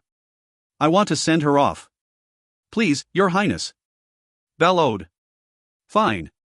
You can do as you'd like." Ludia made a surprised expression, but soon nodded her head with a bitter expression. Bellowed nodded respectfully, then slowly took out his sword. Fire then enveloped his sword. Just like how Prayuta's circuit manifested whirlwinds, he could turn his mana into flames that burned everything. Your Highness. May you rest well. The flame he sent flying landed on Sheena's split corpse. As her corpse was burning, we silently watched, while Bellowed cried. Once Sheena's corpse had burned to ashes, Bellowed turned around and respectfully bowed to us. No, he bowed to Ludia. I'm glad you're safe, Your Highness. I should have asked for your safety first. I apologize for stepping out of line. I forgive you, Bellowed. And I'm no longer the crown princess. I will throw away my status as royalty. Your Highness. Bellowed, there's no time. You should abandon the Luca continent. She was concise. There's no hope left here. If you don't want to die with Sheena, immediately run away to the dungeon. You're in a guild. But, Your Highness. Bellowed, go. Next time you see me, don't call me Your Highness. This continent is over. Party member Paludia Grenaware has been changed to an independent explorer. With her consent, you can return to Earth with her. With trembling eyes, Bellowed looked at Ludia, then turned to look at Sheena's ashes, which began to scatter into the wind. He bit his lips, turning back around and bowing deeply to Ludia. Then, he disappeared. He had gone to the dungeon. Seeing him disappear, Ludia leaned in my embrace without strength. I'm tired. I want to rest. I could feel the weight of her entire body leaning on me, making me realize to my bones how weak she had gotten. I couldn't let her leave to the residential area like this. Ludia, do you want to come to Earth? At my question, Ludia opened her eyes widely in shock. Then, she nodded her head. Her complexion was brighter than before. I was worried that she might not like it, but I felt relieved. Even if she returned to the residential area now, it would be bad for her. However, Luca continent would not let us leave so easily. Savior, hero. For what reason have you arrived at this fallen world? I knew instinctively. This showy voice belonged to the Demon Lord. Just by hearing the voice, Ludia shook uncontrollably and clung to me. As I turned around, I also trembled from the presence I could feel with my entire body. In the sky, there was a bat. Do forgive me for being rude and not seeing a guest with my real body. But my real body is currently in deep sleep to accept the world's power. You're talking about the power you obtained by killing this world's hero? That's right, hero. Did you enjoy the game? My concubine should have entertained you. It was distasteful. You aren't very good at greeting your guests, Demon Lord. Hoo. You say rather interesting things, Otherworld's hero. The bat continued. Last surviving princess, come to me. You were the one I wanted from the beginning. If you become mine, everything you ever wanted will be yours. In the name of Mataris, go kill yourself. Ludia spat. Looking at the Demon Lord's familiar, her eyes were burning with fear and rage. I decided that it would be the best to stop Ludia from seeing the Demon Lord. Oh, how unfortunate. But even the hero holding you so reliably will soon die. In the end, heroes are only scapegoats. With a few petty blessings, they are forced to fight against us. Return. I used return. Immediately, the surrounding scenery became distorted and melted down. Before we realized, Ludia and I were in my house on Earth. As Ludia was staring at me blankly, I smiled softly and spoke. Demon Lord, that son of a bitch, do you think we made him mad by leaving in the middle of him talking? Yeah. Still with blank eyes, Ludia nodded. Suddenly, she laughed. Looking at her, I also bursted out into laughter. Demon Lord 0, Kang Shin 1. I had gotten my first victory over him. Author's note. Shin, Demon Lord, I don't want any information from the likes of you. Stay in Luca continent. Ludia, living together. I accepted it without much thinking, but we're living together, Shuna, who just woke up from the second floor of Ludia's house. Why do I feel like everyone forgot about me? Ludia, hurry up and come back TT. If Ludia looked mentally shaken throughout this entire arc, yes, that's what I was going for. She's in a light mental illness. I tried hard to convey it properly, this chapter was even harder than the last. Breaking things is easy, but portraying emotion is really hard. I hope the readers liked it. If you find any errors, ads pop up, ads redirect, broken links, non-standard content, etc., please let us know. Report chapter so we can fix it as soon as possible. Chapter 123. You in the World of Sunset, 1. Chapter 123. You in the World of Sunset, 1. After coming to Earth with me, the first situation Ludia had to deal with was meeting my family. Oh. I'm back. The moment Ludia and I left my room, we ran into Mother, who was climbing the stairs with a vacuum cleaner. Her eyes became incredibly big the moment she saw us, and she frozen. Soon, with a calm expression, she put the vacuum cleaner down, cleaned her hand on her apron, and walked up to me. Putting her hand on my shoulder, she whispered, "Is that my daughter-in-law?" "She's my friend." Thankfully, her question was within my expectations, so I could give an instant reply. However, Ludia tilted her head and spoke. "What did she say?" "Ah. Now that I thought about it, Ludia was from Luca continent. She could talk to me since we were both dungeon explorers, but she couldn't understand Mother, who wasn't a dungeon explorer." What happened next surprised me. With her hand not holding onto me, she reached into the air and took something out. That is, she had taken something out from her inventory. It was a black leather choker. She put it on and spoke. "Hello." It was Korean. What? What did you just equip?" "It's a translator that the dungeon sells for 300,000 gold. It translates what I say or what others say to languages we can understand. Since people in my continent also speak different languages, I bought one. Why didn't Loretta and Lynn tell me about such an item? I could have easily solved my poor English problem at Britain." While I was feeling a slight rage at Fairy Gardens Guild Master and Vice Guild Master, Mother approached Ludia curiously. "Is she a foreigner?" "As you can see, yes. Ludia's a foreigner." "Where is she from?" "With her Western appearance, is it America? Britain? France? She doesn't look Italian. I'm Aware Empire's Prin, ordinary citizen." "If you're going to throw away your status, can you talk with honorifics?" One eye gazed at Ludia strongly, but she turned her head the other way with a snort. For the record, she put more strength into holding on to me. Hearing the word Aware Empire, Mother tilted her head. "Aware? Mom, she's a friend I made in the dungeon. I want to let her stay here for a while, is that okay? I'll tell Father and Yua too." I changed the subject and asked Mother. She immediately stopped thinking about where Aware Empire was, as she put her hands on Ludia's shoulders. "Of course. You can live here forever. God, I didn't think my son would bring such a pretty girl home. So? How far have you gone?" "Mom, she's really just my friend, so don't misunderstand." "If you're going to make excuses that she's just a friend, at least stop linking your arms together." When Ludia heard what Mother said, she suddenly became pale, pulling on my arm harder and throwing herself into my embrace. Feeling that something was wrong, Mother's expression became stiff. With a bitter smile, I asked, "Mom, please?" "All right. Since Shin brought a friend home, I'll have to show off. I have to appease Yua too." "Appease Yua? Is she mad that I wasn't home for a while?" "You'll know once you see her." With that, Mother smiled. I tilted my head and looked at Ludia, but she's still shaking lightly in my embrace. In any case, Yua really seemed mad, just like Mother said. No. Why you can't live together, Appa? Especially with someone so pretty. She's just a friend, Yua. There's a complicated circumstance, so I hope you can understand. I looked at Mother and Father as I tried to convince Yua, but they were both more concerned with Ludia. Mother asked Ludia what her hobbies were and Father seemed interested by the fact that Ludia was an explorer. In any case, they were telling me to convince Yua on my own. "Appa, to be honest, I'm mad. It hasn't been long since you came back from Britain, but you left home for 4 days. You even brought back someone so pretty. Sorry, but there's a circumstance I can't tell you about. It's hard to explain." "Why is it hard to explain?" As it had been a long time since I saw Yua be so unreasonable, I didn't know what to do. Then, Ludia sighed and pulled on my sleeve. Holding onto chopsticks strangely, she asked, "Shin, can you explain how I use this tool?" "I told you to use a fork instead of chopsticks." "I don't want to. No matter what country you go to, diplomacy starts from your table manners. So you teach me. You didn't come here as a diplomat. I'm a person of this world now, so it has to be perfect. You have to teach me everything. You. Appa. Hook."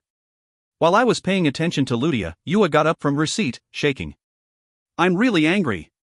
Appa can do whatever you want, I don't know anymore. Yua." After putting her empty dish in the sink, she left. Why Yua was finally going through puberty. "Shin, can you show me how to use this? I can't figure out how." "I'm surprised you can ignore others so well." Even as I sighed, I spent a long time to teach Ludia how to use chopsticks. Since I didn't know how or why I had to appease Yua, I could only sigh. When I told Loretta what happened, even she got mad. You're saying a customer named Paludia is staying in Shin Nim's house? The one you gave the headband to? Yes. I'm Jill. No, send her back to the residential area. You're saying this too, Loretta? I'm worried about Ludia. I want to watch over her for a while. That's. I know Shin Nim doesn't have any ulterior motive, but. Loretta looked like she wanted to say something, but in the end, she simply sighed. Then, she spoke as if there was no other choice. Fine. I'll allow it. Thanks. Strange. Why did I get Loretta's approval? What approval did I even get? My head was filled with questions. Meanwhile, Loretta continued. Then, I'll first teach you how to appease your sister. Tell me quickly. The questions immediately disappeared. When I returned from the dungeon, it was midnight. As I only went to the dungeon after Ludia fell asleep and set me free, talking to Loretta for a bit didn't pass the night. Yua, are you sleeping? Yes, I'm sleeping. Can I go in? Yes. After shouting angrily that she was sleeping, she easily crumbled at my request. I entered the door with a grin. Yua seemed to have been studying, as she was looking at her notebook and using the internet. She turned her rotating chair around and faced me. Her cheeks were puffed up. I thought you were with Paludia SSI. She went to sleep a while ago. Appa just came back from the dungeon. So she was clinging so closely to Appa before going to bed? Yua, you also realized that something was wrong, right? When I asked her calmly, Yua made a difficult expression, then nodded her head. How did you meet her? I met her in the dungeon, and we became friends. You see, I went to help Ludia this time. She's really just a friend? You guys aren't dating? Of course not. Then why is she sticking to Appa so closely? It's hard to explain in detail, just that she went through some difficulties. She lost her place in her country too. I couldn't leave her alone, so I brought her here. The details are what I want to hear. Yua murmured weakly and drooped her shoulders. Then, she said something I never would have imagined. I want to help Appa too. Appa looks like you're having a hard time lately. Plus, you're always busy. The incident that made Appa's friend like that, Appa must have been there too. So I'm worried about Appa. While I was panicking as Yua's response was different than what Loretta said, Yua continued with her head down. When Appa first became a dungeon explorer, I was happy. You were always smiling, full of confidence, and even lost muscles and became handsome. Appa was always handsome, but Appa became even more handsome. Thanks. But after the second moon rose and monsters began to appear, Appa began to change. I was happy that I could be proud of Appa, but lately, I've been restless. I'm worried that Appa might suddenly leave me and disappear. A day would come where people without abilities would have trouble being near the hero. It was when I would have to leave my family. Because Yua's words were so accurate, I couldn't argue against her. Then, Yua looked up, staring at my eyes. If I become a dungeon explorer, can I help Appa, too? No. Although I was surprised from Yua's words, I could answer her question immediately. Yua doesn't have to fight. Fighting can be done by people like Father and Appa, who only knows how to fight. Yua can help Appa by staying safe and being healthy. I know how to fight too. No, Yua. You're more suited to things other than fighting. Yua didn't have talent for physical activities like fighting. I was certain. Since I couldn't tell her that outright, I tried to say it in a roundabout way, but it didn't seem to work, as Yua's eyes became sharp. I hate Appa. Hook. Appa sucks. Leave. Yua talked to me without honorifics, too. When Yua pushed me with her hands, I became worried that my tough body would hurt her and quickly left her room. Immediately afterwards, the door closed with a boom. Left alone outside the room, I found a word to objectively describe this situation, and murmured as my heart crumbled. Sibling quarrel. Loretta, this is all your fault. Even though I didn't get to say what you taught me or use the present you gave me, I found a target to lash out on. It was the Wendigo. However, the Wendigo had a critical weakness to serve as my stress reliever. Choose your reward. 1. Wendigo's fur pants. 2. Frozen crystal. Damn, this guy is too weak. He's so weak, I don't even feel like fighting him. I kicked the snow on the ground in anger, and swallowed the frozen crystal. By consuming the frozen crystal, your resistance and affinity to freezing energy increases. Your magic increases by 1. I love Shin. It became colder. I think my affinity with Ryue is already at its peak, but Ryue, I like Ryue too. Heave. Ryue rubbed her head in my chest, and I patted her while thinking about what to do next. First, I had to appease Yua. No, that's probably not possible right now. Since Yua rarely got mad, I didn't even know when she would calm down. I had an idea why she got mad, but it wasn't possible for me to do anything about it. I guess it's the Wyvern's Nest. America, Arizona State, Pages Antelope Canyon. It's Field Dungeon, Wyvern's Nest. If I went there, I could meet Sierra Kinex, the woman who addressed me as Hero. I would know once I met her why she called me Hero and who she was. If she refused to speak, I would have to squeeze the info out of her. I was more than capable now. Alright, I decided. Once I finished grinding Wendigo and Ryue's ability grew, I would go to Wyvern's Nest. Wash your neck and wait, Sierra Kinex. Author's note. It's the start of a new arc. I lightly portrayed Ludia assimilating to Earth's culture. It's now time for dungeon. Then, we'll focus on Sierra Kinex, that suspicious woman. For the record, if you don't read this chapter carefully, you'll regret it later. Why? That's a secret. Translator's note. ICDS, Romcom edition. Wait, what about when Ludia takes showers? 1. Kind of hard to convey in English, but you have to use honorifics when talking to older people in Korean, which she didn't do. 2. Again, hard to portray in English. If you find any errors, ads pop up, ads redirect, broken links, non-standard content, etc., please let us know. Report chapter so we can fix it as soon as possible. Chapter 124. You in the World of Sunset, 2. Chapter 124. You in the World of Sunset, 2. Hunting the Wendigo by myself was extremely easy, but I could still get frozen crystals even if I added a few more people to my party. As such, I decided to hunt the Wendigo in parties. When the explorers stuck on 50th floor saw me, they immediately recognized me as Crown Prince. Crown Prince is already on the 50th floor. A miracle. 50th floor already. But even Crown Prince should have hard time breaking through the 50th floor. He'll be stuck here too. If you're done talking nonsense, we're going in.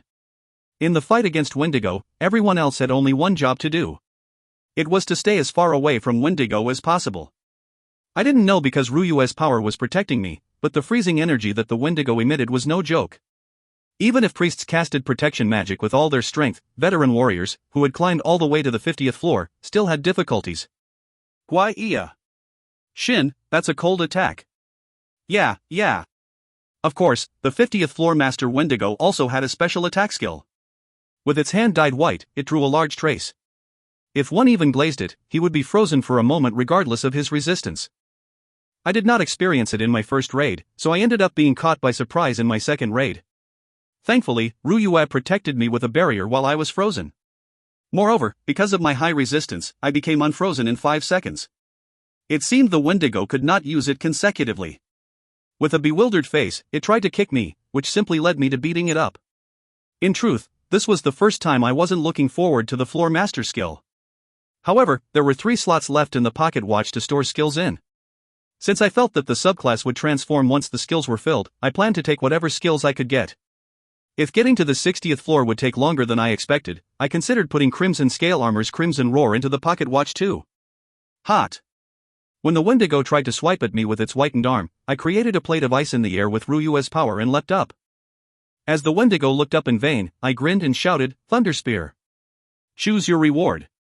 1. Wendigo's fur coat. 2. High-grade health potion. 3. Frozen crystal. 4. Frozen dart. Didn't I come in with 6 people? When I turned around while swallowing the frozen crystal, I saw 3 explorers hugging each other while shaking. CC Crown Prince, HHH, how are you? Completely fine. HHHH, he said he had an ELE elemental. It's so cold. I am going to die. The other 2? F froze to D death. My Wendigo party raids generally ended like this. In truth, I wanted to screw grinding and just get it over with. Ludia was completely fine when she was next to me. But when I tried to separate from her, she showed signs of mental instability. Thinking that she had gone back to her normal self was only my wishful thinking. Whether we were eating, reading books, listening to music, knitting, drinking tea, or whatnot, the moment I tried to go out of her sight, she tried to scream in protest. Of course, I considered it my punishment for killing her sister and accepted it. I was just glad that I could serve as her emotional pillar. However, I couldn't let it stay like this. Right now, it was fine since I had a lot of free time with only hunting the Wendigo 3 times a day. But once I finished grinding, I planned to go to America. I couldn't bring Ludia along. When I told her, her reaction was extremely concerning. Why, you're abandoning me? No, I'm coming back. Liar. Are you the only one living here? My parents and Yua are here too. Liar, liar. When I wake up one day, everything will be gone. I'll be the only one left in this world. Ludia. Ah, it's that. You're going to leave me and go fight someone again. The demon lord chased after us. No, that's not it. Take me with you. Take me with you, please. I don't want to be left by myself like a fool again. She didn't look like she'd listen no matter what I said, so I shut my mouth and held Ludia's hands. Ludia took the opportunity to throw herself into my embrace and didn't let go. When I raised my head, not knowing what to do, Mother opened the door in the perfect time with a plate full of fruits. Then, she smiled kindly and closed the door. Damn it, I didn't like that needlessly kind consideration. Don't go. If you're going, take me with you. Please?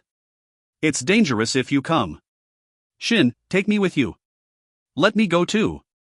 She really didn't listen. It seemed she wouldn't let go until I agreed to take her. In the end, I sighed and replied. There are 2 conditions. First, you have to hide your identity. This is easy since you can buy an item called Otta's Secret from the floor shop. Second, you have to get stronger. I can't take you if you don't break through the 40th floor at least. 40th floor? Ludia's eyes trembled slightly.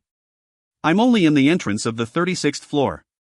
There are still 3 weeks until I finish grinding the 50th floor. I'm sure you can do it.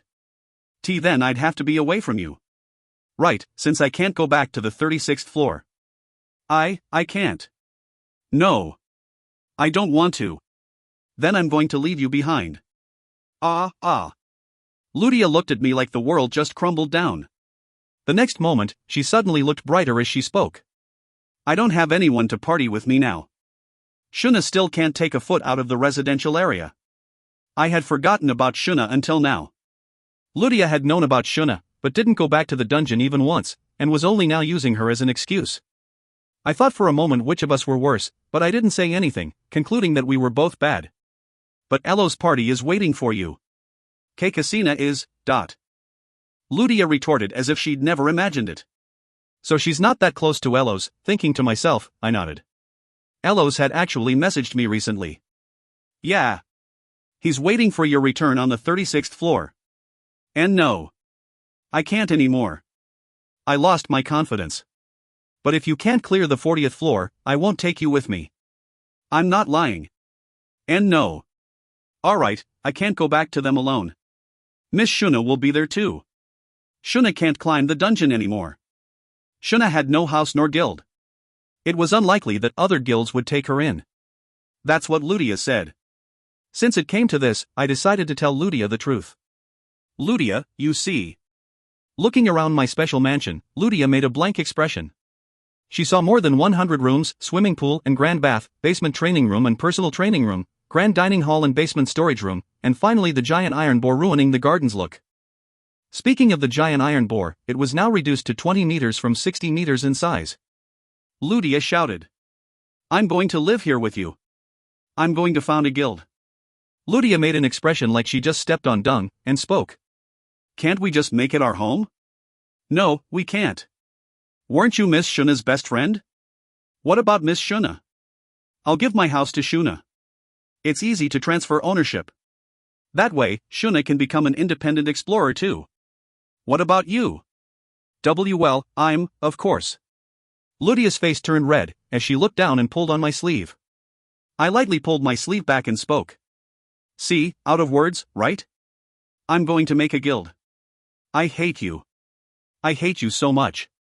Yeah, you can hate me as much as you want. Though, I won't hate you. You big insensitive idiot. I really want to kill you. Yeah. Making a guild was easier than I thought. I just had to visit the residential area's administrator and submit the necessary documents. But when I went to see Meladel, he opened his mouth after seeing Ludia linking her arms with me. Why you? Who is that lady? A friend. Oh, dear Lord. Is this the fate of a hero? My poor master. Stop speaking nonsense and take my guild creation application. As Meladel accepted my application, he continued to say incomprehensible things like, do you like boats? Or I suggest you wear an abdominal belt. Then, messages popped up in front of my eyes. You created a guild. You became the guild master of the F-rank guild, Revival. Guild member, Kang Shin, guild master, gold, Paludia Granawer, guild member, silver. Total, 2. You can raise the guild rank by increasing the number of guild members or by making achievements by clearing event dungeons or event raids. With higher guild rank, your guild will become more well-known in the dungeon, giving you better rewards in event raids and giving you more freedom in the dungeon. It wasn't much. It didn't increase my strength. As I didn't expect anything, I didn't feel disappointed either. You can request a guild emblem when you become D rank. People from famous guilds usually wear brooches or capes engraved with their guild emblem to show their status. Like a uniform? More like empty show. Even while I was talking with Meladel, Ludia stayed still. She must have heard the messages too. Then, she murmured silently. Revival. It's a word from Earth's language called English. It means resurrection, recovery, or resurgence. I wanted to use the Korean word for it, but it said there's already a guild by that name. Buwal 1. It means toy in Cerner Continent's language. Why would they make a guild with that meaning? Are the guild members the guild master's toy? Suddenly, I felt weight on my back. I turned around and saw Ludia, who had her face buried in my back. I couldn't see her face. Flustered, I talked to her. Ludia? Ludia? I'll try. Ludia said in a small voice. I'll try, climbing the dungeon. I'll contact Shuna, and Casina too. I'll try. I didn't know why she was suddenly so willing. Perhaps, she felt a sense of security at the fact that she belonged to a guild with me. Perhaps, she had been strengthening her determination this entire time. Perhaps. I could think of many possibilities, but I didn't ask her. It was fine the way it was now. Yeah.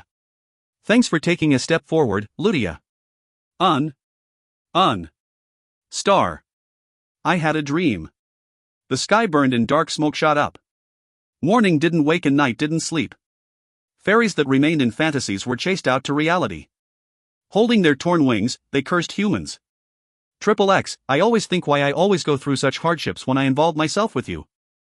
X, that's wrong. Those that can say they went through hardships after involving themselves with X are those that survive. It's usually hard to survive after involving oneself with X. Under a bloodstained sunset, a giant and a handsome young man were exchanging jokes. One held an enormous claymore and the other held a longsword, which were both suitably big for their master's size. You're all noisy. Go out and kill the monsters. Be careful so blood doesn't splatter onto me. Also, if you curse X, I'll kill you. Witch, shut up and prepare your flames. Because of your laid-back attitude, I thought I'd see the afterlife today. Guys too, I just thought up an extremely funny joke. Don't fight and calm down. Lizard King is the king of the lizardmen, right? But if you look, there are 5 lizard kings running at us. What do you think this is? The small kingdoms have joined. A red witch, black assassin, cheerful gunner, and several others. Although there weren't many, each of them were incredibly strong allies. XA, are you ready? XX, your armor is really cool. It really is. At least it'll garner full attention. I praise thy courage. Someone wearing an armor radiating 5-colored brilliance stepped forward, setting them all side. Even though it was my first time seeing him, my heart dropped a beat. I had the same reaction every time. From the first time I saw him to even now. I have the strongest body here anyways. Really, there are probably no other guilds where the guild master is treated like a punching bag. Alright. Revival, we're going. X. Right. XXX. Can I leave it to you? Standing tall in a world of sunset alone, he turned and smiled at me. I held myself back from mixing up business and private affairs, and shouted confidently, of course. along with a prayer in my heart, hoping to be of help to the one I love. O power, O blessing vested in the earth. We will fight to protect thee, let us borrow thy power. O Mataris, bless and sublimate this power. Author's note. Just because I kept the narration in first-person POV, it doesn't mean it will always be that way. Also, I already warned that you'd regret it if you read the last chapter half-heartedly. Translator's note. It's hard to show it in English, but each of the XS is one syllable. XA equals UA, I think, just mentioning that one because X is English, making XA look weird. You guys can do the detective work for the other ones if you'd like. There are enough clues to figure out all the names and whose POV the dream was in. 1. Bo Wall equals revival in Korean. 2. Guys was in English. If you find any errors, ads pop-up, ads redirect, broken links, non-standard content, etc., please let us know. Report chapter so we can fix it as soon as possible. Chapter 125. You in the World of Sunset, 3. Chapter 125. You in the World of Sunset, 3. The next morning, I woke up in the temporary bed I installed next to my bed. Because Lydia wanted to be with me even while sleeping, I had no choice but to install this temporary bed. Plus, because I only needed to sleep 2 to 3 hours, I gave Lydia my bed and slept in the temporary bed. In any case, because I wanted to sleep for a while longer, I closed my eyes again, but soon reopened my eyes from the slight tingle I felt in my hand. At the same time, I realized what had woke me up. I was holding hands with Lydia, who had stretched her hand out of the bed. Lydia, you're up? Okay, you can change first. I'll turn around and... Lydia peeked her head out of the blanket. When her eyes met mine, her face suddenly reddened as she went back into the blanket. Even so, she didn't let go of my hand. What was happening? What's wrong, Lydia? Nothing. Tell me. I'm worried. Come on, Dot. It's nothing. I only just realized that I was the worst piece of human trash. What the hell happened last night? That's not nothing. I'll leave. I can't think straight if I'm with you right now. Okay, I'll leave, but you have to let go of me. I took my hand out forcefully from Lydia's grasp. This girl, when did she get so strong? But after grasping empty air, Lydia's hand once again took hold of mine. Instead of letting go, she even pulled strongly, and I almost fell into the blanket with her. I held on since I was stronger than a priestess, but I pulled the blanket down and looked at Lydia's reddened face. Hey. Sorry, stay with me. I'm sorry. Please stay. Okay. In the end, I had to stay within an arm's reach of Lydia. With my head turned the other direction, Lydia changed.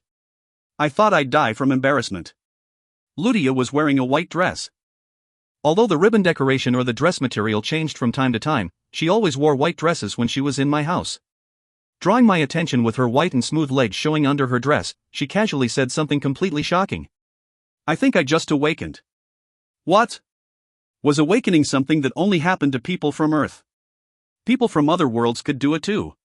While I was staring at her blankly in shock, Lydia stared at me with a pleased smile. How ugly. It's none of your business. Ho, you're really ugly. Come closer. How ugly I am doesn't matter. What matters is your abali. Oh, Earth. I stayed still, but the floor wriggled and I was moved in front of her. I was shocked once again. What Earth? This was the second floor. Shocking things were happening ever since I woke up. Lydia reached out and caressed my face. With her hand feeling my defenseless face, I felt quite strange. I tried my best to not bite her fingers and opened my mouth. Lydia, is that your awakened ability? I can control the earth and utilize its power. It's an ability based on animism. Perhaps it's better to say it's based on belief of nature. She wasn't lying. Even though I wasn't on guard, I didn't notice her moving me at all. Perhaps, her awakened ability was stronger than her healing ability as a priestess. If I had this power when I was in Luca continent. No, there's no use in thinking that. Yeah, I didn't think you'd awaken an ability in Earth either. By the way, are you going to continue touching me? In my dream. I met many people I didn't know. When are you going to stop too? Dream? Lydia easily ignored my question and said in a slightly sleepy voice. Dream? Ah, the premonition dream.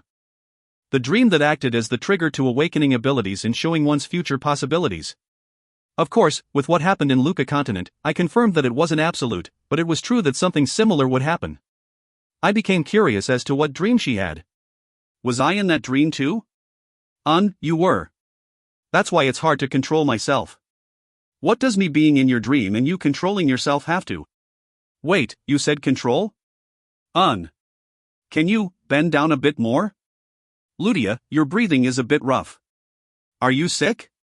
Feeling a sense of unease, I put my hand up to take Ludia's hand off. At that moment, the door opened. Mother, who was standing there, spoke with a bright smile. Son, it's great to be so healthy early in the morning, but can you wait until the night for reproductive acts? What? What reproductive act?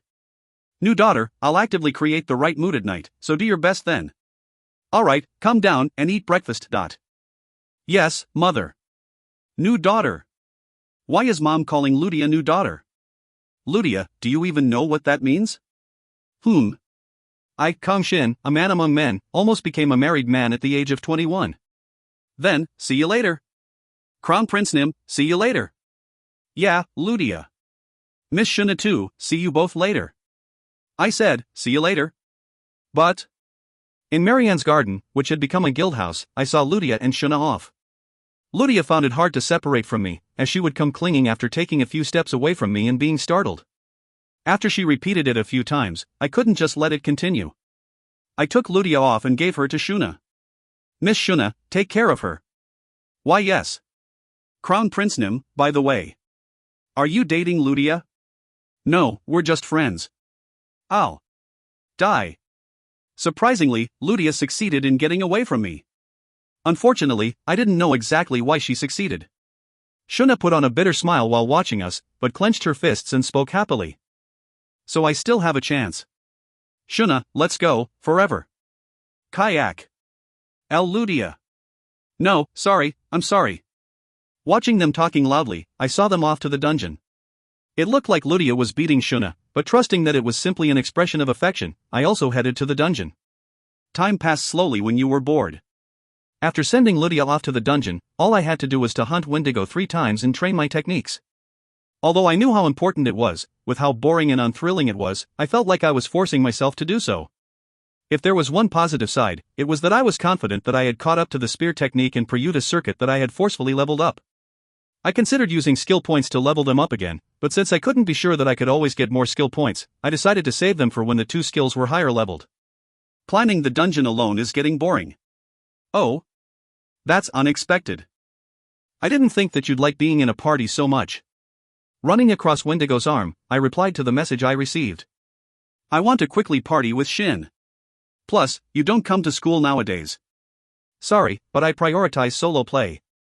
The reason I didn't go to school nowadays was because it was hard to separate from Ludia. I know it's because you're embarrassed. No, it isn't.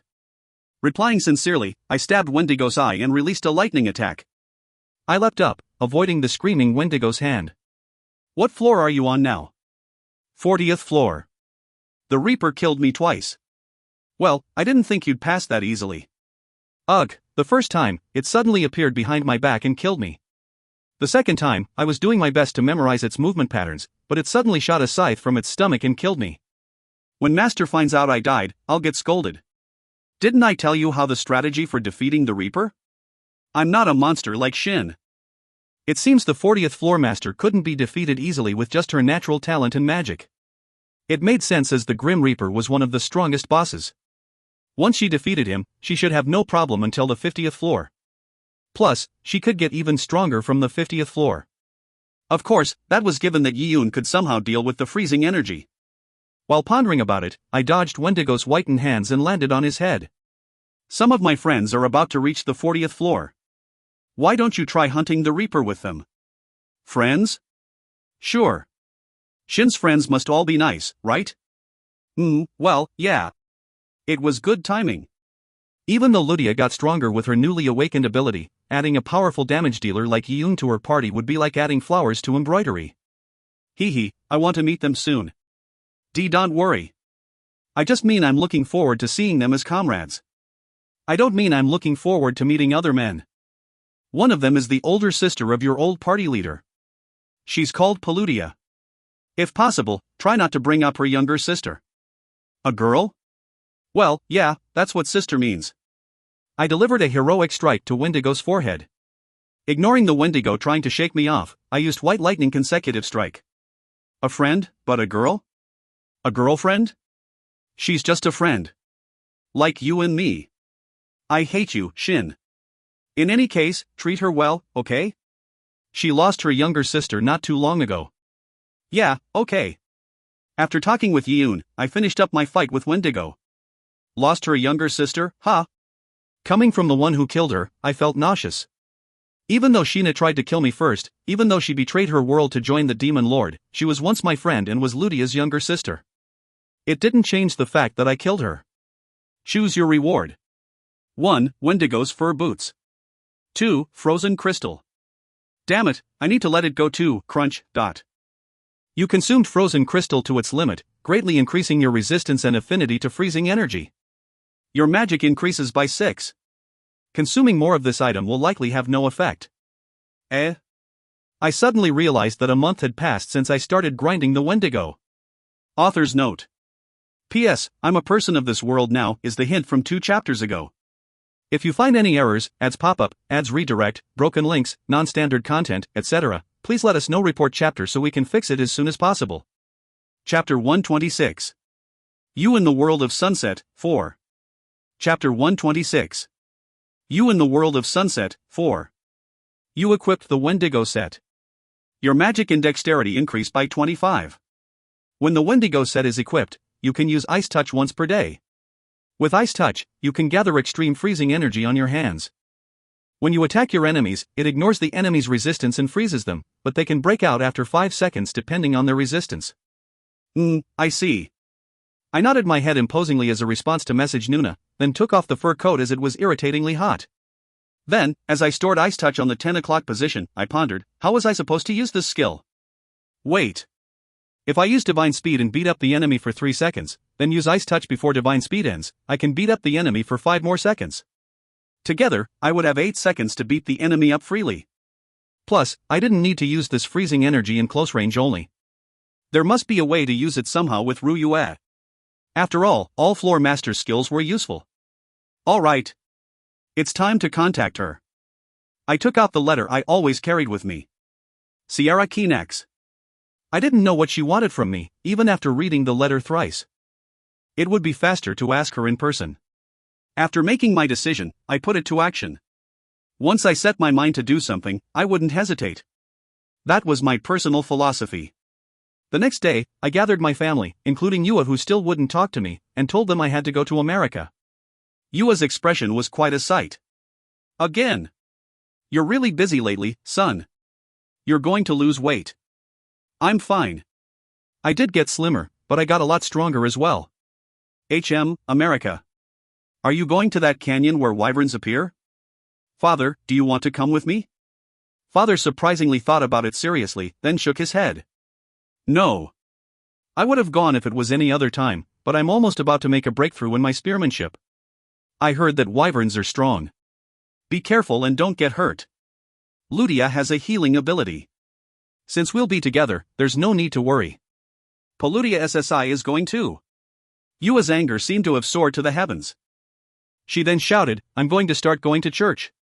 Yua. I want to be a priestess too. Yua, even if you become a nun, I don't think you can become a priestess that uses holy magic. Thinking that in my head, I placed my hand on Yua's head. She tried to take my hand off in anger, but before she could do so, I said, thanks for worrying about me, Yua. UK. If Yua becomes an awakened, then Appa won't leave you all alone at home. What about being a dungeon explorer? You can't climb the dungeon without a combat ability. If Yua becomes an awakened, we can talk then. You. Yua seemed to have acquiesced, as she nodded with a frown. Thank God. Good. Appa will bring back presents from America for Yua, okay? I'm not a child, don't try to appease me with presents. I hate Appa. Kook. It seemed I needed more time before Yua's anger could be appeased. I'm going too. Waya? You came to help me before, so I'll go with you to Arizona. When I told Waya I'd be in America for a while, she said she would come with me, making me flustered. As her reason made sense, I was even more flustered. No, that's different than this. I know I'm going to an S-rank field dungeon, but it's not like I'll be in a dangerous situation. You don't need to trouble yourself. But wouldn't it be easier if I was there? That's true, but you're Britain's ability user. If you come, they might take it as Britain's assistance. No, I'll make it clear that I'm participating as Thunder Knight's friend. You mean you're not going to make it a trade between America and Britain? Yeah. Britain won't understand my worth unless I show them. Coming from someone as patriotic as Waya, it was a surprise. Brightman really must have made her angry. I continued, still half surprised from what she said. To be honest, you'll be in my way, . That's too honest. I've gotten stronger too. Plus, I got a legend-grade defensive equipment, so I've perfectly covered my weakness. Don't be surprised when you see me. I'll prepare a plane for us in 2 days, so be ready. With that, Waya hung up. At least she was eager to go. With that, I sighed. I had no choice but to acknowledge that she was coming. Thankfully, Yi-Yoon safely defeated the Grim Reaper with Ludia and Elo's party. Since Ludia has broke through to the 41st floor and even awakened an ability, I decided to take her with me to America like I promised. The day of promise then came. Shin, hi. There was one uninvited guest waiting for me in front of my house. I turned around to Ludia and demanded an explanation. Ludia buried her face in my back and dodged my eyes as she replied. She said she would come. I couldn't do anything about it. I didn't want to tell her either. Shin, you're so mean. You should have called me if you were going somewhere so dangerous. But you're weaker than me. I got stronger by climbing the dungeon, so I wanted to try hunting wyverns too. By the way, Paludia, can you get off of Shin now? I heard that the two of you are just friends. Hoof. Ludia returned Yi-Yoon's burning gaze with her special cold gaze. At the same time, I sent Yi-Yoon a message only she could hear. I told you, Ludia has a special circumstance. But it's annoying watching her like that in front of me. Do you want to go home? TSK. Yi-Yoon finally seemed to have understood. I felt sorry in a way, so I decided to get her a gift to make up for it. With that, I headed to the airport with both Ludia and Yi-Yoon. I had already turned down Sierra Kinex's offer to prepare a method of transportation. Waya and I promised to meet here, and her private plane would be waiting here. As expected, when I arrived at the airport, Waya was already waiting at the airport. It was obvious she had used some kind of magic to prevent herself from being noticed by people other than me. It's been a while, Shin. Oh? Yeah, it really has, Waya. Sorry, I forgot to tell you about my friends. They're both ability users and dungeon explorers. The moment Waya saw Ludia and Yi-Yoon, she opened her eyes widely in surprise. However, it was Ludia and Yi-Yoon who were more surprised, as they noticed Waya only after I spoke with her. The two of them rudely pointed their fingers at Waya and shouted. That's Yi Waya, right? Yi Waya. I saw her on TV. That's my Korean name. Even though I'm staying in Korea for now, I'm British. Waya Masterford. I'm a second dungeon explorer and a friend of Shin. Waya seemed to be accustomed to such reactions, as she introduced herself with a sigh. Ludia and Yi-Yoon's response differed. Shin, when did you become friends with someone like her? UK, no, I'm lacking in all aspects. Paludia. I have a family name, but I'm not using it right now. Shin is my friend. For now. At Waya's introduction, Yi-Yoon wrapped her head with her hands and crouched down in agony, while Ludia made a light smile and puffed out her non-existent chest to introduce herself. Ludia, she? When did she? I see. Friend for now. Okay. Nice to meet you. Waya smiled lightly at Ludia and knocked on the airstairs next to her plane. Shin, no one else is coming, right? Yeah. Then, let's go. The skunk plane is going to depart soon. We can continue talking once we take off. We'll have to fly for at least 7 hours anyways. While I was bewildered from Ludia's inexplicable change, Waya urged us to get on board. Yi-Yoon also looked slightly out of touch with reality as she staggered up the stairs. I'm on Yi Waya's personal plane. Shin, let's go. Ludia linked her arms with mine and pulled me along. Now that I realized the change in Ludia, I shivered at the sensation I could feel with my arm. Dear God, there was no way this was artificial. It had to be natural. When I walked up the stairs as shocked as Yoon and entered the plane, Waya, who walked by me, asked me in a whisper. So, there should only be 6 explorers on Earth. How do you explain bringing 2 explorers? I can explain later. Yeah, I'll be sure to hear it when we're alone, so prepare yourself. Shin. When I was standing still listening to Waya, Ludia called my name and pulled on my arm. I made a bitter smile, and Waya laughed with her eyes narrowed. Shin won't run away. You don't have to shout his name. Don't be so nervous. Waya and Ludia exchanged glances for a short moment. Was it a power struggle? Could this be the women's fight, which I only ever heard about? One that determines who's superior in their first meeting? Now that I thought about it, neither Ludia or Waya should have lost to anyone in appearance. Waya was famous on Earth for her beauty, and Ludia was regarded as one of the top beauties in the dungeon. It was almost impossible to objectively judge a person's appearance, but it would be hard for me to find anyone more beautiful than Waya and Ludia purely in appearance. Since the two of them met, it was probably normal for them to have their own thoughts about the matter. I flinched seeing them exchange glances, but I soon urged Ludia to keep going. Ludia, let's sit. Wait. Mastaford. I don't like you. I feel the same way, Paludia. They both smiled. It was the kind of smile that emanated chills. Because their smiles were almost exactly the same, I almost got goosebumps. However, this atmosphere, which was as if Wendigo had used ice touch, was soon melted by a voice. Shin, there's a drinking bar here. Do you think there are fries too? Yoon, I really like your never-changing self. With a sigh, I replied. You know, you didn't even introduce yourself to Waya yet. Ah, right. I'm Su Yoon. Nice to meet you. Hoo-hoo, nice to meet you too. I think I can get along with you. It's an honor. You, but I feel conflicted. Just like that, the 4 of us set off to Arizona. Sierra Keenex would be waiting for me at Antelope Canyon. Would she know that I'd bring them along? Perhaps, she might with her special ability. With a grin, I leaned my head against the seat. Would I be at Arizona once I woke up? How did Sierra Keenex know I was the hero? Does she know more about heroes than me? Perhaps, she knew why and how I became the hero. Thinking about questions that I had no way of answering for now, I slowly closed my eyes. I heard the rumble of the skunk plane taking off. If you find any errors, ads pop up, ads redirect, broken links, non-standard content, etc., please let us know. Report chapter so we can fix it as soon as possible. Chapter 127. Teen Revival 1. Chapter 127.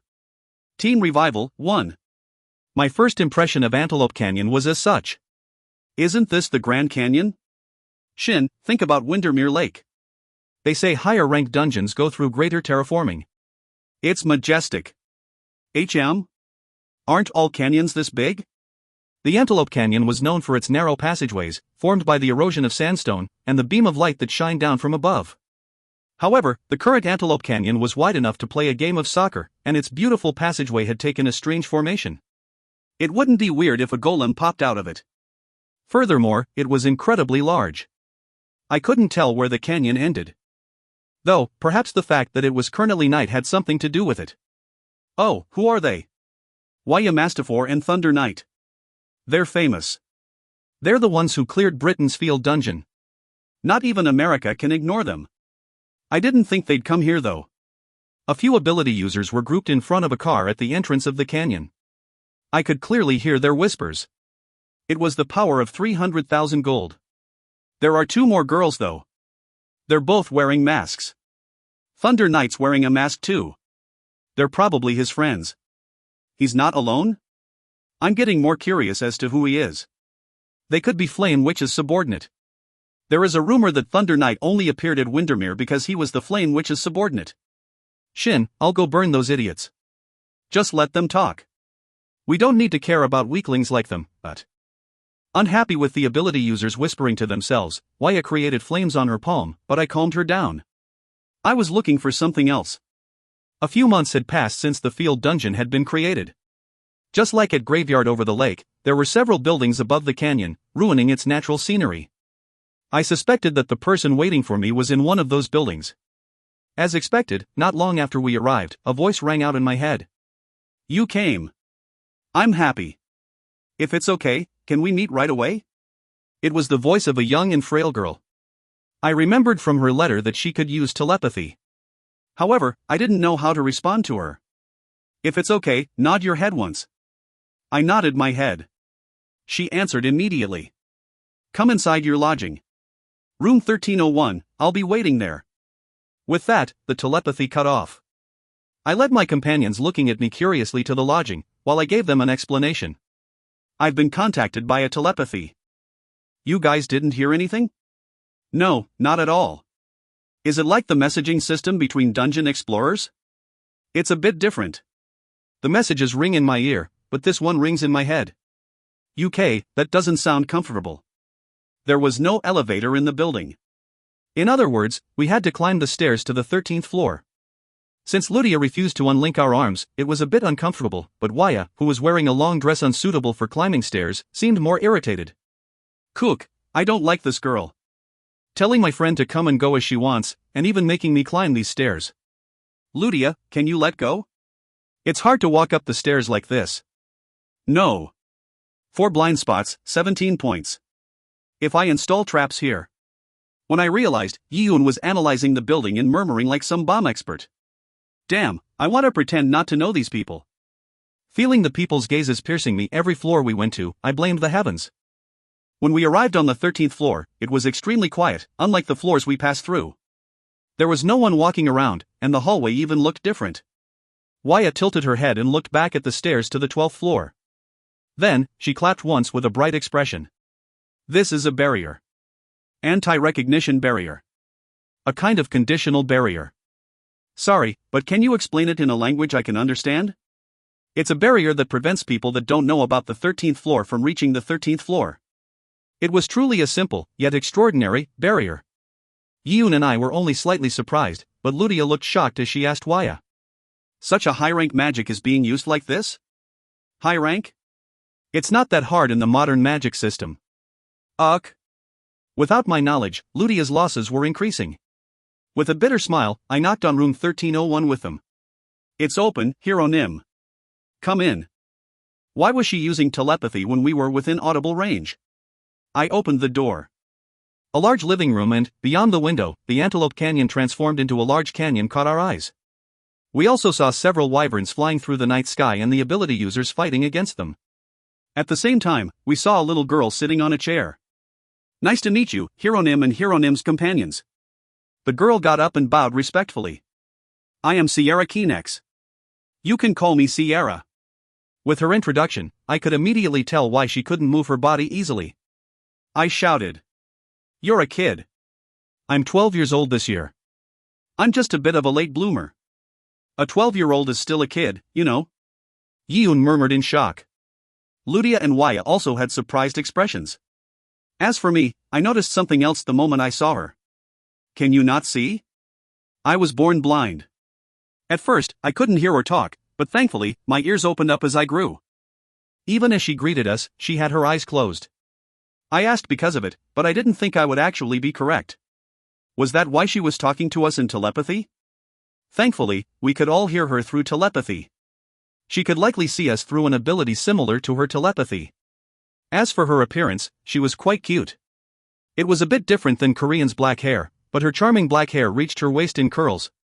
With her small frame and white skin, she really looked like a doll. Waya made a look of pity at Sierra's words, but soon erased it. She likely thought it was rude.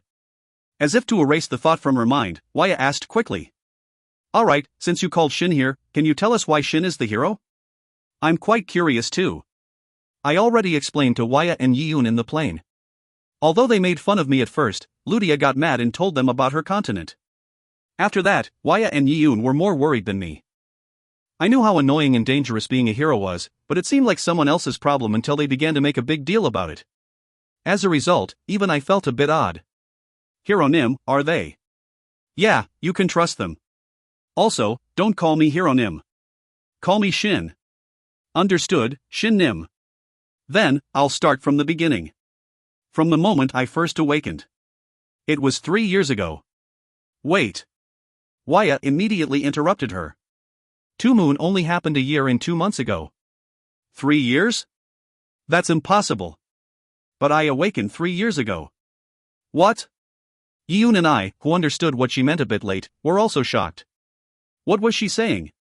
She awakened before 2 moon? 2 years at that. Although Waya wanted to say something, I reached out and stopped her. I believed Sierra would explain.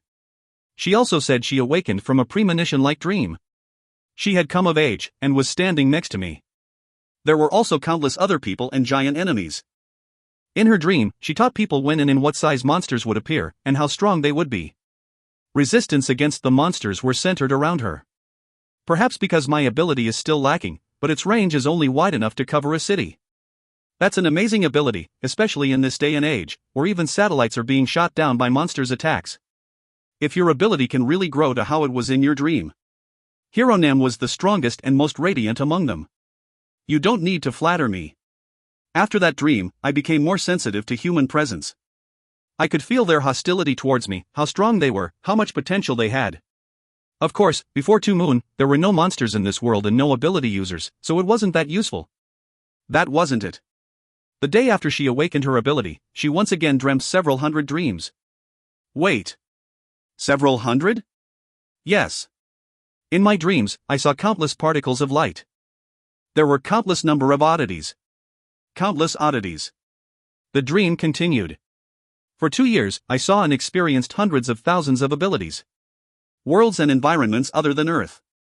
They fought each other, demons, invaders, alien insects, bugs that lived in the mind, monsters that lived in electromagnetic waves, orcs with countless mutations, fallen group of dragons that lost their intelligence and others. I don't understand. No, I think I understood. The problem was that I understood. If she was telling the truth, it would be truly absurd. One day, around early evening, I fell asleep. I had a dream, and I met someone who gave me a portion of power. The world's power? I said blankly. Damn, I felt like I understood. Although it sucked, I think I knew. Our world's power is especially large. He kept saying inexplicable things like the world of origin or the world of end. Who is he? I don't know. He could be the embodiment of the worlds, or perhaps just Earth.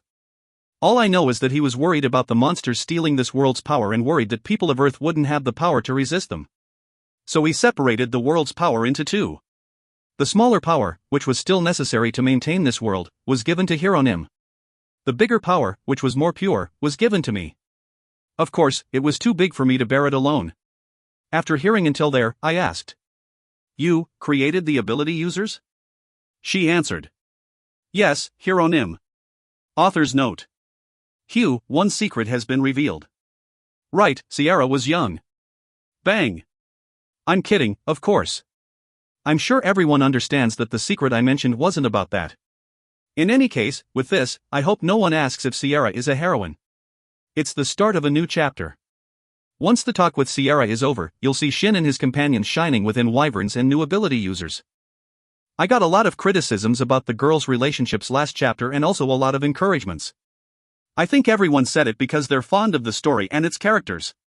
As I said before, not everyone can be happy. There were good advices here and there, of course. Regardless, the story will take the direction I think is best. If there's anything you don't like, that's unfortunate, but I hope you can continue to enjoy this novel. If there's one thing I can promise you, it's that I will be happy if you can continue with this lacking author. Then, see you tomorrow. If you find any errors, ads pop up, ads redirect, broken links, non-standard content, etc., please let us know. Report chapter so we can fix it as soon as possible. Chapter 128. Team Revival, 2. Chapter 128. Team Revival, 2. Everyone was lost for words. However, I organized my thoughts and asked her a question. How did you choose them? I didn't choose them. They were already chosen. I simply picked the right dreams to send to the chosen ones. Though, I did have to use my precognitive power to read their future. So it's you that decides whether someone awakens a D rank ability or an SS rank ability? No. Like I said before, it's important how well an ability suits its master. Plus, people have their own talents and limits. If they are given abilities that aren't suitable for them, it might end in tragedy. That's why it's important to choose which abilities go to who. If I give abilities to those who meet all the conditions, I'm not left with many choices. In other words, she wasn't as omnipotent as I thought. A sense of distance I felt from her had been reduced somewhat. However, why didn't this being do this task himself? I'm not sure. It could have something to do with the world's power. That was the most important part, but it seemed Sierra did not have the answer to it. While I was thinking over the things I heard, Ludia asked. So you're saying, you're the one who gave me the power of the earth? Yes. I was surprised because someone who had to receive an ability suddenly appeared. But since I was certain, I gave you a suitable ability. It should be S+ rank. Ludia became speechless. I understood where she was coming from. I asked Sierra once again.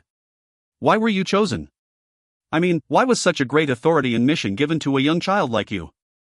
Hieronym, that is the same as asking, why am I the hero? You mean? I don't know either. The moment I heard that, I felt strength leaving my body. Did I expect too much? My motivation plummeted. I wanted to go back home. When I staggered, Ludia silently held me. Sorry. I don't know why Hieronym and I were chosen. I told you, call me Shin. Also, don't tie yourself together with Shin. It's unpleasant. I retorted, and Waya added a completely irrelevant comment. Listening to her, I suddenly remembered that we had not talked about the most important thing. What was the reason you called me here? Was it to tell me your ability? To tell me how people awaken their abilities? That's part of the reason. I wanted to let Shin-nim know about my existence. You are the world's core, entrusted with the world's power. You are someone who will lead all the awakened and someone I should support from the side. And what does this support include? She was most likely waiting for this question. Her face seemed to brighten. As she answered, I felt a hint of eagerness from her voice. I have both funds and manpower prepared. I'm ready to do anything for Hieronym. Since Hieronym has the qualification to lead all the awakened, a new group will be created for that purpose. A group that is not tied to the government like Guardian, nor tied to money like Freedom Wing. A group solely to save the world. I see. I nodded and said, go find someone else. Hieronym? I was wondering what you were going to say. Because it was more boring than I thought, I lost all interest. With a snort, I turned around. Let's go, guys. Shin, I'm hungry. I'm tired. I want to sleep. Where's the person in charge? I hope he can get each of us our own room. Shin, want to drink before sleep? Wait, Hieronym. You're going to go back? Sierra stopped me. Without turning around, I replied. No, I'm going to party here. I'm curious how wyverns look like. In that case, can we meet tomorrow to talk? We have to discuss things in more detail. I have a lot of data organized. Sorry, but I heard everything I needed to. Like I said, you should go find someone else. Hieronym. My name is Shin. Plus. I don't need something like that. I hate only bothersome things. Leading all awakened? Like you said, there are two organizations that move with money or government orders, so you should ask them instead. But this is something Hieronym needs.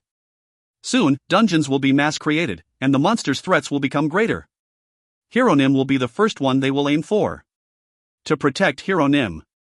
Dungeons will be mass created soon? Now that she mentioned she did say something about the second wave in her letter. It seemed she was talking about event dungeons. Telling myself to take note, I replied.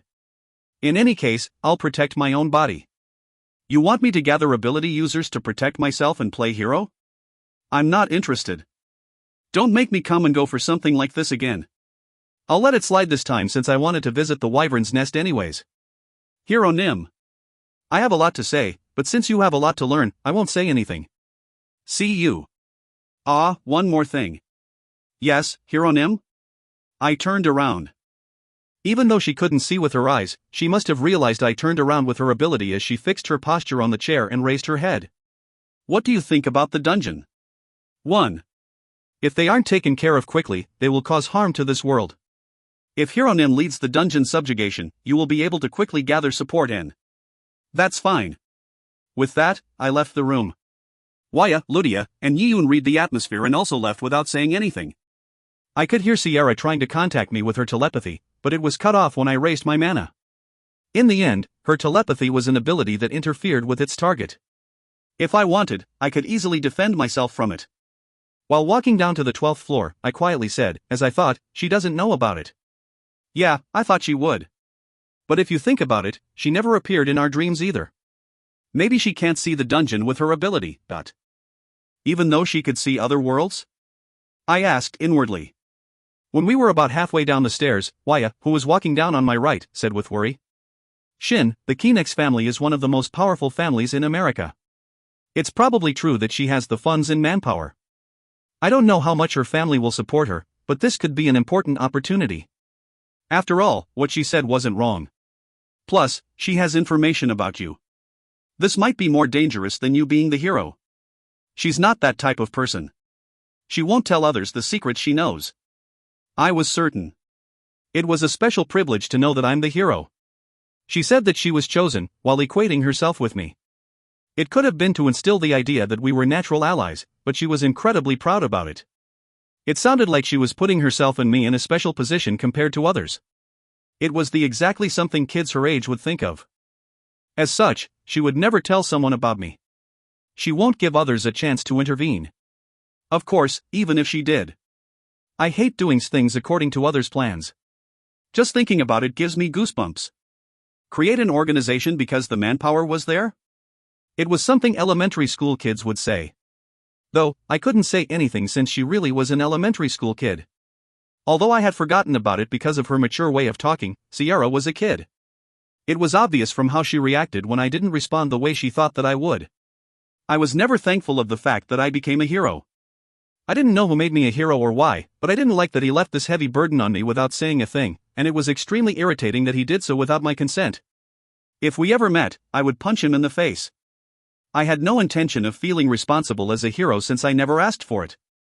Additionally, I didn't like Sierra's idea that I had to lead everyone and protect myself because I became an existence that was not allowed to die. In the end, it meant I should sacrifice others to protect myself. It was exactly the kind of thing I hated. I will get strong. So that no matter who comes after me to obtain this power inside me, I can send them flying with my own strength. Since the world ended when the hero died, everyone should cooperate with me? That was why the heroes had high charm? Fuck that. Damn, because I met an irritating person and talked about irritating things, I ended up getting irritated. There was only one way to relieve my stress. It was to go wild. You guys should go look for our housing. I need to stop by somewhere. Where? Yeun tilted her head and asked. On the other hand, Waya looked like she knew what I meant. You? At this time of day? Stupid, don't you know night fishing is the best? With that, I left them. Seeing Yeun block Lydia, who was trying to chase after me, I gave her a thumbs up. Then, I headed straight to the canyon. Obviously, wyverns were flying monsters. They had scales stronger than steel with wingspan that easily reached 20 meters. Their claws were strong enough to break diamonds. They could be thought of as miniature versions of dragons that appeared in Western fantasies. They were strong and tough enough to be called dragons. They even breathed fire. Plus, they quickly soared through the sky and snatched up their prey. Even experienced martial artists had difficulty responding to their crafty movements. It was hard to shoot them down with magic, and it took forever to take them down with melee weapons. It was understandable that the field dungeon stayed uncleared even though several months had passed since the graveyard over the lake was cleared. Even in the dead of night, the wyverns' hunting continued. Ability users were also running around frantically, trying to protect their own lodging and ordinary citizens living in a city not far from here. Since they were likely all S-ranked or higher, I couldn't fathom just what percentage of the world's rankers were here. Equipping my armor, putting on my cape, and putting down my helmet's visor, I completely concealed my appearance. Then, I joined the ability users. Hey, this is a S-rank field dungeon. Entering alone is strictly prohibited. Wait, I saw that red armor somewhere. He's Thunder Knight. Thunder Knight? Why is he alone? I heard the flame which came with him. People who noticed me opened a path as they tilted their heads. With a grin, I stepped into the canyon. The canyon, which was only wide enough for a few people to walk side by side, had been widened so much that the entire business department could walk side by side. There were already several surveillance devices and large headlights to light up the darkness. I could also see numerous ability users ready to fight wyverns whenever they appeared. I had Talaria. With it, I could freely fly for 30 minutes per day. However, since I wasn't planning on hunting wyverns for 30 minutes only, I couldn't solely rely on Talaria. Looking at the wyverns flying in the sky far away, I called my elementals. Ruyue, you should leave the egg there. Okay. Ruyue went to return the egg in Fairy Garden with a sad expression. Meanwhile, I infused Pika into my gauntlet. My affinity with Pika grew day by day ever since I obtained Zeus' true name. Now, just by having Pika infuse into my gauntlet, it radiated golden brilliance and flickered with threatening sparks. People watching me flinched and took several steps back. I left it. Now, hug me. Ryue, come inside my boots. I'm not materializing? You can't fly. Kukuku, serves you right. Ryue infused herself into my boots with a sad expression, while Pika sneered at her. Thinking how friendly they were, I looked up at the sky again. At that moment, a red-scaled wyvern that was flying through the sky suddenly began to descend swiftly. By the flash in its eyes, it seemed it discovered me. People nearby began to scatter, and some of them contacted others with their radio. Alpha Area 3 to 7, a wyvern descended. Again, Alpha Area 3 to 7, a wyvern descended. It's alone, and is aiming for Thunder Knight. Requesting immediate reinforcement. You guys are so nice. I was pleasantly surprised. Technically, I was only a fool that walked into a restricted area and drew a wyvern's aggro. Thinking rather useless things, I bent my knees. The wyvern was extremely fast. It seemed it would reach me in about 2 seconds. However, it was no match for me. Divine Speed. The moment I activated Divine Speed, I jumped with full force. With how long I spent my time grinding through the dungeon, I could easily leap dozens of meters into the air. With the addition of Divine Speed, I was in front of the wyvern in less than 0.5 seconds. Glaring at the wyvern blinking its eyes extremely slowly, I pulled my fist back. I don't even need a second to kill you. Tempest. Centered around my fist containing formidable lightning energy, a small yet powerful whirlpool raged. As per Yuta circuit's level increased, the power of the whirlpool increased. I shot out my fist without a shred of hesitation. Under the effect of Divine Speed, my fist struck the wyvern's head faster than a typhoon. Critical hit. With a lucky critical hit, the wyvern's head exploded. I burned the splashing brain with lightning energy and smiled. Feeling the pent-up irritation disappearing, I shouted so that my voice could reach the entire canyon. Come at me, you damned flying lizards. The night hunt was only now starting. 1. In Korean, singular and plural nouns aren't distinguished frequently, which is also why it's tricky to translate sometimes. In this case, Shin is asking about the dungeon, as in first, second, etc. Dungeons. Sierra is understanding it to be the dungeons that will be created on Earth. If you find any errors, ads pop-up, ads redirect, broken links, non-standard content, etc., please let us know. Report chapter so we can fix it as soon as possible. Chapter 129. Team Revival, 3. Chapter 129. Team Revival, 3. I've been thinking about something for a while, and I realized it was possible during my fights against the Wendigo. It was that I could stay in the air using Ryue's power. Of course, it would be best if Ryue could fly, but she was a wolf. She did not have wings, so she could not fly. Even so, I wanted to freely move in the sky. Teleria's duration was too short. I needed a more consistent and long-lasting method. What I thought of was to infuse Ryue into my boots. With my proficiency in spirit aura and affinity with Ryue, I could freeze anything my boots touched. It might only seem useful when I attacked with my feet, but there was another purpose. With it, I would be able to walk on air. Using spirit aura, I would freeze a portion of the air below my feet, creating a temporary step out of ice. Once I stepped off, I would take away the elemental power and the temporary step would disappear. That way, I wouldn't use much mana, and once I got used to it, I would be able to stay in midair for a long time. I considered making a hoverboard out of ice and controlling it with Ryue's power, but I gave up since that would consume too much mana. At first, I wasn't sure if it would work well, but there was no problem when I tested it.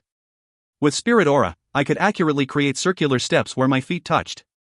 By leaping from off of them and retrieving the mana from the steps I already created, the ice would lose the power to maintain itself and disappear. I realized it was quite simple and convenient. Plus, it felt really good. I could fly in the sky without any restraints. Though, in order to not waste mana, I couldn't walk, only jump to cover more distance. In any case, thanks to this realization, I could freely go wild at the wyvern's nest.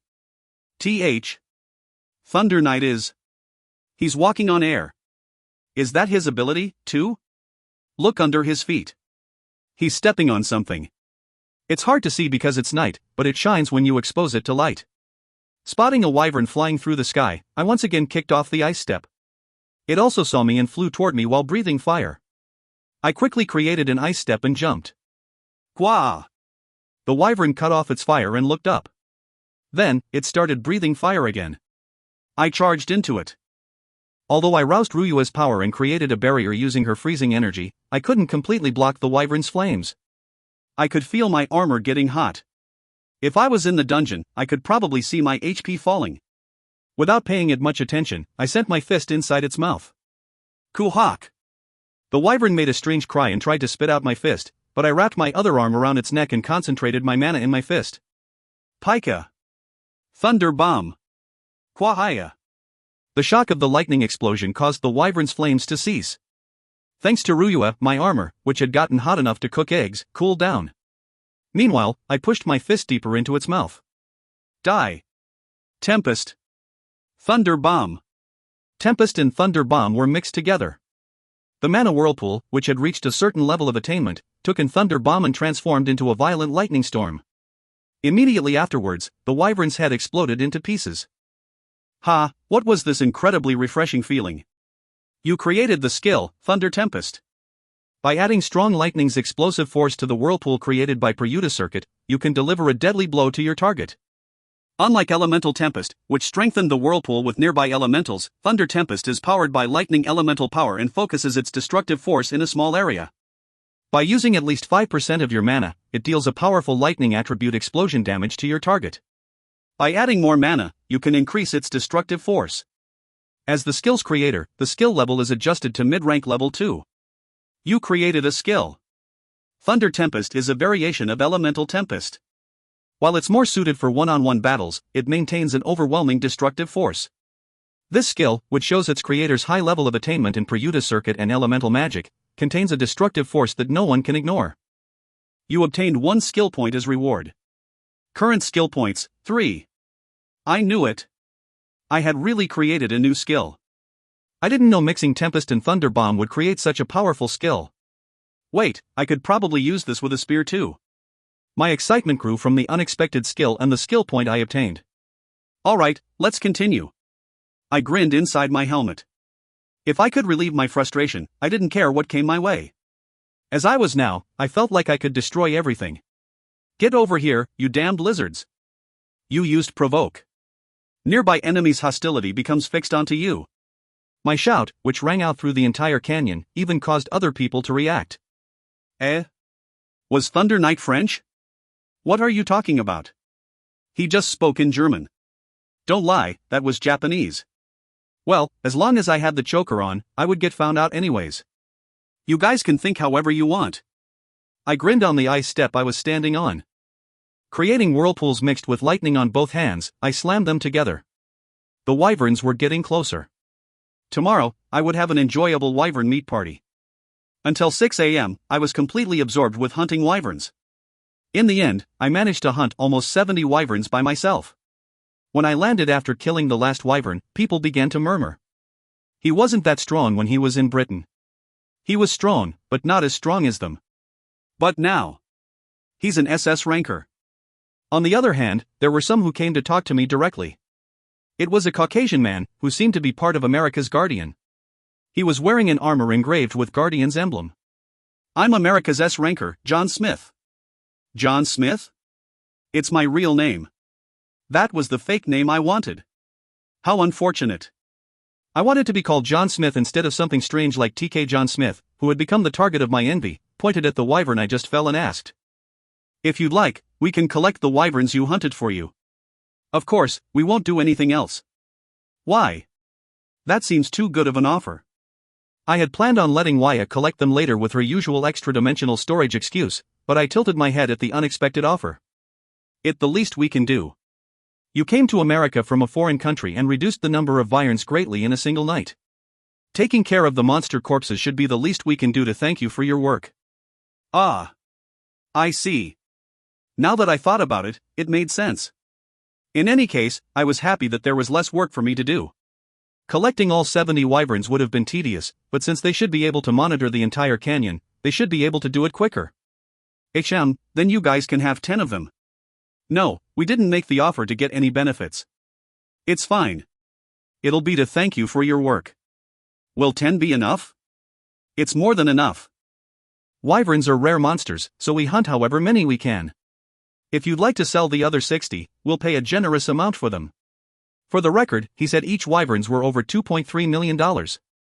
In Korean won, that was 2.5 billion won. Geez, they were 1 billion won more expensive than the melting tunas.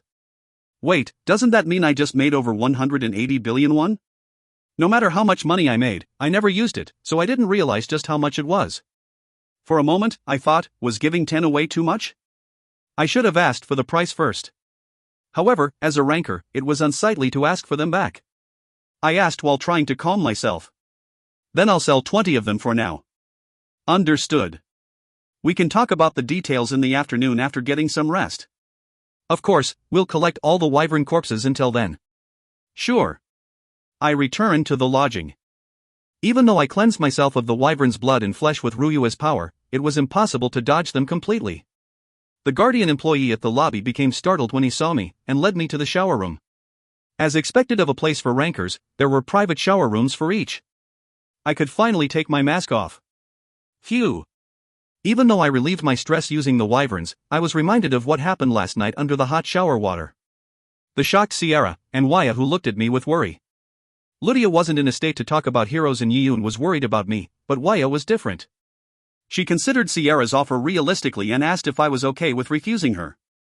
She knew how dangerous being a hero was, and thought it was better for the world and for my safety to accept her offer. Organization, huh? It would be a lie if I said I never considered it. It would be a lie if I said I never considered myself in the shoes of other continents' heroes, who fought against their world's enemies as their world's cores. It was irritating and uncomfortable in that it was an unavoidable future, but it was also something exciting, cool, and mystical that every boy dreamed of. A man fighting with the world's fate on the line. It was quite cliché. Plus, it wasn't that I didn't like being safer. I wasn't that stupid. I didn't want to die. I was worried about my family, friends, Lydia who was relying on me, and Loretta, who would be hurt. There were many things I had to protect. Many people I loved and many that loved me back. That was why I was even more afraid. That I'd use countless number of people just because the world's fate was on the line. That many people would die to protect me. I was afraid of the blood that would flow under the name of hero. I was afraid. It was disgusting and fearful. As such, I have to get strong. I had to get stronger. Strong enough to crush everything with my own strength. I remembered Luca Continent. In face of the world's ruin, I remembered the people who joined hands with the demons to save themselves. In face of the world's ruin, I remembered the emperor, who sacrificed his life for those who had not enjoyed their life to their fullest. If the hero didn't die, such things wouldn't have happened. Traitors wouldn't have had to join hands with the demons to save themselves, and the emperor could have put his life on the line for the future, not the present. However, the hero died, and the world fell. My friend despaired and her parents died a dog's death. As such, Earth's hero will not die. He was not allowed to. To not die, he had to get stronger. Overwhelming so, as to not create meaningless deaths. I turned off the shower head. I wiped my body with a towel and pondered. I thought about a way to solve this problem. I couldn't think of anything. As always. Author's note. Shin is not perfect as a main character, both physically and mentally.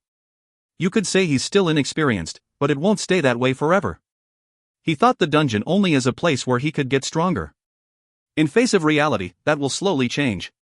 What awaits him, what decisions he will make, please wait and see. You will not be disappointed. If you find any errors, ads pop-up, ads redirect, broken links, non-standard content, etc., please let us know. Report chapter so we can fix it as soon as possible. Chapter 130. Teen Revival, 4. Chapter 130. Teen Revival, 4. After taking a shower, I got dressed and went to the lobby, where I saw Waya sitting by herself on a table and drinking. It was whiskey. Because I felt like my hair wasn't dry yet, I thought about taking off my mask to dry my hair, but I was then surprised when I saw her. What are you doing here so early in the morning? Someone stood me up last night, so I'm here drinking in the morning to make up for it. What, I already told you that I was going to be out hunting. I didn't think you'd stay there the whole night. Do you know how hard it was to make that girl sleep? I was with Yiyun too. I really didn't think you'd hunt wyverns the entire night. Waya pouted. With a shrug, I apologized and sat across the table. Waya, who was staring at me fixedly, then asked. I want to see your face. I want to know what expression you're making. No. With how strong you are, you can probably show yourself. Are you still afraid? At Waya's provocative smile, I snorted and took a sip from the bottle of whiskey. My strengthened body barely reacted to the alcohol. Putting the bottle down, I responded. I won't fall for provocations. How rude. You stole my drink. Plus, you're a coward. So, what's the reason you're drinking whiskey alone where everyone can see you? But at my question, Waya grinned and messaged me. I didn't think I could say it when I was with the others. I wanted to say it last night, but you stood me up. Yeah. I already apologized. So, what is it? Sierra Keenex? No, Paludia. UK. Waya's eyes were shining strangely. That girl is weird. You didn't explain yesterday. What's her problem? Why is she so obsessed with you? I haven't seen a girl like her in a while. So there are people like her? That's another story. Did something happen in the world you went to as a dimensional mercenary? Did she become like that because her world fell? What happened? Sorry. It's a secret. Hey. Sorry, but I don't think I should tell you, or anyone else for that matter. Who? Waya let out a sigh. She raised her cup to take a drink, but she realized that it was empty. She reached towards the bottle of whiskey, but I took it away before she could get it. Your constitution isn't that strong. Stop before you get drunk. Do you even want to drink something I drank with my mouth? You're pretty good. Waya sighed again and took her hand off her glass. Fine, let's stop drinking. Sorry. I shouldn't have asked you so suddenly. I was just feeling impatient, unlike my usual self. It was just completely unexpected, so I was surprised. There's a reason for it, so try to understand. Yeah, I'll try, though I probably won't succeed. How honest. I smiled. Waya also smiled and continued. That's enough, right? Yeah. Sierra Keenex too? Yeah. Waya stared at me for a while, but soon got up while smiling. Alright, I'll trust you. I was hesitating too, since it would get complicated if the Keenex family intervened. Plus, if there's an enemy you can't handle, I doubt anyone from the Keenex family could help. This is what you really wanted to talk about, right? It's both. They're both important to me. Anyways, let's go wake them up and go out for breakfast. I'm hungry. Waya answered nonchalantly and left. Looking at her back as she walked away, I thought that it was a miracle that I got to know her. The moment Lydia opened her eyes, she jumped on my arm, but since she had to get changed, I got her off with Waya and Yiyun's help. As this continued, I hoped her symptoms would slowly disappear. Once she changed, she clung to my arm again, making me somewhat doubtful. After we had breakfast, we went straight to the field dungeon. I wasn't particularly tired and neither were my companions. Shin, I can't fly in the air like you, so what should I do? You'll see once we get there. Also, make sure not to call me by my name. If you need to, use the dungeon's message system. I could hunt the wyverns alone, but most melee range fighters could not do so. Most of the awakened scattered around the field dungeon were members of the American Guardian. They watched over and reported the slightest changes in the dungeon. When wyverns descended, they called nearby parties and hunted them together. Those that hunted wyverns more actively always had long-ranged attackers with close-ranged attackers. They first drew the wyverns toward them with long-ranged attacks and had the close-ranged attackers fight them. However, since the wyverns here seemed capable of communicating with each other, they would have to fight two wyverns at once if they were unlucky.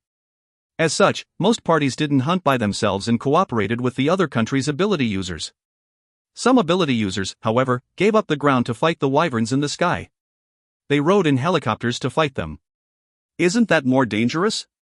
It's called an attack helicopter, but yeah, that sounds more dangerous. Once hit by the wyvern's flames, a helicopter would just become a chunk of scrap metal. Even attack helicopters, made from monster materials for the purpose of hunting monsters, could not withstand the wyvern's flames for long. If wyverns headbutt, clawed, or bit the helicopter, it would go down sooner. As such, when fighting a wyvern on a helicopter, the party had to consist of ideal members. One long-ranged attacker, one defense magic user to protect the helicopter from the wyvern's attacks, and one close-ranged attack who had the maneuverability to jump on the wyvern to take its life and jump back to safety. As that would take time, it was better to have two close-range attackers. Are there teams like that? One or two from what I could tell. Most of the others fight on the ground with the method I told you about. Seeing is believing, or so the saying went. In the field dungeon sky, we could clearly see 2 helicopters flying around and fighting the wyverns. I couldn't say they were fast, but they were at least faster than the parties on the ground, who could only wait for wyverns to come near them. Of course, they were incomparably slower than I was last night. Plus, the moment they made a mistake, the helicopter would fall. I heard helicopters made with monster materials cost over 150 billion won, so one of those things had to kill at least 60 wyverns to make up for its cost. Though, that wasn't exactly true since they could get lucky and find mana stones in the wyverns. After all, a mana stone from wyverns were about 10 billion won. Since even S-rankers had such difficulty fighting them, it was no wonder that the wyvern's nest was taking so long to get cleared. At first, they employed many methods to hunt the wyverns more easily, but mechanical devices were destroyed and magical devices were broken from the wyvern's high mana resistance. In the end, only ability users were left to toil. Although I had not experienced it myself, when I thought about all the proud rankers having difficulty hunting wyverns, I couldn't help but feel bad for them. There should be other people who can use ice steps. Or wind steps, maybe. Most ice or wind ability users that are S-ranked or above are long-range types. There's no way they would fly in the sky and put themselves in danger. Can't they fly together with close-range attackers? They'll end up falling to death after running out of mana. Waya shouted and stopped my rude imagination. Then, after looking at how people were hunting the wyverns for a bit, she asked, "Can we rent a helicopter? It's not a bicycle, you know." "It's possible." "Ah, huck." When I turned around, John Smith was there. With an amiable smile, he answered, "I came to talk about the average cost of wyverns and the ones you've chosen to sell. Since you were asking something I could answer, I did so." Thanks. Let's start with the wyverns." "Yes." In truth, wyverns are different in sizes and quality of the skin. Most of their skin were in perfect shape, though I can't say the same for their heads. "You are truly amazing." Since the size of the wyverns changed their cost, Thunder Knightnim will have to choose which wyverns to sell. We then went to the area where the wyverns I hunted last night were gathered. Large wyverns over 20 meters long were piled up on top of each other. It was quite the sight. Because of the mountain of wyvern corpses, sunlight couldn't even reach us. "You hunted all this by yourself?" "I expected as much, but..." Yoon exclaimed in surprise and Waya spoke with a dumbfounded expression. "We chose the cheapest wyverns for the 10 you have chosen to give us. If you're curious, we could bring them back and show you." "Is that okay?" "No, it's fine. You don't need to move them again. Plus, most of their heads were blown up. If you obtained any mana stones, we would love to buy them too." "Sorry, but I have my own uses for them. I would get more than enough money from selling the wyverns' corpses anyways." If they were willing to pay so much for the wyverns' corpses and mana stones, it meant they had appropriate uses for them. In that case, they would be highly valued in the dungeon as well. I wanted to first secure the mana stones and the wyverns' corpses. I might have to visit Lin soon. I sold 20 wyverns on the spot for over 60 billion won. Since I didn't have an account for ability users other than the one for Yunhua Wu, they created an account for me with the 60 billion won. That said, I didn't know where to spend all this money. Maybe I should fill the swimming pool in Marianne's garden with shrimp crackers. Plus, we could rent an attack helicopter for free. After hearing it was $130 million, I felt a bit hesitant. Well, if there's any problem, I could just buy it. Don't underestimate buy barrier. With Wyatt and Ludia's double attack, I got on the helicopter. Yeun, who considered 100 million won to be an enormous sum, trembled and got on with a frown. Now that she was a high-ranking ability user, I knew her sense of money would change eventually. In a way, it was sad. We should make a team name too. Once the helicopter took off, Yeun made an excited suggestion. Ludia seemed to agree as well. It seemed she was obsessed with making connections with people. Surprisingly, Waya supported it as well. Right, it's good for fostering a sense of camaraderie and for letting others know who we are. Are there other famous parties? Of course. Guardians team names often come up on mass media, and it's the same from Freedom Wing. Rogue teams get paid according to how famous they are, not the ranking of their team members. Shin, you should really show more interest in other people. You're right, but that's because I only care about people who are important to me. I acknowledged what Yeun messaged. Then, Waya swung the staff she was holding at my forehead. I, of course, blocked it with my hands. You shouldn't be proud, idiot. If you keep living like a child, you'll be dead before you even realize. I know it's a problem, but I don't have much free time. Climbing the dungeon every day, going to university, and training. I was especially busy lately. I had my excuses, but I should really expand my horizon like Waya said. When I showed signs of self-reflection, Waya took back her staff. Revival. Ludia announced. It has to be revival. Revival? That's unexpected. Why? That's the guild he made. Guild? Shin, you made a guild? Don't you need a mansion? Ah, yeah. I do have one, so I took the opportunity to make a guild. I want in. Let me in Shin's guild. I thought you'd say that. Go ahead. You'll probably cry if I refuse. Yay! Yiyun bounced in joy inside the helicopter. Since the pilot couldn't hear our messages, he was probably weirded out by the strange flow of our conversation. On the other hand, Wyatt didn't look happy. If it's First Dungeons Guild, I can't enter it. No, wait, I should have been the one to create a guild. But I don't have a mansion. Right, sorry, Waya. No, I'll become a First Dungeon Explorer for sure. Cook, since I don't have a mansion, I'll have to enter your guild. Cook. Then let's go with Revival for the team name. Waya looked unhappy that she couldn't be the leader, but she still agreed on the team name. You learned to swallow your pride. You matured, Waya. We can make you the team's leader, Waya. No, it's fine. It would look weird if I'm the leader. Besides, you gathered the members, so you should be the leader. But if you ever give me the position of the guild leader, I'll become the team leader too. I don't think that's going to happen. I thought about it, then realized it was Waya's way of acknowledging me as the leader. In a way, she got embarrassed easily. Just like that, we became Team Revival. When we yelled hurrah with a sense of camaraderie, the helicopter pilot suddenly shouted. There's a wyvern coming straight toward us. Tell us earlier. Oh Mataris. Oh Earth. Ludia quickly created a barrier around the helicopter. The wyvern that appeared in front of the helicopter began to breath out fire. However, it could not penetrate Ludia's barrier. In anger, it tried to use physical attacks, as it folded its wings and flew toward the helicopter. Although Ludia said it would be fine, I was slightly worried whether her barrier could withstand the wyvern's attack.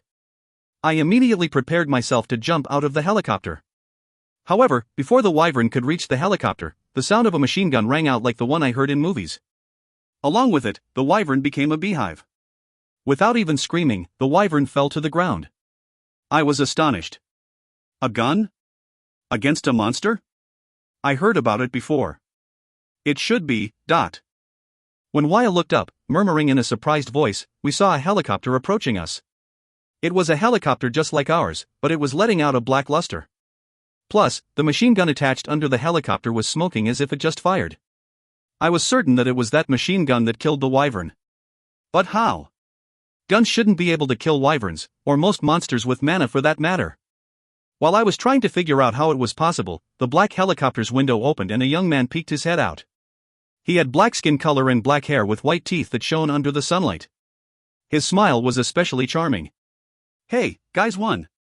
Don't forget to buy me a drink when you land. It was my first meeting with America's SS ranker, Leon Pepper. Author's note. America's SS ranker, Leon Pepper, has appeared. If you say, hey, you said you can't kill monsters with guns. I can only say, he's the exception. Look forward to finding out his ability and finding out what happens. P.S. Hey, guys. Was in English. Why? To add character. That's it. Translator's note. Hey guys, I identify as an attack helicopter. Please no flame. 1. This was in English. If you find any errors, ads pop up, ads redirect, broken links, non-standard content, etc., please let us know. Report chapter so we can fix it as soon as possible. Chapter 131. Teen Revival, 5.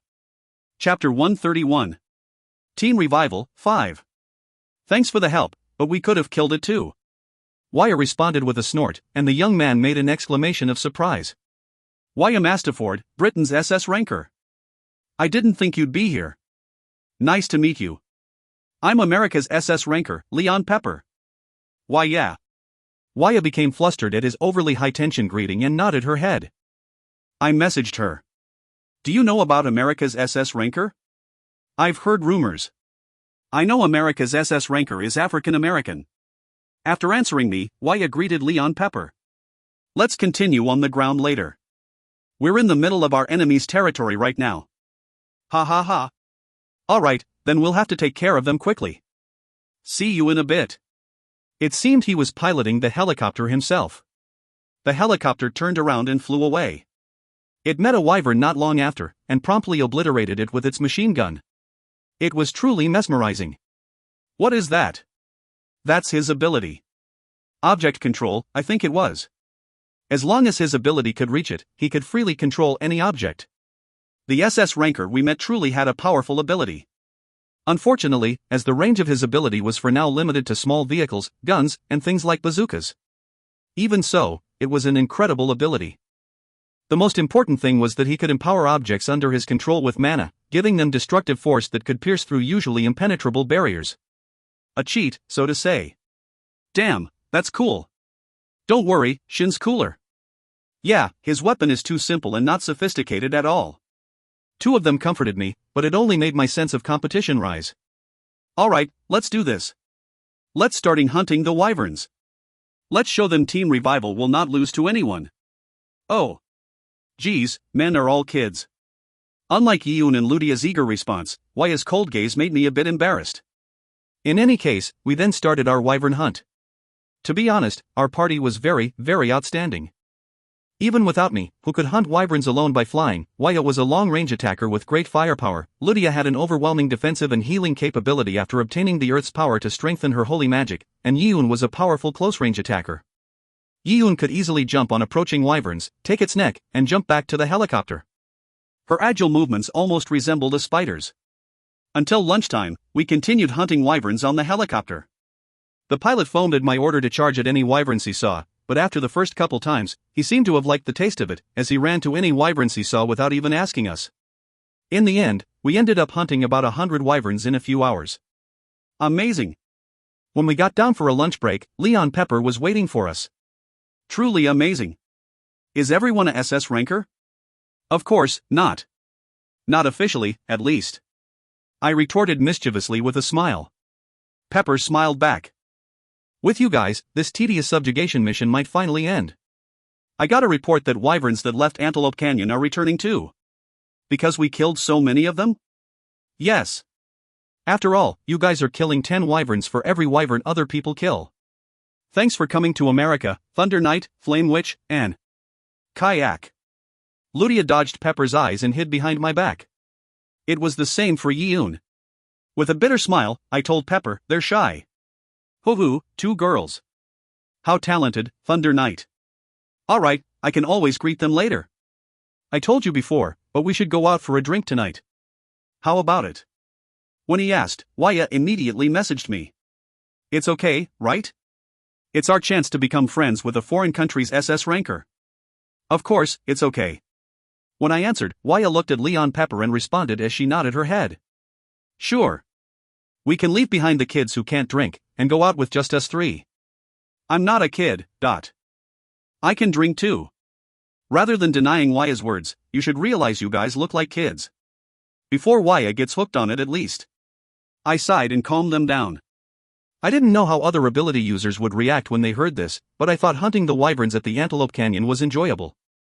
No wyverns could even touch our party, and the money we got from selling them was enormous even if it were split among the 4 of us. Competing with Leon Pepper was fun too. Other than the gazes of envy and jealousy we were getting, there was no problem. However, like Leon Pepper said when we first met, the number of wyverns in the canyon was increasing day by day. Wyverns that had escaped from their nest were all returning. Perhaps because they knew they would be in danger if this place was subjugated, they were attacking more actively. This is a good sign. Spinning the pistol he always carried around with his finger, Pepper muttered. It means we'll run into their boss soon. Boss. I'm looking forward to it. Want to bet who's going to kill it, TK? I told you, don't call me T.K. But sure, let's bet. It's the boss of AS rank field dungeon. Graveyard over the lake was dangerous, so be more careful this time. When Pepper and I half-jokingly discussed on betting, Waya commented with a tired voice. Of course, I didn't forget about what happened at Windermere. Waya was especially surprised at the time and had worried about me. I didn't think Pepper would punch me to the boss mouth, but it seemed Waya was worried about the boss fight in general.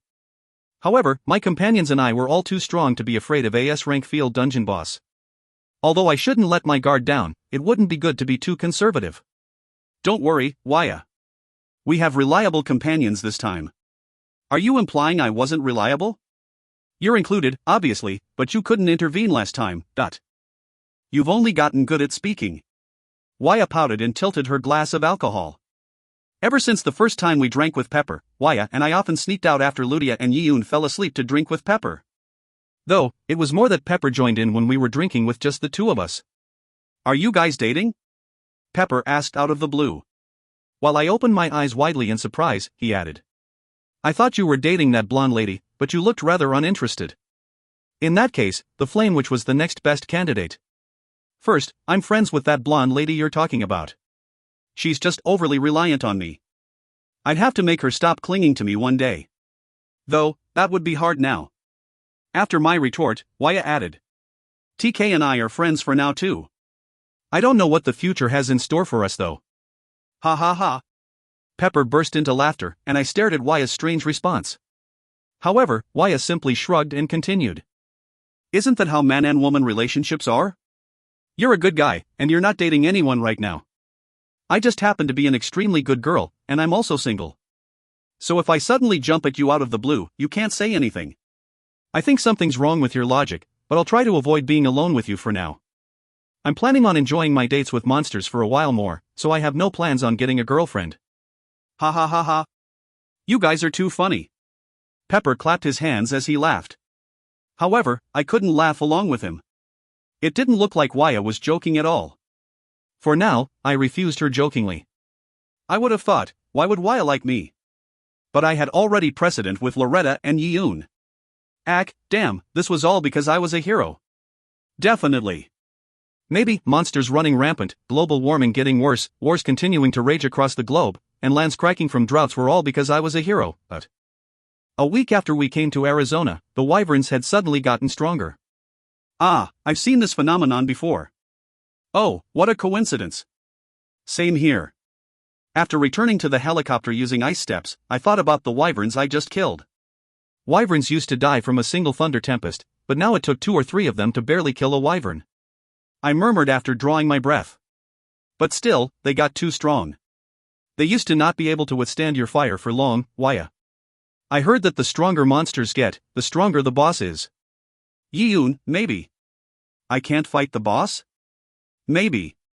Yiun was exactly at the level of wyverns.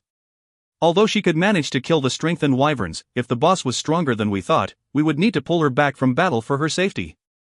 We were here to hunt wyverns safely, not to risk our lives. But I want to help Shin. Thank you for the sentiment. Then will you give me a kiss? No. That was too fast. The tension was high in the entire Antelope Canyon. Then, one ability user fought against a wyvern without properly assessing its strength, and died. Of course, as there was no one below S rank in this canyon, the one who died was also an S ranker. The canyon's atmosphere became darker. Pepper couldn't just laugh and enjoy either. 2 days after the casualty appeared, a heavy rain poured down. As we couldn't stop just because of a rain, we got on our attack helicopter, which was completely fine under rain, and set out to hunt wyverns. Ludia had been feeling uneasy the entire day, and after the helicopter took off, she pulled on my sleeve and murmured. Shin, I'm feeling strangely uneasy. In truth, it was the perfect atmosphere to feel uneasy. Someone had died, wyverns had gotten stronger, and a heavy rain was pouring down today, so much so that it was hard to see in front of us. I responded. Don't worry, the boss is going to appear for sure. What does that mean? What do you mean, what does that mean? Can't you see the powerful mana raging in the distance? Not long after I said that, the pilot screamed. From deep inside the canyon, a dragon-like wyvern twice as large as other wyverns came out. As I thought, it appeared today. Then, Yiun, who was likely also sensing the boss, suddenly raised her head. Shin, it's strange. What's strange? I don't know how to describe it. But there's something more. I frowned at her words. It was then that a giant dragon suddenly appeared in the air. An event raid has broken out. SS plus rank 100 man, Flame Drake. Because you were at the location of the raid boss, you will be forced to participate. Author's note, not applicable. Translator's note. This was a little unclear, even in the next chapter, but the dragon-like wyvern and the giant dragon are two different beings. If you find any errors, ads pop up, ads redirect, broken links, non-standard content, etc., please let us know. Report chapter so we can fix it as soon as possible. Chapter 132. Team Revival, 6. Chapter 132. Team Revival, 6. Your party holds the priority for the event raid. Unless you want to reveal its existence, other dungeon explorers will not be notified until 1 hour later. What? How can an event raid appear in a field dungeon? Event raids don't only appear when event dungeons are cleared. We must have met some sort of a condition.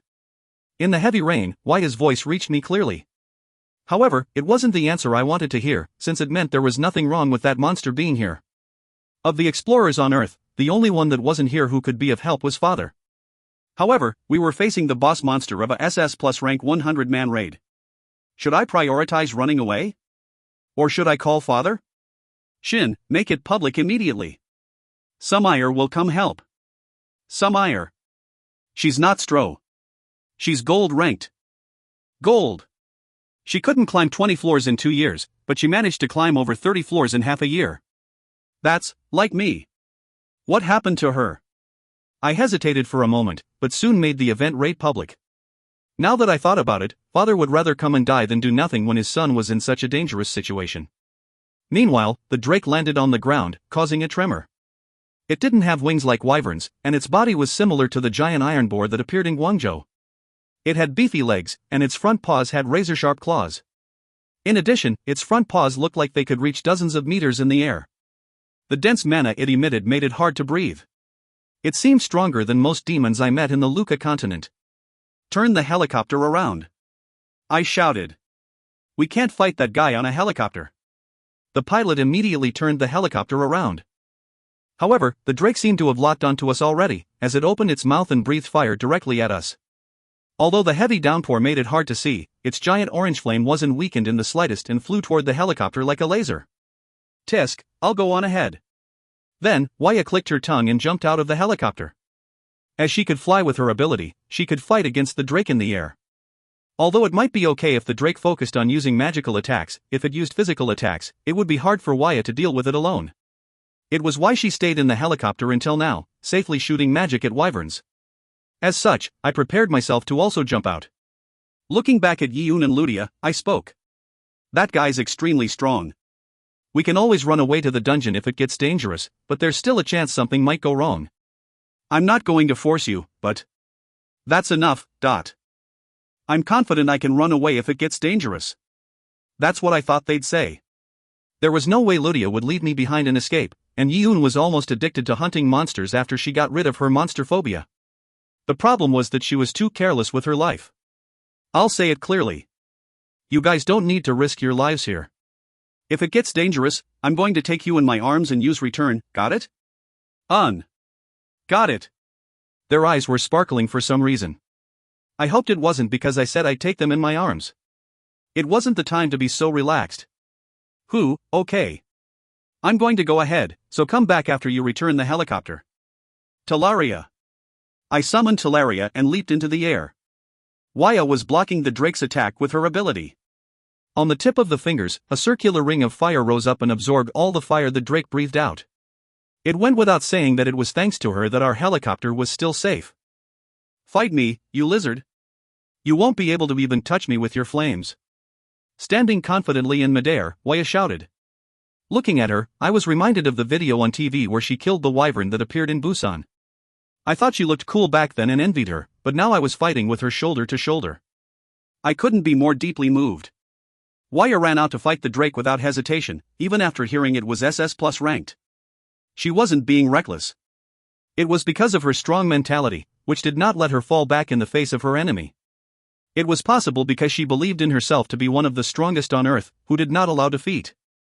Thinking how cool she was, I also thought I should take after her spirit. To do that, there was something I needed to do. Get over here, you goddamned lizards. All of you come. You mastered mid-rank provoke. Your provocation seeps into your soul. You can now provoke death monsters. You learned high-rank provoke. Existence is in the same area as you cannot escape your provocation. Weak monsters might die from having their spirits suppressed by your provocation. My provocation spread through the entire field dungeon without being hindered by the torrential rain. It even caught the attention of the ability users who were panicking from the sudden appearance of the flame drake and the wyvern boss. It had even calmed their confusion temporarily. However, the ones I really wanted to call were the ordinary wyverns. Kaya Owak. Kaya Ia. Countless wyverns as numerous as the raindrops falling down flew toward me. Seeing them, I was delighted. Damn, the world sure chose the wrong guy as the hero. Why do I smile in such dangerous situations? Regardless, there was one important thing. For the first time since the demon's army commander, I was facing a formidable enemy. I couldn't worry about hiding my abilities. I had to go all out. Although I couldn't defeat the army commander without Peruta's help, I didn't think the enemy in front of me would make me do the same. If I could do it with my own strength, I would do so. I could always call Peruta, but that was only as a last resort. If I continued to rely on my master, how could I surpass him? I took out Gluttony's spear from my inventory. The moment I firmly gripped the spear shaft, I felt myself becoming more excited. I shouted, "Pika, let's go full power. Leave it to me, master. I'm the strongest now." Strongest? The moment I knitted my brows, Gluttony's spear began to shine with a golden light. It was undoubtedly spirit aura, but it was much stronger than ever before. Why? The moment I asked in my head, a bolt of lightning fell from the sky. Hook. M.O. More. I was surprised for a second, thinking the lightning struck me, but that wasn't it. The lightning was completely absorbed by my spear and was clearly strengthening it. Not to mention, with all the storm clouds in the sky, I wouldn't be surprised if another boom. BB boom. My ear deafened. Lightning struck my spear continuously. A few of them even missed their target and struck down incoming wyverns. I finally understood. Elementals were born from nature. They were existences always in line with nature and were greatly affected by nature. In this severe thunderstorm, Pika was at her strongest since the day we met. Pika, let's go. Send them flying. The incoming wyverns stopped and flinched at the lightning. Meanwhile, I put them in my spear's trajectory. To be exact, it was just that they were in the way to the flame drake. It was why I gathered them in the first place. Kicking off the air, I used Gale Track. Using the power of lightning, Pika's spirit aura had enlarged the spear like I was using Sky God's rage. The moment my spear even touched the wyverns, they all exploded, and my spear grew stronger each time they died. It was because Gale Track increased my attack power by 5% each time I sent an enemy flying. Kogyo-a-a. Hero, I came for you. I'm not into bestiality. If you want me, at least try to polymorph to a beautiful girl. 17th, 18th, 19th. I was approaching the drake. Since I was under super-armored state, nothing could stop me. 20th. 100% fully charged. Then, I flew past Waya. Seeing her widely opened eyes looking at me, I couldn't help but think she was cute.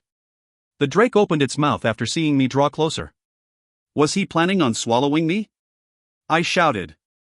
Ru-yu-a. Ask me anything. Help me so that guy will immediately let me attack him. If it's now, anything you want. Then, I suddenly heard the sound of a machine gun. Pepper, who was controlling his helicopter from nearby, had fired at the drake.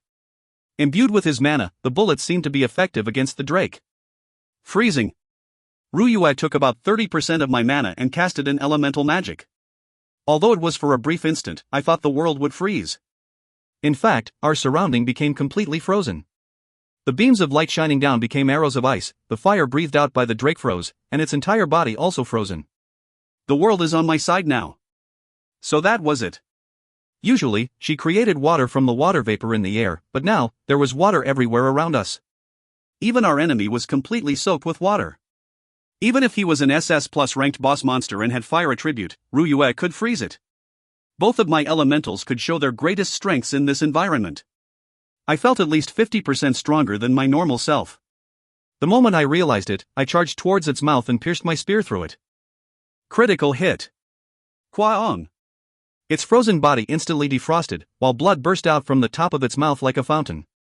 Although the heavy rain would wash away the blood in time, the blood that splashed onto me made me feel uncomfortable. Thankfully, it wasn't poisonous. Heru. I'll eat you. I already told you, no. I was now as free as a bird. After landing my attack perfectly, I flew back up. I didn't need to use divine speed, and as soon as I backed off, Waya quickly blocked the drake's flames. She was on fire today. Pun intended. Guys, let me join in too. Pepper flew toward us, shooting down nearby wyverns with his helicopter. At the same time, the ground lightened up and a few people appeared. The Dungeon Explorer communication channel became noisy. Son, I came to help. Uni, Wawanim. Minami Violet Samire, reporting for duty. Shit. I'm going to really die if I'm not careful. Besides the reinforcing explorers couldn't be more reliable. I instantly thought, Walker might die if he's not careful. According to our contract, he had to come help us if we called him for event raids or event dungeons, but he came without Waya or me asking him. Because we thought this battle would be hard for Walker, we hadn't planned on calling him at all. Perhaps, Father had caught him and brought him along, but he could have escaped if he wanted to. I was happy that he came on his own accord. If possible, I hoped this raid would end without Walker getting hurt. Hoo. All the dungeon explorers on Earth are here. Waya remarked as she flew next to me. I wasn't sure if she absorbed the drake's power, but she was emitting strong flames from her body. Since Ludia and Yiyun would soon return, she was right. Looking at the drake still bleeding from its mouth, I snorted. It could be dangerous to think this way, but I didn't think I could lose to anyone now. The moment after I thought that, a giant wyvern twice as big as normal wyverns appeared in front of us. Because of the drake, we had forgotten about it. It was the dungeon boss of the wyvern's nest. Author's note, not applicable. Translator's note. In case it wasn't clear, the flame drake is the boss of the event raid, and the giant wyvern is the field dungeon's boss. If you find any errors, ads pop-up, ads redirect, broken links, non-standard content, etc., please let us know. Report chapter so we can fix it as soon as possible. Chapter 133. Team Revival, 7. Chapter 133. Team Revival, 7. Hero. So you can talk too. I was surprised, but I instinctively tightened my grip on the gluttony spear and aimed it towards it. To be honest, in the heavy thunderstorm, I thought even the boss of Wyvern's Nest couldn't be a match for me. Good. Thanks for coming, but sorry. I want to end it quickly. However, what it said next shocked me greatly. I know you have the ability of a tamer, Hero. I want to become Hero's subordinate. You, what? I doubted my ears for an instant. What did this wyvern with the avian flu just say? After the drake appeared, I thought only death awaited me. Aren't you two on the same side? Are you stupid, Hero? Between monsters, you either eat, share, or get eaten. Well, that's nice to know. Share probably refers to monsters from the same family or from the same kind. Although wyverns and the flame drake were seen to both be species of dragons, it seemed they weren't allies. I've come to admire you after seeing you destroy dozens of wyverns with a single attack. Be happy. You forced the queen of the wyverns, Darkwing Zert, to surrender. I obtained two more useful information. The first was that this wyvern felt admiration at me killing dozens of her kind, and the second was that this wyvern was female. I was wondering why her voice was slightly high. Darkwing Zert then continued. Of course, what I want the most is to kill Hero and to obtain Hero's light, but I know that is impossible. As such, I chose the second best option. Since you can't kill me, you will serve under me? And I will kill the drake. For a monster, she sure acted like a bully. Well, it didn't matter, since it was good for me. The wyvern looked into my eyes. Meanwhile, Waya shouted. I don't know what's going on, but hurry up. That guy's charging toward us. Okay. Alright, good. You'll probably be faster than Talaria. From now on, I am Heroes. Now, grant me a new name. I can't just call you Zert? I need a new name to tie myself to Hero. Then let's go with Latte. Good. My name is now Latte. As the Hero's partner, I will take after his brilliance. Immediately afterwards, several messages rang in my ear, as if they had been prepared beforehand. You made an achievement of taming the S+ rank boss monster, Darkwing Wyvern. You obtained 1 skill point. Current skill points, 4. Taming became level 3. You can tame your target more easily, and even the targets you placated temporarily will remain so for a longer time. Spirit of the Tamer became level 3. You will win good first impressions, and the hostility and wariness against you decreases. Current tameable targets, 2 halves. Although Wyvern's Nest was AS ranked dungeon, Latte was S+ ranked. I wondered why, and suspected it was because she originally possessed a name. Pleen, for example, didn't have a name until I gave her one. On the other hand, Latte had the name, Zert. Just by looking at her wings and black skin, I could tell she was different than the other wyverns. She was called the Queen of the Wyverns in Dark Wing, both emphasizing that she was special. That said, their goal should have been to kill me and take the world's power. It felt a bit weird that they gave up and joined my side because they weren't strong enough. I thought the command they received was absolute, something they had to prioritize over their own lives, but it seemed that wasn't the case. After all, Pleen came over to my side rather easily, and it was the same for Latte. Was it because I was a tamer? Or was it just because I showed how domineering I was, like Latte said? Were their own lives more important than the command? Or was there something special about Pleen and Latte? For now, I had no way of knowing. Get on, hero. Right. Excuse me. MMM. Can I let my comrades ride too? That's unpleasant. The only one I acknowledge is Hero, my master. She called herself my partner, and taming definitely worked, but it looked like it didn't mean she would be completely obedient. With a bitter smile, I nodded. Alright, it can't be helped then. Let's go. Don't fall. Grya-aya. Latte opened her jaws and let out a scream. Then, she charged straight towards the drake. I raised my spear, and the constant lightning strikes from the sky strengthened spirit aura. Where did you get that? If you want, you can try to entice one of the nearby wyverns. After replying to Father's message, I looked ahead. Although the connection between Latte and me wasn't as deep as my connection with Ryue, as expected of Queen of the Wyverns, Latte aptly dodged the drake's flames and flew past its front paw. In that instant, I used Elemental Blade and slashed its front paw. A strong explosion of lightning occurred upon impact, bursting the drake's scales and scorching its flesh.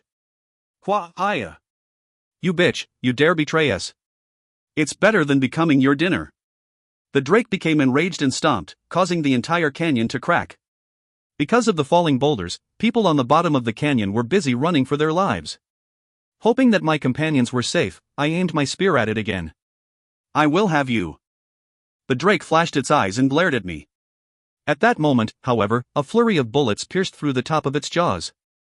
I was surprised from how accurate the shots were.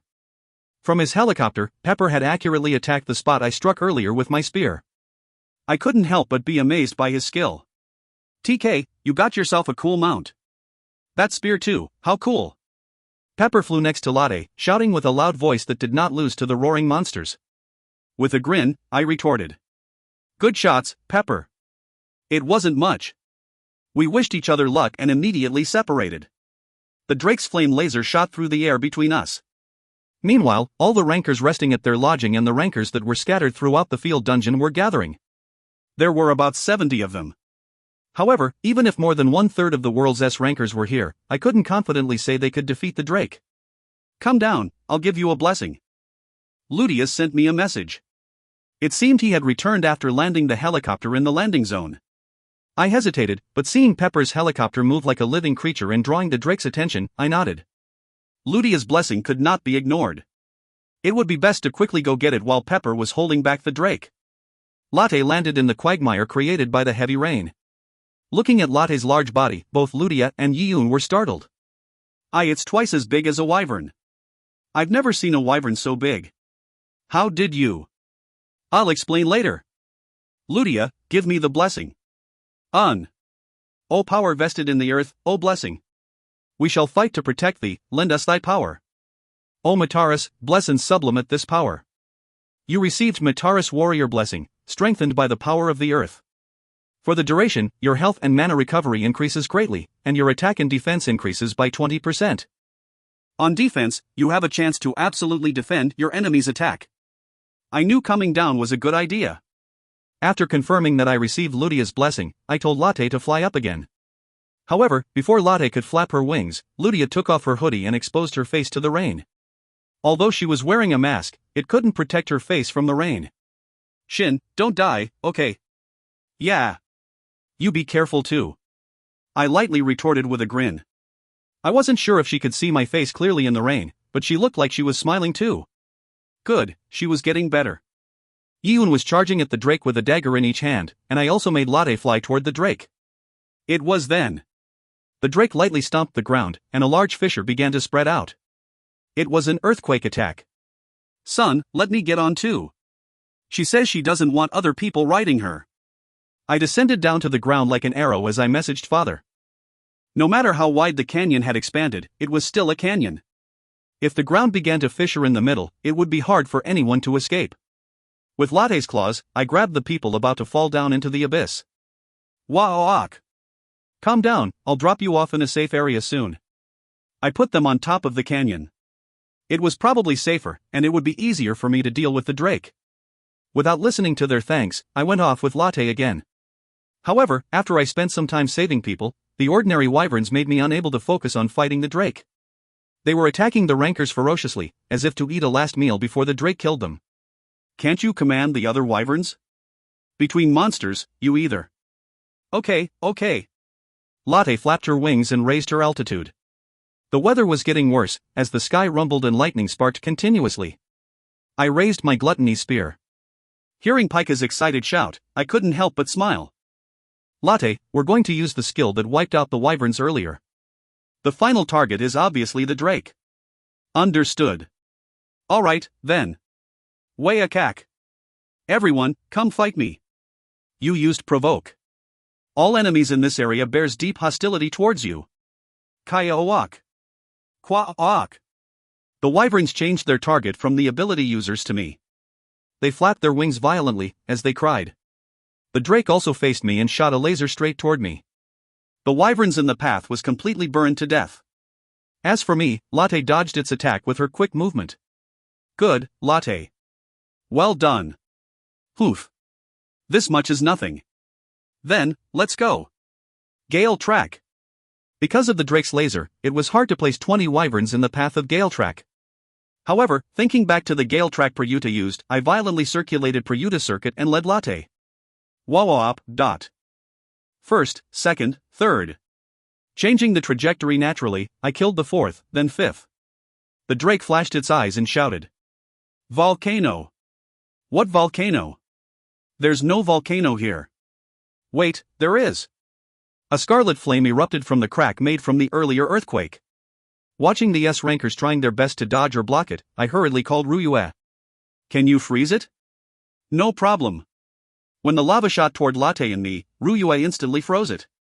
She could even freeze lava. We immediately broke through it. 11th, 12th. Shoot, the lava killed most of the wyverns. I'll fly straight to that bastard now. Go! Ryue, block that guy's attack. Got it. Immediately after Ryue nodded, the streaks of rain in front of us transformed into ice crystals and began to spin around Latte's body. More and more ice crystals gathered around Latte, and in the end, we looked like a whirlwind of ice crystals. With your strength, you won't be able to even scratch me. When the drake shouted, the earth tremored, and the raindrops that had fallen on his body burst out into all directions. How could a flame drake wield water? I knew he had just used his boundless mana to send the water flying, but it was still enough to damage the S-rankers. Furthermore, the attack continued, almost like Pepper's machine gun.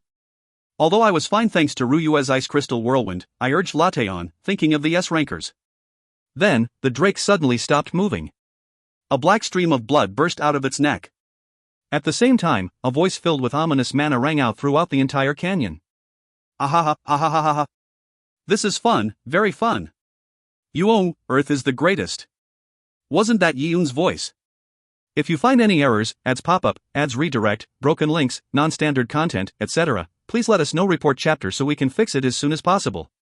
Chapter 134. Team Revival, 7. Chapter 134. Team Revival, 7. I was shocked, but I wasn't shocked enough that I'd missed this valuable opportunity. Right now, the drake was almost completely defenseless. When we neared the drake, Ryue first compressed the ice crystal whirlwind that was protecting us, and shot it toward the drake. Blood spurted out of its face, and even the blood soon froze. Quiet. I'll take an eye. Gale Track's final blow. I frantically circulated Prayuta circuit and added Gale Track's wind power to my lightning spear. I pulled the spear back. The frozen blood on the drake couldn't defeat its hot blood and evaporated. At the same time, thrust my spear forward. Critical hit. Kaya. This is the power of the Skullbreaker. The moment the lightning spear stabbed through its left eye, tearing through the mana barrier protecting its body. At the same time that I realized a critical hit occurred, its eye exploded into pieces. There was already a bonus for charge-type attacks. With Skullbreaker's effect amplifying critical hit damage, not even a SS plus rank boss I was safe. Because of the unexpected effectiveness of the attack, I was once became wet with blood. Kohu, as I thought, hero is amazing. Fly back for now. This bastard's going to thrash around again. Kaya ha ha ha. Cool, you're so cool. Take me with you. When I was about to fly back with Latte, someone suddenly jumped toward us from the drake's neck. It was Yi-Yoon. Holding two daggers flashing with black aura, she easily landed on my back. Not paying attention to Latte's struggle to throw her off, she rubbed my back, though it was covered by my armor, and asked, "What's your name?" "HM? Tell me." It was Yi-Yoon's voice, but something felt different. If Yi-Yoon talked like a middle school girl, her voice currently exuded the charm of a mature woman. In fact, the way she looked at me as she peeked her head over my shoulders was unable to describe with words. You manifested in Yi-Yoon. Oh? You know my disciple? Ha? I see. No. Can I have him? I felt like I could understand what she and Yi-Yoon were talking about. I lightly pushed her face back and retorted. I'll let it go since it's an emergency situation, but you shouldn't jump on someone else's wyvern without permission. What? Kayahaha, you're funny. As I thought, I like you. I'll kill this woman. Calm down, Latte. Dodge. As expected, the agitated drake swung its tail down at us. Latte quickly dodged it, and the drake's tail struck the ground, causing even more fissures to spread out. Furthermore, the drake's body became redder, and a red steam-like gas was shooting out of its body. What is that? What do you think that is? It means it got harder to jump on its neck and attack. Although the wyverns were mostly taken care of, it was still difficult for other rankers to fight the drake. The ground was fissured and lava was erupting out of it. The drake's body was on fire, and although a few long-ranged S-rankers were attacking it, the red steam was blocking all of them. Blocking both close and long-ranged attacks. That's a cheat. Is everyone safe? I'm safe. That bastard's tail is as big as a floor master. I'm safe too, Wawanim. I'm alive. As Ludia wasn't in Earth's Dungeon Explorer communication channel, I sent her a separate message. She said she blocked the earthquake with her ability and was now focusing on supporting from the distance. There weren't many with healing abilities. As such, she would greatly increase the number of survivors. Koha. The bullets just melt when they get near him. Pepper's helicopter flew near me. Although he said it with a refreshing smile, he didn't look too happy. It seemed his bullets couldn't pierce through the red steam either. However, after seeing Yi-Yoon, Pepper exclaimed in a surprised voice. Lady, you look the same, but you somehow look sexier. Did I fall in love? Ha ha ha. As I thought, my appearance can't hide my charm. But sorry, I already chose him. Pepper, can you think of a way to attack? As an SS ranker, Pepper wouldn't just give up with this. When I interrupted Pepper and Yi-Yoon's small talk and asked, he grinned. I normally would have charged forward with my bazooka, but I think the water drops it shot out earlier broke something. The helicopter isn't responding well. So, friend, I came to deliver my trump card. He threw something at me. When I received it and looked, it was a black metallic ball with a red button. It's a fragmentation grenade specially created for me. Only S-ranked or above monsters were used to make it, so you should be able to imagine its power. Since it can't operate without my mana, there's no safety pin or anything. Normally, if I put mana into it and press the button, it explodes in exactly 3 seconds, but. You put all your mana in it, right? Bingo! Although it looked simple, the mana I could feel inside it was no joke. In detail, all of an SS ranker's mana was in it. It's 3 seconds after you press that button, friend. I'll entrust you with it. Damn, you cool guy. Leave it to me. I'll take care of it. Good, then I'm going to go save the others. Let's go out for a drink afterwards, friend. Good luck. Pepper grinned and crossed his fingers over the pilot seat, then turned his helicopter around to go save the other ability users. Damn, that guy was just too cool. For now, I put the grenade in my embrace. Then, the situation changed again. Hero. Hand over yourself to me. Hero this, hero that. You're noisy. When the drake shouted, once again erupting lava, Waya shouted back. In the next moment, the lava erupting from the ground shot toward her surprisingly. Startled, I was about to charge toward her, when Waya raised both of her hands. It's my turn now. Army of Flames. Along with her hands' movements, the lava flying toward her fell in clumps and began to take different forms. Eagle, hawk, crow. All kinds of birds known for their aggressive nature began to appear in thousands. The Animal Kingdom. No, it was the Army of Flames, Avian Edition. Because of the pouring rain, their bodies continued to sizzle and give off steam, but they didn't shrink and continued to burn. As if that wasn't enough, the biggest clump of lava formed a giant wyvern. Waya got on its back and grinned toward me. Even in the rain, I could clearly see her smile. Yiyun's voice then rang out from behind. Tui, big-breasted ones should all go to hell. Yiyun wasn't even flat. I can see your past self, although the thought crossed my mind. I thought she'd break my neck if I said it, so I kept it to myself. After Waya turned all the erupting lava into her army, the Rankers' counterattack also began. Let's group up. Magicians, please protect us with barriers. Take at least one of its scale. Protect our land. We will protect America. Most of the American ability users burned with determination to protect their home country, and other countries' ability users did the same as to not smudge their country's name. The ones who cared more for their lives probably left the battlefield already. Humans always like to gather in mass. They also always died in mass. The drake roared. The steam covering its body transformed to long and thin needles. It then shot them out like it had done earlier with the raindrops. Immediately afterwards, Waya's army of flames blocked the steam arrows. The few that slipped through would have to be dealt with by the ability users. Boom! A steam arrow flying toward them suddenly bounced back with a boom. I tilted my head, feeling like I've seen that ability before. Then, the protected ability users shouted in thanks. Dark Knight! It's Dark Knight! Ooh, both Thunder Knight and Dark Knight are here. Father's identity was being revealed for the world to see. My flames prey on the sky itself. The drake's flames continued to get stronger. However, the atmosphere was different than before. The chaos created from the wyvern boss and the ordinary wyverns had settled down, and everyone was now focused on the drake. You insects squirming until death. Cook. New daughter, please. Yes.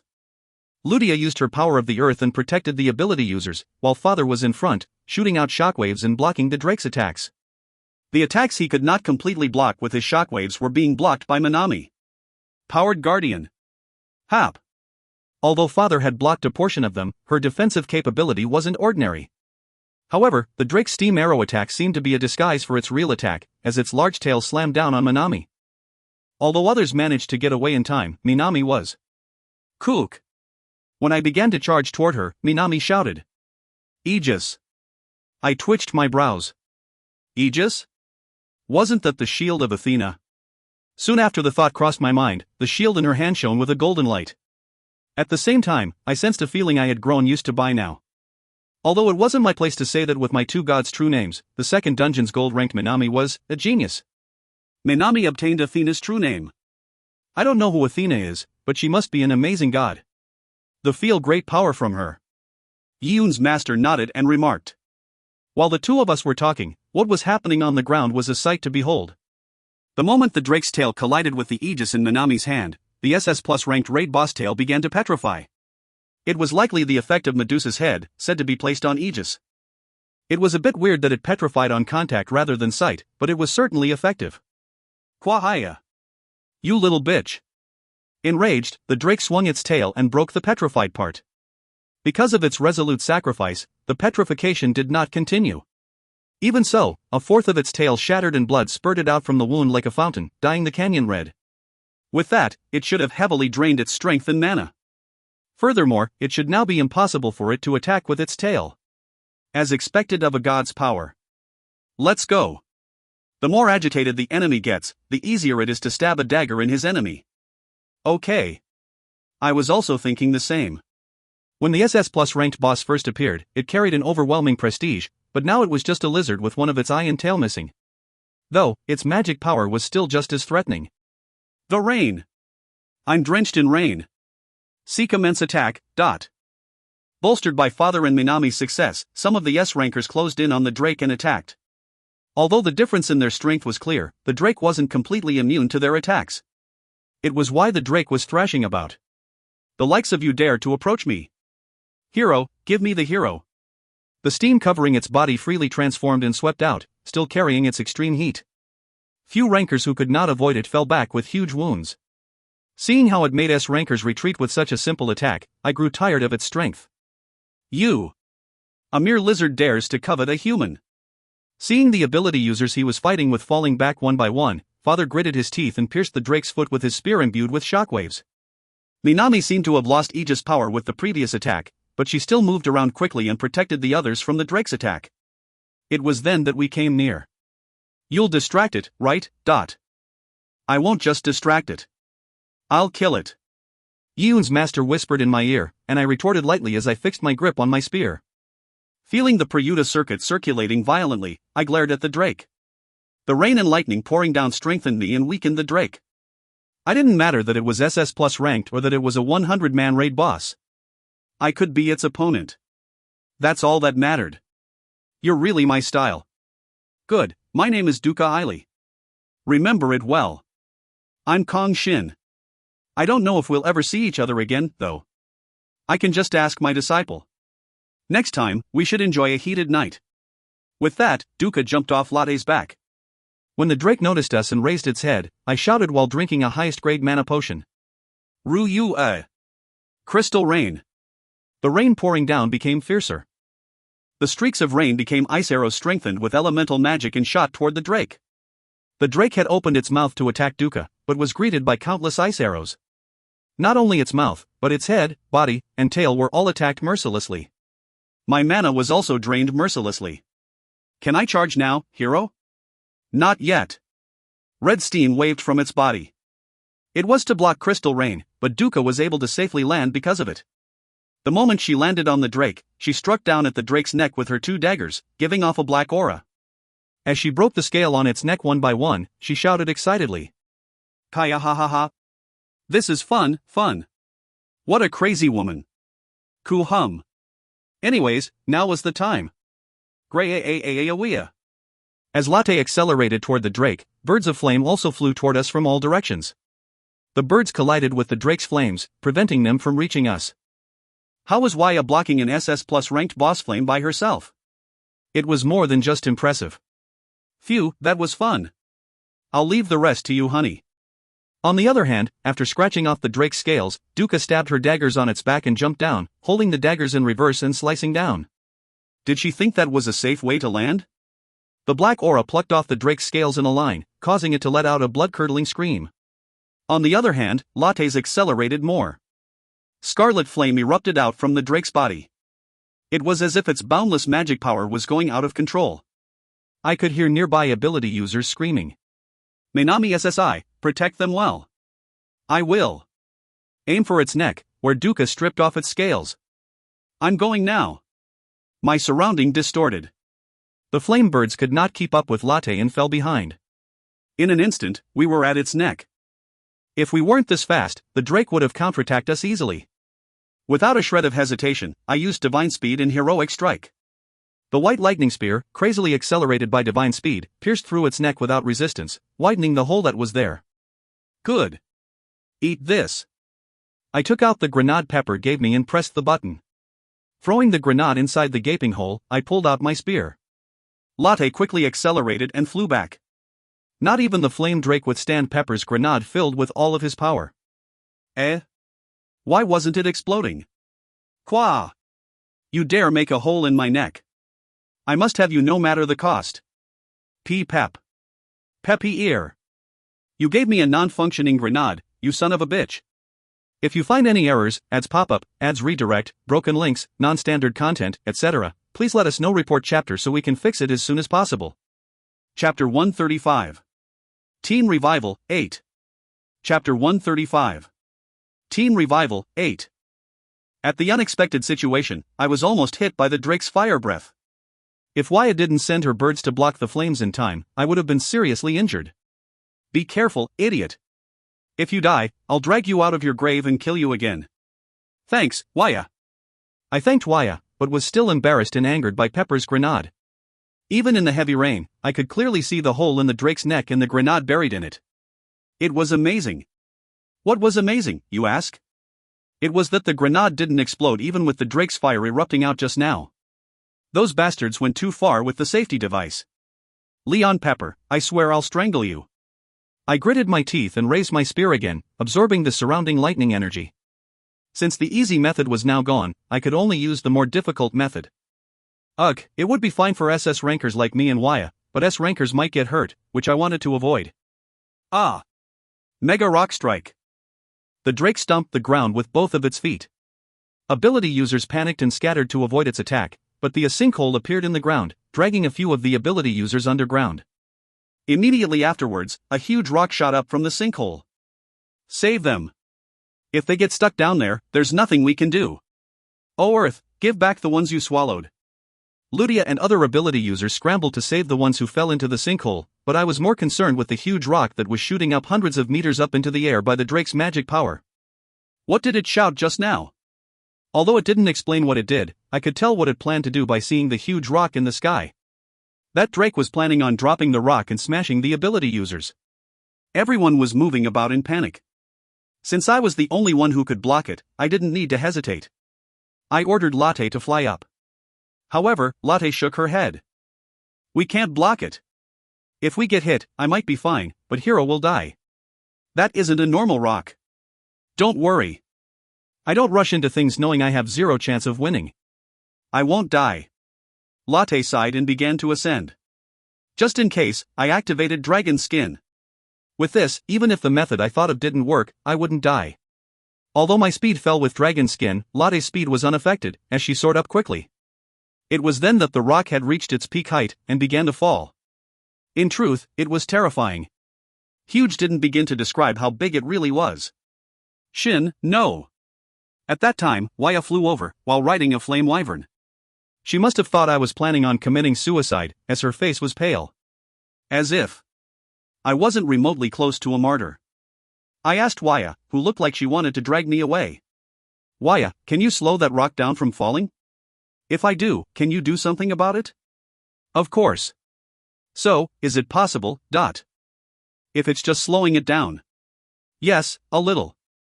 Waya took out a potion from her inventory and put it in her mouth. Then, she raised her hand. On it, a spherical white flame appeared. She looked back at me, while putting more power into the white flame. I could clearly see worry in her flame-like eyes. I only have enough mana to maintain the flame army, so you need to do the rest, okay? Thanks, Waya. You really are a cool woman. Don't say half-hearted words. I'd rather get a deep kiss. You won't even let me compliment you. When I murmured, Waya smiled and threw the completed white flame at the rock. The moment the falling rock collided with Waya's white flame, its surface became red, and the resistance slowed down the rock. Good. With this, it would be much easier for me to execute my plan. Waya, you can run now. Without waiting for Waya's response, I flew higher with Latte. Lightning flickered in the spear I held up, and Latte seemed to be slightly terrified at the approaching rock. I couldn't blame her. It was as big as an apartment building. Hundreds of people could stand on it without a problem. The rock was falling. 100 meters, 70 meters, 35 meters, 10 meters. I thrust my spear forward. Outburst. The moment my spear collided with the rock, I felt that the spear overcame the rock's crushing force. However, in order to protect the spear shaft, the spear transferred the crushing force directly to me. Along with an enormous shock in my arms, I felt an electrifying pain in my solar plexus. However, believing in Dragon Skin's power, I gritted my teeth and continued to thrust my spear forward. You goddamn lizard bastard. Eat this. The rock split, not from shock of colliding with the spear, but from an unnaturally strong shock. It split into dozens, then hundreds of pieces. Then, just as unnaturally, the broken pieces rained down in a straight line. Of course, their aim was Kwaya, Heru. If I recorded it, I could use it as an alarm clock. The rain of rocks struck the Drake's body. I didn't think it would receive a fatal blow, but I clenched my fists, as I had prevented S-rankers from dying in vain. However, suddenly feeling raindrops in my head, I raised my hands to touch it, and saw that my helmet had been split into two. It seemed that a piece of rock had glazed past my head. My mask would still hide my identity, but I would have to pay to repair the helmet. I gritted my teeth and put the two pieces of the helmet into my inventory. The fight wasn't over yet. If I let the Drake freely rampage any longer, my companions might really be in danger. Because of its attacks, the Antelope Canyon was already in a sorry state. The damage was even reaching outer perimeters of the canyon. Ya's mana wasn't infinite, and she wouldn't be able to block its flames forever. Without her, I suspected that half of the people currently alive would be dead. As such, I had to kill it before her mana ran out. Phew. First, I resolved myself. Will 1 minute be enough? Will I be able to aim properly? Should I really do it? No, with Ludia's buff, it should just barely be possible. Aya. You used Orc Lord's war cry. All party members are cleansed of negative status effects. All party members' attack power increases by 50% for the duration. All party members become super armored, unfazed by enemy attacks. Strength overflowed in my body. Of course, that wasn't it. Standing firmly on Latte's back, I aimed my spear at the flame drake, currently swinging its front paw and breathing fire at the S-rankers attacking it. Gigantic. UK. Kook. It's heavy, Haru. Endure it just for a second, Latte. The spear grew to dozens of meters in an instant. The spear had become incredibly heavy, and it was devouring an unimaginable amount of mana from Spirit Aura. I gritted my teeth and shouted. Sky God's Rage. The giant spear transformed into a lightning bolt. Oh, the spear became lighter. Plus, when I activated Sky God's Rage, thunderclaps rang out consecutively and bolts of lightning fell from the sky. My spear directly absorbed all of the lightning and became even bigger. Ah, I feel super high, Master. 1. I feel super heavy. At Pika's spirited shout, I clenched my teeth. The strength from all my muscles surged. Damn it, if I didn't learn it as a skill, it would have been impossible for me to concentrate all my strength in this situation. Here I go. Heroic. Strike. I flung the lightning bolt whole. Kook. What is that giant lightning? Thunder Knight, it's Thunder Knight's power. What? That's the power of an SS ranker? It's well above it. Ah, the Drake is moving. Stop it. Kwahaya. In truth, the spear I threw wasn't as fast as real lightning. The Drake was quite dexterous for its size, so it could definitely dodge it. That is, if I didn't do anything. Shadow blink. The next moment, I was on the Drake's neck. It erupted strong flames from its body and threw the ability user's back, and was now trying to dodge the incoming spear. Of course, I had no plan of letting it do that. I raised my whitened hand and struck down at its neck, shouting, Ice Touch. Your target freezes for 5 seconds. Afterwards, it can dispel the status effect depending on its resistance. Cack. Like a lie, the Drake froze in place. With a grin, I leaped off. Latte flew like an arrow and caught me. Nice, Latte. I'm falling back. It seemed Latte could feel the power behind Sky God's Rage. She flapped her wings quickly and flew off. Less than a second afterwards, the spear I threw out pierced the Drake's body. Critical hit. Kaya. Wow, a critical hit. I watched, as I stood on Latte's back. After glazing past the Drake's neck, Sky God's Rage burned everything in its path and pierced the Drake's body. Digging deep into it, it dyed the world golden for a moment, as formidable lightning struck its body. At the same time, even the grenade that was stuck in its neck exploded.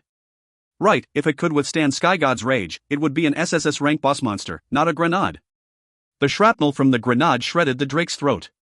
Although it wasn't as strong as Sky God's Rage, with its positioning and the fact that all of Pepper's strength was imbued in it, it dealt critical damage. Kwahaya. The rose, power. The Drake screamed. Its voice became quieter and quieter until no one could hear it. If it didn't die from this, I would have to resort to deific manifestation. When I was resolving myself to do so, the tension in my body disappeared. I had heard the voice I was waiting to hear. Event raid success. 6 of Earth's dungeon explorers and 1 independent dungeon explorer, a total of 7 dungeon explorers has successfully completed an event raid. This great achievement increases the rewards greatly. As your average rank is lower than the raid boss, the reward increases again. Your dignity is worthy of receiving the attentions of transcendence. All gods that love battles and wars begin to observe you closely. The reward increased even more this time. Plus, that message. It seemed I needed to prepare myself for what was to come. You obtained 5 stat points for completing the event raid. Rewards will be distributed in order of contribution. Kang Shin Nim's contribution is the highest. Choose your reward. 1. Rage of Vulcan, Epic. 2. Bride of Ignis, Epic. 3. Executioners in Two Moon, Epic. 4. Elixir. 5. Volcanic Lance, Epic. 6. Volcanic Guardian, Epic. 7. 5 million gold. Even the worst reward is 5 million gold. And the potion reward is Elixir. 2. If that's what I think it is, isn't it the miracle potion that restores someone to normal from all physical or mental injuries and status effects? If the potion is Elixir, then what about the other rewards? I mean, they're all epic. Shin, did the rewards come out? It did, right? You're the first in contribution, so how is it? Anything good? I was clearly first in contribution. It couldn't be anyone else. Waya, who knew that fact well, approached me and asked with sparkling eyes. When I looked at her, the water vapor evaporating from her was lessening. The heavy rain had passed. Seeing the ray of light shining down from between the storm clouds, I said with a solemn expression. Waya, we struck it big. 1. She literally says high in English. And Shin says heavy in English. 2. Not the elixirs as in strengthening elixirs, compressing elixirs, etc. The Korean word for that is completely different than this potion, which is literally elixir phoneticized in Korean. If you find any errors, ads pop up, ads redirect, broken links, non-standard content, etc., please let us know. Report chapter so we can fix it as soon as possible. Chapter 136. Team Revival, 10. Chapter 136. Team Revival, 10. After that, everything was taken care of in a moment. Everyone's goal was to subjugate the field dungeon, Wyvern's Nest. Since I tamed the dungeon's boss, Darkwing Latte, their goal had been accomplished. However, the Flame Drake, a raid boss, had suddenly appeared. Although no one had expected it, most ability users had joined the Drake subjugation to protect their country and its honor. Although they couldn't damage the Drake much, I was very impressed by the fact that so many rankers joined forces in such a dangerous situation. If someone asked me if I could risk my life for my country's honor, I would undoubtedly say no. In any case, with the Drake now defeated, the Wyvern's Nest would become peaceful. 24 ability users had died. Although an equal number of people got injured, with a few S-ranked healers and Ludia, the injured could easily recover. Immediately after the Drake died, its corpse strangely disappeared. All ability users became flustered and felt empty, but the one who was frustrated the most was America's Guardian. The corpse of the strongest monster ever known on Earth. Since they had lost it in vain, how couldn't they be angry? I'd rather not describe the faces of the Guardian members who came running to the site immediately. If I had to truthfully discuss sharing the corpse, Team Revival had the highest share. America did not have a say in it. In truth, looking at American ability users' selflessness and their treatment toward other countries' ability users, I thought the American government would be like them, but it seemed all higher-ups thought the same way. In any case, they would have to give worthy rewards to the ability users, who had risked their lives for America. The ability users gathered at the Antelope Canyon were too powerful and too many in number for them to pretend not to be blind. Seeing the situation settle, I sent my party members a message. We can split it based on our contribution later. Shin can have my share, as the guild application fee. There is no fee though. Me too. What's Shin is mine, and what's mine is Shin's anyways. No, that's not right either. What's yours is yours, and what's mine is mine. Son, do I have to give you my share for the guild application fee too? Plus, how come you didn't say anything to your father after getting a mansion? Like I said, there is no application fee. Also, if I told you, you would have gone mad from jealousy, father. Whatever. Shin isn't the type to take advantage of us, so we should be happy with the rewards. This dress is amazing. I feel bad taking 5 million gold when I didn't do anything. Since I couldn't injure the Drake at all, you can take my reward. If I accept it, I wouldn't be able to sleep at night. Me too. I like this shield a lot. Wawanim, or rather, Shin Nim Anuni was too amazing. You were really like mythological heroes. I could say the same about you, Sumire. When did you get a god's true name? Leaving everyone to talk happily in the party communication channel, I opened my inventory. Then, I grinned with satisfaction. Right. Within it was the complete corpse of the Flame Drake. I had put it in my inventory when I had gone to retrieve my spear. With divine speed, it was a piece of cake. If I left it alone, America would grind their teeth to obtain it, and there was no reason for me to let that happen. However, I had to show proper respect to the selfless rankers who died while fighting the Flame Drake. If I deemed that America treated them unjustly, I planned to reward their family even if I had to use up all my gold. That said, seeing how America had invited them so openly, I probably wouldn't need to worry about it. For my reward, I chose Rage of Vulcan. I didn't need 5 million gold or elixir. I considered choosing Volcanic Lance, but I already had Crimson Gluttony Spear. As such, I decided to let father have the Volcanic Lance. In any case, I chose what looked like the best item. Although I hoped that it was an accessory, Rage of Vulcan was an epic grade sword. It seemed Spirit of the Collector didn't work properly this time. Disappointed, I disregarded its excellent effects or special skill, and just fed it to Gluttony Spear. Crimson Gluttony Spear absorbed Rage of Vulcan. Growth, 96%. Since it was at 87% before, it had gone up by 9%. It gave more percentages than the Demon Army Commander's weapon, even though they were both epic grade. With this, it wouldn't be long until Crimson Gluttony Spear's growth would reach 100%. Thinking about it made my heart beat. If it was already so strong, how much stronger would it be when it evolved? If I thought about all the weapons it ate, it was only obvious that I would look forward to it so much. Once I chose my reward, obtained the Drake's corpse, and took care of all the ability users' recovery and evacuation, I wanted to go home.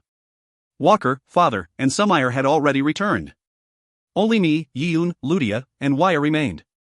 Although we considered going back using return, I decided to see Pepper before we left. I grabbed him by his collar immediately. "You bastard, I almost died because you gave me a dysfunctional grenade, Keck, it's not my fault. It was fine when the grenade was outside, but because the inside of its body had high mana resistance, I couldn't detonate it with my mana alone. You should have said that earlier, you bastard. I didn't know you'd drill a hole in its neck and put the grenade in it. Walk, the sky is shaking, TK. After shaking Pepper for about 5 minutes to vent, I let him go and said my goodbye. Although I strangled him just a moment ago, Pepper seemed reluctant to part with me. You, Miss Mastiford, the Dagger Girl, and the Priestess Girl. It's a shame that I have to say my goodbye. We'll meet again one day. Ha ha ha. If a monster as horrible as this one appears in America, you'll be the first one I look for, TK. Take good care of me then, too. Why are you only thinking of making me work? You better prepare a hefty reward. I'm sure the government will take care of that. Just like this time. Ha ha ha. Seeing Pepper's happy smile, I made a bitter smile. It was impossible to dislike a guy like this. That said, there weren't only pleasant farewells. When I was cleaning the room I stayed in, I heard a knock on the door. When I thoughtlessly said to enter, a girl entered along with 6 men in suits. It was Sierra Kinex. Can you hear it, Hieronym? With her eyes closed, she raised her hand and pointed outside the window. Everyone is praising Hieronym. They are touched by Hieronym's accomplishment of defeating such a large monster practically alone. It wasn't just me. It would have been impossible without everyone's help. That is precisely the reason that Hieronym must lead them. This is the best opportunity. I thought she'd bring it up again. With a sigh, I turned to face her, and continued. I'm going to say this without a shred of falsehood. I was genuinely impressed by the ability users' attitude. They risked their lives for their country and that should be respected. Hieronym. But even without them, we would have defeated the Drake. I said concisely. They lost their lives in vain. They died for nothing. They should have shined elsewhere. Not by fighting an SS plus rank beast like the Drake, but by fighting monsters that B or A ranked ability users couldn't fight. They should have protected people that way. They shouldn't have thrown away their lives here. But without them, who would have defeated the Drake? Don't kid. If you knew something like this would happen, you should have known. You should have known that they wouldn't have been able to even scratch the Drake. The moment the words left my mouth, a thought suddenly crossed my mind. If that was true, then, this child. You knew, right? That the Drake would appear. You said it yourself, that you knew when monsters would appear. You called me here at this time for this reason, right? And you knew. You knew that my companions and I would have been able to defeat the Drake by ourselves. Even though she couldn't see, she turned away, as if to dodge my gaze. Seeing it, I couldn't help my voice from rising in anger. Did you stay quiet because you wanted to see other ability users praising me? You let them die for something like that? To let other rankers know of my strength? 24S rankers died because of it. 24 precious lives disappeared. but their abilities will be retrieved by me, and I can allocate them to next appropriate people. Although they died, as a result, Hero Nim obtained an absolute authority among the awakened. I think this is a great reward beyond compare. For a moment, my head became blank. I couldn't think of anything. It almost felt like I received a mental attack. If I raised my hand and lightly punched her, she would undoubtedly die. With the rage boiling inside me, it would be especially hard for me to control my strength. When I raised my hand, the men in suits moved to protect her. When I put it back down and glared at them, they froze in place. Trying to control my anger, I continued. You should have told everyone the truth. You should have evacuated all ability users, and let my party members and I take care of the Drake. Hero Nim, in that case, Hero Nim's accomplishment won't be properly evaluated. The reaction would be entirely different than what it is currently. In fact, people might have called it a scam. Not being properly evaluated or it being thought of as a scam is fine. In fact, we should have called other SS rankers and fought the Drake together. That should have been the original function of your ability. Hero Nim. I felt something in my head being severed. Screw off. Right now, all of you. Screw off. You obtained the passive skill, Overwhelm. This skill appears with extremely low chance among people with high magic and charm stats. Just by possessing this skill, you decrease the stats of all opponents by percentages, regardless of whether they are stronger or weaker than you. At level 1, it decreases all opponents' stats by 5%. The chance of your opponent failing to activate a skill increases by 5%. I didn't hear any response. The door closed silently. I slammed my fist down on the table, and the table instantly turned into dust. I couldn't face the approaching despair with numbers. I felt it in the Luca continent. Absolute strength. An absolute strength was needed, one that would not kneel in face of fear. Although number was important, it wasn't enough against an enemy like the Demon Lord. It would be different than the wars as Earth's history would show. Military strength would decrease the longer the fight went on. It was also our most critical weakness. Why? Because monsters and dungeons were appearing even now, and there wasn't an end in sight. If people died, could we replace them? No, humans weren't objects or weapons. This wasn't something like a war. It was an infinite competition for survival. And what we needed wasn't number, being consumed endlessly and heading to destruction. It was a select few with immortal strength, a hero who would stand tall against all odds and would defeat all enemies. I had no plan of saying that only I could do it. I had no plan of saying that anyone with the strength should do it. In fact, if someone forced me to fulfill the role, I would reject it with great displeasure. If someone like Brightman said he'd fulfill the role, I wouldn't even believe him. However, we needed to become stronger to protect the place we could stand. Before we all descend to a bottomless pit with nowhere to stand. Author's note. This was a chapter where Shin's thoughts were made clear. Easily put, it explained Shin's point of view before we moved on. I don't know how the readers would take it, but I wanted to give the feeling that Shin had understood reality and the reason he should get stronger. It was also one of the hidden meaning behind the title. As everyone should already know, Sierra doesn't only have the ability to distribute abilities, but also her own ability. It's been talked about before. That she knew when and where monsters would appear and how strong they would be. She can see it through a vision of ability users and monsters fighting. In that case, it was only obvious that Sierra Keenex would know about what would happen at the Wyvern's Nest, since she was already there. With that, it's the end of the arc. Next is the long-awaited dungeon. If you find any errors, ads pop up, ads redirect, broken links, non-standard content, etc., please let us know. Report chapter so we can fix it as soon as possible. Chapter 137. The Third Explorer, 1. Chapter 137. The Third Explorer, 1.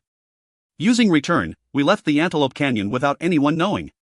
With what happened in Britain, people surmised that Thunder Knight and the Flame Witch had an ally that could use mass teleportation. What was more troubling was that even in all the chaos, someone filmed us fighting the Flame Drake and spread it for the world to see. Perhaps. No, I was certain. It had to be Sierra Keenex's work. All I did was to fight the Drake on a black-winged wyvern, so why were all the channels on TV talking about Thunder Knight? In fact, because I defeated the Drake on a wyvern, my name had changed from Thunder Knight to Dragon Knight. All countries focused on Dragon Knight's identity and were shocked by Dragon Knight's strength. The fact that I was the strongest ability user seemed to be going around like an undeniable truth. To be honest, it was very troubling. It really felt like it wouldn't be weird if an organization was made. Thinking about how more troubling things would become if my identity became known, I vowed to hide myself more thoroughly. My father, of course, looked at me with envy. He was the world's greatest in terms of being unable to act his age. Kuru, I'm going to obtain a god's true name too, son. Go ahead. Do you want a hint? I told you before, right? I could have missed something. Repeat it for me. I doubted hearing it for the second or third time would help, but when I explained all the circumstances where I obtained a god's true name, father let out air through his nose and ran to the dungeon. Didn't you say you were trying to make a breakthrough in your spearmanship? What happened to that, father? In addition, with this incident, mother had found out about Yoon and Waya as well. Although Yua already knew about Yoon and Waya, when she saw them on TV, she seemed even angrier. As Ludia lived a disciplined life, she fell asleep at 10, and at the latest, 11. After she started climbing the dungeon, she stopped clinging onto me 24/7. Now, she only held me until she fell asleep and shouted my name when she woke up, so I was quite free from. Why did I feel like nothing changed? In any case, with Ludia asleep, I was being interrogated by mother and Yua. So son, of the three of them, who's the real one? None. They're all friends. Just friends. Don't they smack you every time you say that? How did she know? When I opened my eyes widely, Yua let out a deep sigh, while mother laughed hysterically. Ahaha, that's so funny. I thought my son would die without ever dating a girl. When did he get so skilled? Not to mention, they're all so beautiful. Ehue, you're going to make my mouth rip from smiling too much. Why is mom so happy? I won't give appa to women like them. Never. Yua shouted, then stomped up the stairs to her room. I was confused, but mother chuckled and spoke. It's about time Yua graduated from her appa too. I'm happy that you guys have such good relationship, but it's too much to be honest. You should really settle on one quickly. I won't say anything if you get married to Ludia now. To be honest, she's the most fair. Her personality too. Other than the fact that she relies on you a bit too much, she's kind. Although she can't cook yet, she's good at cleaning and doing the laundry. It felt weird hearing someone say that Ludia was kind. Well, since mother only met Ludia recently, it wasn't. Wait, what? Marrying Ludia? I sweated and explained to her. Mom, I'm only 21 now. What do you mean settle down? And Ludia? Not Paludia? That's what she asked me to call her. Isn't it nice? It's more friendly. Ah, that's not what's important. You shouldn't feign ignorance when a girl is openly telling you her feelings. That's the best way of getting hated. I properly declined them. What? Declined? Ehue, you don't know how lucky you are. Ah, wait. I forcefully ended the interrogation. If Darkwing Latte was living anywhere near our house, my identity would be revealed to the whole world in a moment. As such, I moved her to the dungeon. Instead of the cramped mansion, there was a new resident in the garden named Flamedrake. She was in a better place. It was resting place of the angels. Wow, it's Shin. The moment I arrived, Pleen noticed me instantly and ran to my embrace. As it happened every time I met Pleen, I had somewhat gotten used to the softness of her body. Though, it was a lie. I mean, Pleen's attire was too light. Are you sleeping? What do you want to eat? Should I catch you a fish? Like her name suggested, Pleen one-shaped her eyes like stars and looked at me, making it hard for me to decline. However, I first asked her about the new resident. Where's Latte? I don't know. She hates me. She keeps flying around. Pleen took the chance to complain about Latte as she clung to me. Thinking the way Pleen liked to cling was exactly the reason why Latte didn't like her, I waited for Latte to come. As I thought, it seemed Latte could sense my presence too, as she soon flew down and landed with her wings folded. She was big no matter how many times I saw her. Are we going somewhere to fight, hero? No, you can rest a bit more. You too, Pleen. When dungeons start appearing on Earth, you'll both get busy. I've been expecting it ever since I joined Hero's side. Once we killed that Drake, it became too late to turn back. I will follow Hero. I like Shin, so I'll protect the people Shin likes. Monsters are bad, so I'll beat them up. Latte then looked down at Pleen and snorted. You are also a monster. I can't believe what you're saying, just because you fell heads over heels for a man. Eek. But you like Shin too. I only kneeled at the difference in our strength. Since I swore I would follow him, I would continue to do so, but that is it. Liar, liar. You like Shin too. Loretta said taming won't work if you don't like Shin. You bitch. If they really fought, Pleen would easily lose, so I had to protect her as I calmed Latte down. Guys, don't fight and train your abilities. Please. Okay. Got it. TSK. If it's Hero's request, there's no choice. When I patted their heads, Pleen was openly happy, while Latte smacked her tail on the ground strangely. At least, it seemed she didn't hate it. Now that I was done with checking out how things were in the resting place of the angels, I had to return to my everyday schedule. Of course, that only meant one thing for me. It was dungeon exploring. For the record, there was a very simple reason that I didn't bring Latte and Pleen along to explore the dungeon. For Pleen, monsters on the ordinary floors weren't strong enough for me to need her, and monsters that were strong could resist Pleen's ability easily. Simply put, Pleen was still too weak.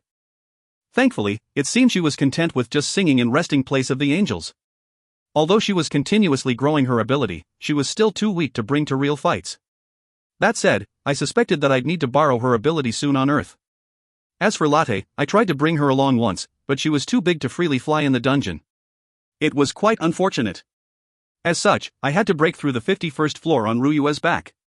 Before then, however, I wanted an answer from Loretta. Yes, Shin Nim.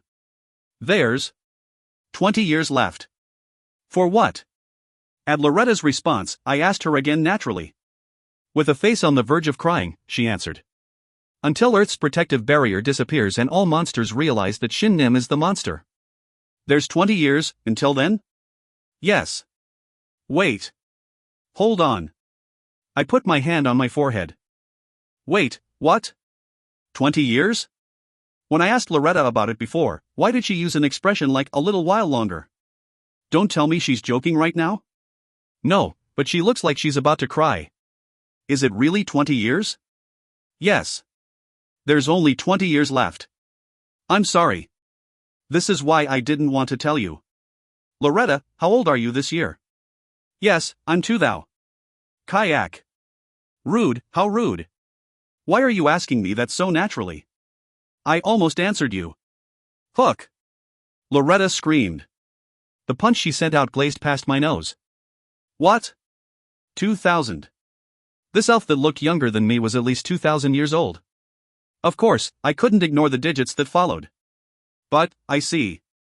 With that, I understood. No matter how much medical science had advanced, humans currently could not live past the age of 150.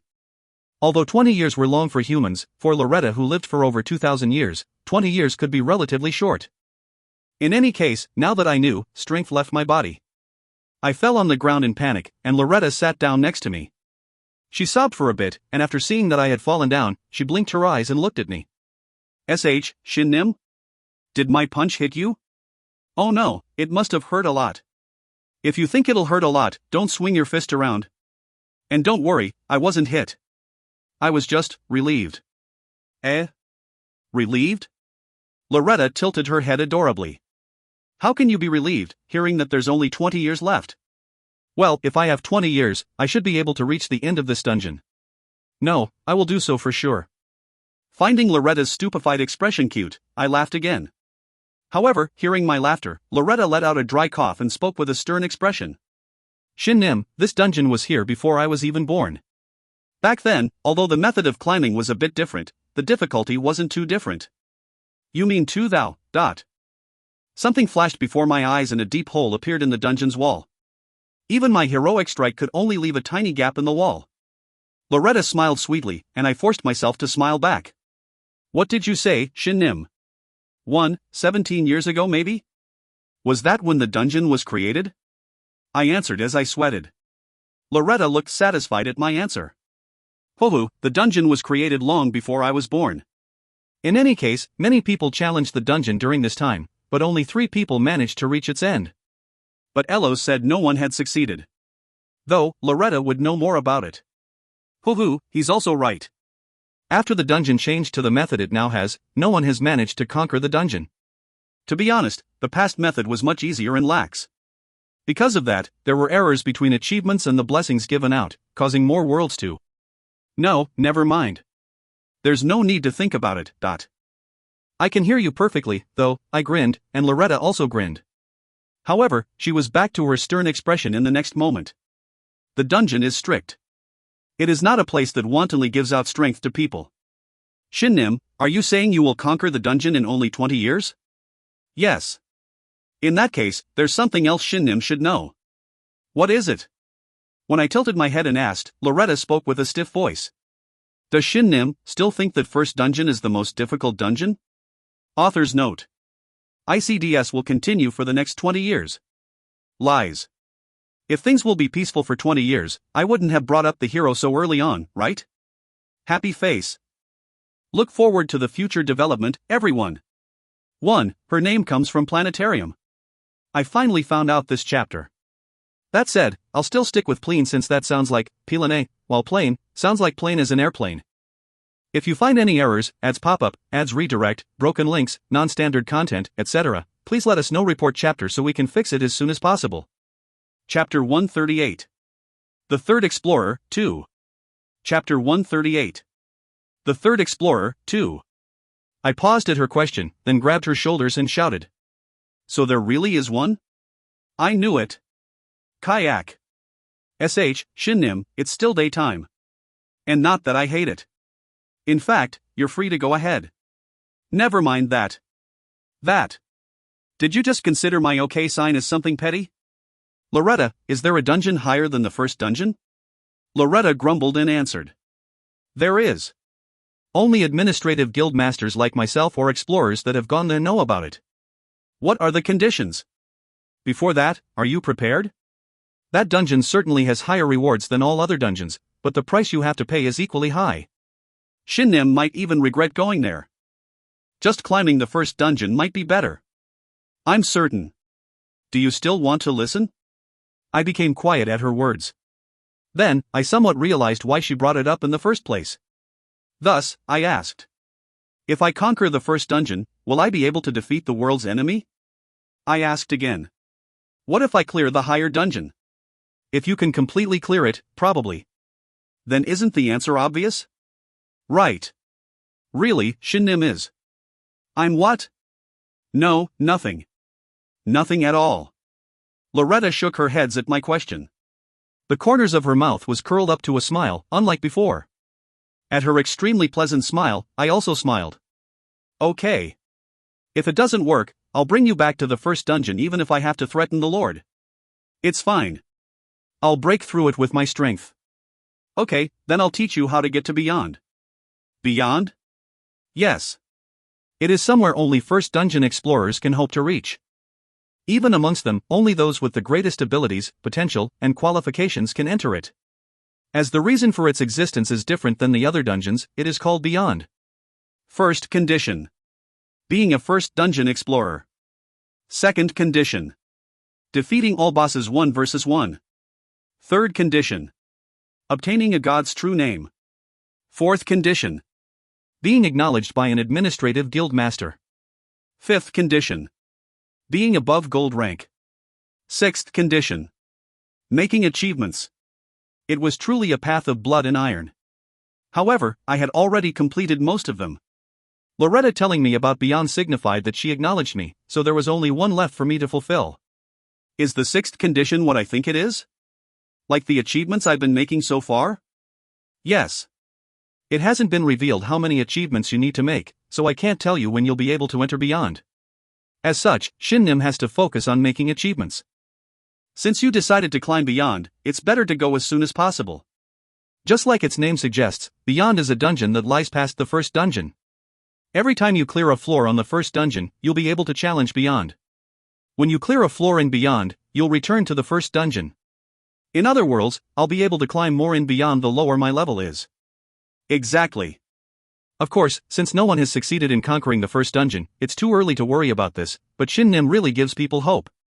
For example, if the first dungeon had 100 floors in total and I became a Beyond Explorer after clearing the first dungeon's 75th floor, then once I cleared Beyond's first floor, I would have to return to clear the first dungeon's 76th floor. Once I cleared it, I would be able to challenge Beyond's second floor. In that case, when I cleared the 100th floor of the first dungeon, I would be able to challenge the 26th floor of Beyond. But that would be it. I wouldn't be able to challenge Beyond's 27th floor even if I cleared the 26th. I wouldn't be able to conquer Beyond, being able to only conquer the first dungeon. Even if the first dungeon didn't end at the 100th floor, it was clear that becoming a Beyond Explorer later was disadvantageous. How unreasonable. Because no one has reached the end of Beyond, no one knows how many floors Beyond has. So don't worry about it too much and focus on the first dungeon. If it's Shin Nim, I believe Shin Nim will be able to enter Beyond before the 70th floor. I hope that's the case. Then, see you later. As Loretta advised me with a big smile, I also answered with a smile. Then, I left for the 51st floor, vowing to myself that I would one day reach beyond the first dungeon. You became level 52. You obtained 5 bonus stats. You obtained the qualification to go beyond the first dungeon. Would you like to become an explorer of Beyond? The moment you accept, you will be removed from the dungeon's ranking. Please choose carefully. This place is entirely different than the first dungeon, and those that pass this threshold may not go back. On the 51st floor shop, I looked at Loretta. She looked back and smiled sweetly. What's wrong, Shin Nim? You were fast today, too. To think you'd break through the 51st floor, which is full of trolls, in just 5 hours. Loretta. Yes, Shin Nim. It looks like I got the qualification to go to Beyond. What? I must say, Loretta's surprised expression was extremely cute. You became a Beyond Explorer. You can challenge Beyond's first floor. Once cleared, you can challenge the first dungeon's 52nd floor and you cannot immediately challenge Beyond's second floor. You made an achievement of becoming the fastest to enter Beyond since the dungeon's founding. You obtained 4 skill points. Current skill points, 8. You became the current Beyond's 3rd explorer. You are currently ranked 3rd in Beyond. Beyond's Explorer communication channel has been opened.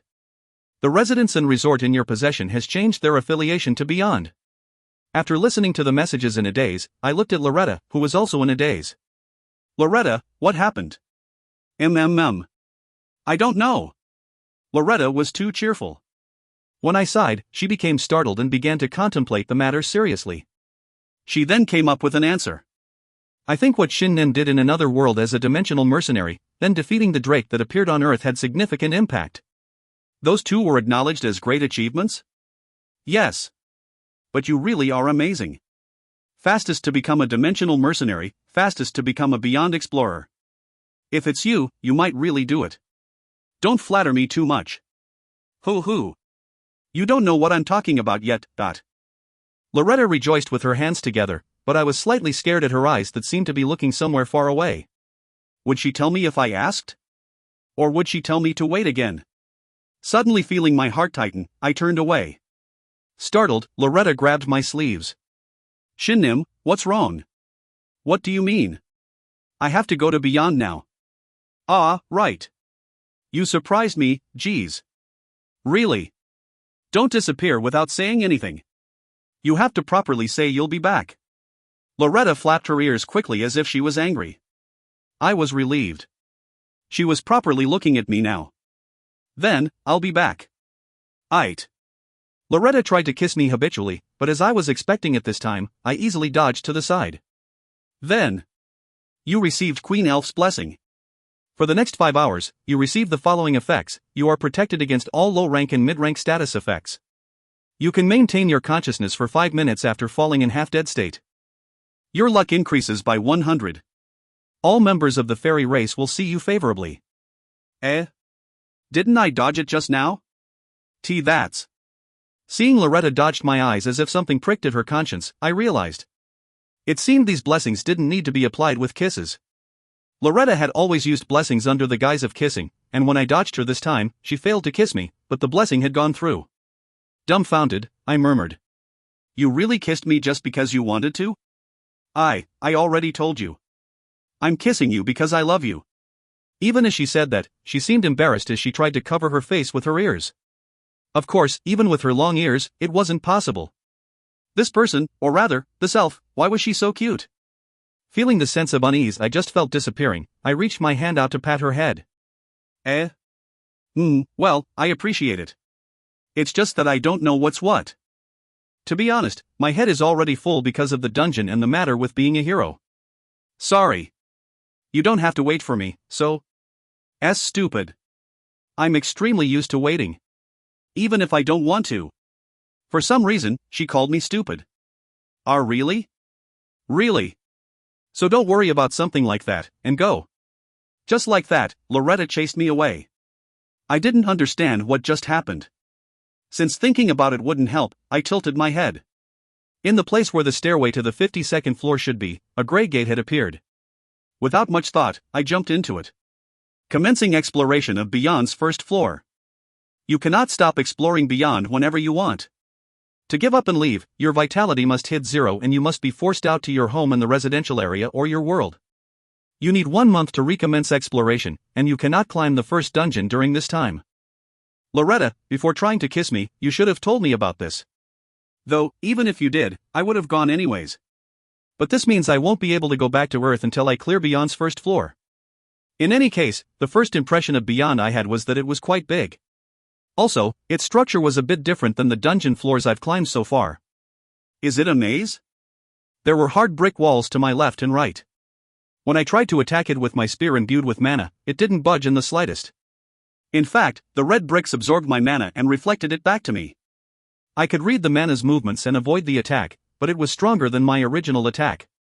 It seemed the walls had strengthened my attack before reflecting it back. I would have to keep this in mind as I went on. Kwaong. Then, I suddenly heard a rather familiar roar. Strange.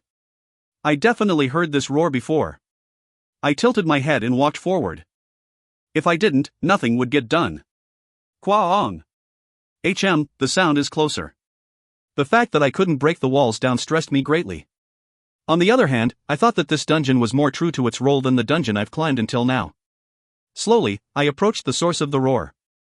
As I walked, my increased intelligence clearly drew the maze's map in my head. As I understood the maze's structure little by little, I understood how far I would need to walk to meet the source of the roar. Kwang. This is a bit different than the other voice. I suddenly felt a chill down my back. Feeling uneasy, I immediately took out Gluttony's spear. Then, with one hand on the right wall, I slowly walked forward. I was certain. The source of the roar was up ahead. As I thought, when the wall came to an end, a large open area appeared. It was spacious enough for the flame drake to lie down. There, I found them. Orc Lord.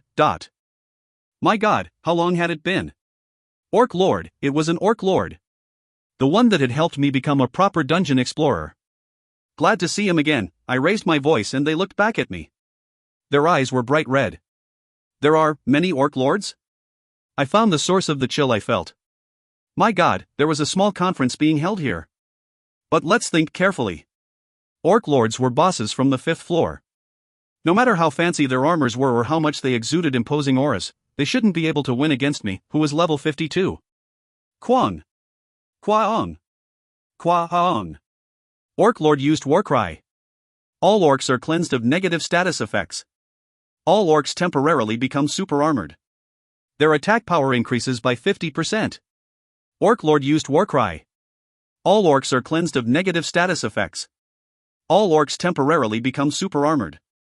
Their attack power increases by 50%. Orc Lord used Warcry. All orcs are cleansed of negative status effects. All orcs temporarily become super armored. Their attack power increases by 50%. I couldn't help but think, don't tell me. The Orc Lord's Warcries. Whenever one uses them, do the others' attacks go up? Kwaong. Orc Lord used Warcry. All orcs are cleansed of negative status effects. All orcs temporarily become super armored. Their attack power increases by 50%. All the Orc Lords charged towards me.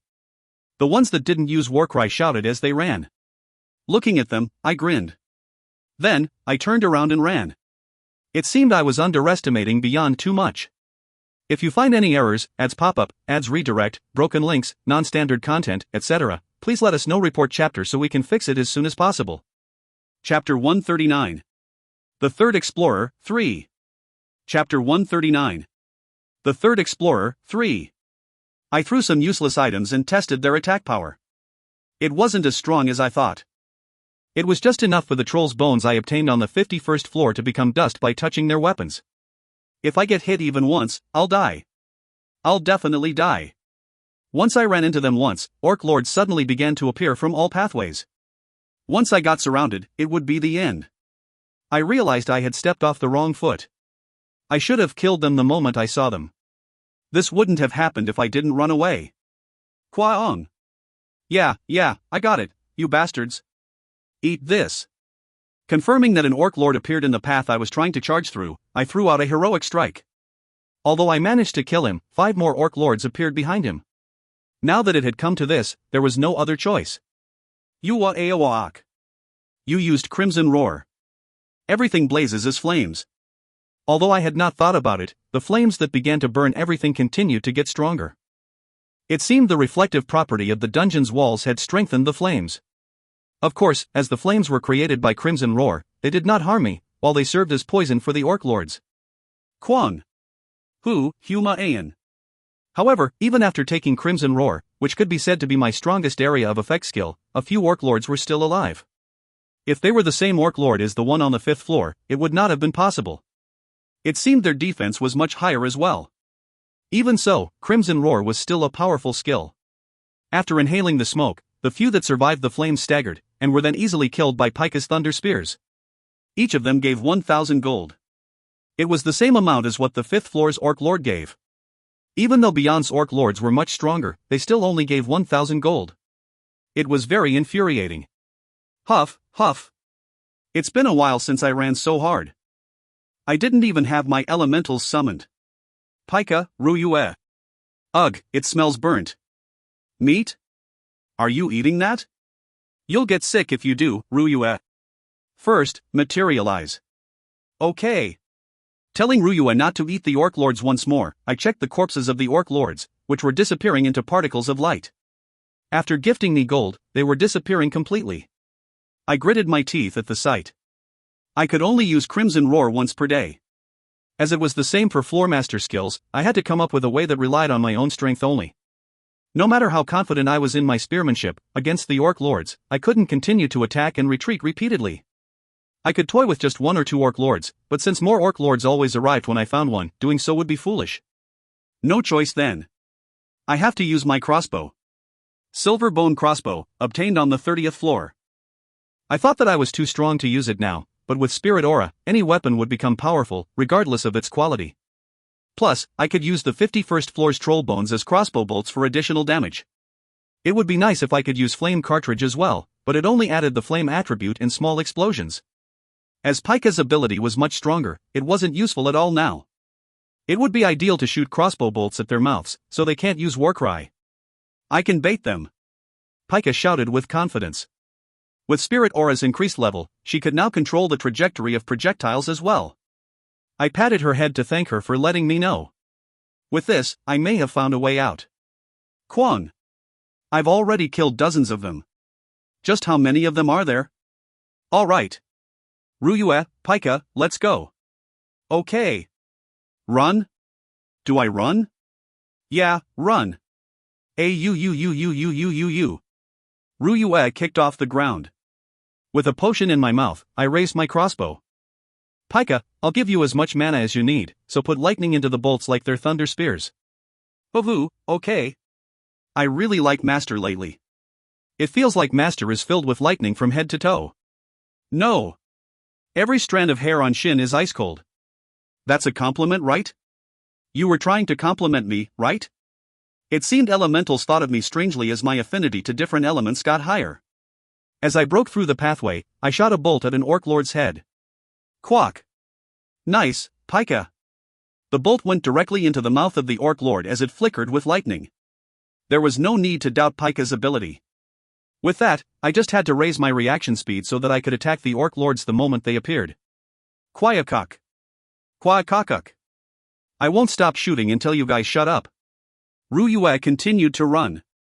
Once they used Warcry, they would continue running regardless of whether I shot a bolt in their mouth or up their ass, but as long as they didn't use Warcry, they didn't have the temper to withstand the pain and shout. If other orc lords didn't appear, I could simply use Elemental Blade to cut them down. If they did, I just had to shoot bolts into their mouths too. Quagaga. Elemental Blade. Can you stop making those weird noises? Critical hit. Shooting, slashing, shooting, shooting, slashing. Although simple, I had to make sure the bolts I shot did not miss their targets. If one accidentally hit the wall, it would change trajectory and fly back. If it hit me, even I would feel pain. 22 up ahead. Damn, there sure are a lot of them. Beyond's maze had a completely different structure than the first dungeons. Unlike the first dungeon, where I could just hunt monsters and move forward, Beyond had multiple pathways that twisted and turned. Monsters appeared in the pathways, but there were also spacious areas where a large number of monsters were gathered. The worst part was that they respawned rather quickly. In other words, if I got lost and went back to where I was, the monsters I defeated would have respawned. However, as I said before, my intelligence stat was preventing that from happening. Damn it. Kwang. Orc Lord used Warcry. All orcs are cleansed of negative status effects. All orcs temporarily become super armored. Their attack power increases by 50%. If even a single Orc Lord succeeded in using Warcry, like just now, I had to stop using my crossbow to shut them up. As they became super armored, it was impossible. I had to take my spear and aim at their vital spots, as I weaved through them on Ruyue. It was the start of an exciting fight of cat and mouse. That said, if their number went over 30, I couldn't handle their increasing numbers with my crossbow or with elemental magic. As a result, I had to do what I had not done for a long time. Pika, materialize. I'd been waiting for those words. Confirming the number of high-grade mana potions, 379, in my possession, I materialized Pika. The elemental magic of a materialized elemental was incomparably stronger than when the elemental was unmaterialized. Of course, there were downsides to it as well. When materialized elementals got attacked, they would lose mana, and excessive damage might reverse summon the elementals. Kwaong. An elemental, it's an elemental. After appearing in midair with her elegant dress, Pika did not even have the chance to show off her beauty, as she swung around a lightning whip. Although Orc Lords charged toward her, as Pika could fly, they were unable to catch her. They can't get paralyzed, so you have to just damage them. I know. Pika's whip was strong enough to instantly burn the Orc Lord's defensive equipment, and it was fast. Her whip, which was condensed from her elemental power, weaved through the Orc Lords as it damaged them. Meanwhile, I secured our escape route and knocked down the Orc Lords that stood in its way. This damned area was half made of air and half made of Orc Lords. Master, the walls have amplification and reflect enchants. Oh, so those things are called enchants. I pretended to thank Pika for her currently useless piece of info, and continued to swing my spear. Then, a strange voice rang out in my ear. Alright, with this, I'll take care of them at once. Thunder Dragon Wave. MM?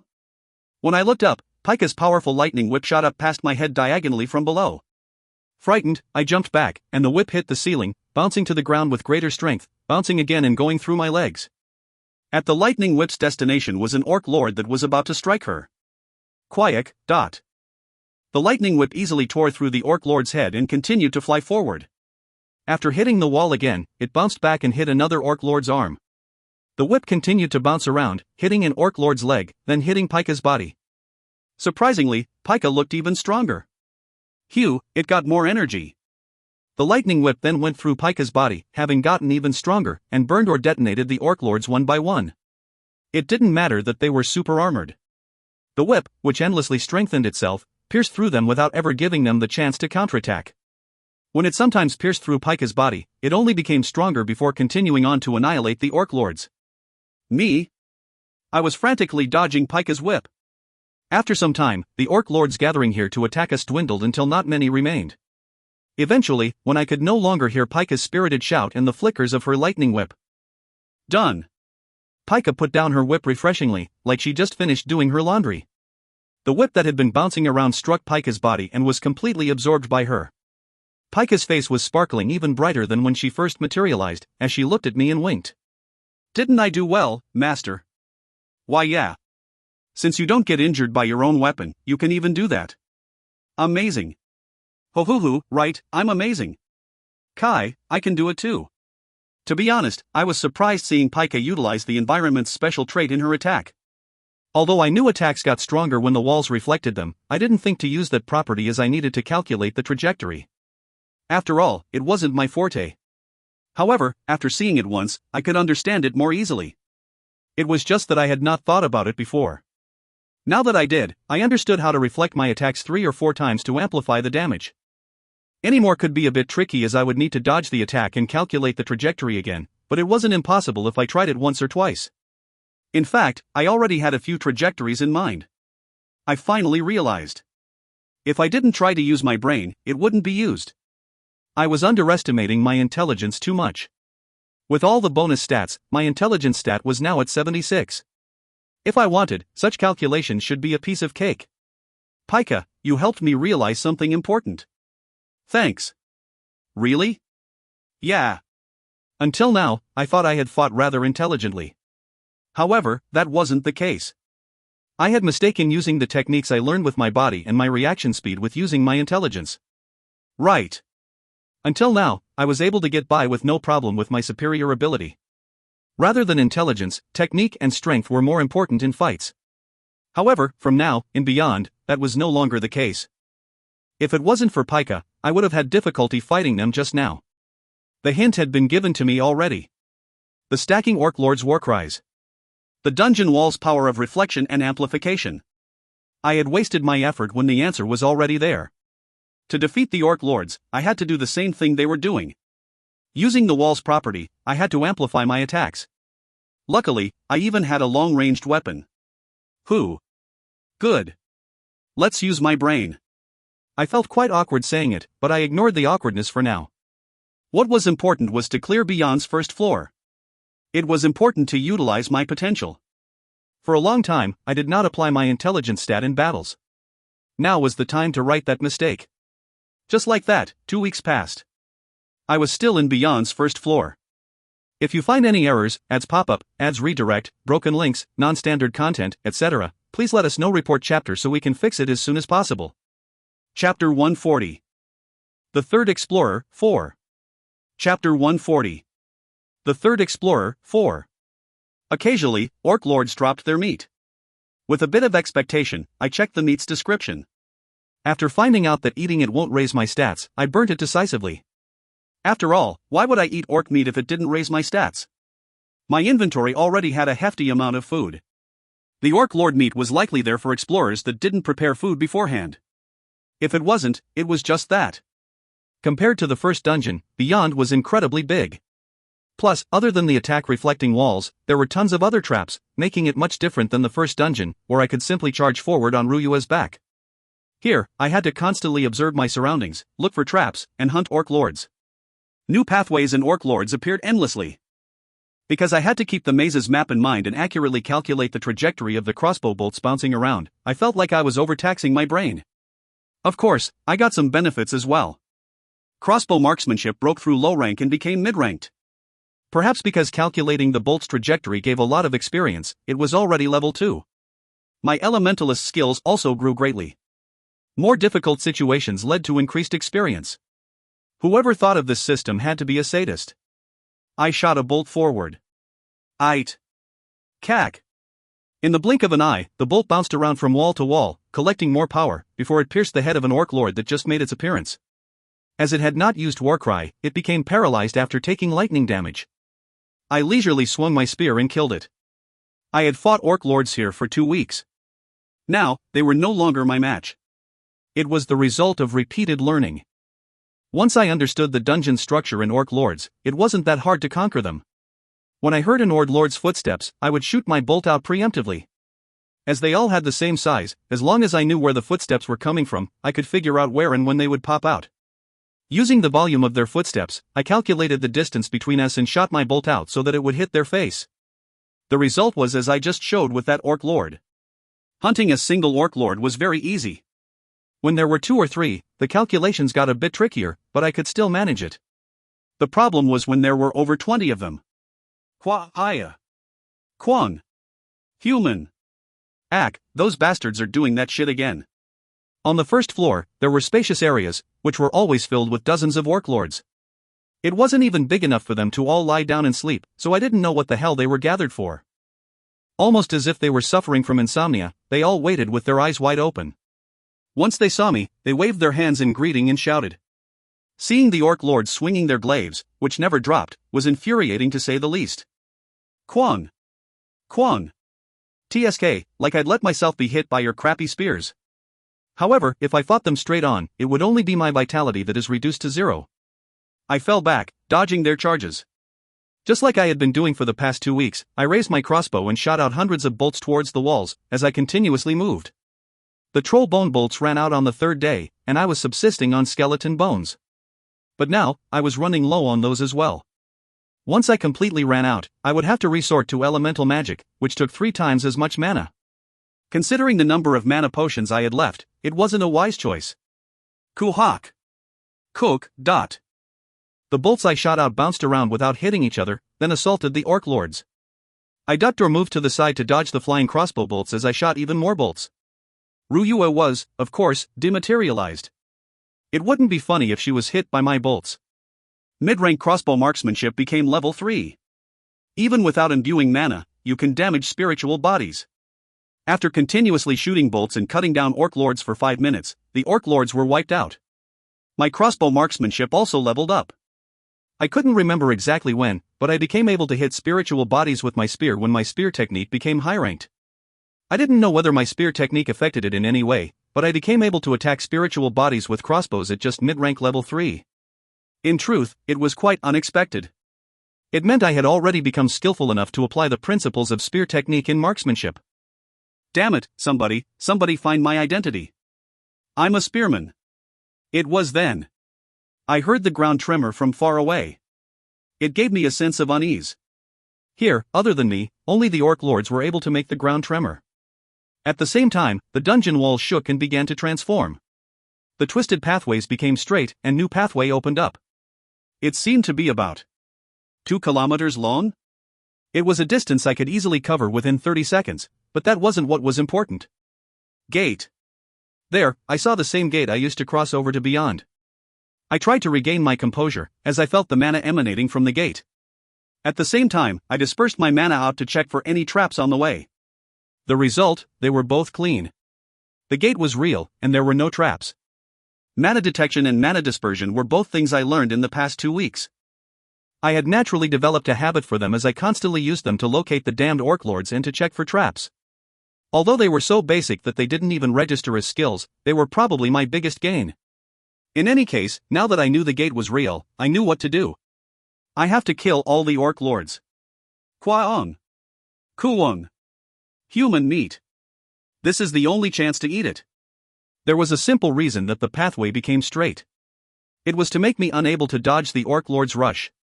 About 100 orc lords came from behind, and there were even more coming from the front. As expected, they all shouted war cries as if they were competing, and in this narrow space, they amplified each other to a horrifying extent. My ear rang from their repeated shouting, and their endlessly amplified spirit almost made my body stiffen. Kulu. I didn't think I would have trouble moving my body, but could it be?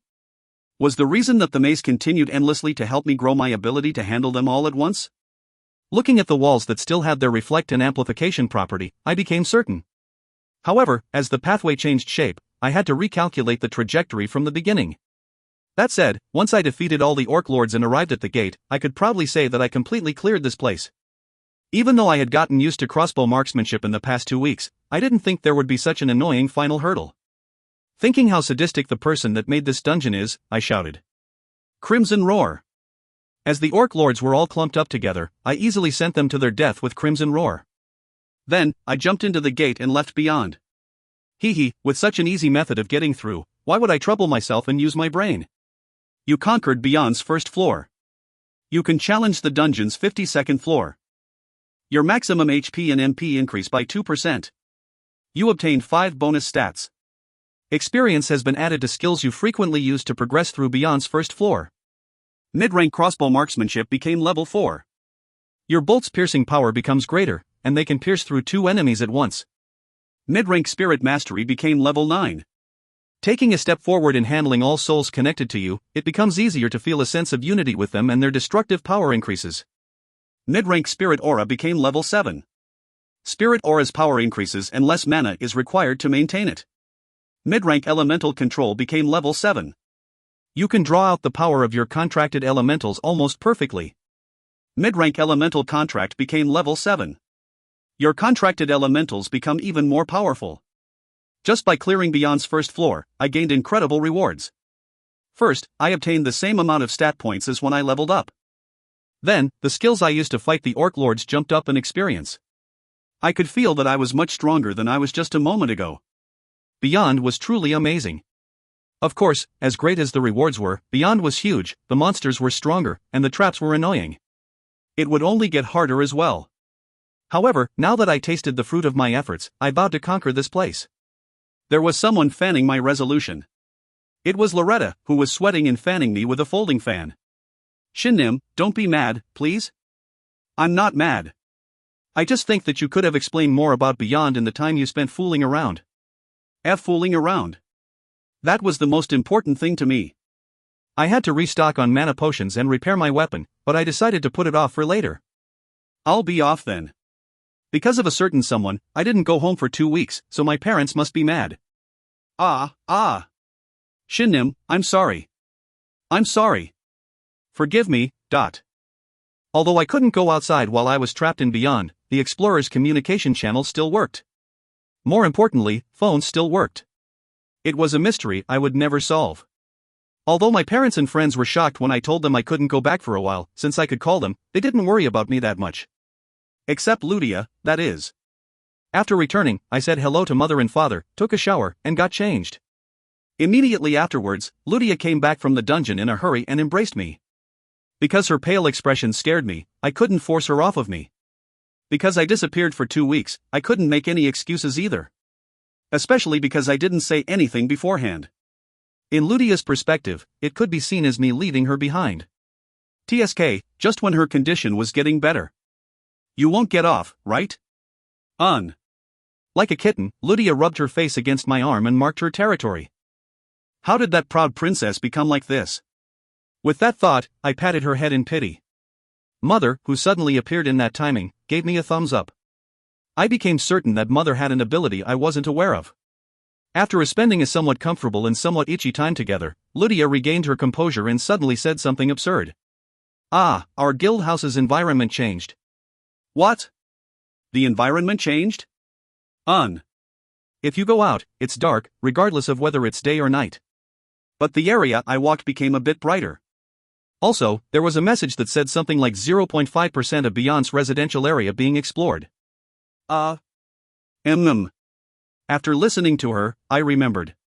When I became a Beyond Explorer, I had heard a message saying that my residence and resort had changed their affiliation to Beyond. My guildhouse had been sent to a strange place. Author's note. Beyond's first floor, clear. The next chapter will show Marianne's garden, flying through unidentified space. P.S. I added some information on crossbow marksmanship. Skills level up messages don't only show the result of the skill's growth. They also show effects shared between skills. That is, without high-rank spear technique, crossbow marksmanship being level 3 wouldn't be able to attack spiritual bodies. If you find any errors, ads pop up, ads redirect, broken links, non-standard content, etc., please let us know. Report chapter so we can fix it as soon as possible. Chapter 141. The Third Explorer, 5. Chapter 141. The Third Explorer, 5. Immediately afterward, I headed to the guildhouse with Ludia. In the hall, I met Shuna for the first time in quite a long time. Crown Prince Nim, Ludia. Hello. Hello, Miss Shuna. You can just call me Shuna. You don't have to be so formal. See, can I also say Shin Nim? You want me to stop being formal, but you want to address me so respectfully. Shuna was hard to understand. However, since she was cute, it was pleasant talking to her. She was more cute, rather than beautiful. She looked good with Ludia, who exuded a more noble and mature aura. Then, Shuna. Yes, Shin Nim. Kaya, I called him by his name. I was surprised by how happy she was, but I didn't say anything as my instincts were warning me to not question it. More specifically, I had a feeling that Ludia might kill Shuna. You must have been surprised because the guildhouse suddenly moved.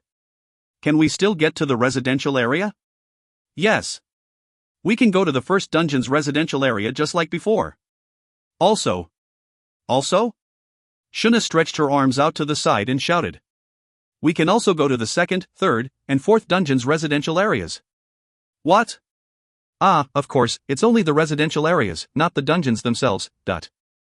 I was confused for a moment, but I soon understood. I knew this place's affiliation changed to Beyond, but I didn't think it would let me go other dungeons' residential areas. Hold on, does that mean? An absurd thought crossed my mind, and I was then shocked that it wasn't as absurd as I initially thought.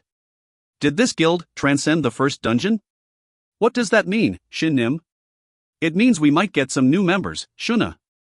Shuna clapped in response, but Ludia didn't look so happy. My dream of a newlywed's home. I can hear you. And that's not it. To be honest, I wanted to explore Beyond's residential area, but it was more important to confirm whether my conjecture was right. I pulled up my friend list and immediately took action. As a result, in less than 20 minutes, a few people gathered at our guild house. Ooh, is this the first present my son is giving me? No, father. This is my mansion. I won't be giving it to you, so stop dreaming. Amazing. I can really enter. Wow, this is Shin Nim's mansion? How cool. Kang Shin, how did you climb the dungeon to be able to afford a mansion like this? It's nice now that we're all here. Marianne's garden became noisy. Shuna became flustered seeing them for the first time and hid behind my back, while Ludia linked her arm with mine and frowned. As you guys know, this is my friend Ludia. The pretty, pink-haired girl is Shuna, Ludia's friend. They're both guild members. Nice to meet you. I'm Waya Mastaford. Hello. Shuna easily fell for Waya's charm and sociability. With Waya serving as the mediator, the awkwardness quickly disappeared and Shuna learned to talk with others. However, Ludia seemed unhappy for some reason and continued to stay by my side. Of course, there was a reason I called them over. It was impossible before, but it was possible now. It was to create a guild that transcended the first, second, third, and fourth dungeons. Since they all wanted to join a guild, things went smoothly. Other than me, only Waya owned a residence. Since she adamantly said she wanted to join my guild, there was no problem whatsoever.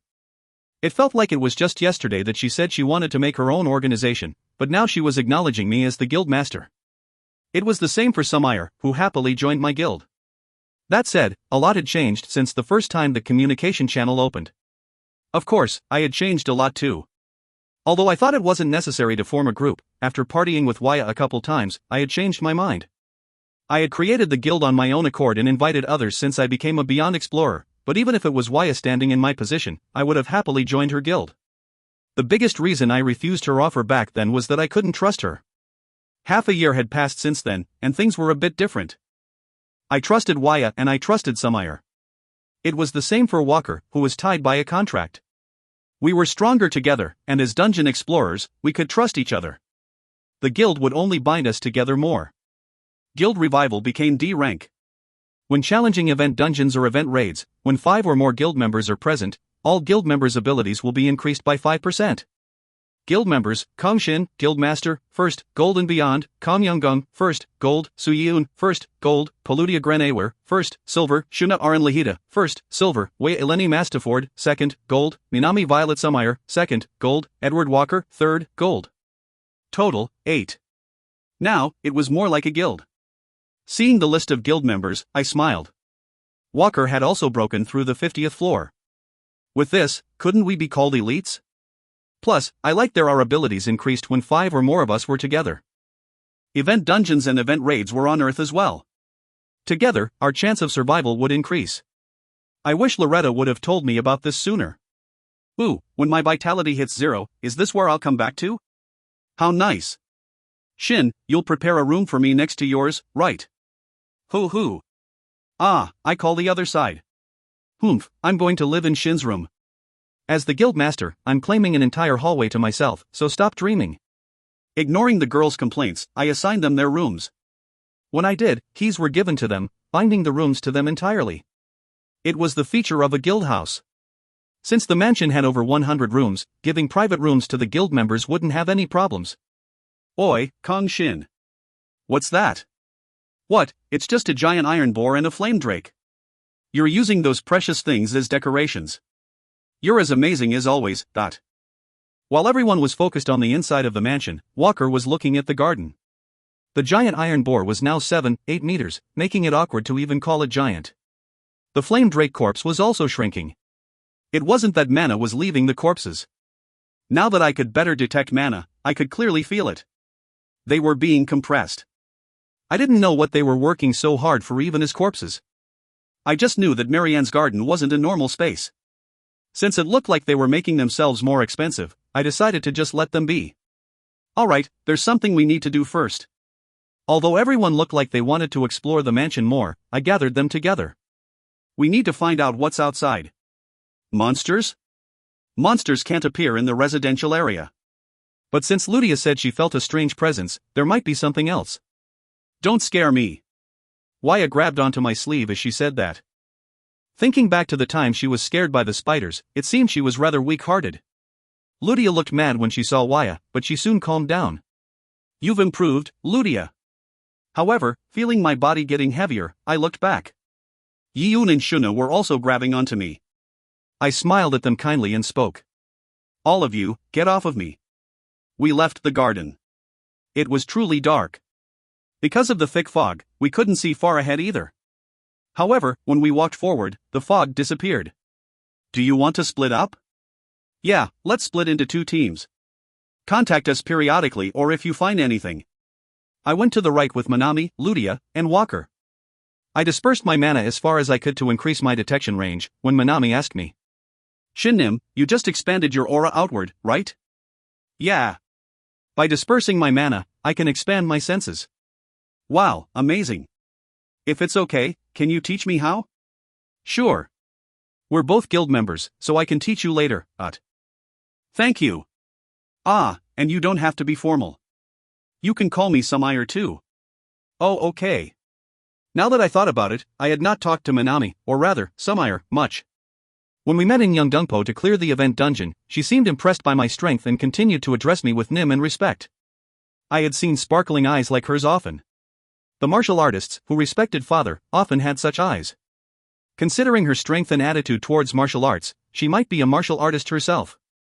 I heard you learned martial arts from Yungun Ajushi, but you're stronger than him now, right? No, I'm a step behind father in terms of the depth in martial arts, but overall, I should be stronger. I knew it. Burdensome. Somire's sparkling eyes and Ludia hugging my arm like she wanted to break it were burdensome. Wait, hold on. Walker, did you feel that? I did.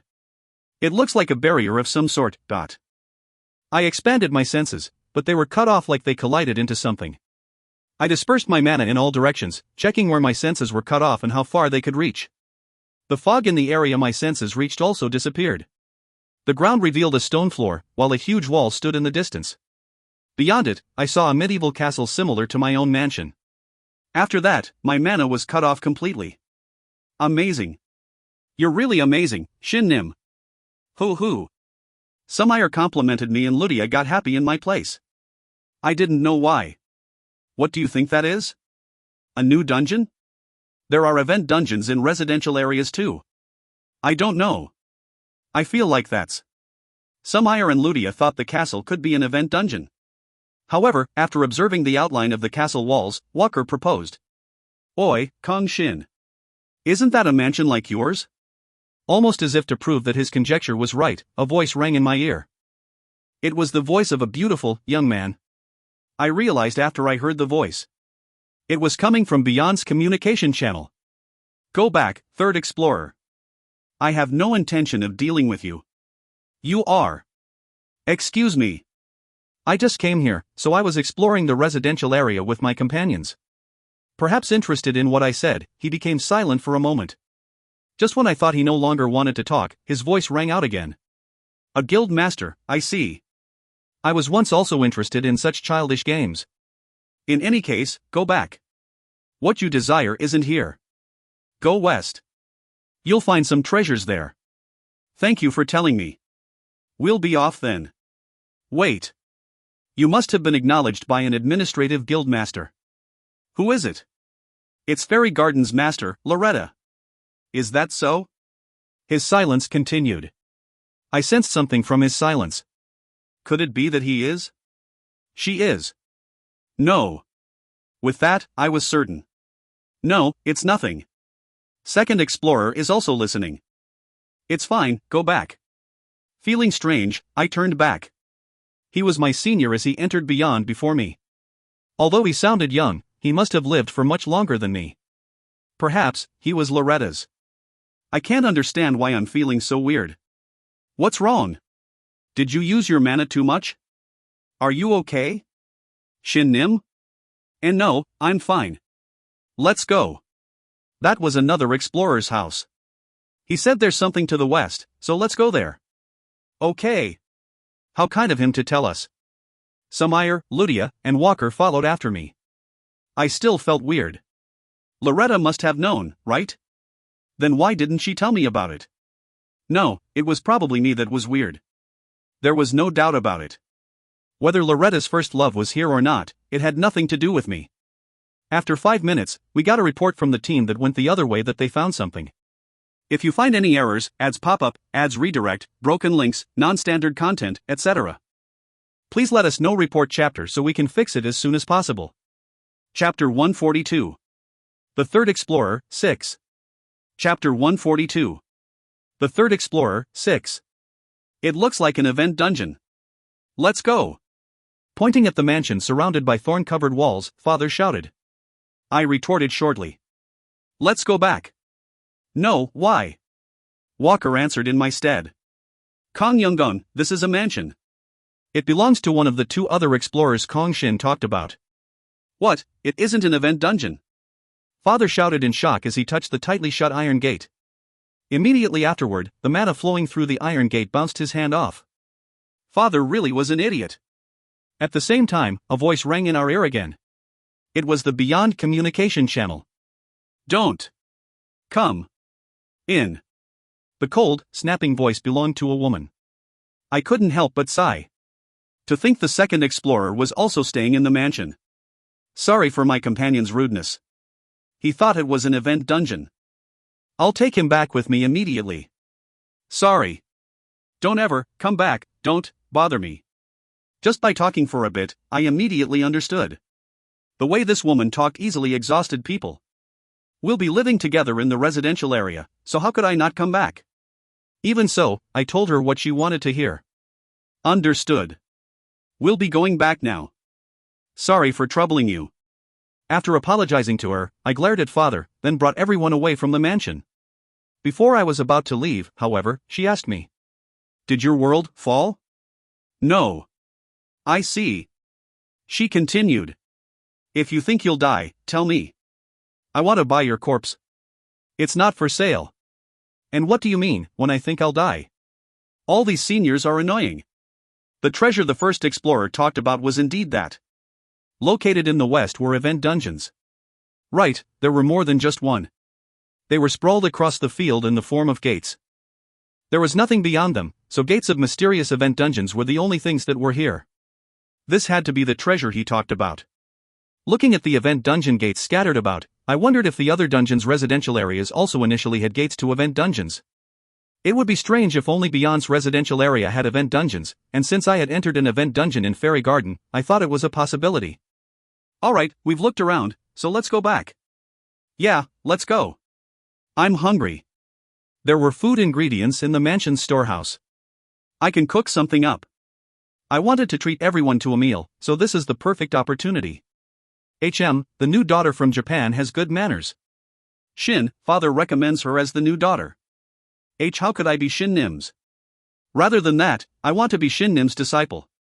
Don't marry a girl without her consent, Father. No one objected to my decision of going back.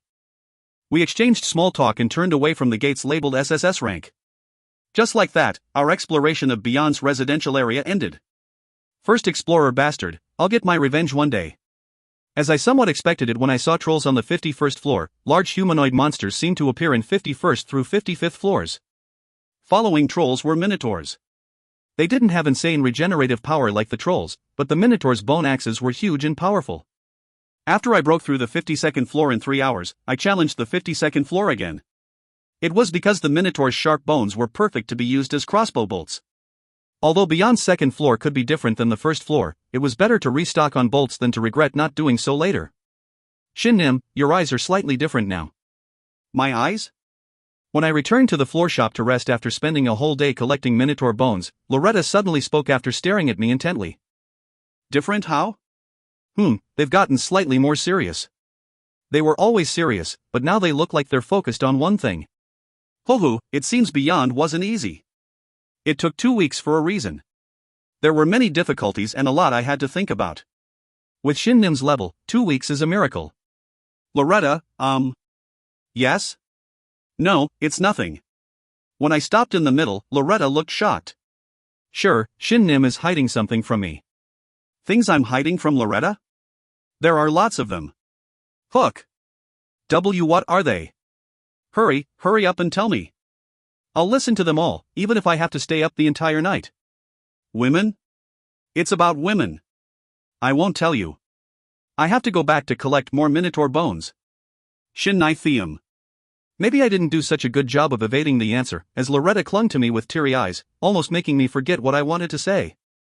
Just because it was beyond, it didn't mean that different monsters appeared on each floor. When I arrived at the second floor, worrying that I might need to fight Wendigos on the 10th floor, I tilted my head when I saw more orc lords. Kwang. Heh, their shouts are the same too. Just like on the first dungeon, the orc lords on the second floor were stronger than the orc lords on the first floor. However, as the wall's amplification was also stronger, it didn't pose much of a problem. It was just annoying that orc lords began to throw their weapons. Of course, as they were stronger, being hit by their weapons would instantly kill me. With their weapons' trajectories on top of the bolts' trajectories, there were more to calculate. However, once I got used to it in a couple of days, I thought of a way to kill them even quicker, taking their glaives' trajectories into account. Since they threw their weapons in predictable trajectories, just by minding my position when they appeared, I could get their glaives to bounce 3 or 4 times and attack them. However, there were cases where their weapons continued to bounce around after all the orc lords died, threatening my life. I had to use divine speed to dodge these. In the end, it only took 10 days to clear Beyond's second floor. Like last time, Crimson Roar did most of the work towards the end. Maybe. I'm a genius. Master is talking like an arrogant young master. Shin is cool.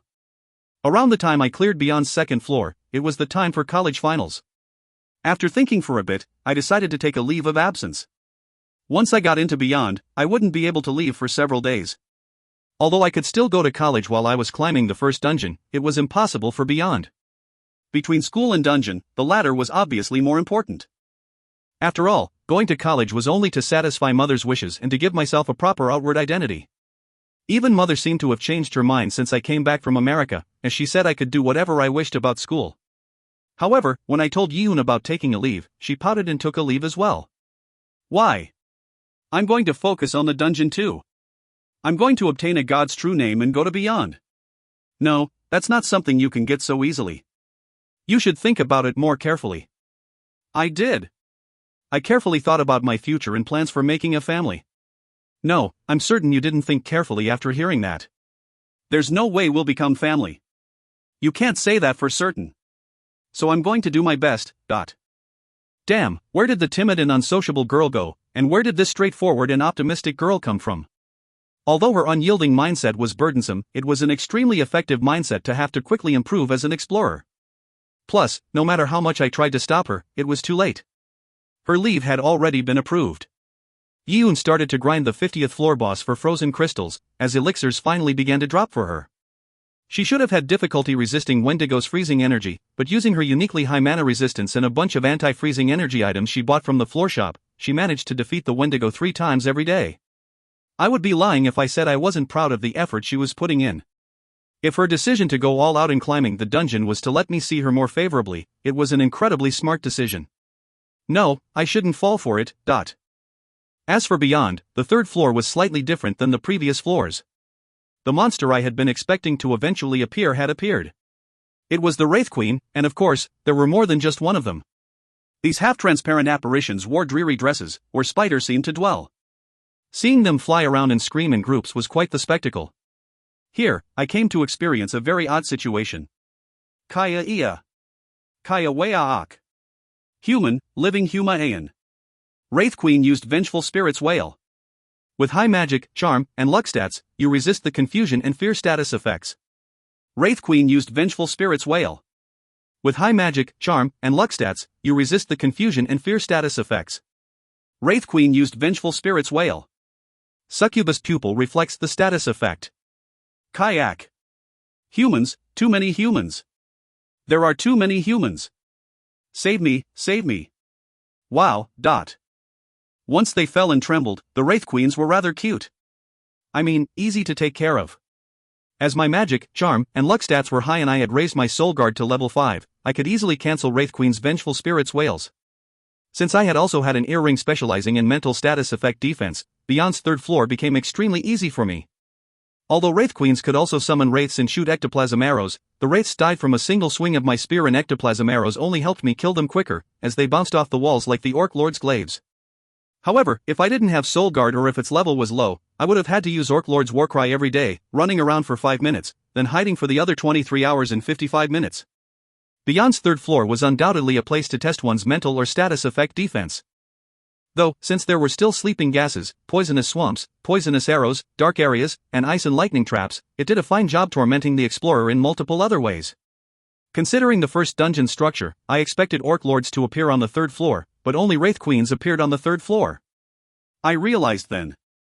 Even in the first dungeon, there were multiple occasions where the monsters that appeared on the first and second floors were separate from monsters that appeared on the third floors. The fourth floors would then have a combination from both, and the fifth floors would have strengthened versions of them.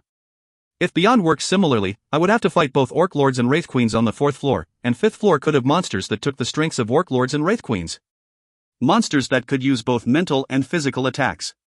What kind of hellish monster would that be? Thankfully, my mental defense was extremely solid. However, I couldn't keep following the dungeon. Now that I somewhat knew what I would have to face, I wanted to smack the dungeon on the back of its head. As such, I sent a message using the guild communication channel. Everyone, I won't be able to see you for a while. And no, Shin, don't. It's my fault. I'm sorry, please come back. I won't be selfish anymore. I won't secretly crawl into your bed either. As expected, Ludia started by apologizing. Why? Did something happen? Can I help somehow? Also, Paludia, who did you say crawled into Shin's bed? That's great. I won't have to see your face, how for to. Kuhuk. Waya and Walker also responded as I expected. However, Father's response was surprising. Are you training? Father. He found out instantly. I knew you were troubled because your spearmanship wouldn't improve recently. Do you need Father's help? No, I'm trying to do it by myself, Father. I see. Right, you are a proper martial artist now. I want to help Shin-Nim too, but my attainment in spearmanship is still too low. Whenever Samayer had time, she was learning spearmanship from me. Shin, did I do something wrong? Like Father said, I'm just going to train. It's not because of you, so don't worry. How long will you be gone for? I don't know. It might be a while though. I'll be patient. But if it's too long, then I'll obtain a god's true name before you come back. Gee, good luck, Shin-Nim. Yi-Yoon interrupted Ludia and shouted with spirit. Shuna also chimed in to cheer me on. With a grin, I replied. I'll leave the communication channel open, so we can always talk. Don't worry too much. If you obtain what you want, let's have a spar when you come back. Sure, Father. After responding confidently, I got up from the place I was resting. The Wraith Queens that were flying around screamed and charged toward me the moment they saw me. I raised my spear and aimed it towards them. I planned on only using my spear to fight the Wraith Queens. And Prayuta circuit as well. The reason was simple. Against the Wraith Queens, I could freely use my spear without worrying about dying, and in here. Sorry, Father, but it seems skill experience goes up twice as much in here. I'll come visit with Prayuta's spear techniques. If you find any errors, ads pop-up, ads redirect, broken links, non-standard content, etc., please let us know. Report chapter so we can fix it as soon as possible. Chapter 143. What we can do, 1. Chapter 143. What we can do, 1. There were 2 skill experience calculations in Beyond. The first was when I used skills while fighting Beyond's monsters. I didn't know whether it was because they were Floormaster class, because there were so many of them, or because it was Beyond's special characteristic, but skill experience undoubtedly increased more compared to when I used skills in other places. For example, crossbow marksmanship had sword in levels, and by the time I cleared Beyond's second floor, it became mid-rank level 6. The second was when I cleared Beyond's floors. The skills I mainly used to clear the floors increased exponentially. Because of it, Elemental Control, Spirit Aura, and Elemental Contract had all risen to mid-rank level 8. Although I wanted to raise their levels more, I wanted to increase my spear technique levels more. Prayuta said I would have the qualification to learn his spearmanship when my Prayuta circuit became level 7 and I mastered high-rank spear technique. His spear techniques were able to deal irrecoverable wounds to the demon army commander, endlessly attack by continuously recovering mana, and both attack and defend at the same time. To me, who had lived 3/4 of my life without knowing mana, he seemed like a martial god. I wanted to learn his skills. This desire was as strong as my desire to climb to the dungeon. If there was another skill I wanted to raise using this opportunity, it was Soul Guard. The Wraith Queen's Vengeful Spirits Wail was an extremely strong mental status effect magic. Just by blocking it, Soul Guard's skill experience would go up by a lot. Beyond's third floor was full of such wailing Noonims. After I used skill points to raise Soul Guard to level 5, I was having trouble training it, so I couldn't let go of this opportunity to easily train Soul Guard. Kaya Wayak. Wraith Queen used Vengeful Spirits Wail. With high magic, charm, and luck stats, you resist the confusion and fear status effects. Eat this. Putting great care to direct the flow of mana from Prayuta Circuit to my spear, I struck the Wraith Queen's face with my spear. The basis of the attack was Tempest, which used up 300 mana. However, Tempest was actually a technique to shoot out the uncontrollable rotational force. In other words, it was an incomplete technique. The true Tempest was different. The rotational force had to be brought out more naturally while being controlled perfectly. To be honest, I didn't know what it meant. Kaya Aya Iya. Stop using ectoplasm arrows. One of Wraith Queen's specialty was shooting out dozens of ectoplasm arrows at once. Although I could just dodge them, because they bounced around, I had to move around to dodge them even when the Wraith Queen died. It was extremely annoying. Can't they stop using suicide attacks? Ryue, freeze only the Wraith Queen's mouths. Pika, when you see a Wraith Queen, first electrocute her. That sounds fun. I don't like this place. Those women's breasts are too big. Since I couldn't slack off on my elementalist skills, I had my elementals summoned and on guard against the Wraith Queens. Without the Orc Lords, I could leisurely raise my skills experience. I doubt another chance like this would come, so I had to do my best now. Maybe the giant wolf and Wendigo floors might be easy too. Too many humans are scary, the living are scary. Yeah, don't worry. I'll let you rest soon. Human, a handsome human. There wasn't a human like that when I was alive. Yeah, I'll send you off too. Time flew when you were focused on something. After grasping the third floor structure completely, I always turned back a step before so that the final pathway wouldn't appear. Although the crafty traps would sometimes change their locations, I always detected them with my mana and destroyed them. Ludia was fine for the first 3 weeks, but after that, she began to call me once a day, sobbing and calling my name. Other than that, everything was progressing smoothly. Then, a month passed since I entered Beyond's third floor. It was the end of June. Meanwhile, a huge trouble occurred in the outside world. Hundreds of event dungeons had appeared on Earth. It was what Sierra prophesied. There are 18 just in Korea. I don't understand why there are so many in this tiny country. Although there's no guarantee that event raids would break out, if we were to leave them alone because we're afraid, they would only come back as bigger dangers. Maybe, Earth will come to have a similar human to monster ratio as other worlds. We'll have to trust Guardian and Freedom Wing. Everyone is well aware of event dungeons' danger now. Shin, shouldn't we clear as many event dungeons as we can? Alright. Once Japan's event dungeons are taken care of, I want to join everyone too.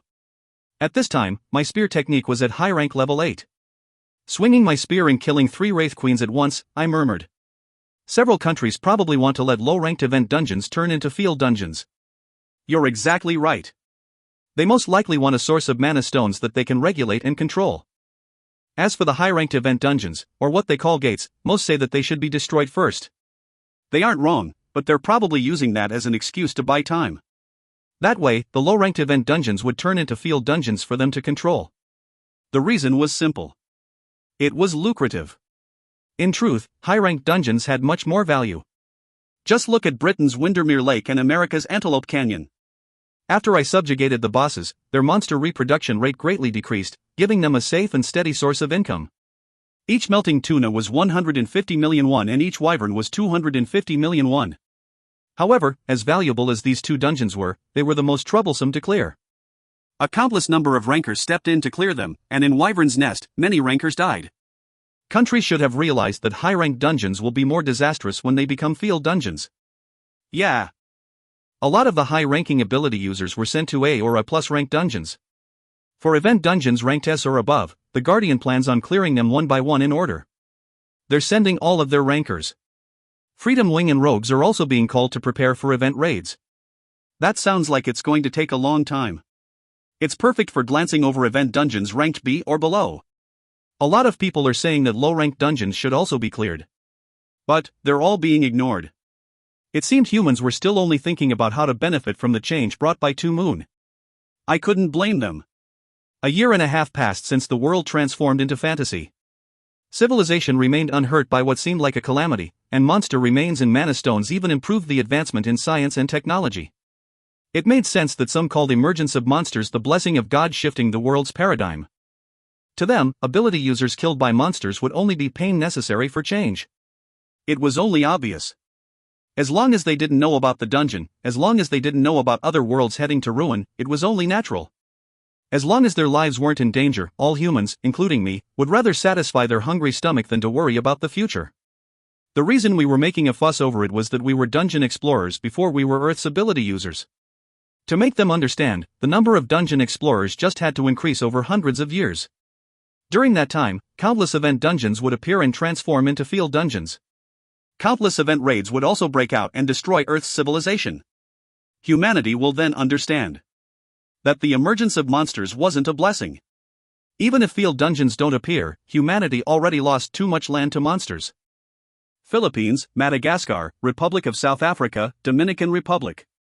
There were already several ruined countries, and 10 times as many countries relinquished entire regions to monsters. Even so, humans weren't considering taking back the lands claimed by monsters and were thinking about increasing monsters' territories just because they would be able to control them. This couldn't continue. Like this, Earth would only be coming closer to ruin. Waya, if you have something you want to say it. I thrust out my spear. A whirlpool instantly formed on its tip, which then shot toward the Wraith Queen's head. But I'm not the guild master, Shin. I'm ordering you with full confidence. Do as you'd like. I want to burn all the thoughtless idiots into cinders. What you want to do before that? I want to get rid of all the event dungeons. At Waya's words, I became silent for a moment. It wasn't just because 12 Wraith Queens were flying toward me while shooting ectoplasm arrows. I could simply use divine speed once and take care of them all. It was because I thought of Sierra. I was displeased and annoyed that what we were about to do was exactly what she wanted. However, since it was unavoidable for me to achieve my goals, I would have to bear with it. If I gave up my goals just because of a slight annoyance in the process, I would only regret it later. Besides, Sierra wasn't completely wrong either. I would be safer if there were more people helping, and if I was safe, Earth would be safe as well. Just look at the current situation. Instead of helping Earth become safer, humans were doing foolish things for their own greed. Since Guardian nor Freedom Wing couldn't get out of their selfishness, Sierra's suggestion for me to lead Earth's ability users wasn't entirely wrong. That said, I wasn't wrong either. There should be countries that don't have the necessary defensive capabilities against monsters. They should be allowing other countries' ability users to enter their gates. Shin. I think you know what I'm trying to say, but for now, let's try to do it lawfully. Thank you. I know what's important, Waya. I also know what's best for the future. If it's something we can do, we should probably do it. I doubt it'll be dangerous with our guild members' strength, but don't force them to come. Only take volunteers. I don't want to use my position as the guild master to order them around. I'll help. If that's what Waya Uni wants and what Shin Nim recommends, I'll help gladly. I want to help too. I want to take this opportunity to go to Earth. Clearing event dungeons give achievements, right? I'll help too. If it's what Shin wants, I'll do anything. I'll help, but I want to do it alone. I want to test my improved spearmanship. I probably have to help too. How annoying. No, Walker. Considering the current state of affairs, you stay home and focus on protecting Yua. Damn it. While you guys accomplish cool things, why do I have to stay home and be a bodyguard? Kook. Wraith Queens were gathering. Traps exploded, spreading poisonous mist, frost crystals, and sleeping gas. Using Tempest, I blew them all away, then gathered my aura in my spear. White aura. It was the heroic aura, only allowed for heroes. As for the others, I'll take care of them when I get out. Just wait for 1 month. Okay. I'll wait for you, Shin Nim. I love you, I want to see you. Wait, who was the girl that just confessed her love to Kang Shin? She used the floor shop's voice-changing item. I couldn't even think about buying it because it cost 1.5 million gold. How can you be certain it was a girl, Walker? There are men in this guild, too. Could it be you? Do you want to fight, you old kook? It was impossible to avoid getting attention. We were strong. We would inevitably obtain a special position compared to other ability users. In that case, I would rather do things my way. I don't like your methods, Sierra. People should sacrifice themselves to protect the hero? That's wrong. That would only be a never-ending vicious cycle. Furthermore, I hate the idea that people should live or die for others. As humans, we have a right to die for our sake. I didn't want to restrict others. For that to be possible, the hero had to be stronger than anyone else. He had to be so strong that they didn't need to worry about me. Thankfully, the hero in question was an excellent man of extreme talent. Furthermore, he still had 20 years left to grow. 20 years. It was enough time for humanity to grow and come to take care of itself. Coincidentally, I had the appropriate identity to influence them toward that direction. Wawawa pop. Kaya wayaak. Kaya aya iya. I thrust out the aura imbued in my spear. The spiraling aura instantly swallowed all the Wraith Queens and exploded. Perfect. 1 month. I couldn't wait. If you find any errors, ads pop up, ads redirect, broken links, non-standard content, etc., please let us know. Report chapter so we can fix it as soon as possible. Chapter 144. What we can do, too. Chapter 144. What we can do, too. Guild Revival's accomplishments quickly spread. It was only obvious. Father said he'd act alone, so only beautiful girls were left to clear event dungeons. No matter how weak they were, they would have received attention. What made it worse was that each of them had incredible strength. Even the lowest-leveled Shuna had a special ability passed down in her royal family, granting her shocking defensive capability. Perhaps because she was similar to Sumire in a lot of ways, they got along well. From what I heard in the guild communication channel, it seemed they were best friends. They were around the same age as well. In any case, the 5 girls didn't hide their identities and confidently marched into the gates of countries that allowed foreign ability users to enter them. Of course, Waya provided her private plane for transportation. Regardless of whether the event dungeons were ranked C or A, they cleared them thoroughly. Even when event raids broke out, they effortlessly cleared them. Since the flame which Waya Mastaford was already well known, people at first suspected that they were affiliated with Britain's Guardian. However, after they identified Ludia and Yeun as the girls who fought with Dragon Knight in America, they began to say that the group was under Dragon Knight's command. They were right. Their decisive and swift action of destroying event dungeons regardless of their ranks drew the attention of other ability users and various mass media. They probably wanted to know our objective, but Waya avoided contact with the media. After all, even if Waya didn't explain, everyone should already know why event dungeons had to be destroyed. Waya simply led the others to clear as many event dungeons as possible. Thanks to their action, other regions began to clear their event dungeons too. They were probably thinking something like, I don't know what's what, but they must be getting something amazing. So let's do it, too. They weren't wrong. Waya and the others were getting great benefits from clearing the event dungeons. However, these benefits were only available to dungeon explorers, not regular ability users. That said, if they could reduce the harm caused by governments trying to let event dungeons turn into field dungeons, that would be good for the future.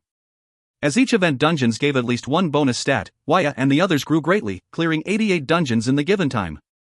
Since they even cleared event raids perfectly, I couldn't help but be jealous after calculating the stat bonuses they must have gotten.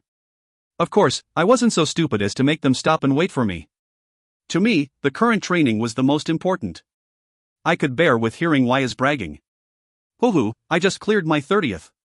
Congratulations, Father. Father also destroyed many dungeons by himself.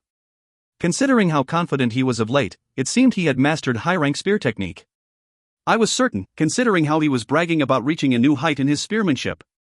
He was worthy of the self-proclaimed title of world's strongest. How are you doing lately, son? Is your spear training going well? It's SOSO. I'm coming close to grasping it. Ho, even so, you won't be able to reach Father's level. Just wait and see. I had to concentrate on Beyond even more. Today was the last day of the 1-month period I promised.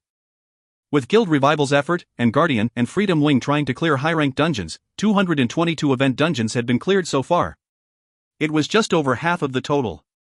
There were still 2 SS-ranked dungeons in Russia and America, and 14 other dungeons ranked S+ or above.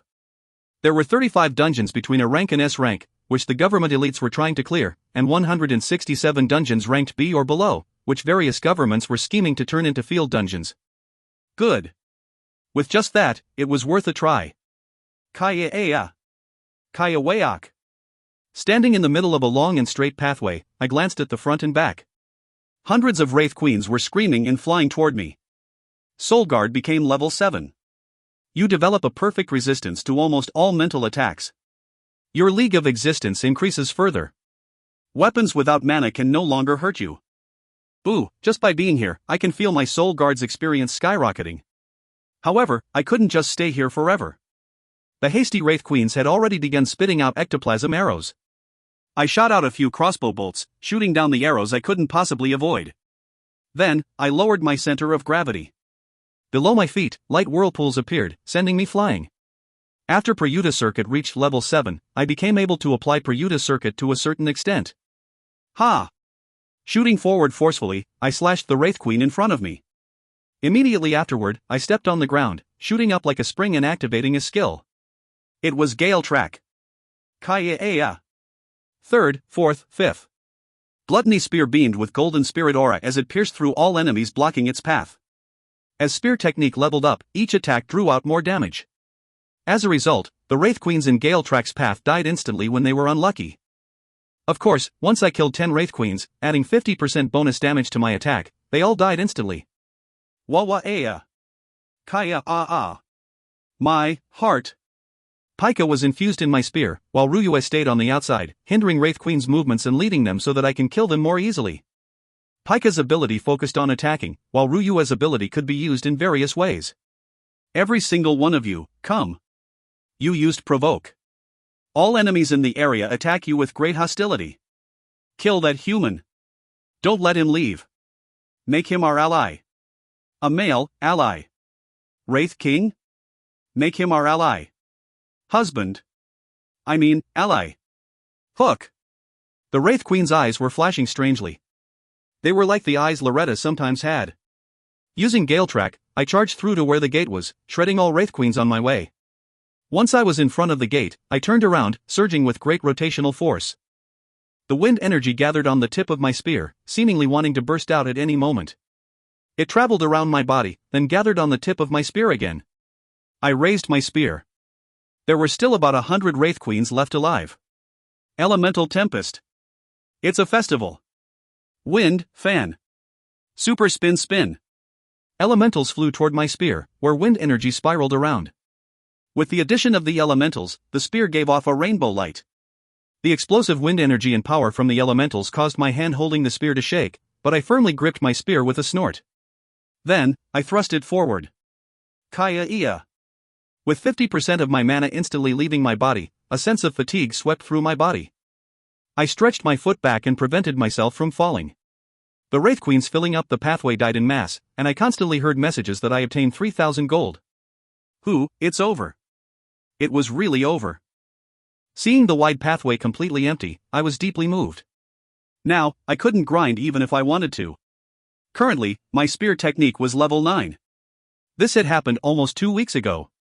Still, I didn't know if the last 2 months of grinding would let me master my spear technique. Skill experience wasn't something I could calculate. However, I couldn't just stay here forever. Even if I couldn't master high-ranked spear technique, it was fine. It didn't mean that the 2 months of training was meaningless. I grew more used to practical application of Prayuta Circuit in battles, and I was confident I had reached great heights in my spearmanship. Soul Guard had reached level 7, and my elementalist abilities also grew. That was enough. Alright then, let's go. With a sense of unease, I stepped beyond the gate. In that instant, several messages rang in my ear. You conquered Beyond's 3rd floor. You can challenge the dungeon's 54th floor. Your maximum HP and MP increased by 2%. You obtained 5 bonus stats. Experience has been added to skills you frequently use to progress through Beyond's 3rd floor. High-rank martial arts became level 5. Positive effects will be added to all actions using your body. Mid-rank crossbow marksmanship became level 8. You can shoot without aiming and hit your target's vital points. You mastered low-rank Gale Track. The wind energy gathered for the final blow is amplified. You learned mid-rank Gale Track. Every time an enemy is pushed away, your attack power increases by 7% up to 200%. Mid-rank dash became level 6. Positive effects will be added to all charge type skills. Prayuta circuit became level 8. Even in fierce battles, you can circulate Prayuta circuit and recover mana like normal. At the same time, you can effectively attack and defend using the flow of mana. Soul Guard became level 8. Your Lofty League renders most mental attacks ineffective and reflects them back to their user. You will not be intimidated by enemies stronger than you, and as your existence becomes more complete, your resistance to dark mana increases greatly. Overwhelm became level 2. Just by existing, you cause all enemies to tremble. It decreases all of your opponent's abilities by 10%. The chance of your opponent failing to activate a skill increases by 10%. High-rank Spirit Mastery became level 2. All souls connected to you obtained the possibility to leap past their soul's original potential. And you mastered high-rank Spear Technique. When you're holding a spear, aura will form automatically. Even without a spear, you can create a spear using your aura. You greatly intimidate enemies with lower levels of weapon techniques. Your spear begins to sprout the potential to covet godhood. Now, you must create your own spear technique. This path is long and arduous, and is bound to happen slowly. Do not get impatient. If you can seek help, it is recommended that you do so. Unique spear techniques that surpass high-rank spear technique are not created so easily. Thank you for your concern, message Nuna. But instead of worrying about that, first. Seeing Loretta widening her eyes, I grinned and waved my hand. Then, I shouted inwardly. Yes. I mastered spear technique. Shin Nim, you finally came back. Yeah, I obtained what I wanted. What is it? High-rank spear technique master. Loretta's jaws dropped. Did you just say master? A high-rank weapon technique? Yes. Father seems to have mastered it too. Shouldn't most gold-ranked explorers have it mastered? Do you want to come with me to the residential area and try shouting that out loud? I can promise you, people will start throwing stones at you within 30 seconds. I worked hard for 2 months, you know. Phew, I don't know what to say to Shin Nim, but I'm glad you're back safe and sound. Because Loretta's gaze was making me feel slightly uncomfortable, I took a step back. Loretta's eyes quickly narrowed. This is our reunion after 2 months. Can't you be happier, Shin Nim? I just have a lot to do. I'm going to be busy from now. Loretta stared at me intently. Her golden eyes were so clear and bright that they seemed to be sucking out my soul. What's wrong, Loretta? Shin Nim, with me. With Loretta? Loretta's lips lightly budged. It seemed she was hesitating to say something. With me. No, never mind. It's nothing. What am I saying? Hugh, it's nothing. Shin Nim is doing well. I'm just feeling a bit uneasy. Can you say it so I can understand? I meant Shin Nim should let me know when things get rough. Let me know even if things don't. I can at least give Shin Nim a massage. Though, I'll take proper compensation for it. That's not money, ho-hoo. I know you're saying that because you're worried about me, but I won't ever ask Loretta for a massage. Tisk. Loretta clicked her tongue. Then, she laughed lightly. This much should be fine. But Shin Nim, you can't overwork yourself. When things get too tiring and difficult, you have to let me know. I'm saying this seriously, okay? It's not tiring and difficult at all, but sure, I will. Tiring and difficult? It seemed Loretta didn't know me that well. As I headed to my mansion after saying goodbye, I thought, I've never been more full of energy in my entire life. Strengthening my abilities, learning spearmanship. Reaching new heights I've never seen. These things were erasing the irritation I was feeling from everything. There was no one at the mansion. It seemed everyone was busy working. That was good. If possible, I didn't want to be bothered. I headed to the basement training room. Standing in the middle of the dark and spacious room, I closed my eyes. Deific manifestation. It wasn't someone calling my name. It wasn't even me calling my own name. Using half of your mana and vitality, you manifest the mythological heroic spirit, Prayuta Relo Vadafoa, for 37 minutes and 21 seconds. It was a call for the guide who would help me take a step forward. If you find any errors, ads pop-up, ads redirect, broken links, non-standard content, etc., please let us know. Report chapter so we can fix it as soon as possible. Chapter 145. What we can do, 3. Chapter 145. What we can do. 3. I had a feeling you'd call me soon. Really? Yes. Your mana was getting clearer. I knew you would soon reach the necessary realm. It sounded like I was a cultivator in a martial arts novel. Of course, Prayuta was probably telling the truth. I learned a lot from you back in the Luca continent. Hohu, it seems you realized something about Prayuta circuit. First, let's have a spar. I can pass my spear technique down afterward. Sure. We didn't need to say much. I immediately closed my eyes, and Prayuta created an imagined world. We now had 37 hours to work with. Within this time, I had to learn Prayuta's spear technique. Otherwise, I would have to wait another month. Prayuta circuit was a method to bring the flow of mana toward its user. The spiraling mana sucked in external mana, and at the same time, strengthened the mana through rotational force. The whirlpool of mana didn't just happen in the mana pathway but spread out through the entire body and the outside. A special flow occurs inside the mana whirlpool, which only the user can manipulate. Depending on how it's used, it can block an opponent's attack or strengthen one's attack. Ho, you already learned the practical application of it. It can't be compared to your spearmanship though. A whirlpool completely matching the flow of Prayuta circuit circulated through the spear Prayuta was holding. As each of his attacks were heavy, in order to block it, I had to use the same whirlpool in my attacks or pour my aura into the spear until the limit. Of course, that was the past me. After the special training I went through, I could imbue aura into my spear and draw Prayuta circuit's whirlpool from it. Even so, the difference between mine and Prayuta's was like heaven and earth. If it's the current you'll understand it naturally while we spar. I hope so. No, I can guarantee you. If you experience it for just 30 hours. As he raised his spear wrapped in a whirlpool, Prayuta gave a teasing smile. It was my own face, but I wanted to punch it. However, before I could charge toward him, he attacked me first. I jumped to the side to dodge his spear, which was slashing down vertically, then counterattacked. As expected, Prayuta read my movements and struck my spear away with his spear swirling with a whirlpool. Oh, your dodging skills improved. I just came back from a place where I'd die if I didn't. But you're still not there yet. Prayuta's spear was terrifyingly fast and powerful. His spear technique wasn't just utilizing Prayuta circuit's whirlpool. His spear's movement and its trajectory were as free as the capricious wind. Its methodical flow suddenly twisted and distorted, and if it caught me, it would swallow me like a raging tide. It was light, then heavy. It was calm, then violent. As someone facing it, it couldn't be more annoying. You can do it. You already know the key. I don't think so, at all. Prayuta's comforting only gave me despair. Although we shared the same body, the realm of martial arts he embodied was far and lofty. He was called an ancient martial god and a war god. Even so, Boom. Good, you're getting more natural. No, not at all. I'm only just starting, I will catch up to him. It's not like I couldn't see the difference between us before, and now, I knew the height in front of my eyes was a level I could reach. By the time 10 hours passed, my white aura began to swirl around my spear in the shape of a whirlpool. The result of starting to show from repeatedly clashing with Prayuta's spear. You took your first step.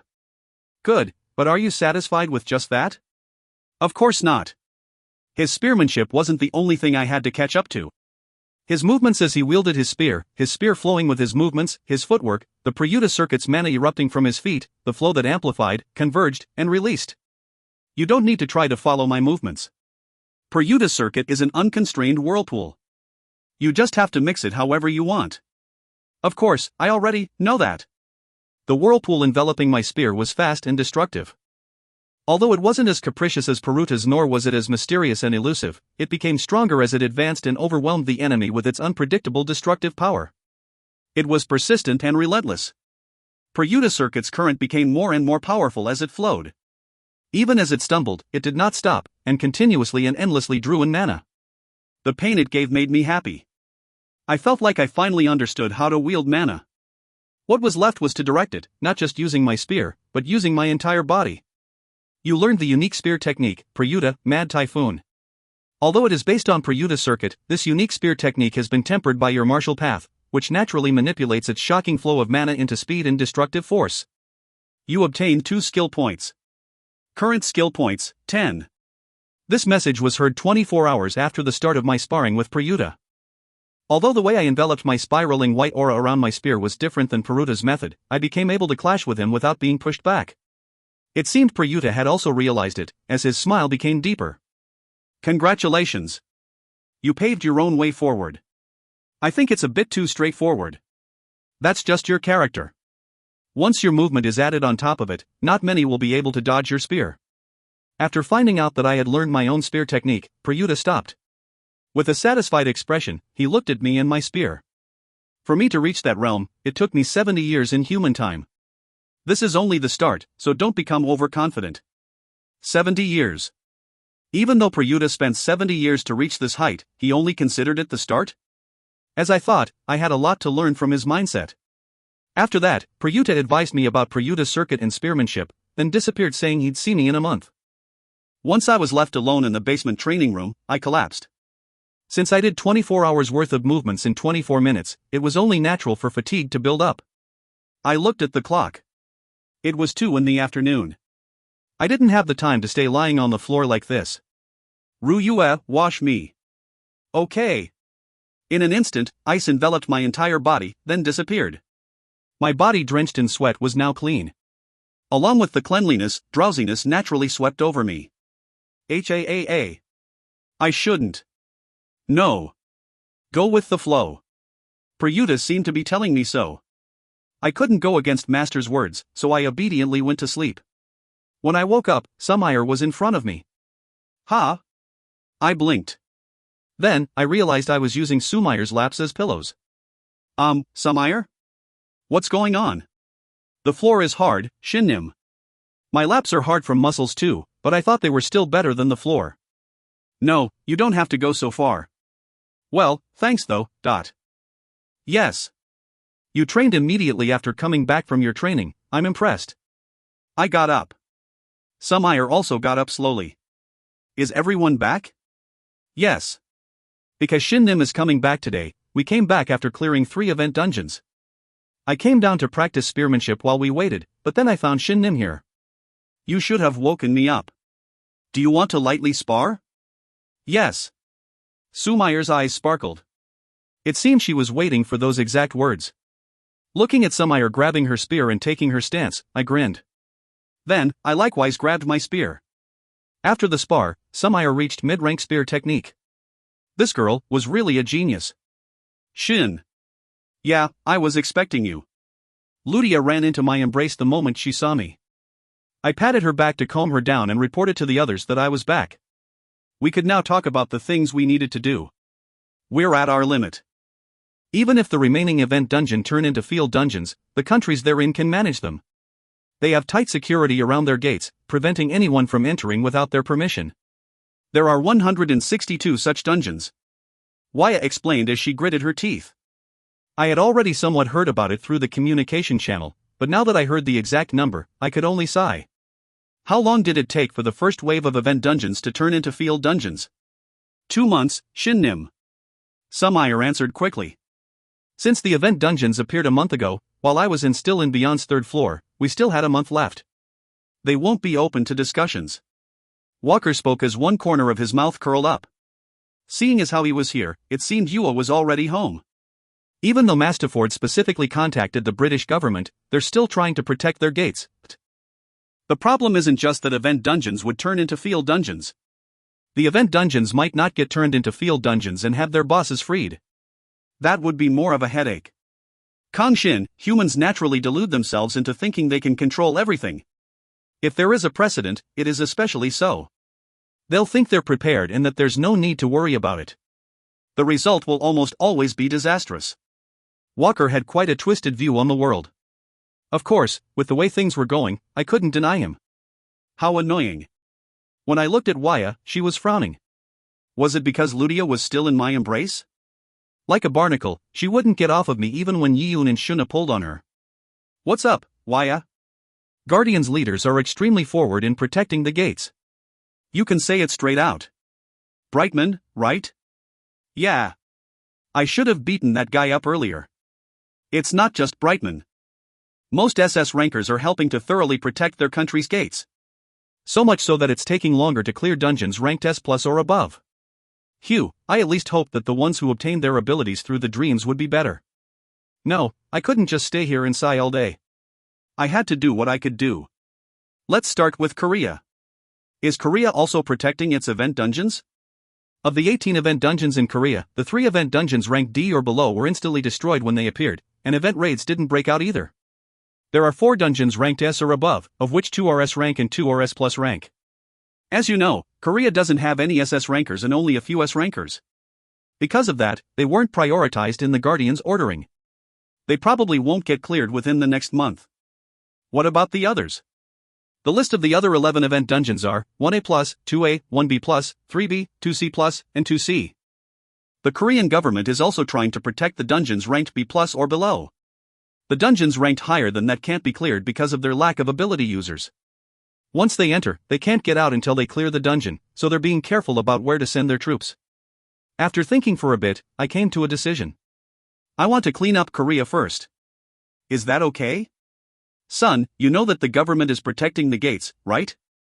Yes, father, but I'll do it forcefully. It'll be fine. Our country is too weak to stop us. I'm surprised you can say that as a Korean. But it's true. Even if Korea's 3S rankers work together, they won't even be able to pierce through Sumire or Shuna's defense. Let's split into 3 teams.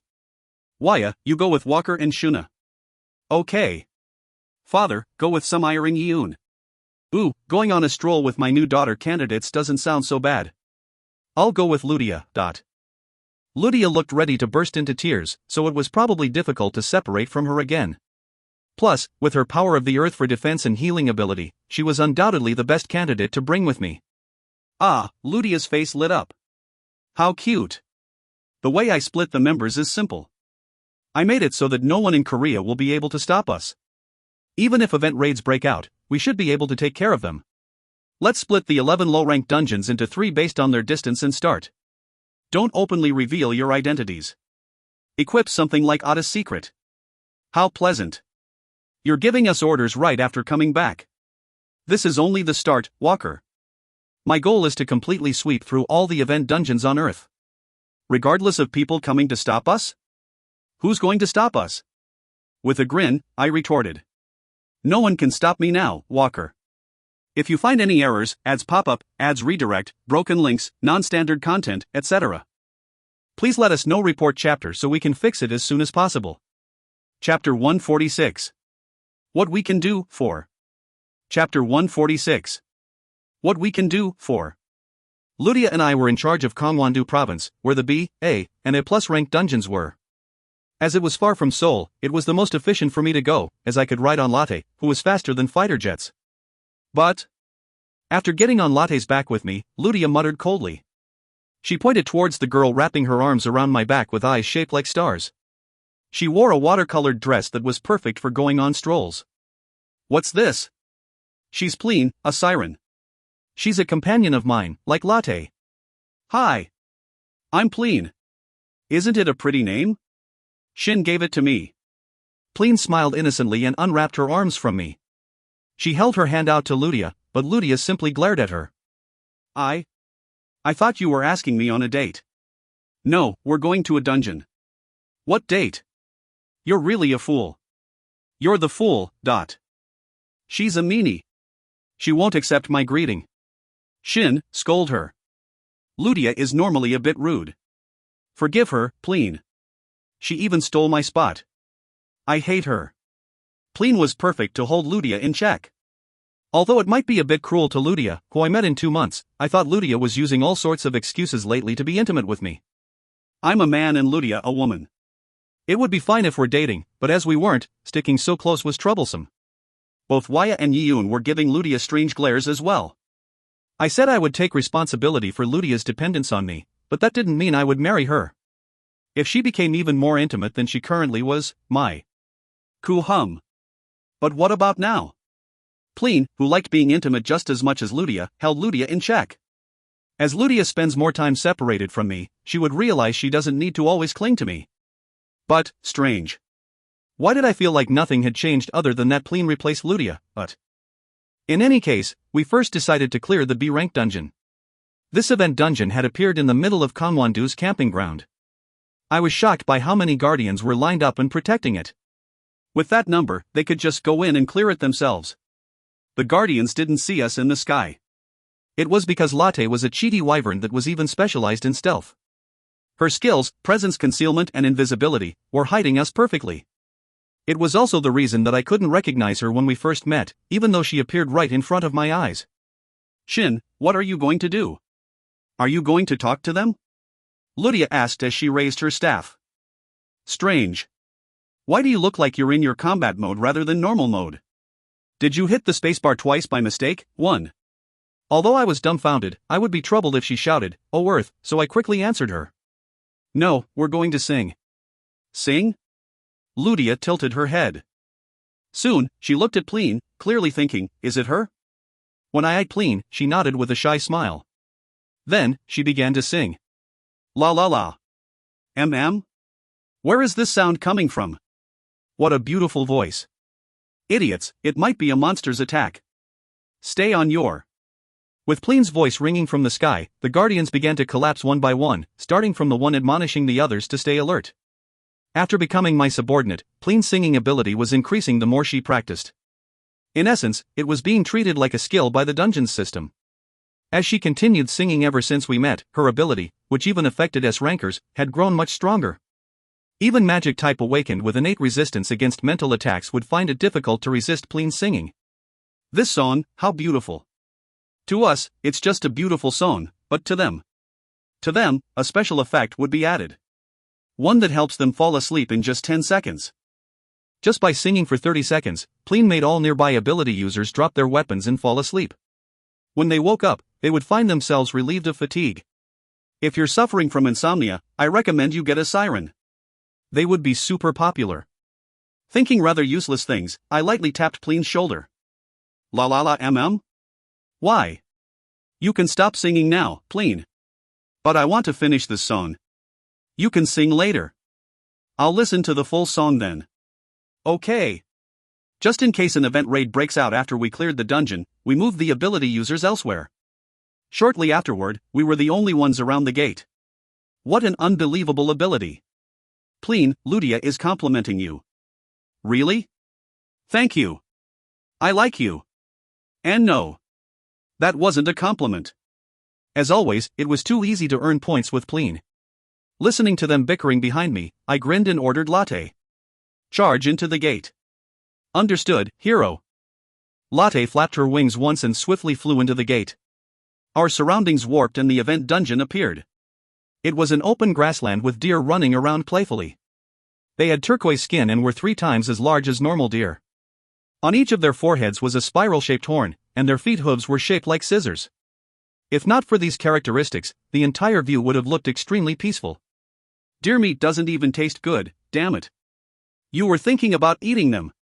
Pleen performed outstandingly even inside the dungeon. By changing her tune, she could apply various status effects. Currently, she was using the status effects sirens were known for. Right, her singing was luring its listeners toward her like mindless zombies. Whether the deer were grazing on the grass or having mixed martial arts fights, they turned their attention to Pleen's singing. They stopped what they were doing and walked across the grassland toward us. As Pleen continued singing, we flew around the grassland on Latte's back. Shin? What are you doing? Can't you see? I'm collecting the deer together. La la la. Around the time I could confidently say that we looked around the entire event dungeon, there was a gigantic herd of deer following us. Krah. Krrrrrr. In the past, I wanted to hunt monsters the moment I saw them. Now, weak monsters couldn't draw out my fighting spirit in the slightest. I was glad that I brought Pleen along. Do we need to hunt all the monsters before the boss appears? How was it in the other dungeons, Lydia? I think it's based on how many monsters you encountered, not how many you defeated. Since all you need to do is find monsters, it should be appearing anytime soon. Ah, it's here. Cool. Killadeer Grassland's boss monster, Iron Killadeer, has appeared. Defeating the Iron Killadeer and clearing the event dungeon will grant special rewards. At the same time the boss appeared, I finally found out what these monsters were called. Killadeer. As for the boss, just its body was over 3 meters tall, while its legs were made out of steel. Its large, thick horn looked like it would be a good decoration. That said, why did all animal-type boss monsters appear as metallicized versions? I carefully raised my spear. Heroic strike. You defeated the event dungeon boss monster, Kill a Deer.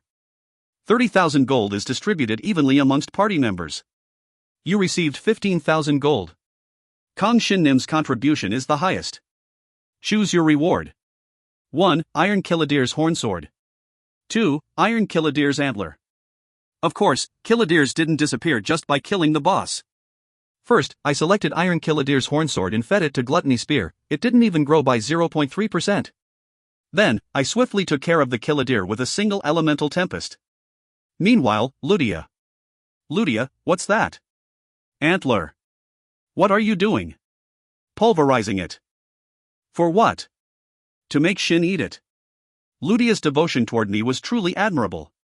Antlers were indeed good for the body, so I was thankful, too. Western scientists disagree. That aside, it seemed I needed to question Mother. Just what was she teaching Ludia? You completely cleared in B rank event dungeon. All party members received 1 bonus stat. You will now return. We cleared the other 2 event dungeons, but no event raid broke out. Altogether, we received 4 bonus stats. Clearing the A+ rank dungeon only gave 2 bonus stat. It was most likely because I had long surpassed its standard. We're done. How about you guys?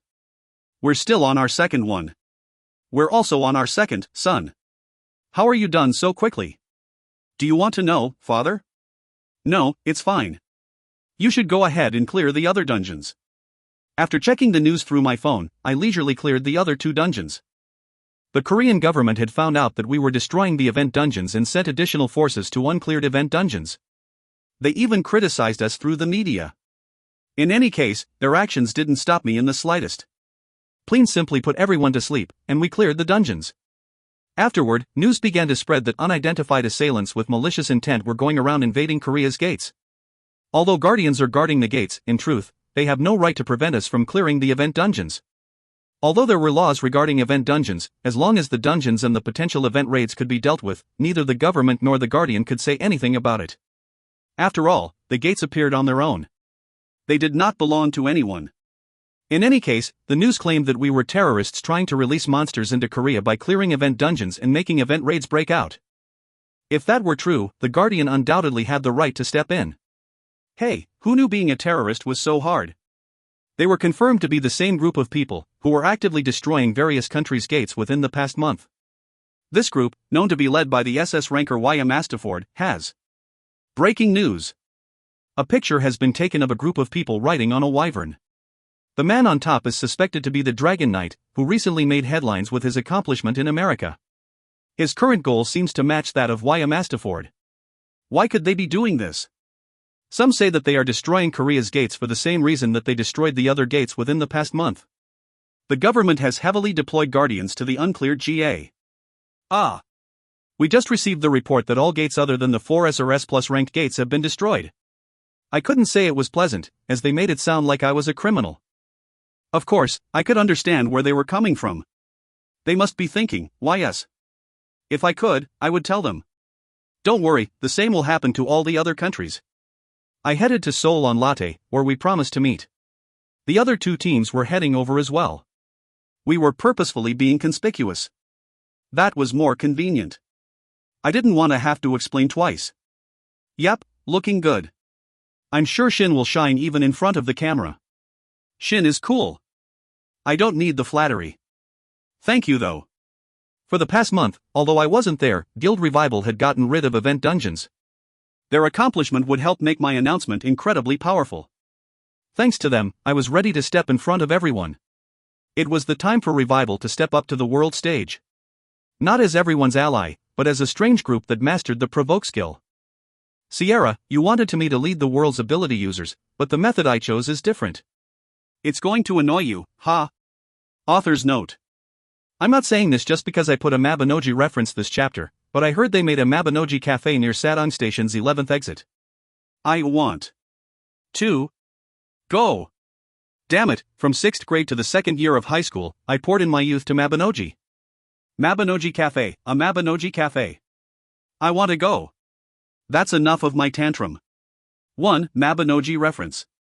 If you find any errors, ads pop up, ads redirect, broken links, non-standard content, etc., please let us know. Report chapter so we can fix it as soon as possible. Chapter 147. What we can do, 5. Chapter 147. What we can do, 5. It only took Latte a few minutes to get from Gangwon-do to Seoul. When we arrived at the cafe we promised to meet, the guild members were all waiting around a big table. Furthermore, there was a circle of cameramen and guardians surrounding them from a distance. Even the outside of the cafe was crowded with them. I nonchalantly walked into the cafe. The ones with power should be inside. You're here? Yeah. Are you guys done warming up? Son, get these things away. They're bothering me. Because of the conversation we just had and the wyvern sitting outside the cafe, everyone turned their attention toward me. Just from a glance, it seemed all 3 of Korea's S-rankers were in this cafe. Are you really the Dragon Knight? Dragon Knight, why are you destroying Korea's gates? Dragon Knight, are you really Korean? I raised my hand and lightly waved across the air. A small whirlpool appeared and pushed them back. Of course, the S-rankers didn't get pushed back from just this, but I didn't care. I brought my hand up to Otta's secret. Then I changed my hair and eye colors. My eyes became black like it normally was, and my hair became grayfy. It was Yunhwa-woo's appearance. Ah, you are. Yunhwa-woo, Korea's 4th S-ranker. Right, I'm Yunhwa-woo. Just like you said, I'm also the Dragon Knight. I replied calmly. Whistles rang and sighs were heard. Korea also had an SS ranker. Why did you keep your identity hidden? What is your relationship with the flame witch, Yamastafo? Kook. I decided to ignore the reporter that disappeared with a scream. Although we were in a cafe, there were so many cameras that it was no different than a press conference. It simply meant that a lot of people were interested in us. Of course, I suspected that over half of them were angry at us, but when I glanced at Waya, she nodded and messaged me. It will spread to the whole world. I already confirmed it. Thanks for giving me the spotlight, Waya. I'm the one who should be thankful, Shin. I opened my mouth, looking at the people eyeing me. It is because I wasn't an SS ranker until just recently. Furthermore, I had no intention of joining Guardian or Freedom Wing. Are you saying the power of S ranker you showed as Yunhwa-woo was real? That's right. Then, a man in his prime stepped forward. He was one of Korea's S rankers and a close-ranged type attacker. The man, who I couldn't remember the name of, asked. Do you still have no intention of joining Korea's Guardian now that you have become an SS ranker? No. I believe I found my own place. Then why are you disturbing public order? People looked flustered by the S ranker suddenly diving into the core problem. I could see why. No matter how valuable field dungeons were, a single SS ranker was still much more valuable. Now that the truth that I was Korean was revealed, Korea's Guardian would be better off coaxing me to join them. In any case, I was thankful for his to-the-point question. I didn't want to talk to them for long. I want to ask why you think it is disturbing public order, Woo Youngha SSI, you shouldn't. The S-ranker, Woo Youngha, ignored the Guardian trying to stop him and shouted. If this isn't disturbing public order, then what is? I do not obtain monster remains or mana stones by hunting such weak monsters. However, I know how important those things are to Korea's economy. Why is a Korean ranker trying to screw us over? When gates naturally disappear after a certain period of time, field dungeons might appear like in America or Britain, but there's also a chance for strong monsters, like the one I fought before, to appear. That is something we should control. It is absurd to destroy all gates because of such a small risk. Furthermore, monsters might appear even when you break the gates. Isham, it seems you do not know what my companions did for the past month. For the past month, Guild Revival had destroyed event dungeons and cleared potential event raids without any outsider being hurt. With how famous the story was, there was no one who hadn't heard of it. Is that really it? You're destroying the gates to prevent uncontrollably strong monsters from running amok? What are you talking about? It's also to prevent field dungeons from appearing. Why is that, Dragon Knight? The reporters jumped in once again. I replied to them with a question of my own. Do you think this will be the last time that gates will appear? When gates appear again, will you protect the low-ranked gates again to turn them into dungeons? Of course not. We will only maintain a manageable number. Who said the number of gates that will appear will be within your control? Once they escape your control even once, it is all over. The number of dungeons on Earth will only increase, and humans' territory will disappear. That's why we should create dungeons now. To control that exact situation. Dungeons give everything an awakened needs. Don't bullshit me. Even before the gates appeared, the awakened were free to earn money and buy equipment they wanted. Furthermore, the equipment that can come from dungeons you can manage is easy to see, so you're still saying that? If Guardian manages the dungeons, do you think they will invest the money they earn into all awakened? Looking at Wu Youngha, I continued. It will be too late if we don't start getting rid of them now. Monsters did not emerge for the prosperity of humans. They are invaders trying to chase us out and replace us. This, I can guarantee. Even if we don't increase the number of monsters by leaving the gates alone, there are still countless monsters threatening our land. You should have caught a glimpse of that through the monster called Flame Drake. Wu Youngha's eyes shook. I see, so he was there. No, he wasn't there while we were fighting the Flame Drake. Did he run away? In any case, he shut his mouth. I continued, not just to him, but to everyone watching. In terms of ability, we are confident that we are second to none. You should think carefully about why we are destroying the gates when we have nothing to gain from them. Isn't it to prevent other awakened from getting stronger? If we didn't act and let you all do as you wanted, they would get eaten by the monsters before they could get stronger. Why Korea? I'm Korean, and I also grew up in Korea. Shouldn't I protect my country first? Then, I lightly smiled. But I don't understand why you're limiting us to just Korea. My words made them freeze for a second. You mean? Danger doesn't go away just because all of Korea's gates disappear. My companions spent the past month destroying the gates of weak countries. Do you not understand what this means? You're thinking of destroying other countries' gates too. Dragon Knight, you are Korea's ranker. As a ranker, if you break the laws of other countries, you will also bring harm to Korea. As a Korean, there was a clear difference between clearing Korea's event dungeons and other countries' event dungeons. The former could be justified, while the latter was a crime. At least, that's what the reporters were saying. It was laughable. I won't trouble countries that plan on destroying their gates on their own. But I will not allow countries to selfishly turn gates into dungeons. What you are saying is a crime. That's fine. If any country dares to regard my actions as representative of Korea, I will make sure they come to regret it. Then, Korea will not receive much backlash. And my God. I was done joking. It was now time to say what I came to say. Waya. Yeah. What I took from Waya was a piece of paper recording all the locations of event dungeons ranked S or above.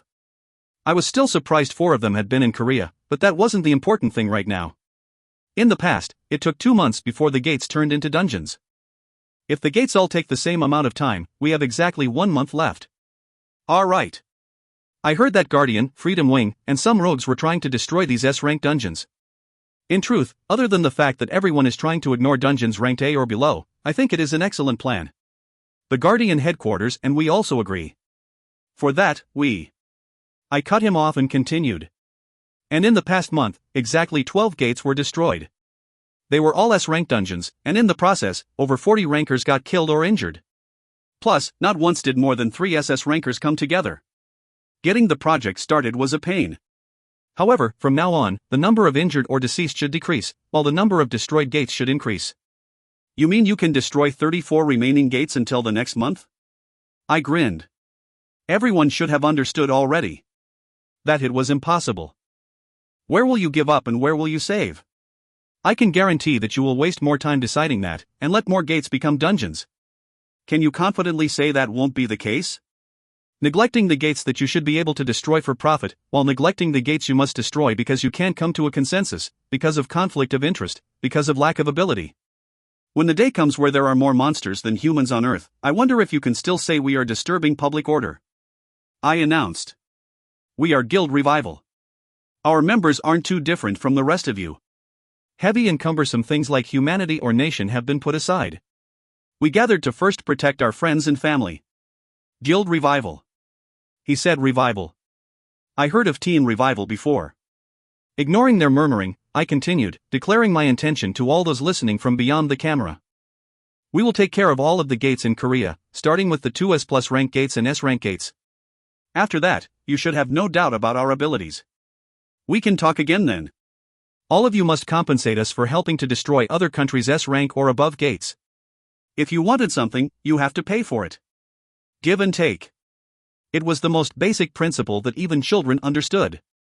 Between safety and resources, what would they choose? To be honest, it didn't matter how they reacted, so I maintained my nonchalant expression. Why? It was obvious. We would destroy all event dungeons regardless. This was just a proclamation. To tell them to crawl on their own. I had no intention of letting even a single event dungeon escape. I would protect Earth, obtain stats, piss off Guardian, Freedom Wing, and Sierra, and get rewards from bosses. There was nothing so full of benefits. I already missed a month's worth of event dungeons to train, so I couldn't possibly miss any more. I hope everyone will watch over us. We will show you the power and will of guild revival. With a composed expression, yet eager eyes, I glared at each of the cameras and shouted inwardly. Just you wait, event dungeon. I'm coming around to sweep you up. If you find any errors, ads pop up, ads redirect, broken links, non-standard content, etc., please let us know. Report chapter so we can fix it as soon as possible. Chapter 148. What we can do, 6. Chapter 148. What we can do, 6. After my one-sided proclamation ended, we left the cafe and jumped on Latte's back. When I first tamed her, she refused to let others ride on her, but after getting used to the guild members and getting more familiar with me, she allowed this much. I will go too. It looks like the Guardian headquarters won't approve of you, but I want to see with my own eyes the skills you were so confident of. A young woman popped out from the crowd and asked to join us. She was another one of Korea's S-rankers. But, of course, I couldn't remember her name. Feeling her glare, I nodded. Sure. You can follow us if you can. Huh? Our Latte won't let non-guild members ride her, you see. If you asked me to let that whore ride on me, I would have eaten her whole. Latte muttered. I scratched her neck to calm her down and shouted. Let's go. Wait. Yanwawo SSI, Yanwawo SSI. Latte flapped her wings. Not even the S-rankers could resist the wind pressure. Latte kicked off the ground and leaped up. The concrete ground crumbled, but Latte was already flying. Wait, Yanwawo SSI.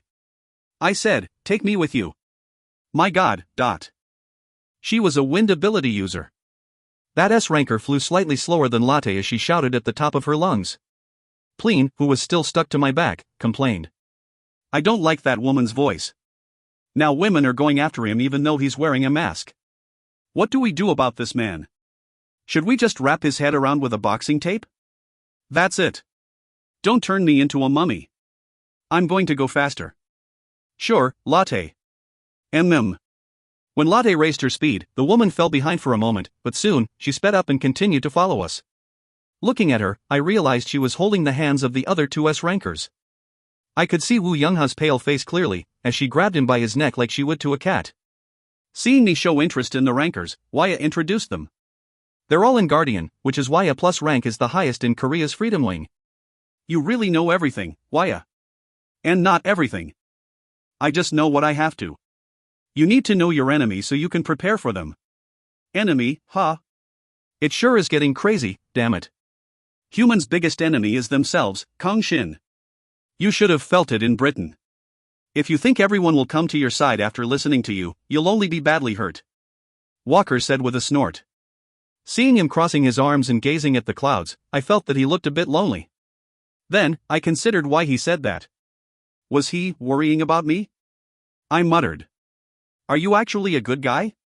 That's disgusting. Screw off. I was certain Walker was changing. Perhaps one day, quicker than I would have thought, the contract might become unnecessary. The important thing is that we're doing the right thing, son. Event raids that break out when you least expect it, and field dungeons that resets a few months after being cleared. Didn't you experience them both with your own body? Event dungeons cause too much harm. No matter how big the potential gain is, our work must continue. Of course, father. I won't hesitate. I already made up my mind a month ago. Plus, I knew from the very beginning that what we were doing was right. I lightly smiled and retorted. I wasn't troubled about that at all. What I did today, although I couldn't be sure, I felt like it would go the way I wanted. Our first target was the S+ rank event dungeon. Coincidentally, it appeared in Yeongdongpo. I was surprised why it lasted until today with how stressed out she must have been. Really, I'm going to have to tell Mom to move. Shin, is there a house up for sale near yours? Sorry, but my mother will jump for joy, so please don't. This time, the event dungeon appeared in the middle of a park. The park, of course, became off limits, and countless guardian forces were protecting it. It was to prevent meaningless deaths. It's Dragon Knight. His wyvern sure is huge. Is he really trying to enter this gate? Isn't he crazy? Latte flapped her wings midair and glared at the gate. Frightened by Latte, they panicked. Do not enter. This place is under Guardian's jurisdiction and is not open to the public. If you want to enter, you must form a party and get approved by the government. I see. I politely responded to the voice coming from below. But I don't care. Latte immediately charged into the gate. You entered the S+ rank event dungeon, Forest of Rage. It's another forest. Don't tell me there are more spiders. So this place is. We came in. Eh? I turned around at the unfamiliar voices. Lo and behold, Korea's 3S rankers were there. I didn't think they'd really follow us into the gate. I can't believe you went ahead without caring about us. It was hard catching up to you. Good job, but you know this place is an S+ rank dungeon, right?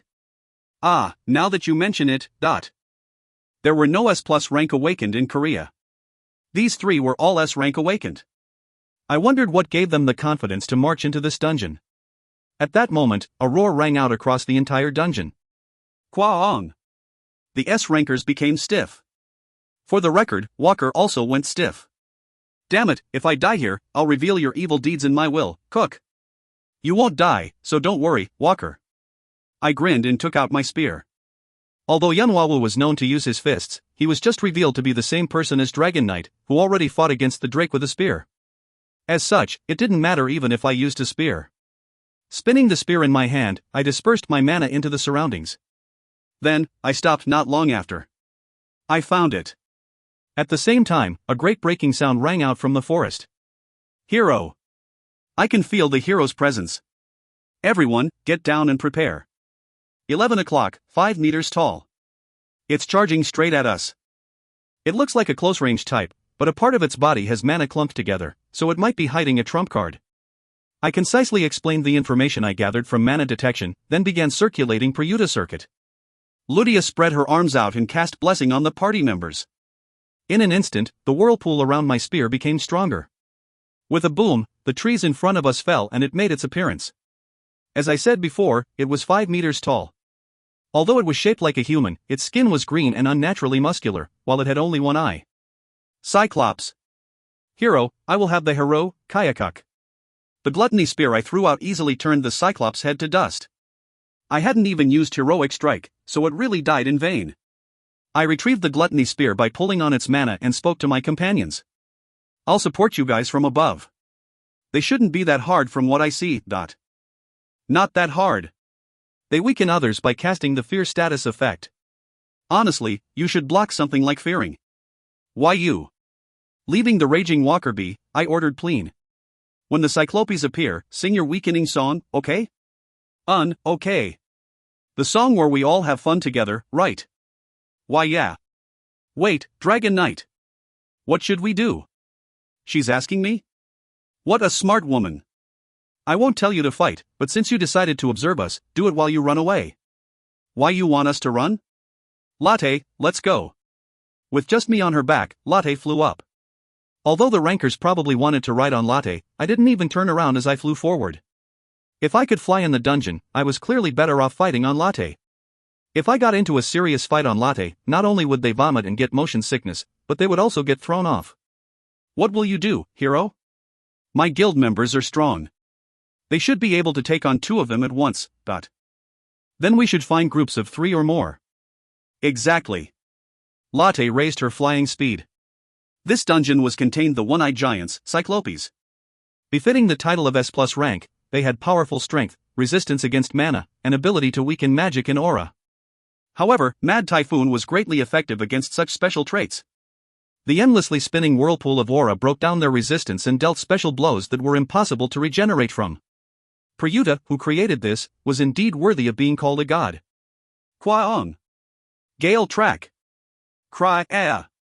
Latte roared and charged. No matter how big the Cyclopes were, Darkwing Latte was the biggest and strongest of all wyverns. Not even the Cyclopes could block her charge. Imbued with a gale, the gluttony spear pierced through the Cyclopes. The trees in Latte's path all fell and marked our track. Latte, go there, where 5 of the mare gathered. I'm using the final blow. Understood, hero. After sending 20 Cyclopes flying, a strong wind energy gathered around the gluttony spear, which had been strengthened by 140%. Even as Latte charged forward, the energy flowing in from all sides transferred to the whirlpool of aura. The whirlpool almost looked like it was enveloping both Latte and me. Pika. Yeah. Looking at the Cyclopes that got up from their rest and prepared to throw trees at us, I shouted my elemental's name. Pika instantly gathered golden lightning to the tip of my spear. It was a thunder bomb, which had all of her power concentrated. Thunder Tempest. Unable to hold in my excitement, I shouted out the skill name. Immediately afterwards, I strongly clashed with the group of Cyclopes. The force of the whirlpool mixed with the lightning and a violent explosion broke out. Ki-ah-ah! It was the hero. The Cyclopes standing in the front instantly died, and the ones behind them were also swept away by the explosion. Although the ground tremored loudly from their collapse, they were like music to my ears. I had become strong. Even an S+ rank dungeon was a playground for me. Delighted, I made a big smile, when suddenly. What are we supposed to do if you kill them all? We're practically just spectators. Waya's voice rang out from far away. When I turned around, there were Cyclopes in the path Latte and I crossed.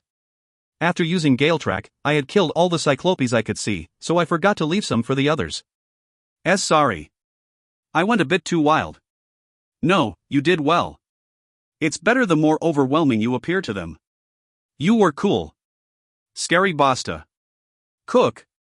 Contrary to what she just shouted, Waya had a very satisfied tone in the guild communication channel. Although I hadn't planned on it, I had ended up showing the S-rankers an effective show of force. Of course, not all Cyclopes were dead. Other than the 5 Cyclopes that ate the brunt of my final blow, others were collapsed on the ground with their limbs or chunks of their bodies torn apart. I then traced Gale Track's path and took care of the Cyclopes left alive. D-Dragon Knight. He killed these monstrous creatures in one blow. Kook. After joining the others, I couldn't help but laugh, seeing the 3 rankers change in expression.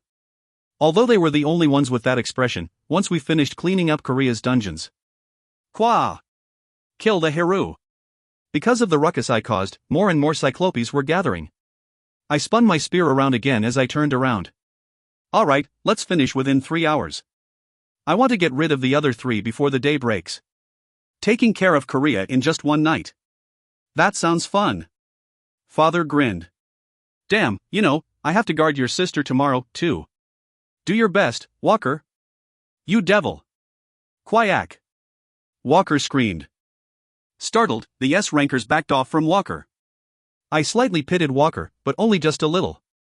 If you find any errors, ads pop up, ads redirect, broken links, non-standard content, etc., please let us know. Report chapter so we can fix it as soon as possible. Chapter 149. What we can do, 7. Chapter 149. What we can do, 7. For the past month, my companions had joined hands to clear all sorts of event dungeons. Although those dungeons were below a rank, I didn't feel that the time was wasted. They had gotten more accustomed to fighting with each other. Ha! With a spirited shout, Father thrust his spear forward. A chunk of a Cyclops' leg blew up, making it fall on top of 2 of its friends. Of course, incapacitating the 2 of them didn't do much to help the current situation. Ever since a while ago, piles of Cyclopes were coming at us. Just one of them is annoying enough. Where are they all coming from? It's all thanks to our cute leader. They must have realized that they have no chance of winning unless they all join forces. Waya leisurely retorted, reaching her hand out and burning the Cyclopes in that direction. Sumire and Shuna were blocking the Cyclopes from the front, while Waya burned them with long-ranged attacks. As for us close-ranged attackers, we ran around killing incoming Cyclopes on our own. One thing for sure, we had too many close-ranged attackers compared to the one long-ranged attacker we had. Shin, help the right side. Got it. Responding to Sumire's call, I kicked off the ground, while a whirlpool surged around my spear using Prayuta circuit. The 2 Cyclopes attacking Sumire were sent flying by the spear I thrust out. Pleen. La la la. When 5 new Cyclopes appeared, Pleen began to sing energetically. Every time she sang with a delightful expression, it looked like strength were leaving the Cyclopes' bodies. Cook, I'm losing strength. Damn it, dot.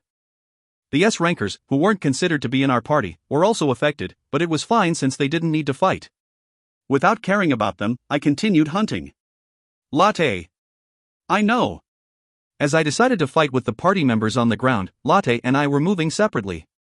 Latte harassed the Cyclopes while freely flying in the sky. The black flames she breathed out could heavily injure them, and even cast curses. Qua! A bird with wings keeps blocking us. That bird is a harmful bird. The Cyclopes tried to attack Latte, but without any long-ranged attacks, it was impossible. As Latte also knew this, she jumped in and out, drawing as much of their aggro as possible. Meanwhile, we used the openings she created to attack them. Ait. Die. Yiyun made cute shouts as she tenaciously focused on the Cyclope's weak points. In her hands were one black and one white pair of daggers, the reward she got from the Flame Drake raid. Her shouts and expression didn't match at all, so I wished she'd stop. What are we doing with their corpses? Why asked, as she endlessly generated flames to burn the Cyclopes. She gave me a small wink. Although we already talked about it, it seemed she said it for the S rankers to hear. I also replied casually. We'll sell them. I'm sure many people will want S+ rank monster corpses. We'll keep a few as souvenir. I wonder if they taste any good. Coo. T the hero is scary. After hundreds of Cyclopes died, the situation changed, as black Cyclopes began to appear. These Cyclopes were bigger than the normal ones and were holding gigantic clubs in their hands. Since YS flames couldn't easily burn them, it seemed they also had higher resistance to elements. The boss is going to appear soon, Waya. If you're tired, fall back to the defense line and rest until the boss comes. Waya shouted in response to my words and shot out white flames at all sides. It was a powerful attack, which made all of the Cyclopes step back. Walker immediately ran to the back. It seemed Father was tired from the constant fighting, as he also ran back after Walker. Hook, damn it, my attacks are barely effective. Walker, if you keep it up, you'll get stronger from the stat bonuses. If you didn't force me into being your sister's bodyguard, I would have been much stronger right now. Walker, you have to seize the opportunity when it arrives. Like I said, you prevented me from doing that. Although I wanted to talk to him in the guild communication channel, it seemed Walker didn't want to. It probably didn't matter, since the S rankers were too focused on what was happening in front of them that they didn't pay attention to our conversation. I became seriously sorry for Walker. I hoped to reward him soon. Chatting with Walker was fun, but it was about time to clean up the battlefield and prepare for the boss. First, I took out a highest grade mana potion and put it in my mouth. I fixed my grip on my spear, bending down and leaping up. Shuna, Samair. Get back. Yes. Shin Nim. After instantly jumping over 10 meters in the air, I pulled my spear back and activated Prayuta circuit to its limit. A 5-colored light then began to gather in my spear. Kayak. One-eyed giants. Are you teaching them a lesson? Prince Nim, are you teaching them a lesson? I can ride this. Strangely, I'm fine. Everyone come, it's a special spin. Countless elementals caused the whirlpool enveloping Gluttony spear to take a rainbow hue. In the short moment where I stayed in the air, I thrust my spear toward the incoming Cyclopes and shouted. Die. Damn, I wonder when I'm going to fix my habit of shouting. Critical hit. From the sky to the ground, a violent elemental storm raged. The black Cyclopes in the front were quickly swept through, as were the Cyclopes behind them. Although not all of them were dead, they were incapacitated. Waya, let's clean up. Why yeah. Waya, who was blankly staring at me for a moment, snapped out of her daze and began to quickly kill the Cyclopes that managed to survive. She simply threw her white flames into their throat. If there was no response, they were dead. Otherwise, they choked on it and died. It was quite convenient. After landing, I drank the mana potion I put in my mouth. After Elemental Tempest ended, countless elementals scattered, giving me blessings and blowing me kisses. I couldn't help but smile. I had heard that I would be able to see the elementals I wasn't connected to as I grew as an elementalist. It seemed that was true. Although they were still a bit hazy, I could somewhat recognize them. Wayanwawu SSI, what ability was that? Wasn't your ability lightning? You don't really think I'll tell you that, right? I responded to the female ranker's question and gave her a wink. Then, I threw away the empty potion bottle. Although Elemental Tempest took 50% of my mana, if I prepared a potion beforehand and drank it in time, most of my mana would be restored by the time I was done. Since I could reduce the potion's cooldown time, it was quite smart. What an enviable ability. Shockwaves are good too. That's enough chattering. Get ready. Waya shouted acutely. Since we would be going up against a S+ rank dungeon boss, it was understandable. Plus, she was likely preparing for the potential event raid as well. Shin, I'll use blessing again. Yeah. Thanks, Ludia. Pleen, get ready to sing again. Okay. Ludia stuck her staff into the ground and began to chant a holy scripture with a silvery voice. The fatigue that had unknowingly built up disappeared and my body brimmed with strength. It was truly mysterious. Even after her world fell and Ludia moved to Earth, she still maintained the power of the god she believed in. Although I didn't think too deeply, I thought about the existences called gods once again. The boss is probably going to be a Cyclops. After Latte breathes her black flame to decrease its resistance, we'll each use our strongest attack. The boss fight will start from there. Got it. Understood. The Cyclopes boss. I can't even imagine what it would be. The party members began to prepare their attacks. Father's spear was vibrating since a while ago. I suspected that it was the new path of martial arts he created. Then, it finally appeared, seemingly out of nowhere. It just suddenly appeared in front of our eyes. Goo! It was over 10 meters tall, and its red skin and ghastly eyes exuded an oppressive aura. As if just 2 arms weren't enough, it had an additional 2 for a total of 4. It held a club in each hand. At the same time, Gluttony's spear began to vibrate. Wait, could it be? As a thought crossed my mind, it opened its mouth. Since it probably wasn't going to breathe flames, it was probably going to shout. Black Curse Breath. What a cool name. Before it attempted to fear the entire party, Lattes poured black flames on it. The word pour was extremely suitable for her attack. Like tar, her flames stuck to its body, unpleasantly squirming around and burning its body. If she wasn't on our side, I would have been frightened out of my wits. Gook. It won't last long.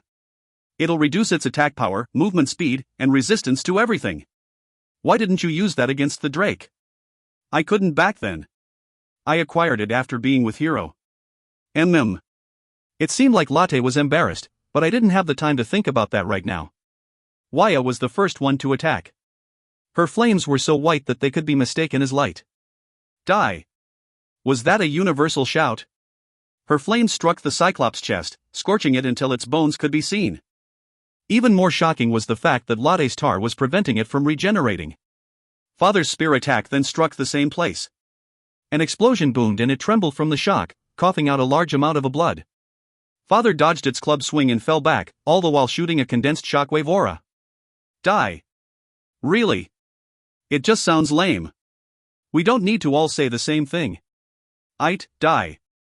Kook. Phew. Spear charge. I'm going too. Shield rush. The other members exploded out with their attacks. The Cyclops let out an enraged scream and tried to swing its clubs at them. Latte's tar was slowly losing its effectiveness. O power of the earth, stop the sword of the mobs. Gook. Ludia's silvery chant rang out, and the Cyclops clubs halted in midair. Its wounded chest was wide open. Now! Ludia shouted. Her staff was radiating incandescence. I aimed my spear at its chest. I had long since finished turning it into a white lightning bolt. The chest wound burned by Waya and dug by Father. I could even see its beating heart. Die. Embarrassing. Almost as if my spear was being sucked in, it pierced its chest with a huge explosion of aura. The whirlpool of aura devoured its regenerative power and successfully blew up its heart. You defeated the event dungeon boss monster, Cyclops Lord. 2 million gold is distributed evenly amongst party members. You received 250,000 gold. Kang Shin Nim's contribution is the highest. Choose your reward. 1. Shin killed it, now's our chance, everyone atta. It died. Just like that, we perfectly cleared the Forest of Rage. 1. Cyclops Lord's broadsword. 2. Cyclops Lord's rags. 3. Half elixir. 4. 1 million gold. 5. Cypress dagger. 6. Cyclops Lord's golden eye. 7. Lump of refined blue iron. 8. Death blood ring. If you find any errors, ads pop up, ads redirect, broken links, non-standard content, etc. Please let us know report chapter so we can fix it as soon as possible. Chapter 150. What we can do, 8. Chapter 150. What we can do, 8. Although bonus stats were indeed something to look forward to, the rewards were undoubtedly more alluring. Other than a few that looked like traps, they all looked great. After a bit of consideration, I chose the Deathblood ring. It was a black metallic ring adorned by red gems. Just like its name suggested, it was quite chilling. Deathblood ring, unique. Durability, 120/120. Equipment requirement, level 50 plus, magic 100 plus. Option, all stats plus 5, magic plus 10. Skill, Deathblood, 1, on attack, 2% chance to absorb 10% of enemy's mana to recover your mana. 2, on attack, 1% chance to inject your blood into the enemy. In exchange for 5% of your HP, the enemy falls under irresistible blood contamination status effect. Well damn. I might have to kowtow to the dead Cyclops Lord for this, I took off my gauntlet for a moment and equipped the Deathblood ring. Although it looked a bit scary, it was also fashionable in a way. While I was looking at my hand satisfactorily, the female S-ranker approached and asked with widened eyes. Where did that ring come from? Curiosity will only bring your harm. Meanwhile, the others were also choosing their rewards. I was most curious about who would choose the Cyclops Lord's golden eye and the lump of refined blue iron. In the end, it seemed they were taken by Wyatt and Shuna, respectively. Oh wow, this is an orb. A what? When I turned around, a golden eye was shining on her palm. I thought it was a magic material, but look. On top of Wyatt's palm, the golden eyeball that made me hesitant to touch it began to emit brilliant light and spin. It seemed Wyatt could move it as she pleased. There was something called subweapon. I didn't know about it before. How lucky. It's good that you got what you needed, damn it. A freaking rag. Wait, this thing's defense is amazing.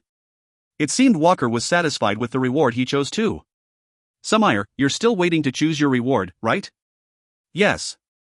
We have to recover our strengths before we get out in case an event raid breaks out. I didn't know about ability users, but for dungeon explorers, they could not leave the event dungeon until they picked their rewards. The event raid would only break out after this phase. As they spent the past month clearing event dungeons, it seemed they were quite familiar with the process. Where did everyone just? What is it? An extra-dimensional storage? Yeah, extra-dimensional storage. It's my ability. With a smile, Wyatt lied without blinking an eye. She was currently elated from receiving a sub-weapon, and the rankers also looked happy to see her smile, as they didn't say much else about it. Seeing others starting to rest, I approached the Cyclops Lord's corpse. Ludia tilted her head and asked through the guild message. Are you going to put that corpse into your inventory? That's that, but more importantly, my weapon was responding to this guy. Weapon. The 4 weapons the Cyclops Lord was holding. As Gluttony Spear didn't eat the same weapon it already ate, it only ate one of the Cyclops Club and stopped responding. Although the Cyclops Lord's weapons looked the same, it was possible that they were slightly different. Since no one used clubs in our party, I obtained their consent and brought Gluttony Spear up to one of the Cyclops Lord's weapon. Gluttony Spear devoured the club instantly. I brought it up to the other club just in case, and it really did eat it. Oh hoo! Kayak. Seeing my weapon eat another weapon, the female ranker, though it was annoying to keep referring to her this way, screamed. Of course, I didn't pay her any attention and let Gluttony Spear absorb the other 2. Immediately afterward, the Gluttony Spear radiated a brilliant light. Finally. Gluttony Spear reached 99.9% growth. To reach 100% growth, you must imbue all of your mana into it. I can't do that now. Why are you shining then? As full of expectation as I was, I became angry enough to almost snap the spear in half. If I consumed all of my mana now, I would have to make everyone wait for over 20 minutes while I waited for 2 mana potions worth of cooldown time. It was probably better to wait until the fighting was over. With a bit of disappointment, I put the Cyclops Lord's corpse in my inventory and turned around to face the others. Everyone's done resting, right? Yeah. That. Was that also an extra-dimensional storage? Yeah. After Sumire chose the final item, a message appeared in front of us. You completely cleared AS plus rank event dungeon. All party members receive 3 bonus stats. You will now return. The raid boss did not appear. Some clicked their tongues while some sighed in relief. Not long afterward, we were outside the gate. The moment we came out, we found ourselves surrounded by countless guardians. What was shocking was that most of them were at least S-ranked awakened. In other words, it wasn't just Korea's guardians that were here. Behind them were soldiers armed with guns and tanks. A man who seemed to be the representative of Korea's guardians stood in the front. After meeting my eyes, he spoke. The Guardian and the government have decided that they cannot allow you to rampage any longer. We recommend that you surrender peacefully. Come on, if you were going to do this, you should have done it earlier. No, were they waiting for us to tire ourselves out from clearing AS plus rank dungeon? I first turned around. Wu Youngha and one other S-ranker were collapsed on the ground. Seeing as how father was taking his hand back, it seemed they were trying to do something and got beaten up. That would mean. I looked at the female ranker, who was blinking her eyes in confusion. You didn't know? What? Yeah, Shin. That looks to be the case. Whatever then. Just stay put, got it? Why yes. Good, she's listening. I turned back around to the man. Then, I asked. Alright, first. Did you watch the video? I did. And you're still using force? Yes. You are bringing danger by being too confident in your strength. You entered AS plus rank dungeon without the country's permission. As the citizens were not evacuated, if a large S plus rank monster appeared and you could not defeat it, countless civilians would have been exposed to danger. You mean destroying low-rank gates won't be a problem? According to the new moon law, gates ranked A or below are under the jurisdiction of Guardian and Freedom Wing. What you are planning on doing is simply illegal. And it can't be helped if they let gates turn into dungeons because of their lack of ability, but... I asked. Will you be okay with S or S plus ranked gates turning into dungeons? If the 3 remaining gates in Korea turned into dungeons, you should know well enough that Korea will be powerless against them. Of course. We want to get rid of gates just as much as you do. We need to have a conversation. Not with such ill-planned and ill-considered method, but with a method that would secure the safety of Korea and the interest of. So you want to negotiate. They wanted to destroy S or S plus ranked gates, but they wanted to keep the event dungeons A ranked or below for themselves. That was what that oldie was trying to say. You just have to promise that you will not enter foreign countries' gates without their permission. If you do, we will spare no efforts to help you get rid of the gates. Of course, we will also take your words into consideration regarding the removal of gates. We realize that you're strong, so we'll put a collar on you and erase only the gates we want to erase. If you listen well, we'll even give you a couple low-ranked gates. How surprising. His words were being translated automatically. Though, it's funny to think that Korean needed to be translated. There are already no gates left in Korea, so I don't understand why. No, never mind, I understand. It's probably for shares, support from other countries awakened, or something along those lines. Fine, I'll keep this short. I raised my spear and slammed it down. Other than the female S-ranker, Korea's other 2 S-rankers had their legs broken. Come at me, you fuckers. Prince is angry. He says not to kill them. What does killing mean? Killing is elemental blade. First, I shot an elemental tempest to the front. All ability users surrounding us were sent flying. Since they were all at least S-rankers, I believed that they wouldn't die. Shoot. Fire. The soldiers panicked and began to shoot, but unfortunately, none of us were weak enough to be hurt by guns or cannons. Weapons without mana could not penetrate our bodies, which were brimming with mana. In fact, most S-rankers were immune to guns. Since they should have known this already, they probably expected us to give up after seeing their numbers. If you don't stop shooting those annoying things, I'll blow them up. When they do, we won't be the ones dying. At Waya's words, the firing immediately stopped. They had lowered their tail after being threatened with death. Modern weapons did not mix well with Waya. Just by snapping her fingers, they would become ineffective and might even blow. While Waya neutralized the soldiers with all sorts of magic, I counted the number of ability users who withstood my initial attack. Although Walker and Yiyun were disarming the ability users taken out by Elemental Tempest, there were still over 50 ability users that were totally fine. To think they could gather so many rankers while we were clearing the event dungeon. It seemed Korea's Guardian wasn't so bad. Perhaps they considered us to be serious threats. I fixed my grip on my spear. I counted heads, so don't you think about running away. As long as you don't die, our kind healer will heal you, so relax and come. Otherwise, I'll make my move. Only after my shout did the rankers start moving. S-rankers should be more than strong enough to fell a few buildings by themselves. Lightning, flame, arrows, restraining power, clumps of metal. All sorts of abilities were being used. Meanwhile, I extended my spear with elemental blade and swung it in an arc. I knew it. Yui Keek. I think that guy actually really enjoys elemental blade. Wind. That's mine. You poor bastards, go to sleep. Oh Earth. Father's shockwave swept the area. A few ability users attempting to approach Ludia were struck by the wall of earth that suddenly popped up from the ground and were sent flying away. The area was becoming a total chaos. Only 10 minutes had passed since we came from the event dungeon, but the earth was fissuring, nearby buildings were falling, and trees were being rooted. At the same time, all rankers collapsed. The army already fell back with tears. Satisfied now? I asked the man who made the offer. He had run away the moment I neutralized Korea's 2S rankers, but now that I looked, he was back. I'm satisfied. He answered. On his face was a faint smile. Geez, you didn't have to make it so difficult. I apologize, but currently, no matter what you say, you cannot become justice. Even so, there are people who wish to be on your side.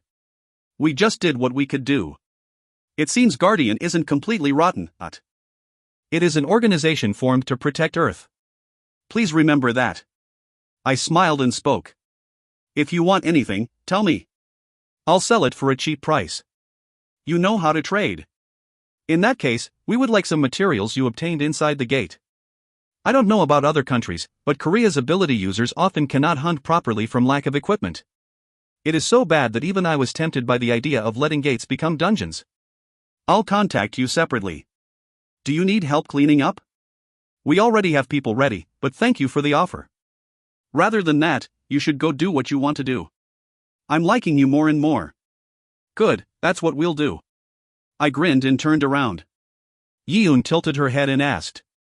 Shin, why are you being so friendly with that guy? What happened? You see. I looked back at my companions. It seemed Walker really was tired, as he leaned on a wall and fell asleep, while Father was looking at the collapsed S-rankers like he had not gotten enough exercise. Waya forgot about the rankers and were playing with her golden orb, while Ludia was treating the injured and Shuna was bringing the fainted people together. Sumire was assisting Ludia beside her with her own unique healing spell. In other words, Yeon was the only one who went wild without fully understanding what was happening. How do I explain this? Basically, we got an unofficial approval to do whatever we want. Yeah. What? When did we discuss that? Alright, if everyone's done resting, let's go. We have to finish Korea before the day breaks. It's already past midnight, Kang Shin. That's why we have to hurry. I snickered and retorted. Walker muttered, then grabbed his head in pain again. I couldn't tell whether that guy was smart or dumb. That day, before dawn, we took care of the 3 remaining gates in Korea. No one dared to bother us. It was just that the word revival became the most trending word on the internet. Now, it was time to leave Korea and party on the world stage.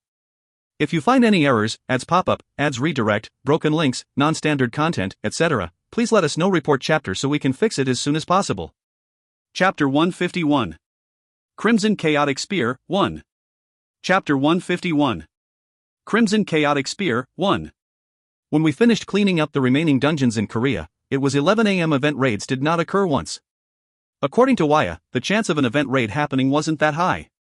Although it was best for everyone's safety that they didn't occur, but I would have liked one so we could clearly show our skills to the masses. We were currently in Waya's private plane. Although it would have been overwhelmingly faster to travel on Latte, we all needed rest after clearing 4 SNS plus ranked event dungeons. Right when I was about to get some sleep, a thought crossed my mind. Let's go over the rewards. We promised to sell monster remains we got from a ranked or below dungeons to Korea for a cheap price. It was the same for monsters from S-ranked or above dungeons, though we would selectively sell only a portion of them. I had no business with the corpses that were taking most of my inventory space. I did, however, have business with the rewards from the 2 S-ranked dungeons and S+ ranked dungeons. The first was the Deathblood Ring. Although the stats it gave wasn't bad, what was more important were its effects. A 2% chance to steal 10% of the enemy's mana, and a 1% chance to use 5% of my HP to put blood contamination status effect on the enemy. While I was clearing the other 3 dungeons, I felt elated every time the Mana Steel effect activated, but unfortunately, the blood contamination effect never activated. I was curious what it would do. The second reward was a half elixir I got from an S-rank dungeon. I considered choosing a weapon to feed to Gluttony Spear, but since its growth was at 99.9%, I decided to just go with the consumable. Even if I was on the brink of death, the half elixir would restore 50% of my HP and MP and cure me of all status effects. I already had a few emergency life ropes, but it wasn't bad to have another one. The third reward was a battle sword I got from the second S-rank dungeon. There was no need to describe it. It was Gluttony Spear's food. Since none of us obtained much from this dungeon, we cleared the S+ rank dungeon with our cheeks puffed. This dungeon was amazing. Humanoid monsters appeared in this dungeon, and its boss was actually a group of 10 hunters. They each used different weapons as well. In other words, the rewards had variety to them. As it was an S+ rank dungeon, they were also extremely valuable. The reward I got was Perfect Hunter, Epic. Durability, 360/360.